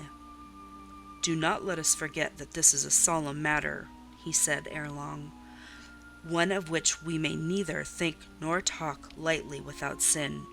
I trust, Jane, you are in earnest when you say you will give your heart to God. It is all I want. Once wrench your heart from man and fix it on your Maker. The advancement of that Maker's spiritual kingdom on earth will be your chief delight and endeavour. You will be ready to do at once whatever furthers that end. You will see what impetus would be given to your efforts and mine by our physical and mental union in marriage, the only union that gives a character of permanent conformity to the destinies and designs of human beings. And, passing over all minor caprices, all trivial difficulties and delicacies of feeling, all scruple about the degree, kind, strength, or tenderness of mere personal inclination, you will hasten to enter into that union at once." "Shall I?" I said briefly, and I looked at his features, beautiful in their harmony, but strangely formidable in their still severity; at his brow, commanding but not open; at his eyes, bright and deep, and searching, but never soft; at his tall, imposing figure, and fancied myself in idea his wife. Oh, it would never do! As his curate, his comrade, all would be right. I would cross oceans with him in that capacity, toil under eastern suns, in Asian deserts with him in that office, admire and emulate his courage and devotion and vigour, accommodate quietly to his masterhood, smile undisturbed at his ineradicable ambition, discriminate the Christian from the man, profoundly esteem the one, and freely forgive the other. I should suffer often, no doubt, attached to him only in this capacity. My body would be under rather a stringent yoke, but my heart and mind would be free. I should still have my unblighted self to turn to, my natural unenslaved feelings with which to communicate in moments of loneliness. There would be recesses in my mind which would be only mine, to which he never came, and sentiments growing there, fresh and sheltered, which his austerity could never blight, nor his measured warrior march trample down. But as his wife, at his side always, and always restrained, and always checked, forced to keep the fire of my nature continually low, to compel it to burn inwardly and never utter a cry, though the imprisoned flame consumed vital after vital, this would be unendurable. "St. John," I exclaimed, when I had got so far in my meditation. "Well?" he answered icily. "I repeat, I freely consent to go with you as your fellow missionary, but not as your wife. I cannot marry you and become part of you." "A part of me you must become," he answered steadily. "Otherwise the whole bargain is void. How can I, a man not yet 30, take out with me to India a girl of 19, unless she be married to me? How can we be forever together, sometimes in solitudes, sometimes amidst savage tribes, and unwed?" "Very well," I said shortly, "under the circumstances. Quite as well as if I were either your real sister, or a man and a clergyman like yourself." "It is known that you are not my sister. I cannot introduce you as such. To attempt it would be to fasten injurious suspicions on us both. And for the rest, though you have a man's vigorous brain, you have a woman's heart, and it would not do." "It would do," I affirmed with some disdain, "perfectly well. I have a woman's heart, but not where you are concerned. For you I have only a comrade's constancy, a fellow soldier's frankness, fidelity, fraternity, if you like, a neophyte's respect and submission to his hierophant. Nothing more. Don't fear." "It is what I want," he said, speaking to himself. "It is just what I want, and there are obstacles in the way. They must be hewn down. Jane, you would not repent marrying me, be certain of that. We must be married. I repeat it, there is no other way, and undoubtedly enough of love would follow upon marriage to render the union right even in your eyes." "I scorn your idea of love," I could not help saying, as I rose up and stood before him, leaning my back against the rock. "I scorn the counterfeit sentiment you offer. Yes, St. John, I scorn you when you offer it." He looked at me fixedly, compressing his well-cut lips while he did so. Whether he was incensed or surprised, or what, it was not easy to tell. He could command his countenance thoroughly. "I scarcely expected to hear that expression from you," he said. "I think I have done and uttered nothing to deserve scorn." I was touched by his gentle tone, and overawed by his high, calm mien. "Forgive me the words, St. John, but it is your own fault that I have been roused to speak so unguardedly. You have introduced a topic on which our natures are at variance, a topic we should never discuss. The very name of love is an apple of discord between us. If the reality were required, what should we do? How should we feel? My dear cousin, abandon your scheme of marriage. Forget it." "No," said he. "It is a long-cherished scheme, and the only one which can secure my great end.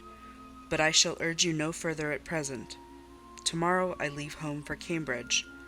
I have many friends there to whom I should wish to say farewell. I shall be absent a fortnight. Take that space of time to consider my offer, and do not forget that if you reject it, it is not me you deny, but God. Through my means, He opens to you a noble career. As my wife only can you enter upon it. Refuse to be my wife, and you limit yourself forever to a track of selfish ease and barren obscurity. Tremble lest in that case you should be numbered with those who have denied the faith, and are worse than infidels. He had done. Turning from me, he once more looked to the river, looked to hill. But this time his feelings were all pent in his heart. I was not worthy to hear them uttered. As I walked by his side homeward, I read well in his iron silence all he felt towards me. The disappointment of an austere and despotic nature, which has met resistance where it expected submission, the disapprobation of a cool, inflexible judgment, which has detected in another feelings and views in which it has no power to sympathize. In short, as a man, he would have wished to coerce me into obedience. It was only as a sincere Christian he bore so patiently with my perversity, and allowed so long a space for reflection and repentance. That night, after he had kissed his sisters, he thought proper to forget even to shake hands with me, but left the room in silence. I, who though I had no love, had much friendship for him, I was hurt by the marked omission. So much hurt that tears started to my eyes. "I see you and St. John have been quarrelling, Jane," said Diana during your walk on the moor. "But go after him. He is now lingering in the passage, expecting you. He will make it up."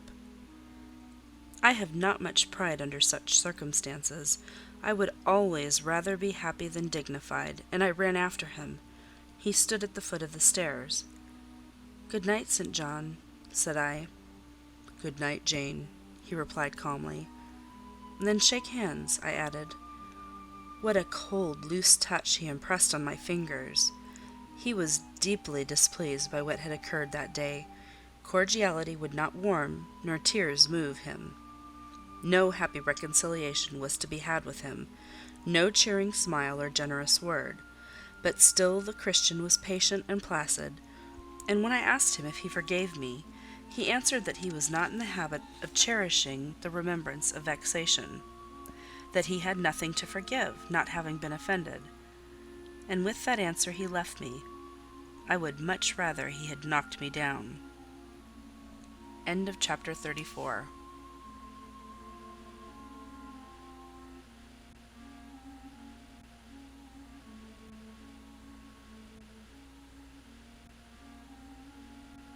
Chapter 35. He did not leave for Cambridge the next day, as he had said he would. He deferred his departure a whole week, and during that time he made me feel what severe punishment a good yet stern and conscientious, yet implacable man can inflict on one who has offended him. Without one overt act of hostility, one upbraiding word, he contrived to impress me momently with the conviction that I was put beyond the pale of his favour. Not that St. John harboured a spirit of unchristian vindictiveness, not that he would have injured a hair of my head if it had been fully in his power to do so. Both by nature and principle, he was superior to the mean gratification of vengeance. He had forgiven me for saying I scorned him and his love, but he had not forgotten the words, and as long as he and I lived, he never would forget them. I saw by his look, when he turned to me, that they were always written on the air between him and me. Whenever I spoke, they sounded in my voice to his ear, and their echo toned every answer he gave me. He did not abstain from conversing with me. He even called me as usual each morning to join him at his desk, and I fear the corrupt man within him had a pleasure unimparted to, and unshared by, the pure Christian, in evincing with what skill he could, while acting and speaking apparently just as usual, extract from every deed and every phrase the spirit of interest and approval which had formerly communicated a certain austere charm to his language and manner. To me, he was in reality become no longer flesh but marble. His eye was a cold, bright blue gem; his tongue a speaking instrument, nothing more. All this was torture to me, refined, lingering torture. It kept up a slow fire of indignation, and a trembling trouble of grief, which harassed and crushed me altogether. I felt how, if I were his wife, this good man, pure as the deep sunless source, could soon kill me, without drawing from my veins a single drop of blood, or receiving on his own crystal conscience the faintest stain of crime. Especially I felt this when I made any attempt to propitiate him. No ruth met my ruth. He experienced no suffering from estrangement, no yearning after reconciliation; and though, more than once, my fast-falling tears blistered the page over which we both bent, they produced no more effect on him than if his heart had been really a matter of stone or metal. To his sisters, meantime, he was somewhat kinder than usual, as if afraid that mere coldness would not sufficiently convince me how completely I was banished and banned. He added the force of contrast. And this, I am sure, he did, not by malice, but on principle. The night before he left home, happening to see him walking in the garden about sunset, and remembering, as I looked at him, that this man, alienated as he now was, had once saved my life, and that we were near relations, I was moved to make a last attempt to regain his friendship. I went out and approached him as he stood leaning over the little gate. I spoke to the point at once. "St. John, I am unhappy because you are still angry with me. Let us be friends." "I hope we are friends," was the unmoved reply, while he still watched the rising of the moon, which he had been contemplating as I approached. "No, St. John, we are not friends as we were. You know that." "Are we not? That is wrong. For my part, I wish you no ill and all good." "I believe you, St. John, for I am sure you are incapable of wishing any one ill; but, as I am your kinswoman, I should desire somewhat more of affection than that sort of general philanthropy you extend to mere strangers." "Of course," he said, "your wish is reasonable, and I am far from regarding you as a stranger." This, spoken in a cool, tranquil tone, was mortifying and baffling enough. Had I attended to the suggestions of pride and Eyre, I should immediately have left him; but something worked within me more strongly than those feelings could. I deeply venerated my cousin's talent and principle. His friendship was of value to me. To lose it tried me severely. I would not so soon relinquish the attempt to reconquer it. "Must we part in this way, St. John? And when you go to India, will you leave me so, without a kinder word than you have yet spoken?" He now turned quite from the moon and faced me. "When I go to India, Jane, will I leave you? What, do you not go to India?" "You said I could not unless I married you." "And you will not marry me? You adhere to that resolution?" Reader, do you know, as I do, what terror those cold people can put into the ice of their questions? How much of the fall of the avalanche is in their anger? Of the breaking up of the frozen sea in their displeasure? No, St. John, I will not marry you. I adhere to my resolution. The avalanche had shaken and slid a little forward, but it did not yet crash down. "Once more, why this refusal?" he asked. "Formerly," I answered, "because you did not love me. Now," I replied, "because you almost hate me.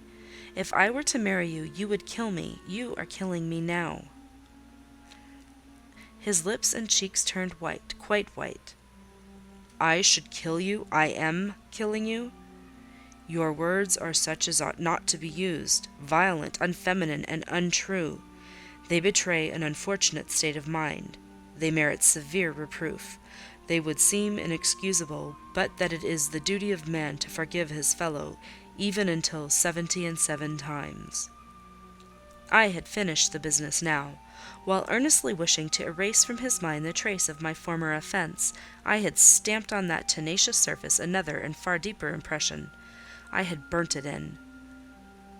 "Now you will indeed hate me," I said. "It is useless to attempt to conciliate you. I see I have made an eternal enemy of you." A fresh wrong did these words inflict, the worse because they touched on the truth. That bloodless lip quivered to a temporary spasm. I knew the steely Eyre I had wedded. I was heart-wrung. "You utterly misinterpret my words," I said, at once seizing his hand. "I have no intention to grieve or pain you. Indeed, I have not." Most bitterly he smiled. Most decidedly he withdrew his hand from mine. "And now you recall your promise, and will not go to India at all, I presume?" said he, after a considerable pause. "Yes, I will, as your assistant," I answered.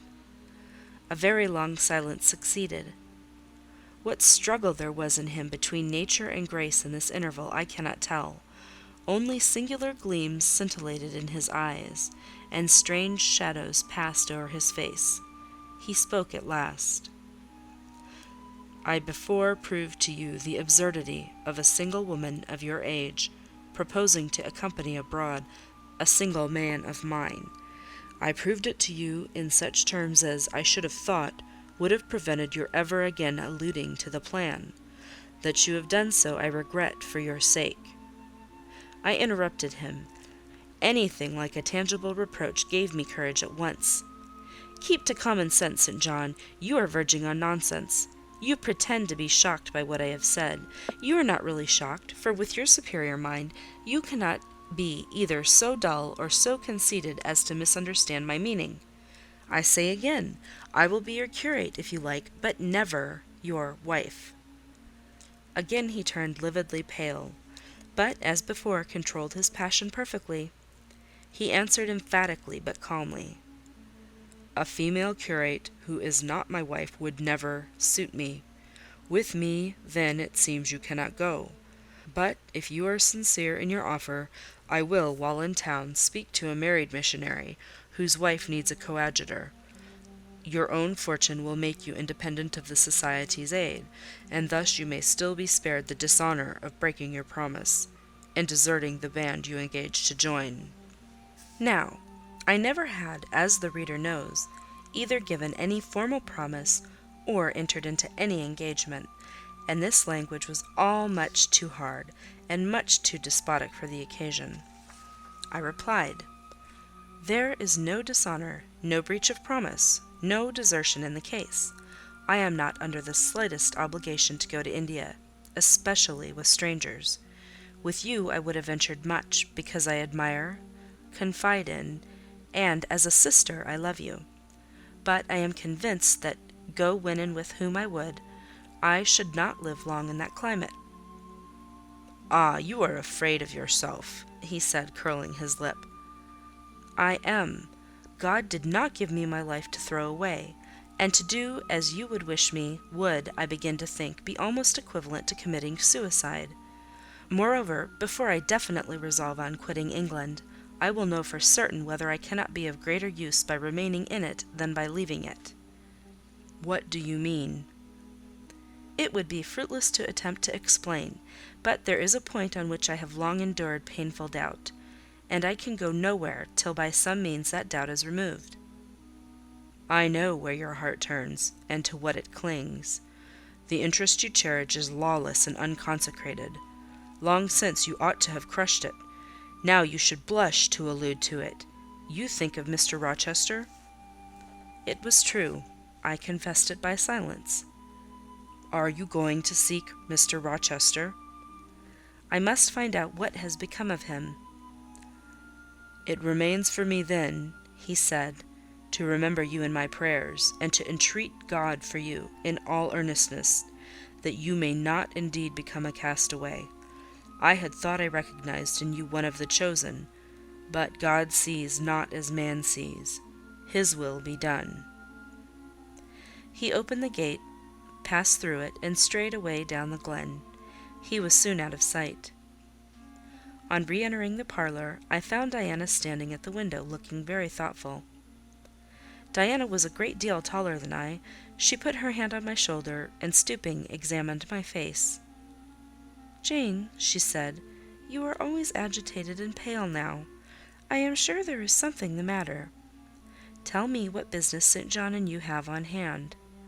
I have watched you this half hour from the window. You must forgive my being such a spy, but for a long time I have fancied I hardly know what. St. John is a strange being." She paused. I did not speak. Soon she resumed. "That brother of mine cherishes peculiar views of some sort respecting you, I am sure. He has long distinguished you by a notice and interest he never showed to anyone else. To what end? I wish he loved you. Does he, Jane?" I put her cool hand to my hot forehead. "No, Di, not one whit." "Then why does he follow you so with his eyes, and get you so frequently alone with him, and keep you so continually at his side? Mary and I had both concluded he wished you to marry him." "He does.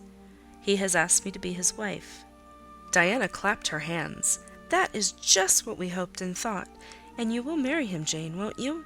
And then he will stay in England." "Far from that, Diana.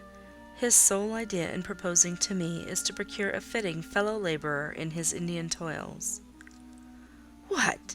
He wishes you to go to India?" "Yes." "Madness!" she exclaimed. "You would not live 3 months there, I am certain. You shall never go. You have not consented, have you, Jane?" "I have refused to marry him." "And have consequently displeased him?" she suggested. "Deeply. He will never forgive me, I fear. Yet I offered to accompany him as his sister." "It was frantic folly to do so, Jane. Think of the task you undertook, one of incessant fatigue, where fatigue kills even the strong, and you are weak. St. John, you know him, would urge you to impossibilities. With him there would be no permission to rest during the hot hours, and unfortunately, I have noticed, whatever he exacts, you force yourself to perform. I am astonished you found courage to refuse his hand. You do not love him then, Jane?" "Not as a husband." "Yet he is a handsome fellow." "And I am so plain, you see, Di. We should never suit." "Plain, you? Not at all. You are much too pretty, as well as too good, to be grilled alive in Calcutta." And again she earnestly conjured me to give up all thoughts of going out with her brother. "I must indeed," I said, for when just now I repeated the offer of serving him for a deacon, he expressed himself shocked at my want of decency. He seemed to think I had committed an impropriety in proposing to accompany him unmarried, as if I had not from the first hoped to find in him a brother, and habitually regarded him as such. "What makes you say he does not love you, Jane?" "You should hear himself on the subject. He has again and again explained that it is not himself, but his office he wishes to mate. He has told me I am formed for labour, not for love, which is true, no doubt.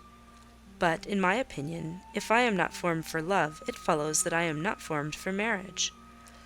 Would it not be strange, Di, to be chained for life to a man who regarded one but as a useful tool?" "Insupportable, unnatural, out of the question."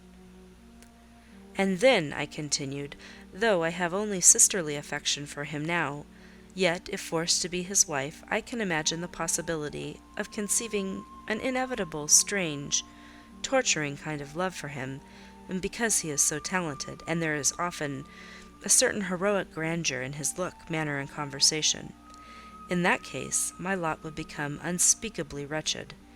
He would not want me to love him, and if I showed the feeling, he would make me sensible that it was a superfluity unrequired by him, unbecoming in me.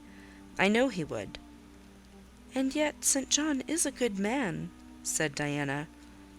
"He is a good and a great man, but he forgets pitilessly the feelings and claims of little people in pursuing his own large views.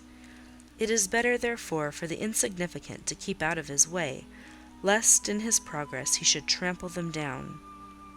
Here he comes. I will leave you, Diana." And I hastened upstairs as I saw him entering the garden. But I was forced to meet him again at supper. During that meal he appeared just as composed as usual. I had thought he would hardly speak to me, and I was certain he had given up the pursuit of his matrimonial scheme. The sequel showed I was mistaken on both points. He addressed me precisely in his ordinary manner, or what had of late been his ordinary manner, one scrupulously polite. No doubt he had invoked the help of the Holy Spirit to subdue the anger I had roused in him, and now believed he had forgiven me once more. For the evening reading before prayers, he selected the 21st chapter of Revelation. It was at all times pleasant to listen, while from his lips fell the words of the Bible. Never did his fine voice sound at once so sweet and full. Never did his manner become so impressive in its noble simplicity as when he delivered the oracles of God. And tonight that voice took a more solemn tone, that manner a more thrilling meaning, as he sat in the midst of his household circle, the May moon shining in through the uncurtained window, and rendering almost unnecessary the light of the candle on the table. As he sat there, bending over the great old Bible, and described from its page the vision of the new heaven and the new earth, told how God would come to dwell with men, how he would wipe away all tears from their eyes, and promised that there should be no more death, neither sorrow nor crying, nor any more pain, because the former things were passed away. The succeeding words thrilled me strangely as he spoke them, especially as I felt by the slight indescribable alteration in sound, that in uttering them his eye had turned on me. "He that overcometh shall inherit all things, and I will be his God, and he shall be my son. But," was slowly, distinctly read, "the fearful, the unbelieving, etc., shall have their part in the lake which burneth with fire and brimstone, which is the second death." Henceforward I knew what fate St. John feared for me. A calm, subdued triumph, blent with a longing earnestness, marked his enunciation of the last glorious verses of that chapter. The reader believed his name was already written in the Lamb's book of life, and he yearned after the hour which should admit him to the city to which the kings of the earth bring their glory and honor, which has no need of sun or moon to shine in it, because the glory of God lightens it, and the Lamb is the light thereof. In the prayer following the chapter, all his energy gathered, all his stern zeal awoke. He was in deep earnest, wrestling with God and resolved on a conquest. He supplicated strength for the weak-hearted, guidance for wanderers from the fold, a return, even at the 11th hour, for those whom the temptations of the world and the flesh were luring from the narrow path. He asked, he urged, he claimed the boon of a brand snatched from the burning. Earnestness is ever deeply solemn. First, as I listened to that prayer, I wondered at his. Then, when it continued and rose, I was touched by it, and at last awed. He felt the greatness and goodness of his purpose so sincerely. Others who heard him plead for it could not but feel it too. The prayer over, we took leave of him. He was to go at a very early hour in the morning. Diana and Mary, having kissed him, left the room, in compliance, I think, with a whispered hint from him. I tendered my hand and wished him a pleasant journey. "Thank you, Jane. As I said, I shall return from Cambridge in a fortnight. That space, then, is left you for reflection. If I listened to human pride, I should say no more to you of marriage with me, but I listen to my duty, and keep steadily in view my first aim, to do all things to the glory of God. My Master was long-suffering, so will I be. I cannot give you up to perdition as a vessel of wrath. Repent, resolve while there is yet time.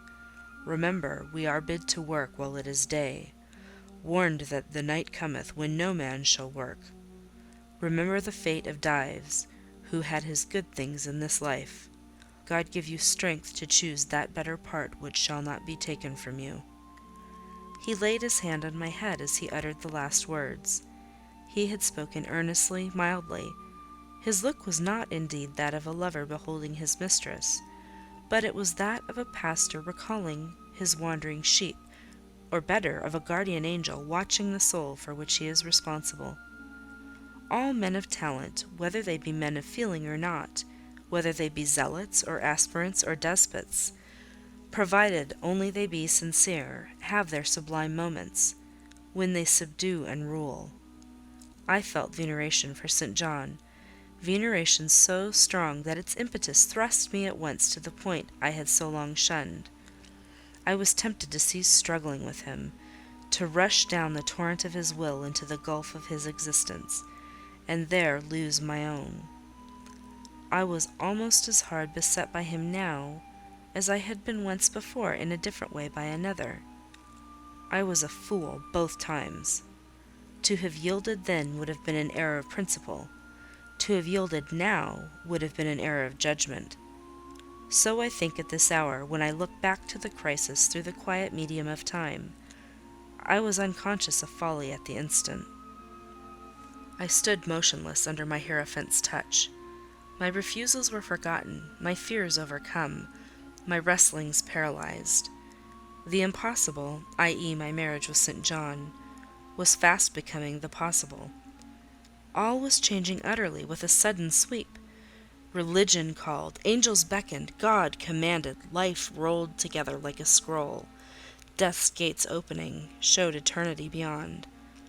It seemed that for safety and bliss there, all here might be sacrificed in a second. The dim room was full of visions. "Could you decide now?" asked the missionary. The inquiry was put in gentle tones. He drew me to him gently. Oh, that gentleness! How far more potent is it than force! I could resist St. John's wrath. I grew pliant as a reed under his kindness. Yet I knew all the time, if I yielded now, I should not the less be made to repent some day of my former rebellion. His nature was not changed by 1 hour of solemn prayer. It was only elevated. "I could decide if I were but certain," I answered. "Were I but convinced that it is God's will I should marry you, I could vow to marry you here and now, come afterwards what would." "My prayers are heard!" ejaculated St. John. He pressed his hand firmer on my head, as if he claimed me. He surrounded me with his arm, almost as if he loved me. I say almost. I knew the difference, for I had felt what it was to be loved. But, like him, I had now put love out of the question and thought only of duty. I contended with my inward dimness of vision, before which clouds yet rolled. I sincerely, deeply, fervently longed to do what was right, and only that. show me the path," I entreated of heaven. I was excited more than I had ever been, and whether what followed was the effect of excitement the reader shall judge. All the house was still, for I believe all, except St. John and myself, were now retired to rest. The one candle was dying out. The room was full of moonlight. My heart beat fast and thick. I heard its throb. Suddenly it stood still to an inexpressible feeling that thrilled it through, and passed at once to my head and extremities. The feeling was not like an electric shock, but it was quite as sharp, as strange, as startling.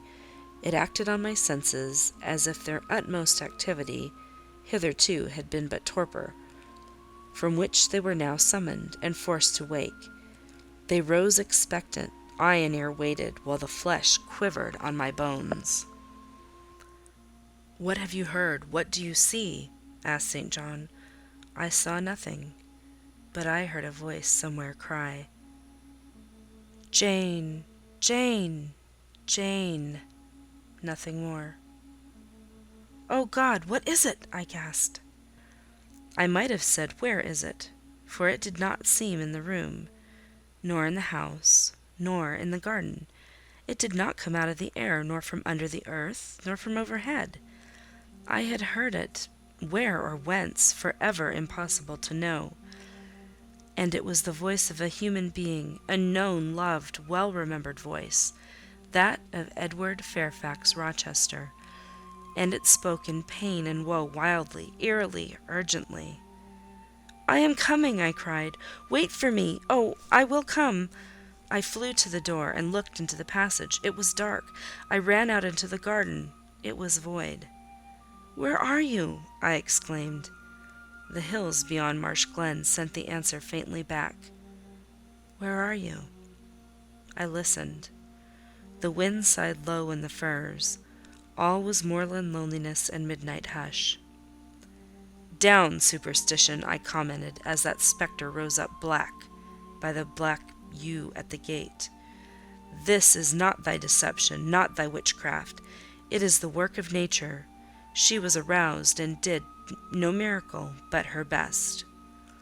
I broke from St. John, who had followed, and would have detained me. It was my time to assume ascendancy. My powers were in play and in force. I told him to forbear question or remark. I desired him to leave me. I must and would be alone. He obeyed at once. Where there is energy to command well enough, obedience never fails. I mounted to my chamber, locked myself in, fell on my knees, and prayed in my way. A different way to St. John's, but effective in its own fashion. I seemed to penetrate very near a mighty spirit, and my soul rushed out in gratitude at his feet. I rose from the thanksgiving, took a resolve, and lay down, unscared, enlightened, eager but for the daylight. End of chapter 35.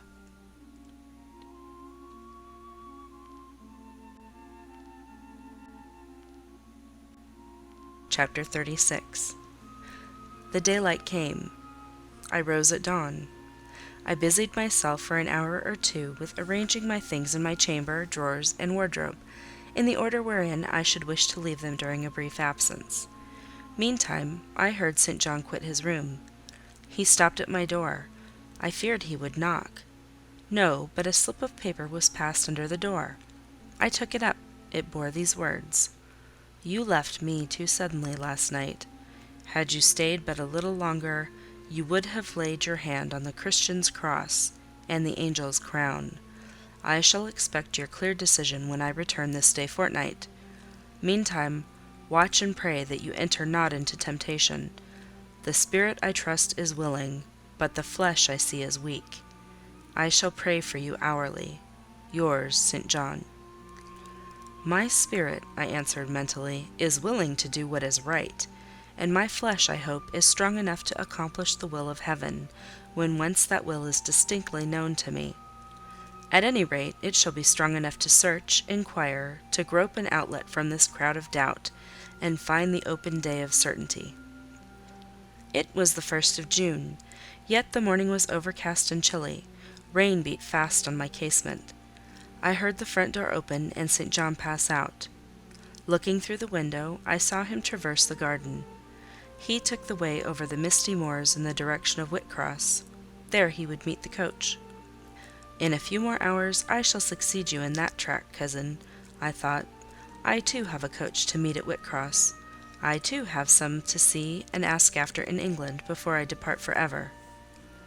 It wanted yet 2 hours of breakfast time. I filled the interval in walking softly about my room and pondering the visitation which had given my plans their present bent. I recalled that inward sensation I had experienced, for I could recall it, with all its unspeakable strangeness. I recalled the voice I had heard. Again I questioned whence it came, as vainly as before. It seemed in me, not in the external world. I asked, was it a mere nervous impression, a delusion? I could not conceive or believe. It was more like an inspiration. The wondrous shock of feeling had come like the earthquake which shook the foundations of Paul and Silas's prison. It had opened the doors of the soul's cell, and loosed its bands. It had wakened it out of its sleep, whence it sprang trembling, listening, aghast. Then vibrated thrice a cry on my startled ear, and in my quaking heart, and through my spirit, which neither feared nor shook, but exulted as if in joy over the success of one effort it had been privileged to make, independent of the cumbrous body. "Ere many days," I said, as I terminated my musings, "I will know something of him whose voice seemed last night to summon me. Letters have proved of no avail. Personal inquiry shall replace them." At breakfast I announced to Diana and Mary that I was going a journey, and should be absent at least 4 days. "Alone, Jane?" they asked. Yes, it was to see or hear news of a friend about whom I had for some time been uneasy. They might have said, as I have no doubt they thought that they had believed me to be without any friends save them, for indeed I had often said so. But with their true natural delicacy, they abstained from comment, except that Diana asked me if I was sure I was well enough to travel. I looked very pale, she observed. I replied that nothing ailed me save anxiety of mind, which I hoped soon to alleviate. It was easy to make my further arrangements, for I was troubled with no inquiries, no surmises. Having once explained to them that I could not now be explicit about my plans, they kindly and wisely acquiesced in the silence with which I pursued them. According to me the privilege of free action I should, under similar circumstances, have accorded them. I left Moor House at 3:00 p.m., and soon after 4 I stood at the foot of the signpost of Whitcross, waiting the arrival of the coach which was to take me to distant Thornfield. Amidst the silence of those solitary roads and desert hills, I heard it approach from a great distance. It was the same vehicle whence, a year ago, I had alighted one summer evening on this very spot. How desolate, how hopeless and objectless! It stopped as I beckoned. I entered, not now obliged to part with my whole fortune as the price of its accommodation. Once more on the road to Thornfield, I felt like the messenger pigeon flying home. It was a journey of 36 hours. I had set out from Whitcross on a Tuesday afternoon, and early on the succeeding Thursday morning the coach stopped to water the horses at a wayside inn, situated in the midst of scenery whose green hedges and large fields, and low pastoral hills, how mild of feature and verdant of hue compared with the stern North Midland moors of Morton, met my eye like the lineaments of a once familiar face. Yes, I knew the character of this landscape. I was sure we were near my bourne. "How far is Thornfield Hall from here?" I asked of the ostler. "Just 2 miles, ma'am, cross the fields." My journey is closed, I thought to myself. I got out of the coach, gave a box I had into the ostler's charge to be kept till I called for it, paid my fare, satisfied the coachman, and was going.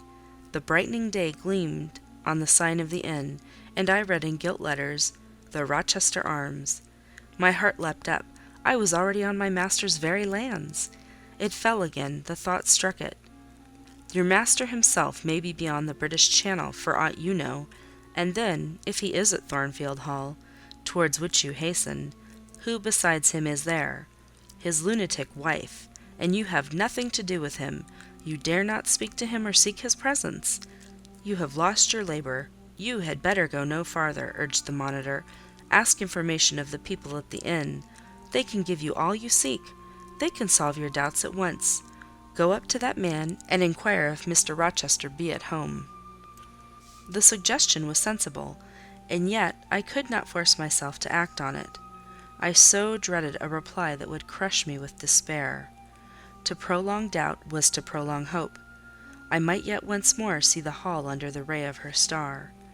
There was the stile before me, the very fields through which I had hurried, blind, deaf, distracted, with a revengeful fury tracking and scourging me, on the morning I fled from Thornfield. Ere I well knew what course I had resolved to take, I was in the midst of them. How fast I walked! How I ran sometimes! How I looked forward to catch the first view of the well-known woods! With what feelings I welcomed single trees I knew, and familiar glimpses of meadow and hill between them! At last the woods rose. The rookery clustered dark. A loud cawing broke the morning stillness. Strange delight inspired me. On I hastened. Another field crossed, a lane threaded, and there were the courtyard walls, the back offices, the house itself, the rookery still hid. My first view of it shall be in front, I determined, where its bold battlements will strike the eye nobly at once, and where I can single out my master's very window. Perhaps he will be standing at it. He rises early. Perhaps he is now walking in the orchard, or on the pavement in front. Could I but see him, but a moment!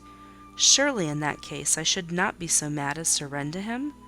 I cannot tell, I am not certain. And if I did, what then?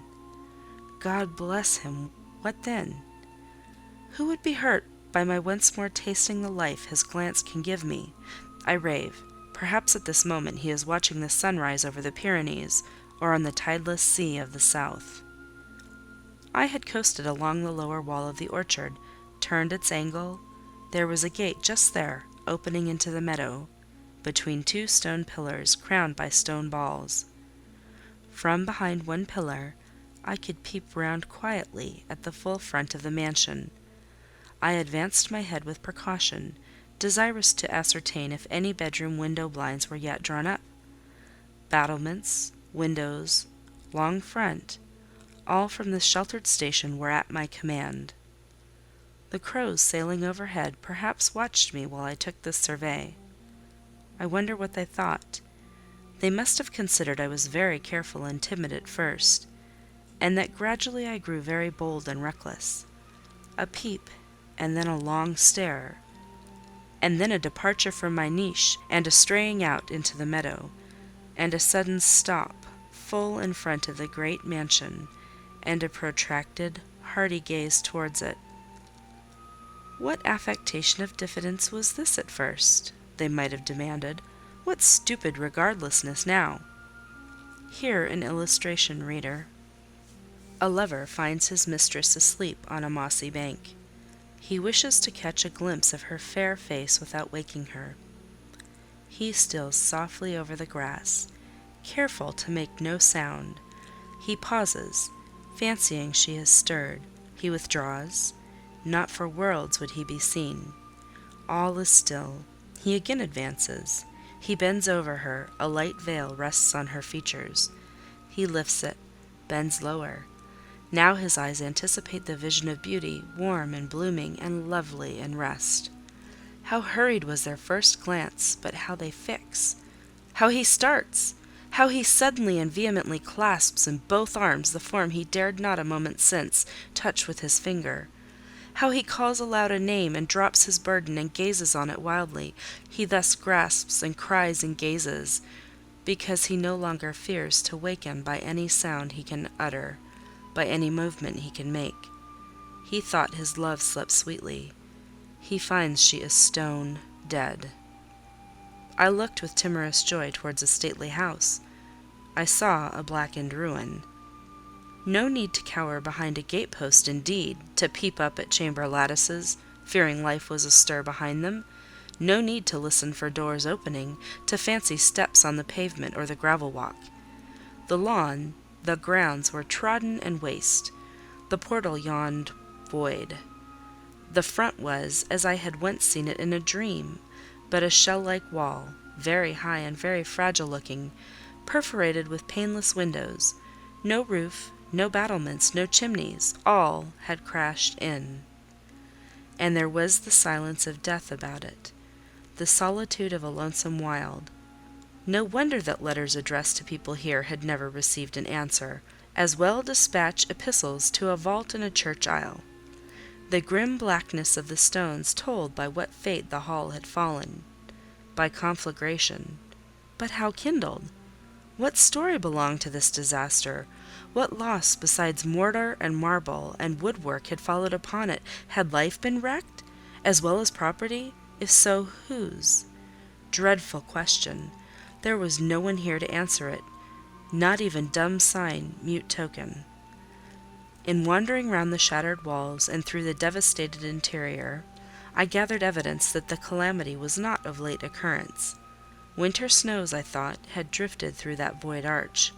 Winter rains had beaten in at those hollow casements, for, amidst the drenched piles of rubbish, spring had cherished vegetation. Grass and weed grew here and there between the stones and fallen rafters. And oh, where meantime was the hapless owner of this wreck? In what land? Under what auspices? My eye involuntarily wandered to the grey church tower near the gates, and I asked, "Is he with Damer de Rochester, sharing the shelter of his narrow marble house?" Some answer must be had to these questions. I could find it nowhere but at the inn, and thither ere long I returned. The host himself brought my breakfast into the parlour. I requested him to shut the door and sit down. I had some questions to ask him. But when he complied, I scarcely knew how to begin. Such horror had I of the possible answers. And yet the spectacle of desolation I had just left prepared me in a measure for a tale of misery. The host was a respectable-looking, middle-aged man. "You know Thornfield Hall, of course," I managed to say at last. "Yes, ma'am. I lived there once." "Did you? Not in my time, I thought. You were a stranger to me." "I was the late Mr. Rochester's butler," he added. The late! I seemed to have received with full force the blow I had been trying to evade. "The late!" I gasped. "Is he dead?" "I mean the present gentleman, Mr. Edward's father," he explained. I breathed again. My blood resumed its flow, fully assured by these words that Mr. Edward, my Mr. Rochester, God bless him wherever he was at least alive, was, in short, the present gentleman. Gladdening words! It seemed I could hear all that was to come, whatever the disclosures might be, with comparative tranquillity. Since he was not in the grave, I could bear, I thought, to learn that he was at the Antipodes. "Is Mr. Rochester living at Thornfield now?" I asked, knowing, of course, what the answer would be, but yet desirous of deferring the direct question as to where he really was. "No, ma'am. Oh, no! No one is living there. I suppose you are a stranger in these parts, or you would have heard what happened last autumn. Thornfield Hall is quite a ruin. It was burnt down just about harvest time. A dreadful calamity. Such an immense quantity of valuable property destroyed, hardly any of the furniture could be saved. The fire broke out at dead of night, and, before the engines arrived from Millcote, the building was one mass of flame. It was a terrible spectacle. I witnessed it myself." "At dead of night," I muttered. Yes, that was ever the hour of fatality at Thornfield. "Was it known how it originated?" I demanded. "They guessed, ma'am, they guessed. Indeed, I should say it was ascertained beyond a doubt. You are not perhaps aware," he continued, edging his chair a little nearer the table, and speaking low, "that there was a lady, a lunatic, kept in the house?" "I have heard something of it." "She was kept in very close confinement, ma'am. People even for years was not absolutely certain of her existence. No one saw her. They only knew by rumour that such a person was at the Hall, and who or what she was it was difficult to conjecture. They said Mr. Edward had brought her from abroad, and some believed she had been his mistress. But a queer thing happened a year since, a very queer thing." I feared now to hear my own story. I endeavoured to recall him to the main fact. "And this lady?" "This lady, ma'am," he answered, "turned out to be Mr. Rochester's wife. The discovery was brought about in the strangest way. There was a young lady, a governess at the Hall, that Mr. Rochester fell in—" "But the fire," I suggested. "I'm coming to that, ma'am, that Mr. Edward fell in love with. The servants say they never saw anybody so much in love as he was. He was after her continually. They used to watch him, servants will, you know, ma'am, and he set store on her past everything. For all, nobody but him thought her so very handsome. She was a little, small thing, they say, almost like a child. I never saw her myself, but I've heard Leah, the housemaid, tell of her. Leah liked her well enough. Mr. Rochester was about 40, and this governess not 20, and you see, when gentlemen of his age fall in love with girls, they are often like as if they were bewitched. Well, he would marry her." "You shall tell me this part of the story another time," I said. "But now I have a particular reason for wishing to hear all about the fire. Was it suspected that this lunatic, Mrs. Rochester, had any hand in it?" "You've hit it, ma'am. It's quite certain that it was her, and nobody but her, that set it going. She had a woman to take care of her called Mrs. Poole, an able woman in her line, and very trustworthy, but for one fault, a fault common to a deal of them nurses and matrons. She kept a private bottle of gin by her, and now and then took a drop over much. It is excusable, for she had a hard life of it, but still it was dangerous, for when Mrs. Poole was fast asleep, after the gin and water, the mad lady, who was as cunning as a witch, would take the keys out of her pocket, let herself out of her chamber, and go roaming about the house, doing any wild mischief that came into her head. They say she had nearly burnt her husband in his bed once, but I don't know about that. However, on this night she set fire first to the hangings of the room next to her own, and then she got down to a lower story, and made her way to the chamber that had been the governess's. She was like as if she knew somehow how matters had gone on, and had a spite at her, and she kindled the bed there, but there was nobody sleeping in it, fortunately. The governess had run away 2 months before, and for all Mr. Rochester sought her, as if she had been the most precious thing he had in the world, he never could hear a word of her, and he grew savage, quite savage on his disappointment. He never was a wild man, but he got dangerous after he lost her. He would be alone, too. He sent Mrs. Fairfax, the housekeeper, away to her friends at a distance, but he did it handsomely, for he settled an annuity on her for life, and she deserved it. She was a very good woman. Miss Adele, a ward he had, was put to school. He broke off acquaintance with all the gentry, and shut himself up, like a hermit, at the Hall. What? He did not leave England? Leave England? Bless you, no. He would not cross the doorstones of the house except at night, when he walked just like a ghost about the grounds, and in the orchard as if he had lost his senses, which it is my opinion he had, for a more spirited, bolder, keener gentleman than he was before that midge of a governess crossed him you never saw, ma'am. He was not a man given to wine or cards or racing as some are, and he was not so very handsome, but he had a courage and a will of his own, if ever man had. I knew him from a boy, you see, and for my part I have often wished that Miss Eyre had been sunk in the sea before she came to Thornfield Hall." "Then Mr. Rochester was at home when the fire broke out?" "Yes, indeed was he, and he went up to the attics when all was burning above and below, and got the servants out of their beds, and helped them down himself, and went back to get his mad wife out of her cell, and then they called out to him that she was on the roof, where she was standing, waving her arms above the battlements, and shouting out till they could hear her a mile off. I saw her and heard her with my own eyes. She was a big woman, and had long black hair. We could see it streaming against the flames as she stood. I witnessed, and several more witnessed, Mr. Rochester ascend through the skylight on to the roof. We heard him call, 'Bertha!' We saw him approach her, and then, ma'am, she yelled and gave a spring, and the next minute she lay smashed on the pavement." "Dead?" "Dead! Aye, dead as the stones on which her brains and blood were scattered." "Good God!" "You may well say so, ma'am. It was frightful." He shuddered. "And afterwards?" I urged. "Well, ma'am, afterwards the house was burnt to the ground. There are only some bits of walls standing now." "Were any other lives lost?" "No. Perhaps it would have been better if there had." "What do you mean?" "Poor Mr. Edward!" he ejaculated. "I little thought ever to have seen it. Some say it was a just judgment on him for keeping his first marriage secret, and wanting to take another wife while he had one living, but I pity him for my part." "You said he was alive!" I exclaimed. Yes, he is alive, but many think he had better be dead." "Why? How?" My blood was again running cold. "Where is he?" I demanded. "Is he in England?" Aye, he's in England.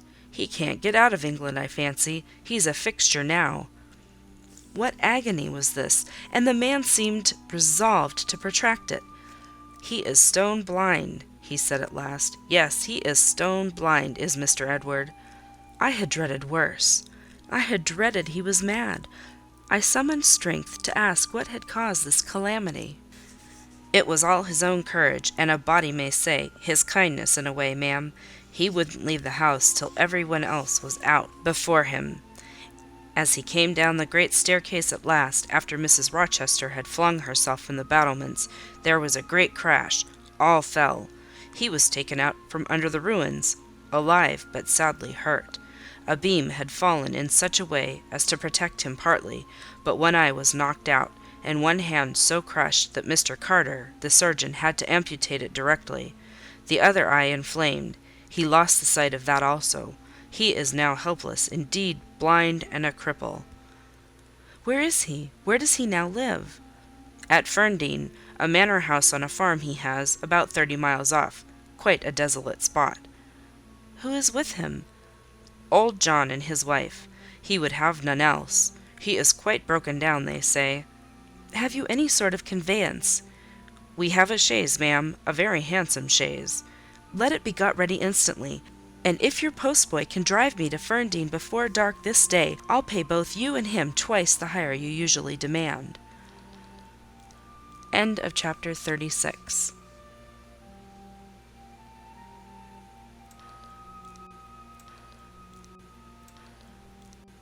Chapter 37.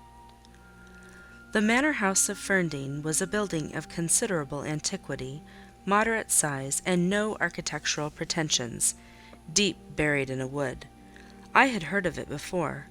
Mr. Rochester often spoke of it, and sometimes went there. His father had purchased the estate for the sake of the game covers. He would have let the house, but could find no tenant in consequence of its ineligible and insalubrious site. Ferndean then remained uninhabited and unfurnished, with the exception of some 2 or 3 rooms fitted up for the accommodation of the squire when he went there in the season to shoot. To this house I came, just ere dark, on an evening marked by the characteristics of sad sky, cold gale, and continued small penetrating rain. The last mile I performed on foot, having dismissed the chaise and driver with the double remuneration I had promised. Even when within a very short distance of the manor house, you could see nothing of it, so thick and dark grew the timber of the gloomy wood about it. Iron gates between granite pillars showed me where to enter, and passing through them, I found myself at once in the twilight of close-ranked trees. There was a grass-grown track descending the forest aisle, between hoar and knotty shafts and under branched arches. I followed it, expecting soon to reach the dwelling, but it stretched on and on. It wound far and farther. No sign of habitation or grounds was visible. I thought I had taken a wrong direction and lost my way. The darkness of natural as well as of sylvan dusk gathered over me. I looked round in search of another road. There was none. All was interwoven stem, columnar trunk, dense summer foliage, no opening anywhere. I proceeded. At last my way opened. The trees thinned a little. Presently I beheld a railing, then the house, scarce by this dim light distinguishable from the trees, so dank and green were its decaying walls. Entering a portal fastened only by a latch, I stood amidst a space of enclosed ground, from which the wood swept away in a semicircle. There were no flowers, no garden beds, only a broad gravel walk girdling a grass plat, and this set in the heavy frame of the forest. The house presented 2 pointed gables in its front. The windows were latticed and narrow. The front door was narrow too. 1 step led up to it. The whole looked, as the host of Rochester Arms had said, quite a desolate spot.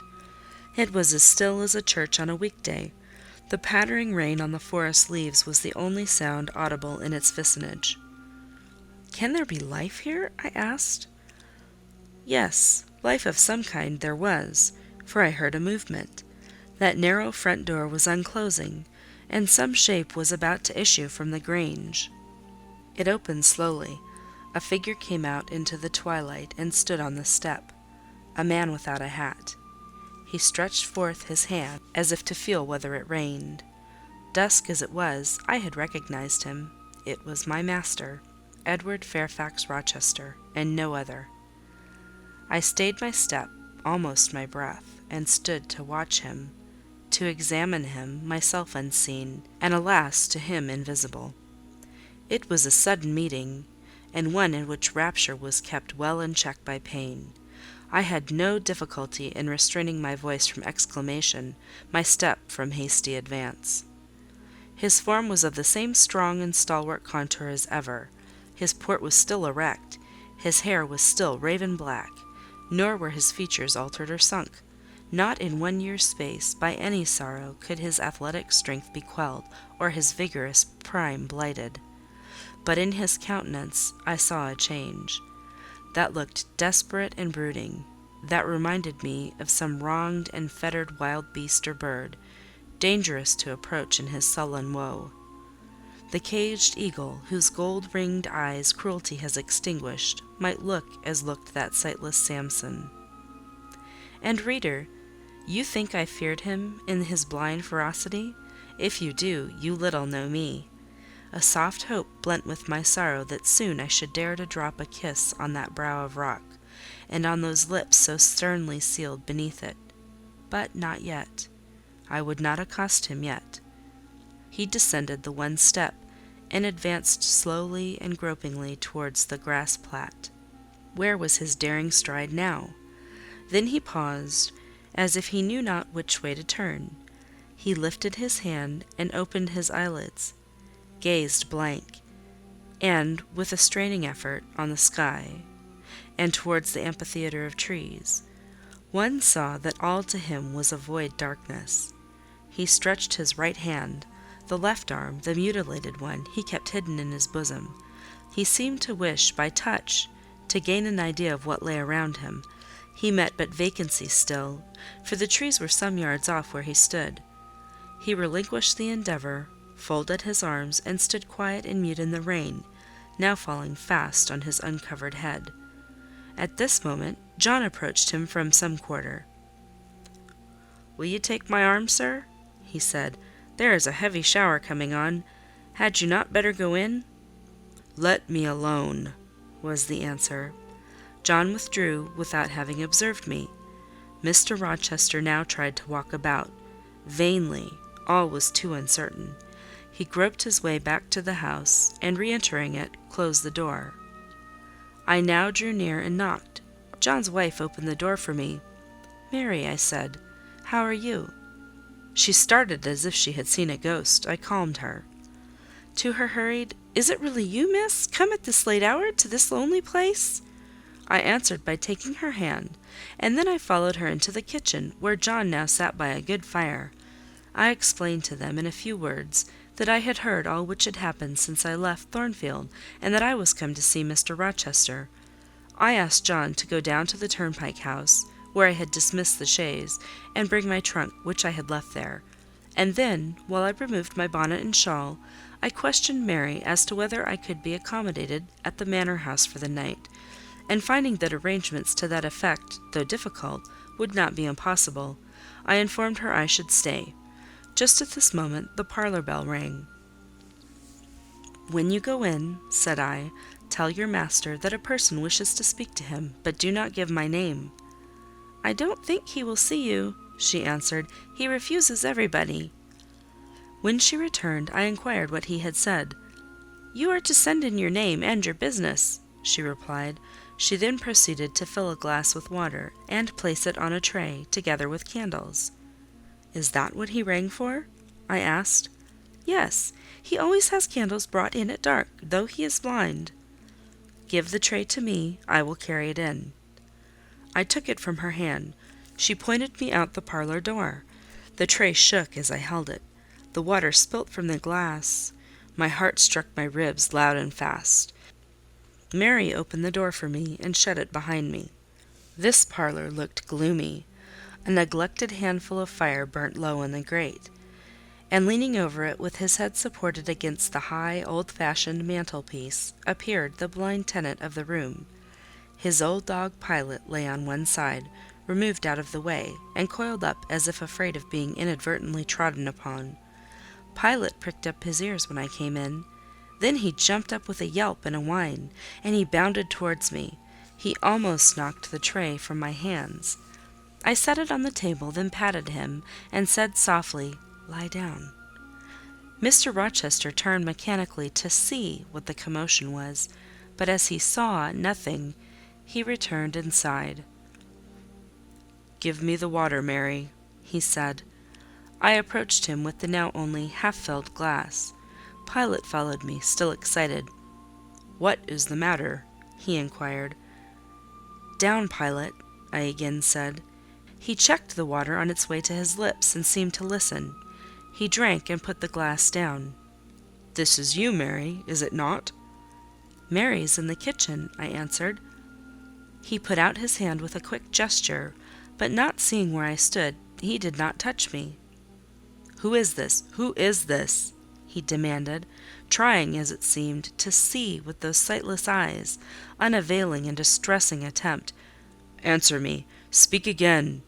he ordered, imperiously and aloud. "Will you have a little more water, sir? I spilt half of what was in the glass," I said. "Who is it? What is it? Who speaks?" "Pilot knows me, and John and Mary know I am here. I came only this evening," I answered. "Great God! What delusion has come over me? What sweet madness has seized me?" "No delusion, no madness. Your mind, sir, is too strong for delusion, your health too sound for frenzy." "And where is the speaker? Is it only a voice? Oh, I cannot see, but I must feel, or my heart will stop and my brain burst. Whatever, whoever you are, be perceptible to the touch, or I cannot live." He groped. I arrested his wandering hand and prisoned it in both mine. "Her very fingers!" he cried. "Her small, slight fingers! If so, there must be more of her." The muscular hand broke from my custody. My arm was seized, my shoulder, neck, waist, I was entwined and gathered to him. "Is it Jane? What is it? This is her shape, this is her size." "And this is her voice," I added. "She is all here, her heart too. God bless you, sir. I am glad to be so near you again." "Jane Eyre, Jane Eyre," was all he said. "My dear master," I answered, "I am Jane Eyre. I have found you out. I am come back to you." "In truth? In the flesh? My living Jane?" "You touch me, sir. You hold me, and fast enough. I am not like a corpse, nor vacant like air, am I?" "My living darling! These are certainly her limbs, and these her features. But I cannot be so blessed, after all my misery. It is a dream. Such dreams as I have had at night when I have clasped her once more to my heart, as I do now, and kissed her, as thus, and felt that she loved me, and trusted that she would not leave me. Which I never will, sir, from this day." "Never will," says the vision. But I always woke and found it an empty mockery, and I was desolate and abandoned, my life dark, lonely, hopeless, my soul athirst and forbidden to drink, my heart famished and never to be fed. Gentle, soft dream, nestling in my arms now, you will fly too, as your sisters have all fled before you. But kiss me before you go. Embrace me, Jane. There, sir, and there. I pressed my lips to his once brilliant and now rayless eyes. I swept his hair from his brow and kissed that too. He suddenly seemed to arouse himself. The conviction of the reality of all this seized him. "Is it you? Is it, Jane? You are come back to me, then?" "I am." "And you do not lie dead in some ditch under some stream, and you are not a pining outcast amongst strangers?" "No, sir. I am an independent woman now." "Independent? What do you mean, Jane?" "My uncle in Madeira is dead, and he left me 5,000 pounds." "Ah, this is practical, this is real," he cried. "I should never dream that. Besides, there is that peculiar voice of hers, so animating and piquant, as well as soft.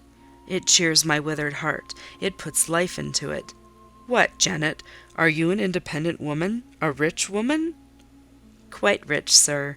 If you won't let me live with you, I can build a house of my own, close up to your door, and you may come and sit in my parlour when you want company of an evening." "But as you are rich, Jane, you have now, no doubt, friends who will look after you, and not suffer you to devote yourself to a blind lameder like me?" "I told you I am independent, sir, as well as rich. I am my own mistress." "And you will stay with me?" "Certainly, unless you object. I will be your neighbour, your nurse, your housekeeper. I find you lonely. I will be your companion, to read to you, to walk with you, to sit with you, to wait on you, to be eyes and hands to you.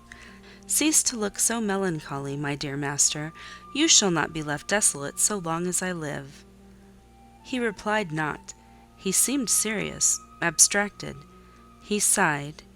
He half opened his lips as if to speak. He closed them again. I felt a little embarrassed. Perhaps I had too rashly overleapt conventionalities, and he, like St. John, saw impropriety in my inconsiderateness. I had indeed made my proposal from the idea that he wished and would ask me to be his wife.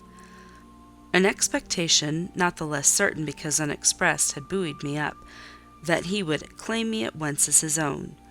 But no hint to that effect escaping him, and his countenance becoming more overcast, I suddenly remembered that I might have been all wrong, and was perhaps playing the fool unwittingly, and I began gently to withdraw myself from his arms, but he eagerly snatched me closer. "No, no, Jane, you must not go.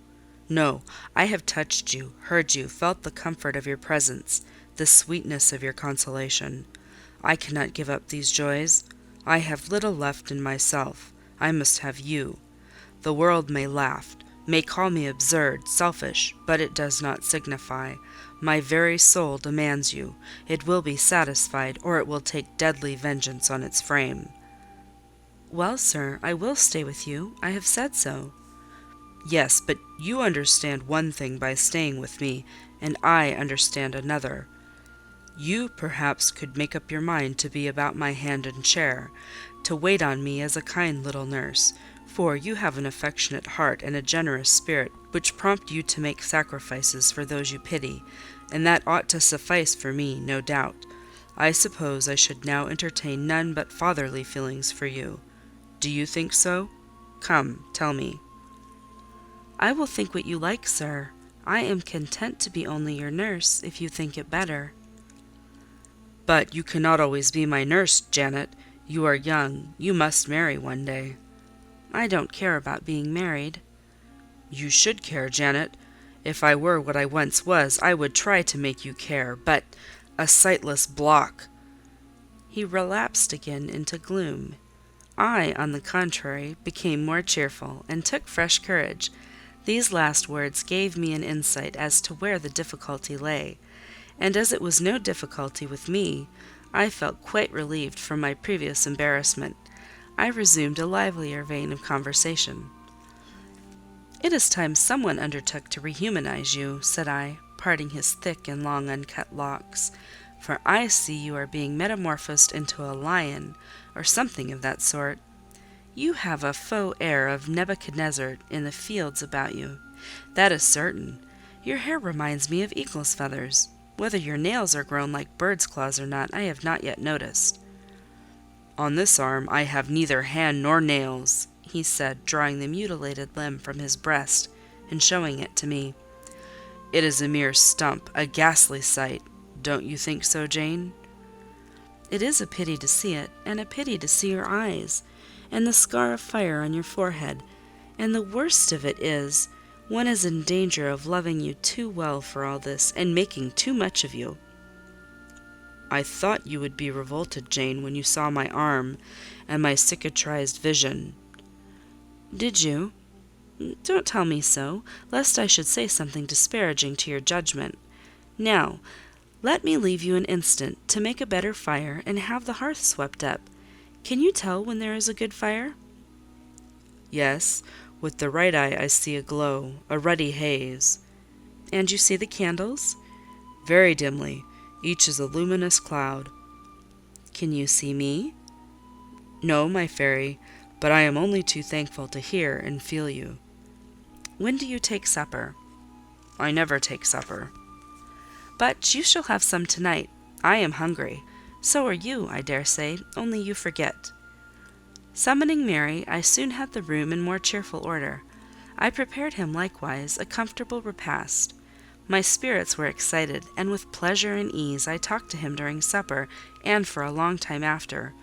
There was no harassing restraint, no repressing of glee and vivacity with him, for with him I was at perfect ease because I knew I suited him. All I said or did seemed either to console or revive him. Delightful consciousness! It brought to life and light my whole nature. In his presence I thoroughly lived, and he lived in mine. Blind as he was, smiles played over his face, joy dawned on his forehead, his lineaments softened and warmed. After supper, he began to ask me many questions of where I had been, what I had been doing, how I had found him out, but I gave him only very partial replies. It was too late to enter into particulars that night. Besides, I wished to touch no deep thrilling chord, to open no fresh well of emotion in his heart. My sole present aim was to cheer him. Cheered, as I have said, he was, and yet but by fits. If a moment's silence broke the conversation, he would turn restless, touch me, then say, "Jane." "You are altogether a human being, Jane? You are certain of that?" "I conscientiously believe so, Mr. Rochester." "Yet how, on this dark and doleful evening, could you so suddenly rise on my lone hearth? I stretched my hand to take a glass of water from a hireling, and it was given me by you. I asked a question, expecting John's wife to answer me, and your voice spoke at my ear." "Because I had come in Mary's stead with the tray." "And there is enchantment in the very hour I am now spending with you. Who can tell what a dark, dreary, hopeless life I have dragged on for months past, doing nothing, expecting nothing, merging night and day, feeling but the sensation of cold when I let the fire go out, of hunger when I forgot to eat, and then a ceaseless sorrow, and at times a very delirium of desire to hold my Jane again. Yes, for her restoration I longed, far more than for that of my lost sight. How can it be that Jane is with me, and says she loves me? Will she not depart as suddenly as she came? To-morrow, I fear, I shall find her no more." A commonplace practical reply, out of the train of his own disturbed ideas, was, I was sure, the best and most reassuring for him in this frame of mind. I passed my finger over his eyebrows, and remarked that they were scorched, and that I would apply something which should make them grow as broad and black as ever. "Where is the use of doing me good in any way, beneficent spirit, when at some fatal moment you will again desert me, passing like a shadow, whither and how to me unknown, and for me remaining afterwards undiscoverable? Have you a pocket-comb about you, sir?" "What for, Jane?" "Just to comb out this shaggy black mane. I find you rather alarming when I examine you close at hand. You talk of my being a fairy, but I am sure you are more like a brownie." "Am I hideous, Jane?" "Very, sir. You always were, you know." "Humph! The wickedness has not yet been taken out of you wherever you have sojourned."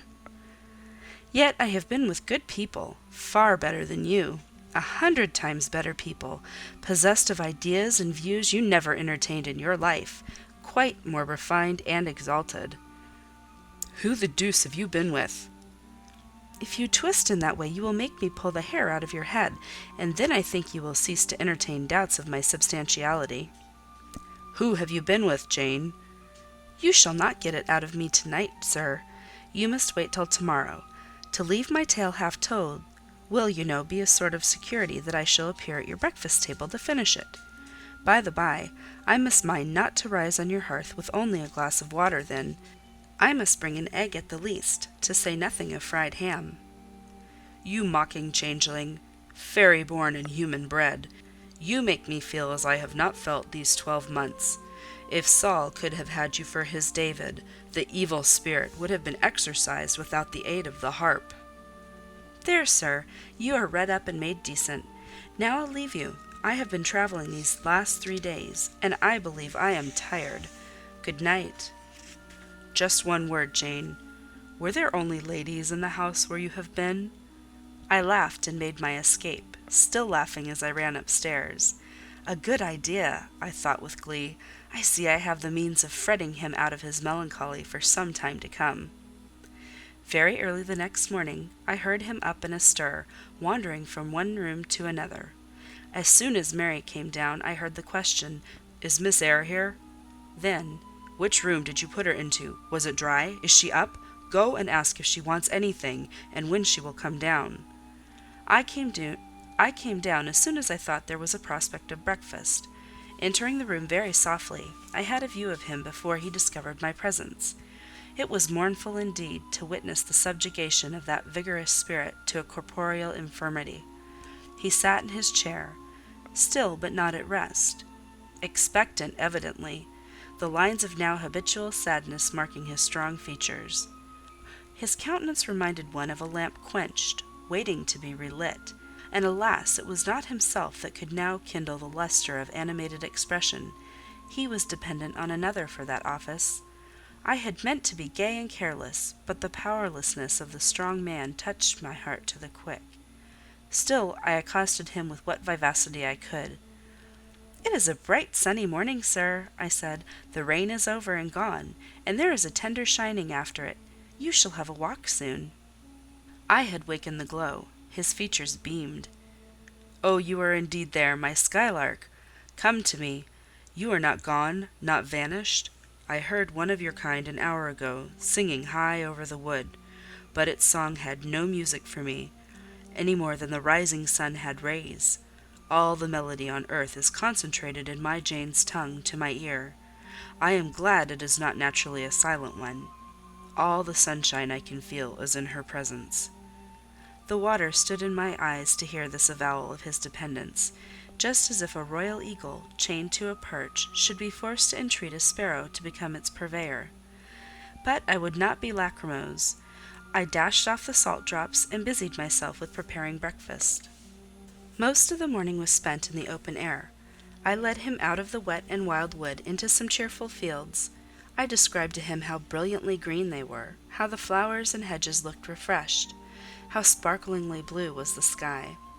I sought a seat for him in a hidden and lovely spot, a dry stump of a tree, nor did I refuse to let him, when seated, place me on his knee.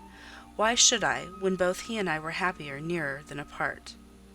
Pilot lay beside us. All was quiet. He broke out suddenly while clasping me in his arms. "Cruel, cruel deserter! Oh, Jane, what did I feel when I discovered you had fled from Thornfield, and when I could nowhere find you, and, after examining your apartment, ascertained you had taken no money, nor anything which could serve as an equivalent. A pearl necklace I had given you lay untouched in its little casket. Your trunks were left corded and locked as they had been prepared for the bridal tour. What could my darling do, I asked, left destitute and penniless? And what did she do? Let me hear now." Thus urged, I began the narrative of my experience for the last year. I softened considerably what related to the 3 days of wandering and starvation, because to have told him all would have been to inflict unnecessary pain. The little I did say lacerated his faithful heart deeper than I wished. "I should not have left him thus," he said, "without any means of making my way. I should have told him my intention. I should have confided in him. He would never have forced me to be his mistress. Violent as he had seemed in his despair, he, in truth, loved me far too well and too tenderly to constitute himself my tyrant. He would have given me half his fortune without demanding so much as a kiss in return, rather than I should have flung myself friendless on the wide world. I had endured, he was certain, more than I had confessed to him. Well, whatever my sufferings had been, they were very short, I answered, and then I proceeded to tell him how I had been received at Moor House, how I had obtained the office of schoolmistress, etc. The accession of fortune, the discovery of my relations, followed in due order. Of course, St. John Rivers' name came in frequently in the progress of my tale. When I had done, that name was immediately taken up.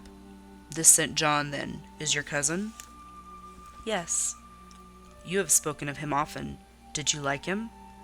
"He was a very good man, sir. I could not help liking him." "A good man?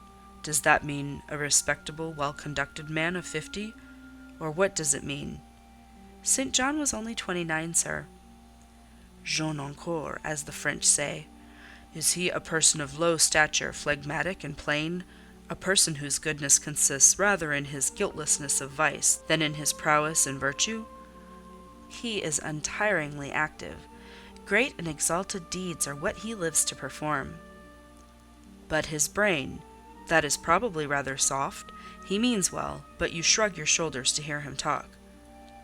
"He talks little, sir. What he does say is ever to the point. His brain is first-rate.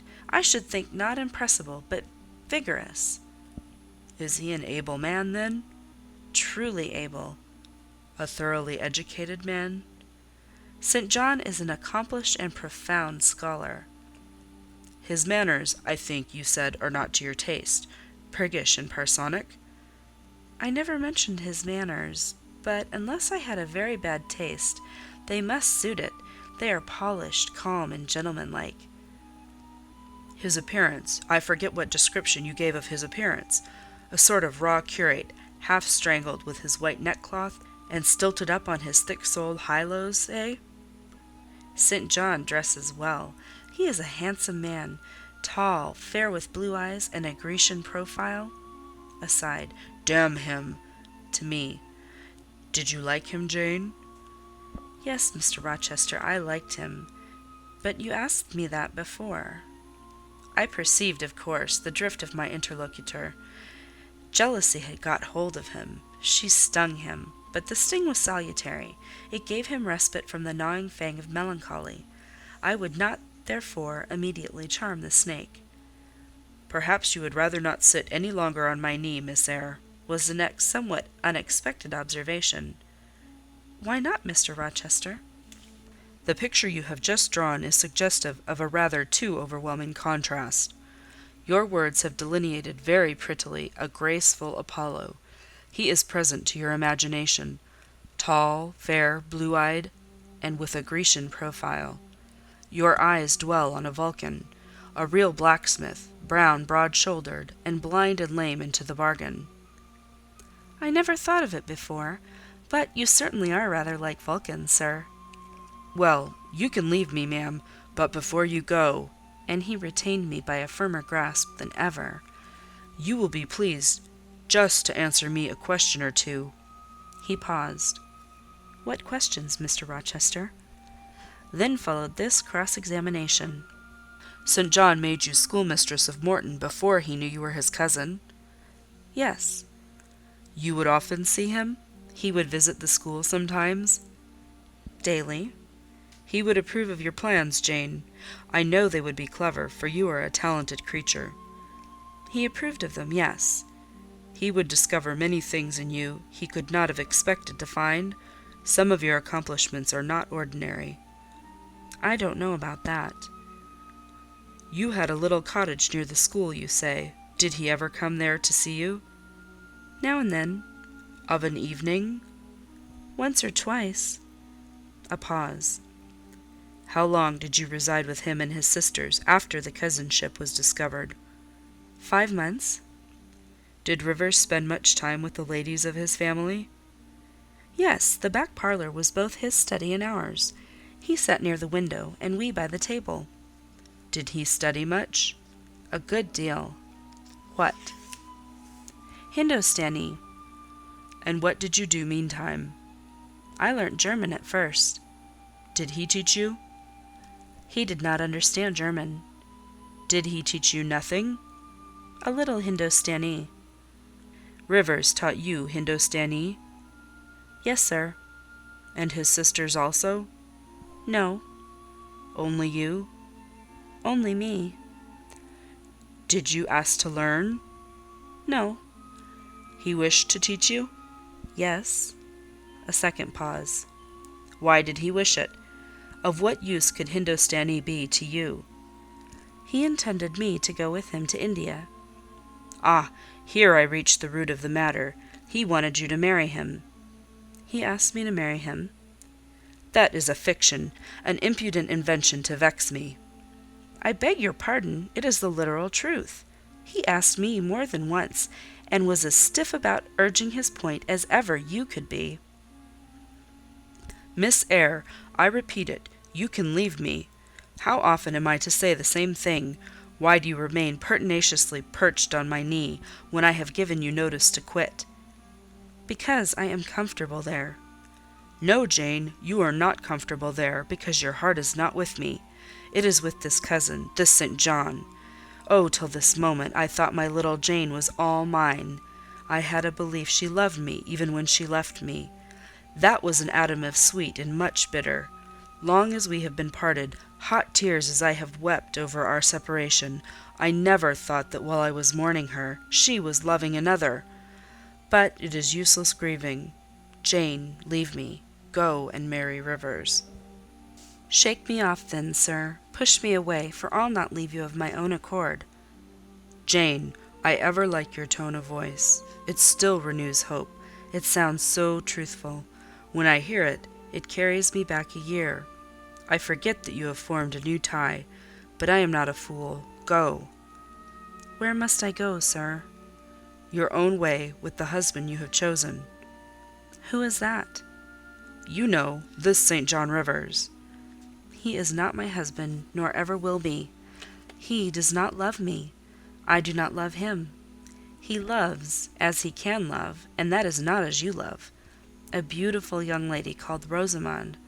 He wanted to marry me only because he thought I should make a suitable missionary's wife, which she would not have done. He is good and great, but severe, and for me cold as an iceberg. He is not like you, sir. I am not happy at his side, nor near him, nor with him. He has no indulgence for me, no fondness. He sees nothing attractive in me, not even youth, only a few useful mental points. Then I must leave you, sir, to go to him?" I shuddered involuntarily, and clung instinctively closer to my blind but beloved master. He smiled. "What, Jane? Is this true? Is such really the state of matters between you and Rivers?" "Absolutely, sir. Oh, you need not be jealous. I wanted to tease you a little to make you less sad. I thought anger would be better than grief. But if you wished me to love you, could you but see how much I do love you, you would be proud and content. All my heart is yours, sir. It belongs to you, and with you it would remain, were fate to exile the rest of me from your presence for ever." Again, as he kissed me, painful thoughts darkened his aspect. "My seared vision, my crippled strength," he murmured regretfully. I caressed in order to soothe him. I knew of what he was thinking, and wanted to speak for him, but dared not. As he turned aside his face a minute, I saw a tear slide from under the sealed eyelid, and trickle down the manly cheek. My heart swelled. "I am no better than the old lightning-struck chestnut tree in Thornfield Orchard," he remarked ere long. "And what right would that ruin have to bid a budding woodbine cover its decay with freshness?" "You are no ruin, sir, no lightning-struck tree. You are green and vigorous. Plants will grow about your roots whether you ask them or not, because they take delight in your bountiful shadow. And as they grow they will lean towards you, and wind round you, because your strength offers them so safe a prop." Again he smiled. I gave him comfort. "You speak of friends, Jane?" he asked. "Yes, of friends," I answered rather hesitatingly, for I knew I meant more than friends, but could not tell what other word to employ. He helped me. "Ah, Jane, but I want a wife." "Do you, sir?" "Yes. Is it news to you?" "Of course. You said nothing about it before." "Is it unwelcome news?" "That depends on circumstances, sir. On your choice." "Which you shall make for me, Jane. I will abide by your decision." "Choose then, sir, her who loves you best." "I will at least choose her I love best. Jane, will you marry me?" "Yes, sir." "A poor blind man, whom you will have to lead about by the hand?" "Yes, sir." "A crippled man, 20 years older than you, whom you will have to wait on?" "Yes, sir." "Truly, Jane?" "Most truly, sir." "Oh, my darling, God bless and reward you." "Mr. Rochester, if ever I did a good deed in my life, if ever I thought a good thought, if ever I prayed a sincere and blameless prayer, if ever I wished a righteous wish, I am rewarded now. To be your wife is, for me, to be as happy as I can be on earth." "Because you delight in sacrifice." "Sacrifice? What do I sacrifice? Famine for food, expectation for content? To be privileged to put my arms round what I value, to press my lips to what I love, to repose on what I trust. Is that to make a sacrifice? If so, then certainly I delight in sacrifice." "And to bear with my infirmities, Jane, to overlook my deficiencies?" "Which are none, sir, to me. I love you better now, when I can be really useful to you, than I did in your state of proud independence, when you disdained every part but that of the giver and protector. Hitherto I have hated to be helped, to be led. Henceforth I feel I shall hate it no more. I did not like to put my hand into a hireling's, but it is pleasant to feel it circled by Jane's little fingers. I preferred utter loneliness to the constant attendance of servants, but Jane's soft ministry will be a perpetual joy. Jane suits me. Do I suit her? To the finest fibre of my nature, sir.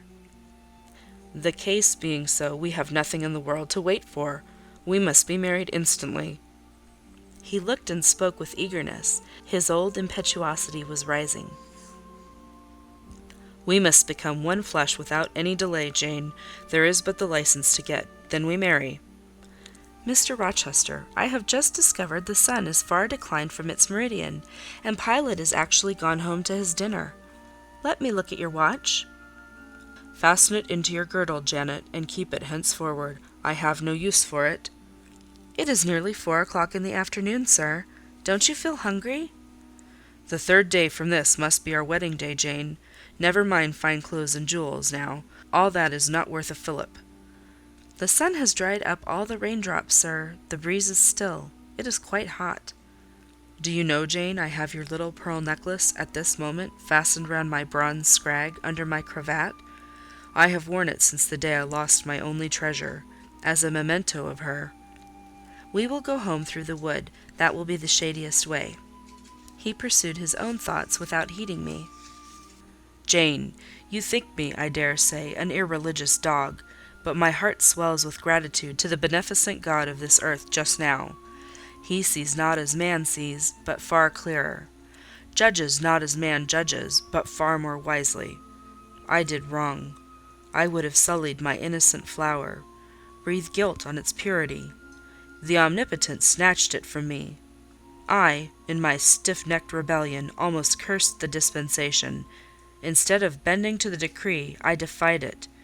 Divine justice pursued its course. Disasters came thick on me.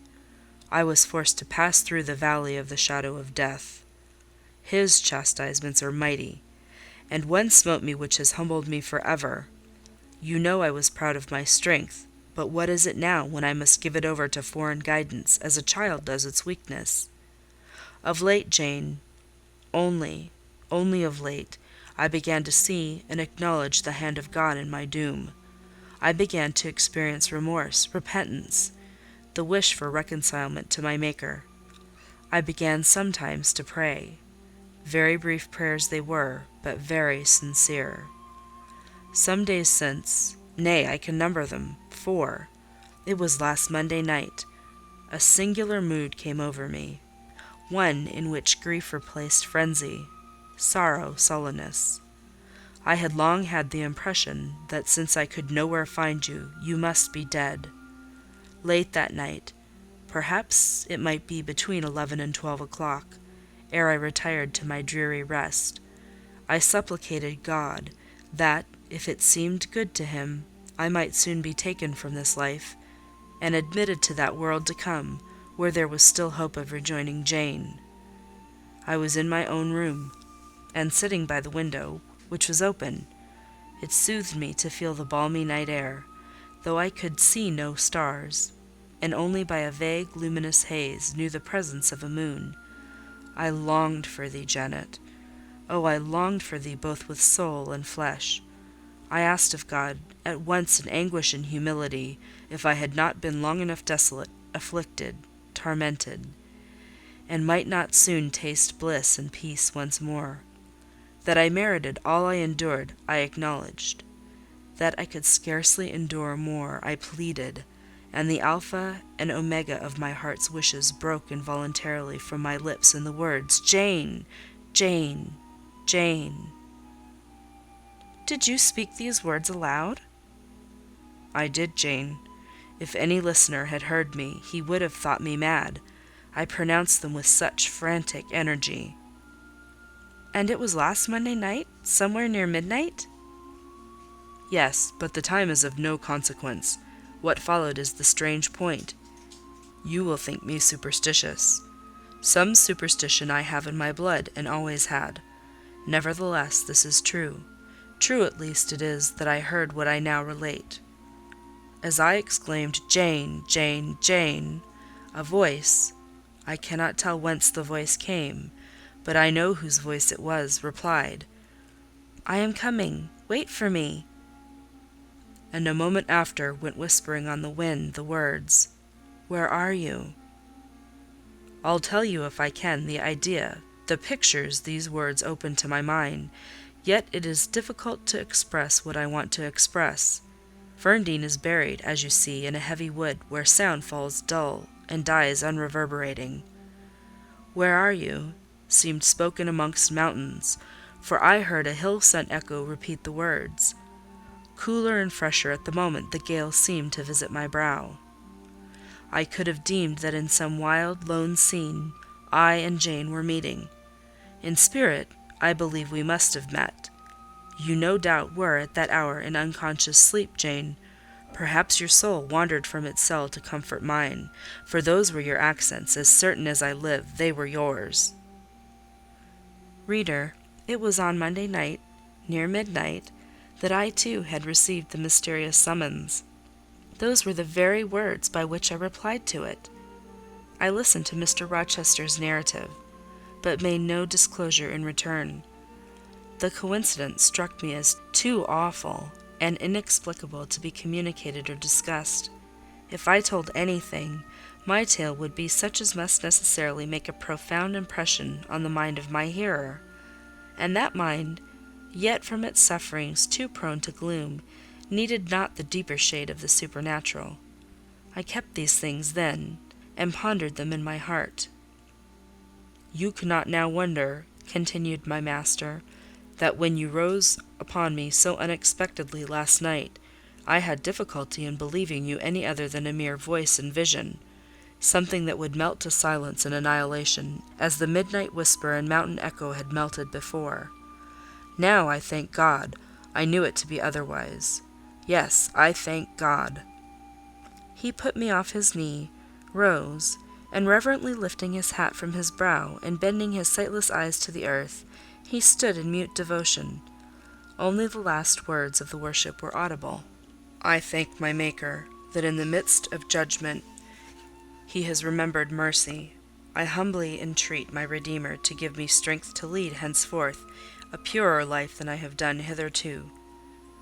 Then he stretched his hand out to be led. I took that dear hand, held it a moment to my lips, then let it pass round my shoulder.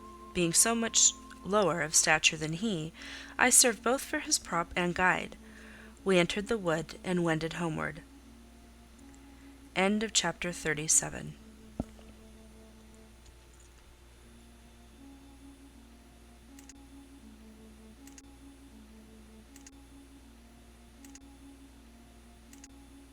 Chapter 38. Reader, I married him. A quiet wedding we had, he and I. The parson and clerk were alone present.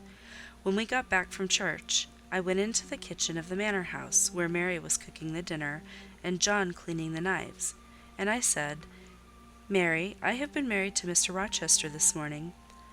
The housekeeper and her husband were both of that decent phlegmatic order of people, to whom one may at any time safely communicate a remarkable piece of news without incurring the danger of having one's ears pierced by some shrill ejaculation, and subsequently stunned by a torrent of wordy wonderment. Mary did look up, and she did stare at me. The ladle with which she was basting a pair of chickens roasting at the fire did for some 3 minutes hang suspended in the air, and for the same space of time John's knives also had a rest from the polishing process. But Mary, bending again over the roast, said only, "Have you, miss? Well, for sure." A short time after she pursued, "I seed you go out with the master, but I didn't know you were gone to church to be wed," and she basted away. John, when I turned to him, was grinning from ear to ear. "I telled Mary how it would be," he said. "I knew what Mr. Edward—" John was an old servant, and had known his master when he was the cadet of the house, therefore he often gave him his Christian name. "I knew what Mr. Edward would do, and I was certain he would not wait long neither, and he's done right, for aught I know. I wish you joy, miss." and he politely pulled his forelock. "Thank you, John. Mr. Rochester told me to give you and Mary this." I put into his hand a £5 note. Without waiting to hear more, I left the kitchen. In passing the door of that sanctum some time after, I caught the words, "She'll happen do better for him nor any o' t' grand ladies." And again, "If she bean't one o' the handsomest, she's noan foul and very good-natured, and i' his een she's fair beautiful. Onybody may see that." I wrote to Moor House and to Cambridge immediately, to say what I had done, fully explaining also why I had thus acted. Diana and Mary approved the step unreservedly. Diana announced that she would just give me time to get over the honeymoon, and then she would come and see me. "She had better not wait till then, Jane," said Mr. Rochester, when I read her letter to him. "If she does, she will be too late, for our honeymoon will shine our life long. Its beams will only fade over your grave or mine." How St. John received the news, I don't know. He never answered the letter in which I communicated it. Yet 6 months after he wrote to me, without, however, mentioning Mr. Rochester's name, or alluding to my marriage. His letter was then calm, and though very serious, kind. He has maintained a regular, though not frequent correspondence ever since. He hopes I am happy, and trusts I am not one of those who live without God in the world, and only mind earthly things. You have not quite forgotten little Adèle, have you, reader? I had not. I soon asked and obtained leave of Mr. Rochester to go and see her at the school where he had placed her. Her frantic joy at beholding me again moved me much. She looked pale and thin. She said she was not happy. I found the rules of the establishment were too strict, its course of study too severe for a child of her age. I took her home with me. I meant to become her governess once more, but I soon found this impracticable. My time and cares were now required by another. My husband needed them all. So I sought out a school conducted on a more indulgent system, and near enough to permit of my visiting her often, and bringing her home sometimes. I took care she should never want for anything that could contribute to her comfort. She soon settled in her new abode, became very happy there, and made fair progress in her studies. As she grew up, a sound English education corrected in a great measure her French defects, and when she left school, I found in her a pleasing and obliging companion, docile, good-tempered, and well-principled. By her grateful attention to me and mine, she has long since well repaid any little kindness I ever had it in my power to offer her. My tale draws to its close. One word respecting my experience of married life, and one brief glance at the fortunes of those whose names have most frequently recurred in this narrative, and I have done. I have now been married 10 years. I know what it is to live entirely for and with what I love best on earth. I hold myself supremely blessed beyond what language can express, because I am my husband's life as fully as he is mine. No woman was ever nearer to her mate than I am, ever more absolutely bone of his bone and flesh of his flesh. I know no weariness of my Edward's society. He knows none of mine, any more than we each do of the pulsation of the heart that beats in our separate bosoms. Consequently, we are ever together. To be together is for us to be at once as free as in solitude, as gay as in company. We talk, I believe, all day long. To talk to each other is but a more animated and an audible thinking. All my confidence is bestowed on him, all his confidence is devoted to me. We are precisely suited in character. Perfect concord is the result. Mr. Rochester continued blind for the first 2 years of our union. Perhaps it was that circumstance that drew us so very near, that knit us so very close, for I was then his vision, as I am still his right hand. Literally, I was, what he often called me, the apple of his eye. He saw nature, he saw books through me, and never did I weary of gazing for his behalf, and of putting into words the effect of field, tree, town, river, cloud, sunbeam, of the landscape before us, of the weather around us, and impressing by sound on his ear what light could no longer stamp on his eye. Never did I weary of reading to him, never did I weary of conducting him where he wished to go, of doing for him what he wished to be done. And there was a pleasure in my services, most full, most exquisite, even though sad, because he claimed these services without painful shame or damping humiliation. He loved me so truly that he knew no reluctance in profiting by my attendance. He felt that I loved him so fondly that to yield that attendance was to indulge my sweetest wishes. One morning at the end of the 2 years, as I was writing a letter to his dictation, he came and bent over me and said, "Jane, have you a glittering ornament round your neck?" I had a gold watch chain. I answered, "Yes." "And have you a pale blue dress on?" I had. He informed me then that for some time he had fancied the obscurity clouding one eye was becoming less dense, and that now he was sure of it. He and I went up to London. He had the advice of an eminent oculist, and he eventually recovered the sight of that one eye. He cannot now see very distinctly. He cannot read or write much, but he can find his way without being led by the hand. The sky is no longer a blank to him, the earth no longer a void. When his firstborn was put into his arms, he could see that the boy had inherited his own eyes, as they once were, large, brilliant, and black. On that occasion, he again, with a full heart, acknowledged that God had tempered judgment with mercy. My Edward and I then are happy, and the more so because those we most love are happy likewise. Diana and Mary Rivers are both married. Alternately, once every year, they come to see us, and we go to see them. Diana's husband is a captain in the Navy, a gallant officer and a good man. Mary's is a clergyman, a college friend of her brother's, and from his attainments and principles worthy of the connection. Both Captain Fitzjames and Mr. Wharton love their wives, and are loved by them. As to St. John Rivers, he left England. He went to India. He entered on the path he had marked for himself. He pursues it still. A more resolute, indefatigable pioneer never wrought amidst rocks and dangers. Firm, faithful, and devoted, full of energy, and zeal, and truth, he labours for his race. He clears their painful way to improvement.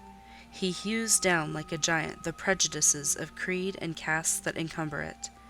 He may be stern, he may be exacting, he may be ambitious yet, but his is the sternness of the warrior Greatheart, who guards his pilgrim convoy from the onslaught of Apollyon.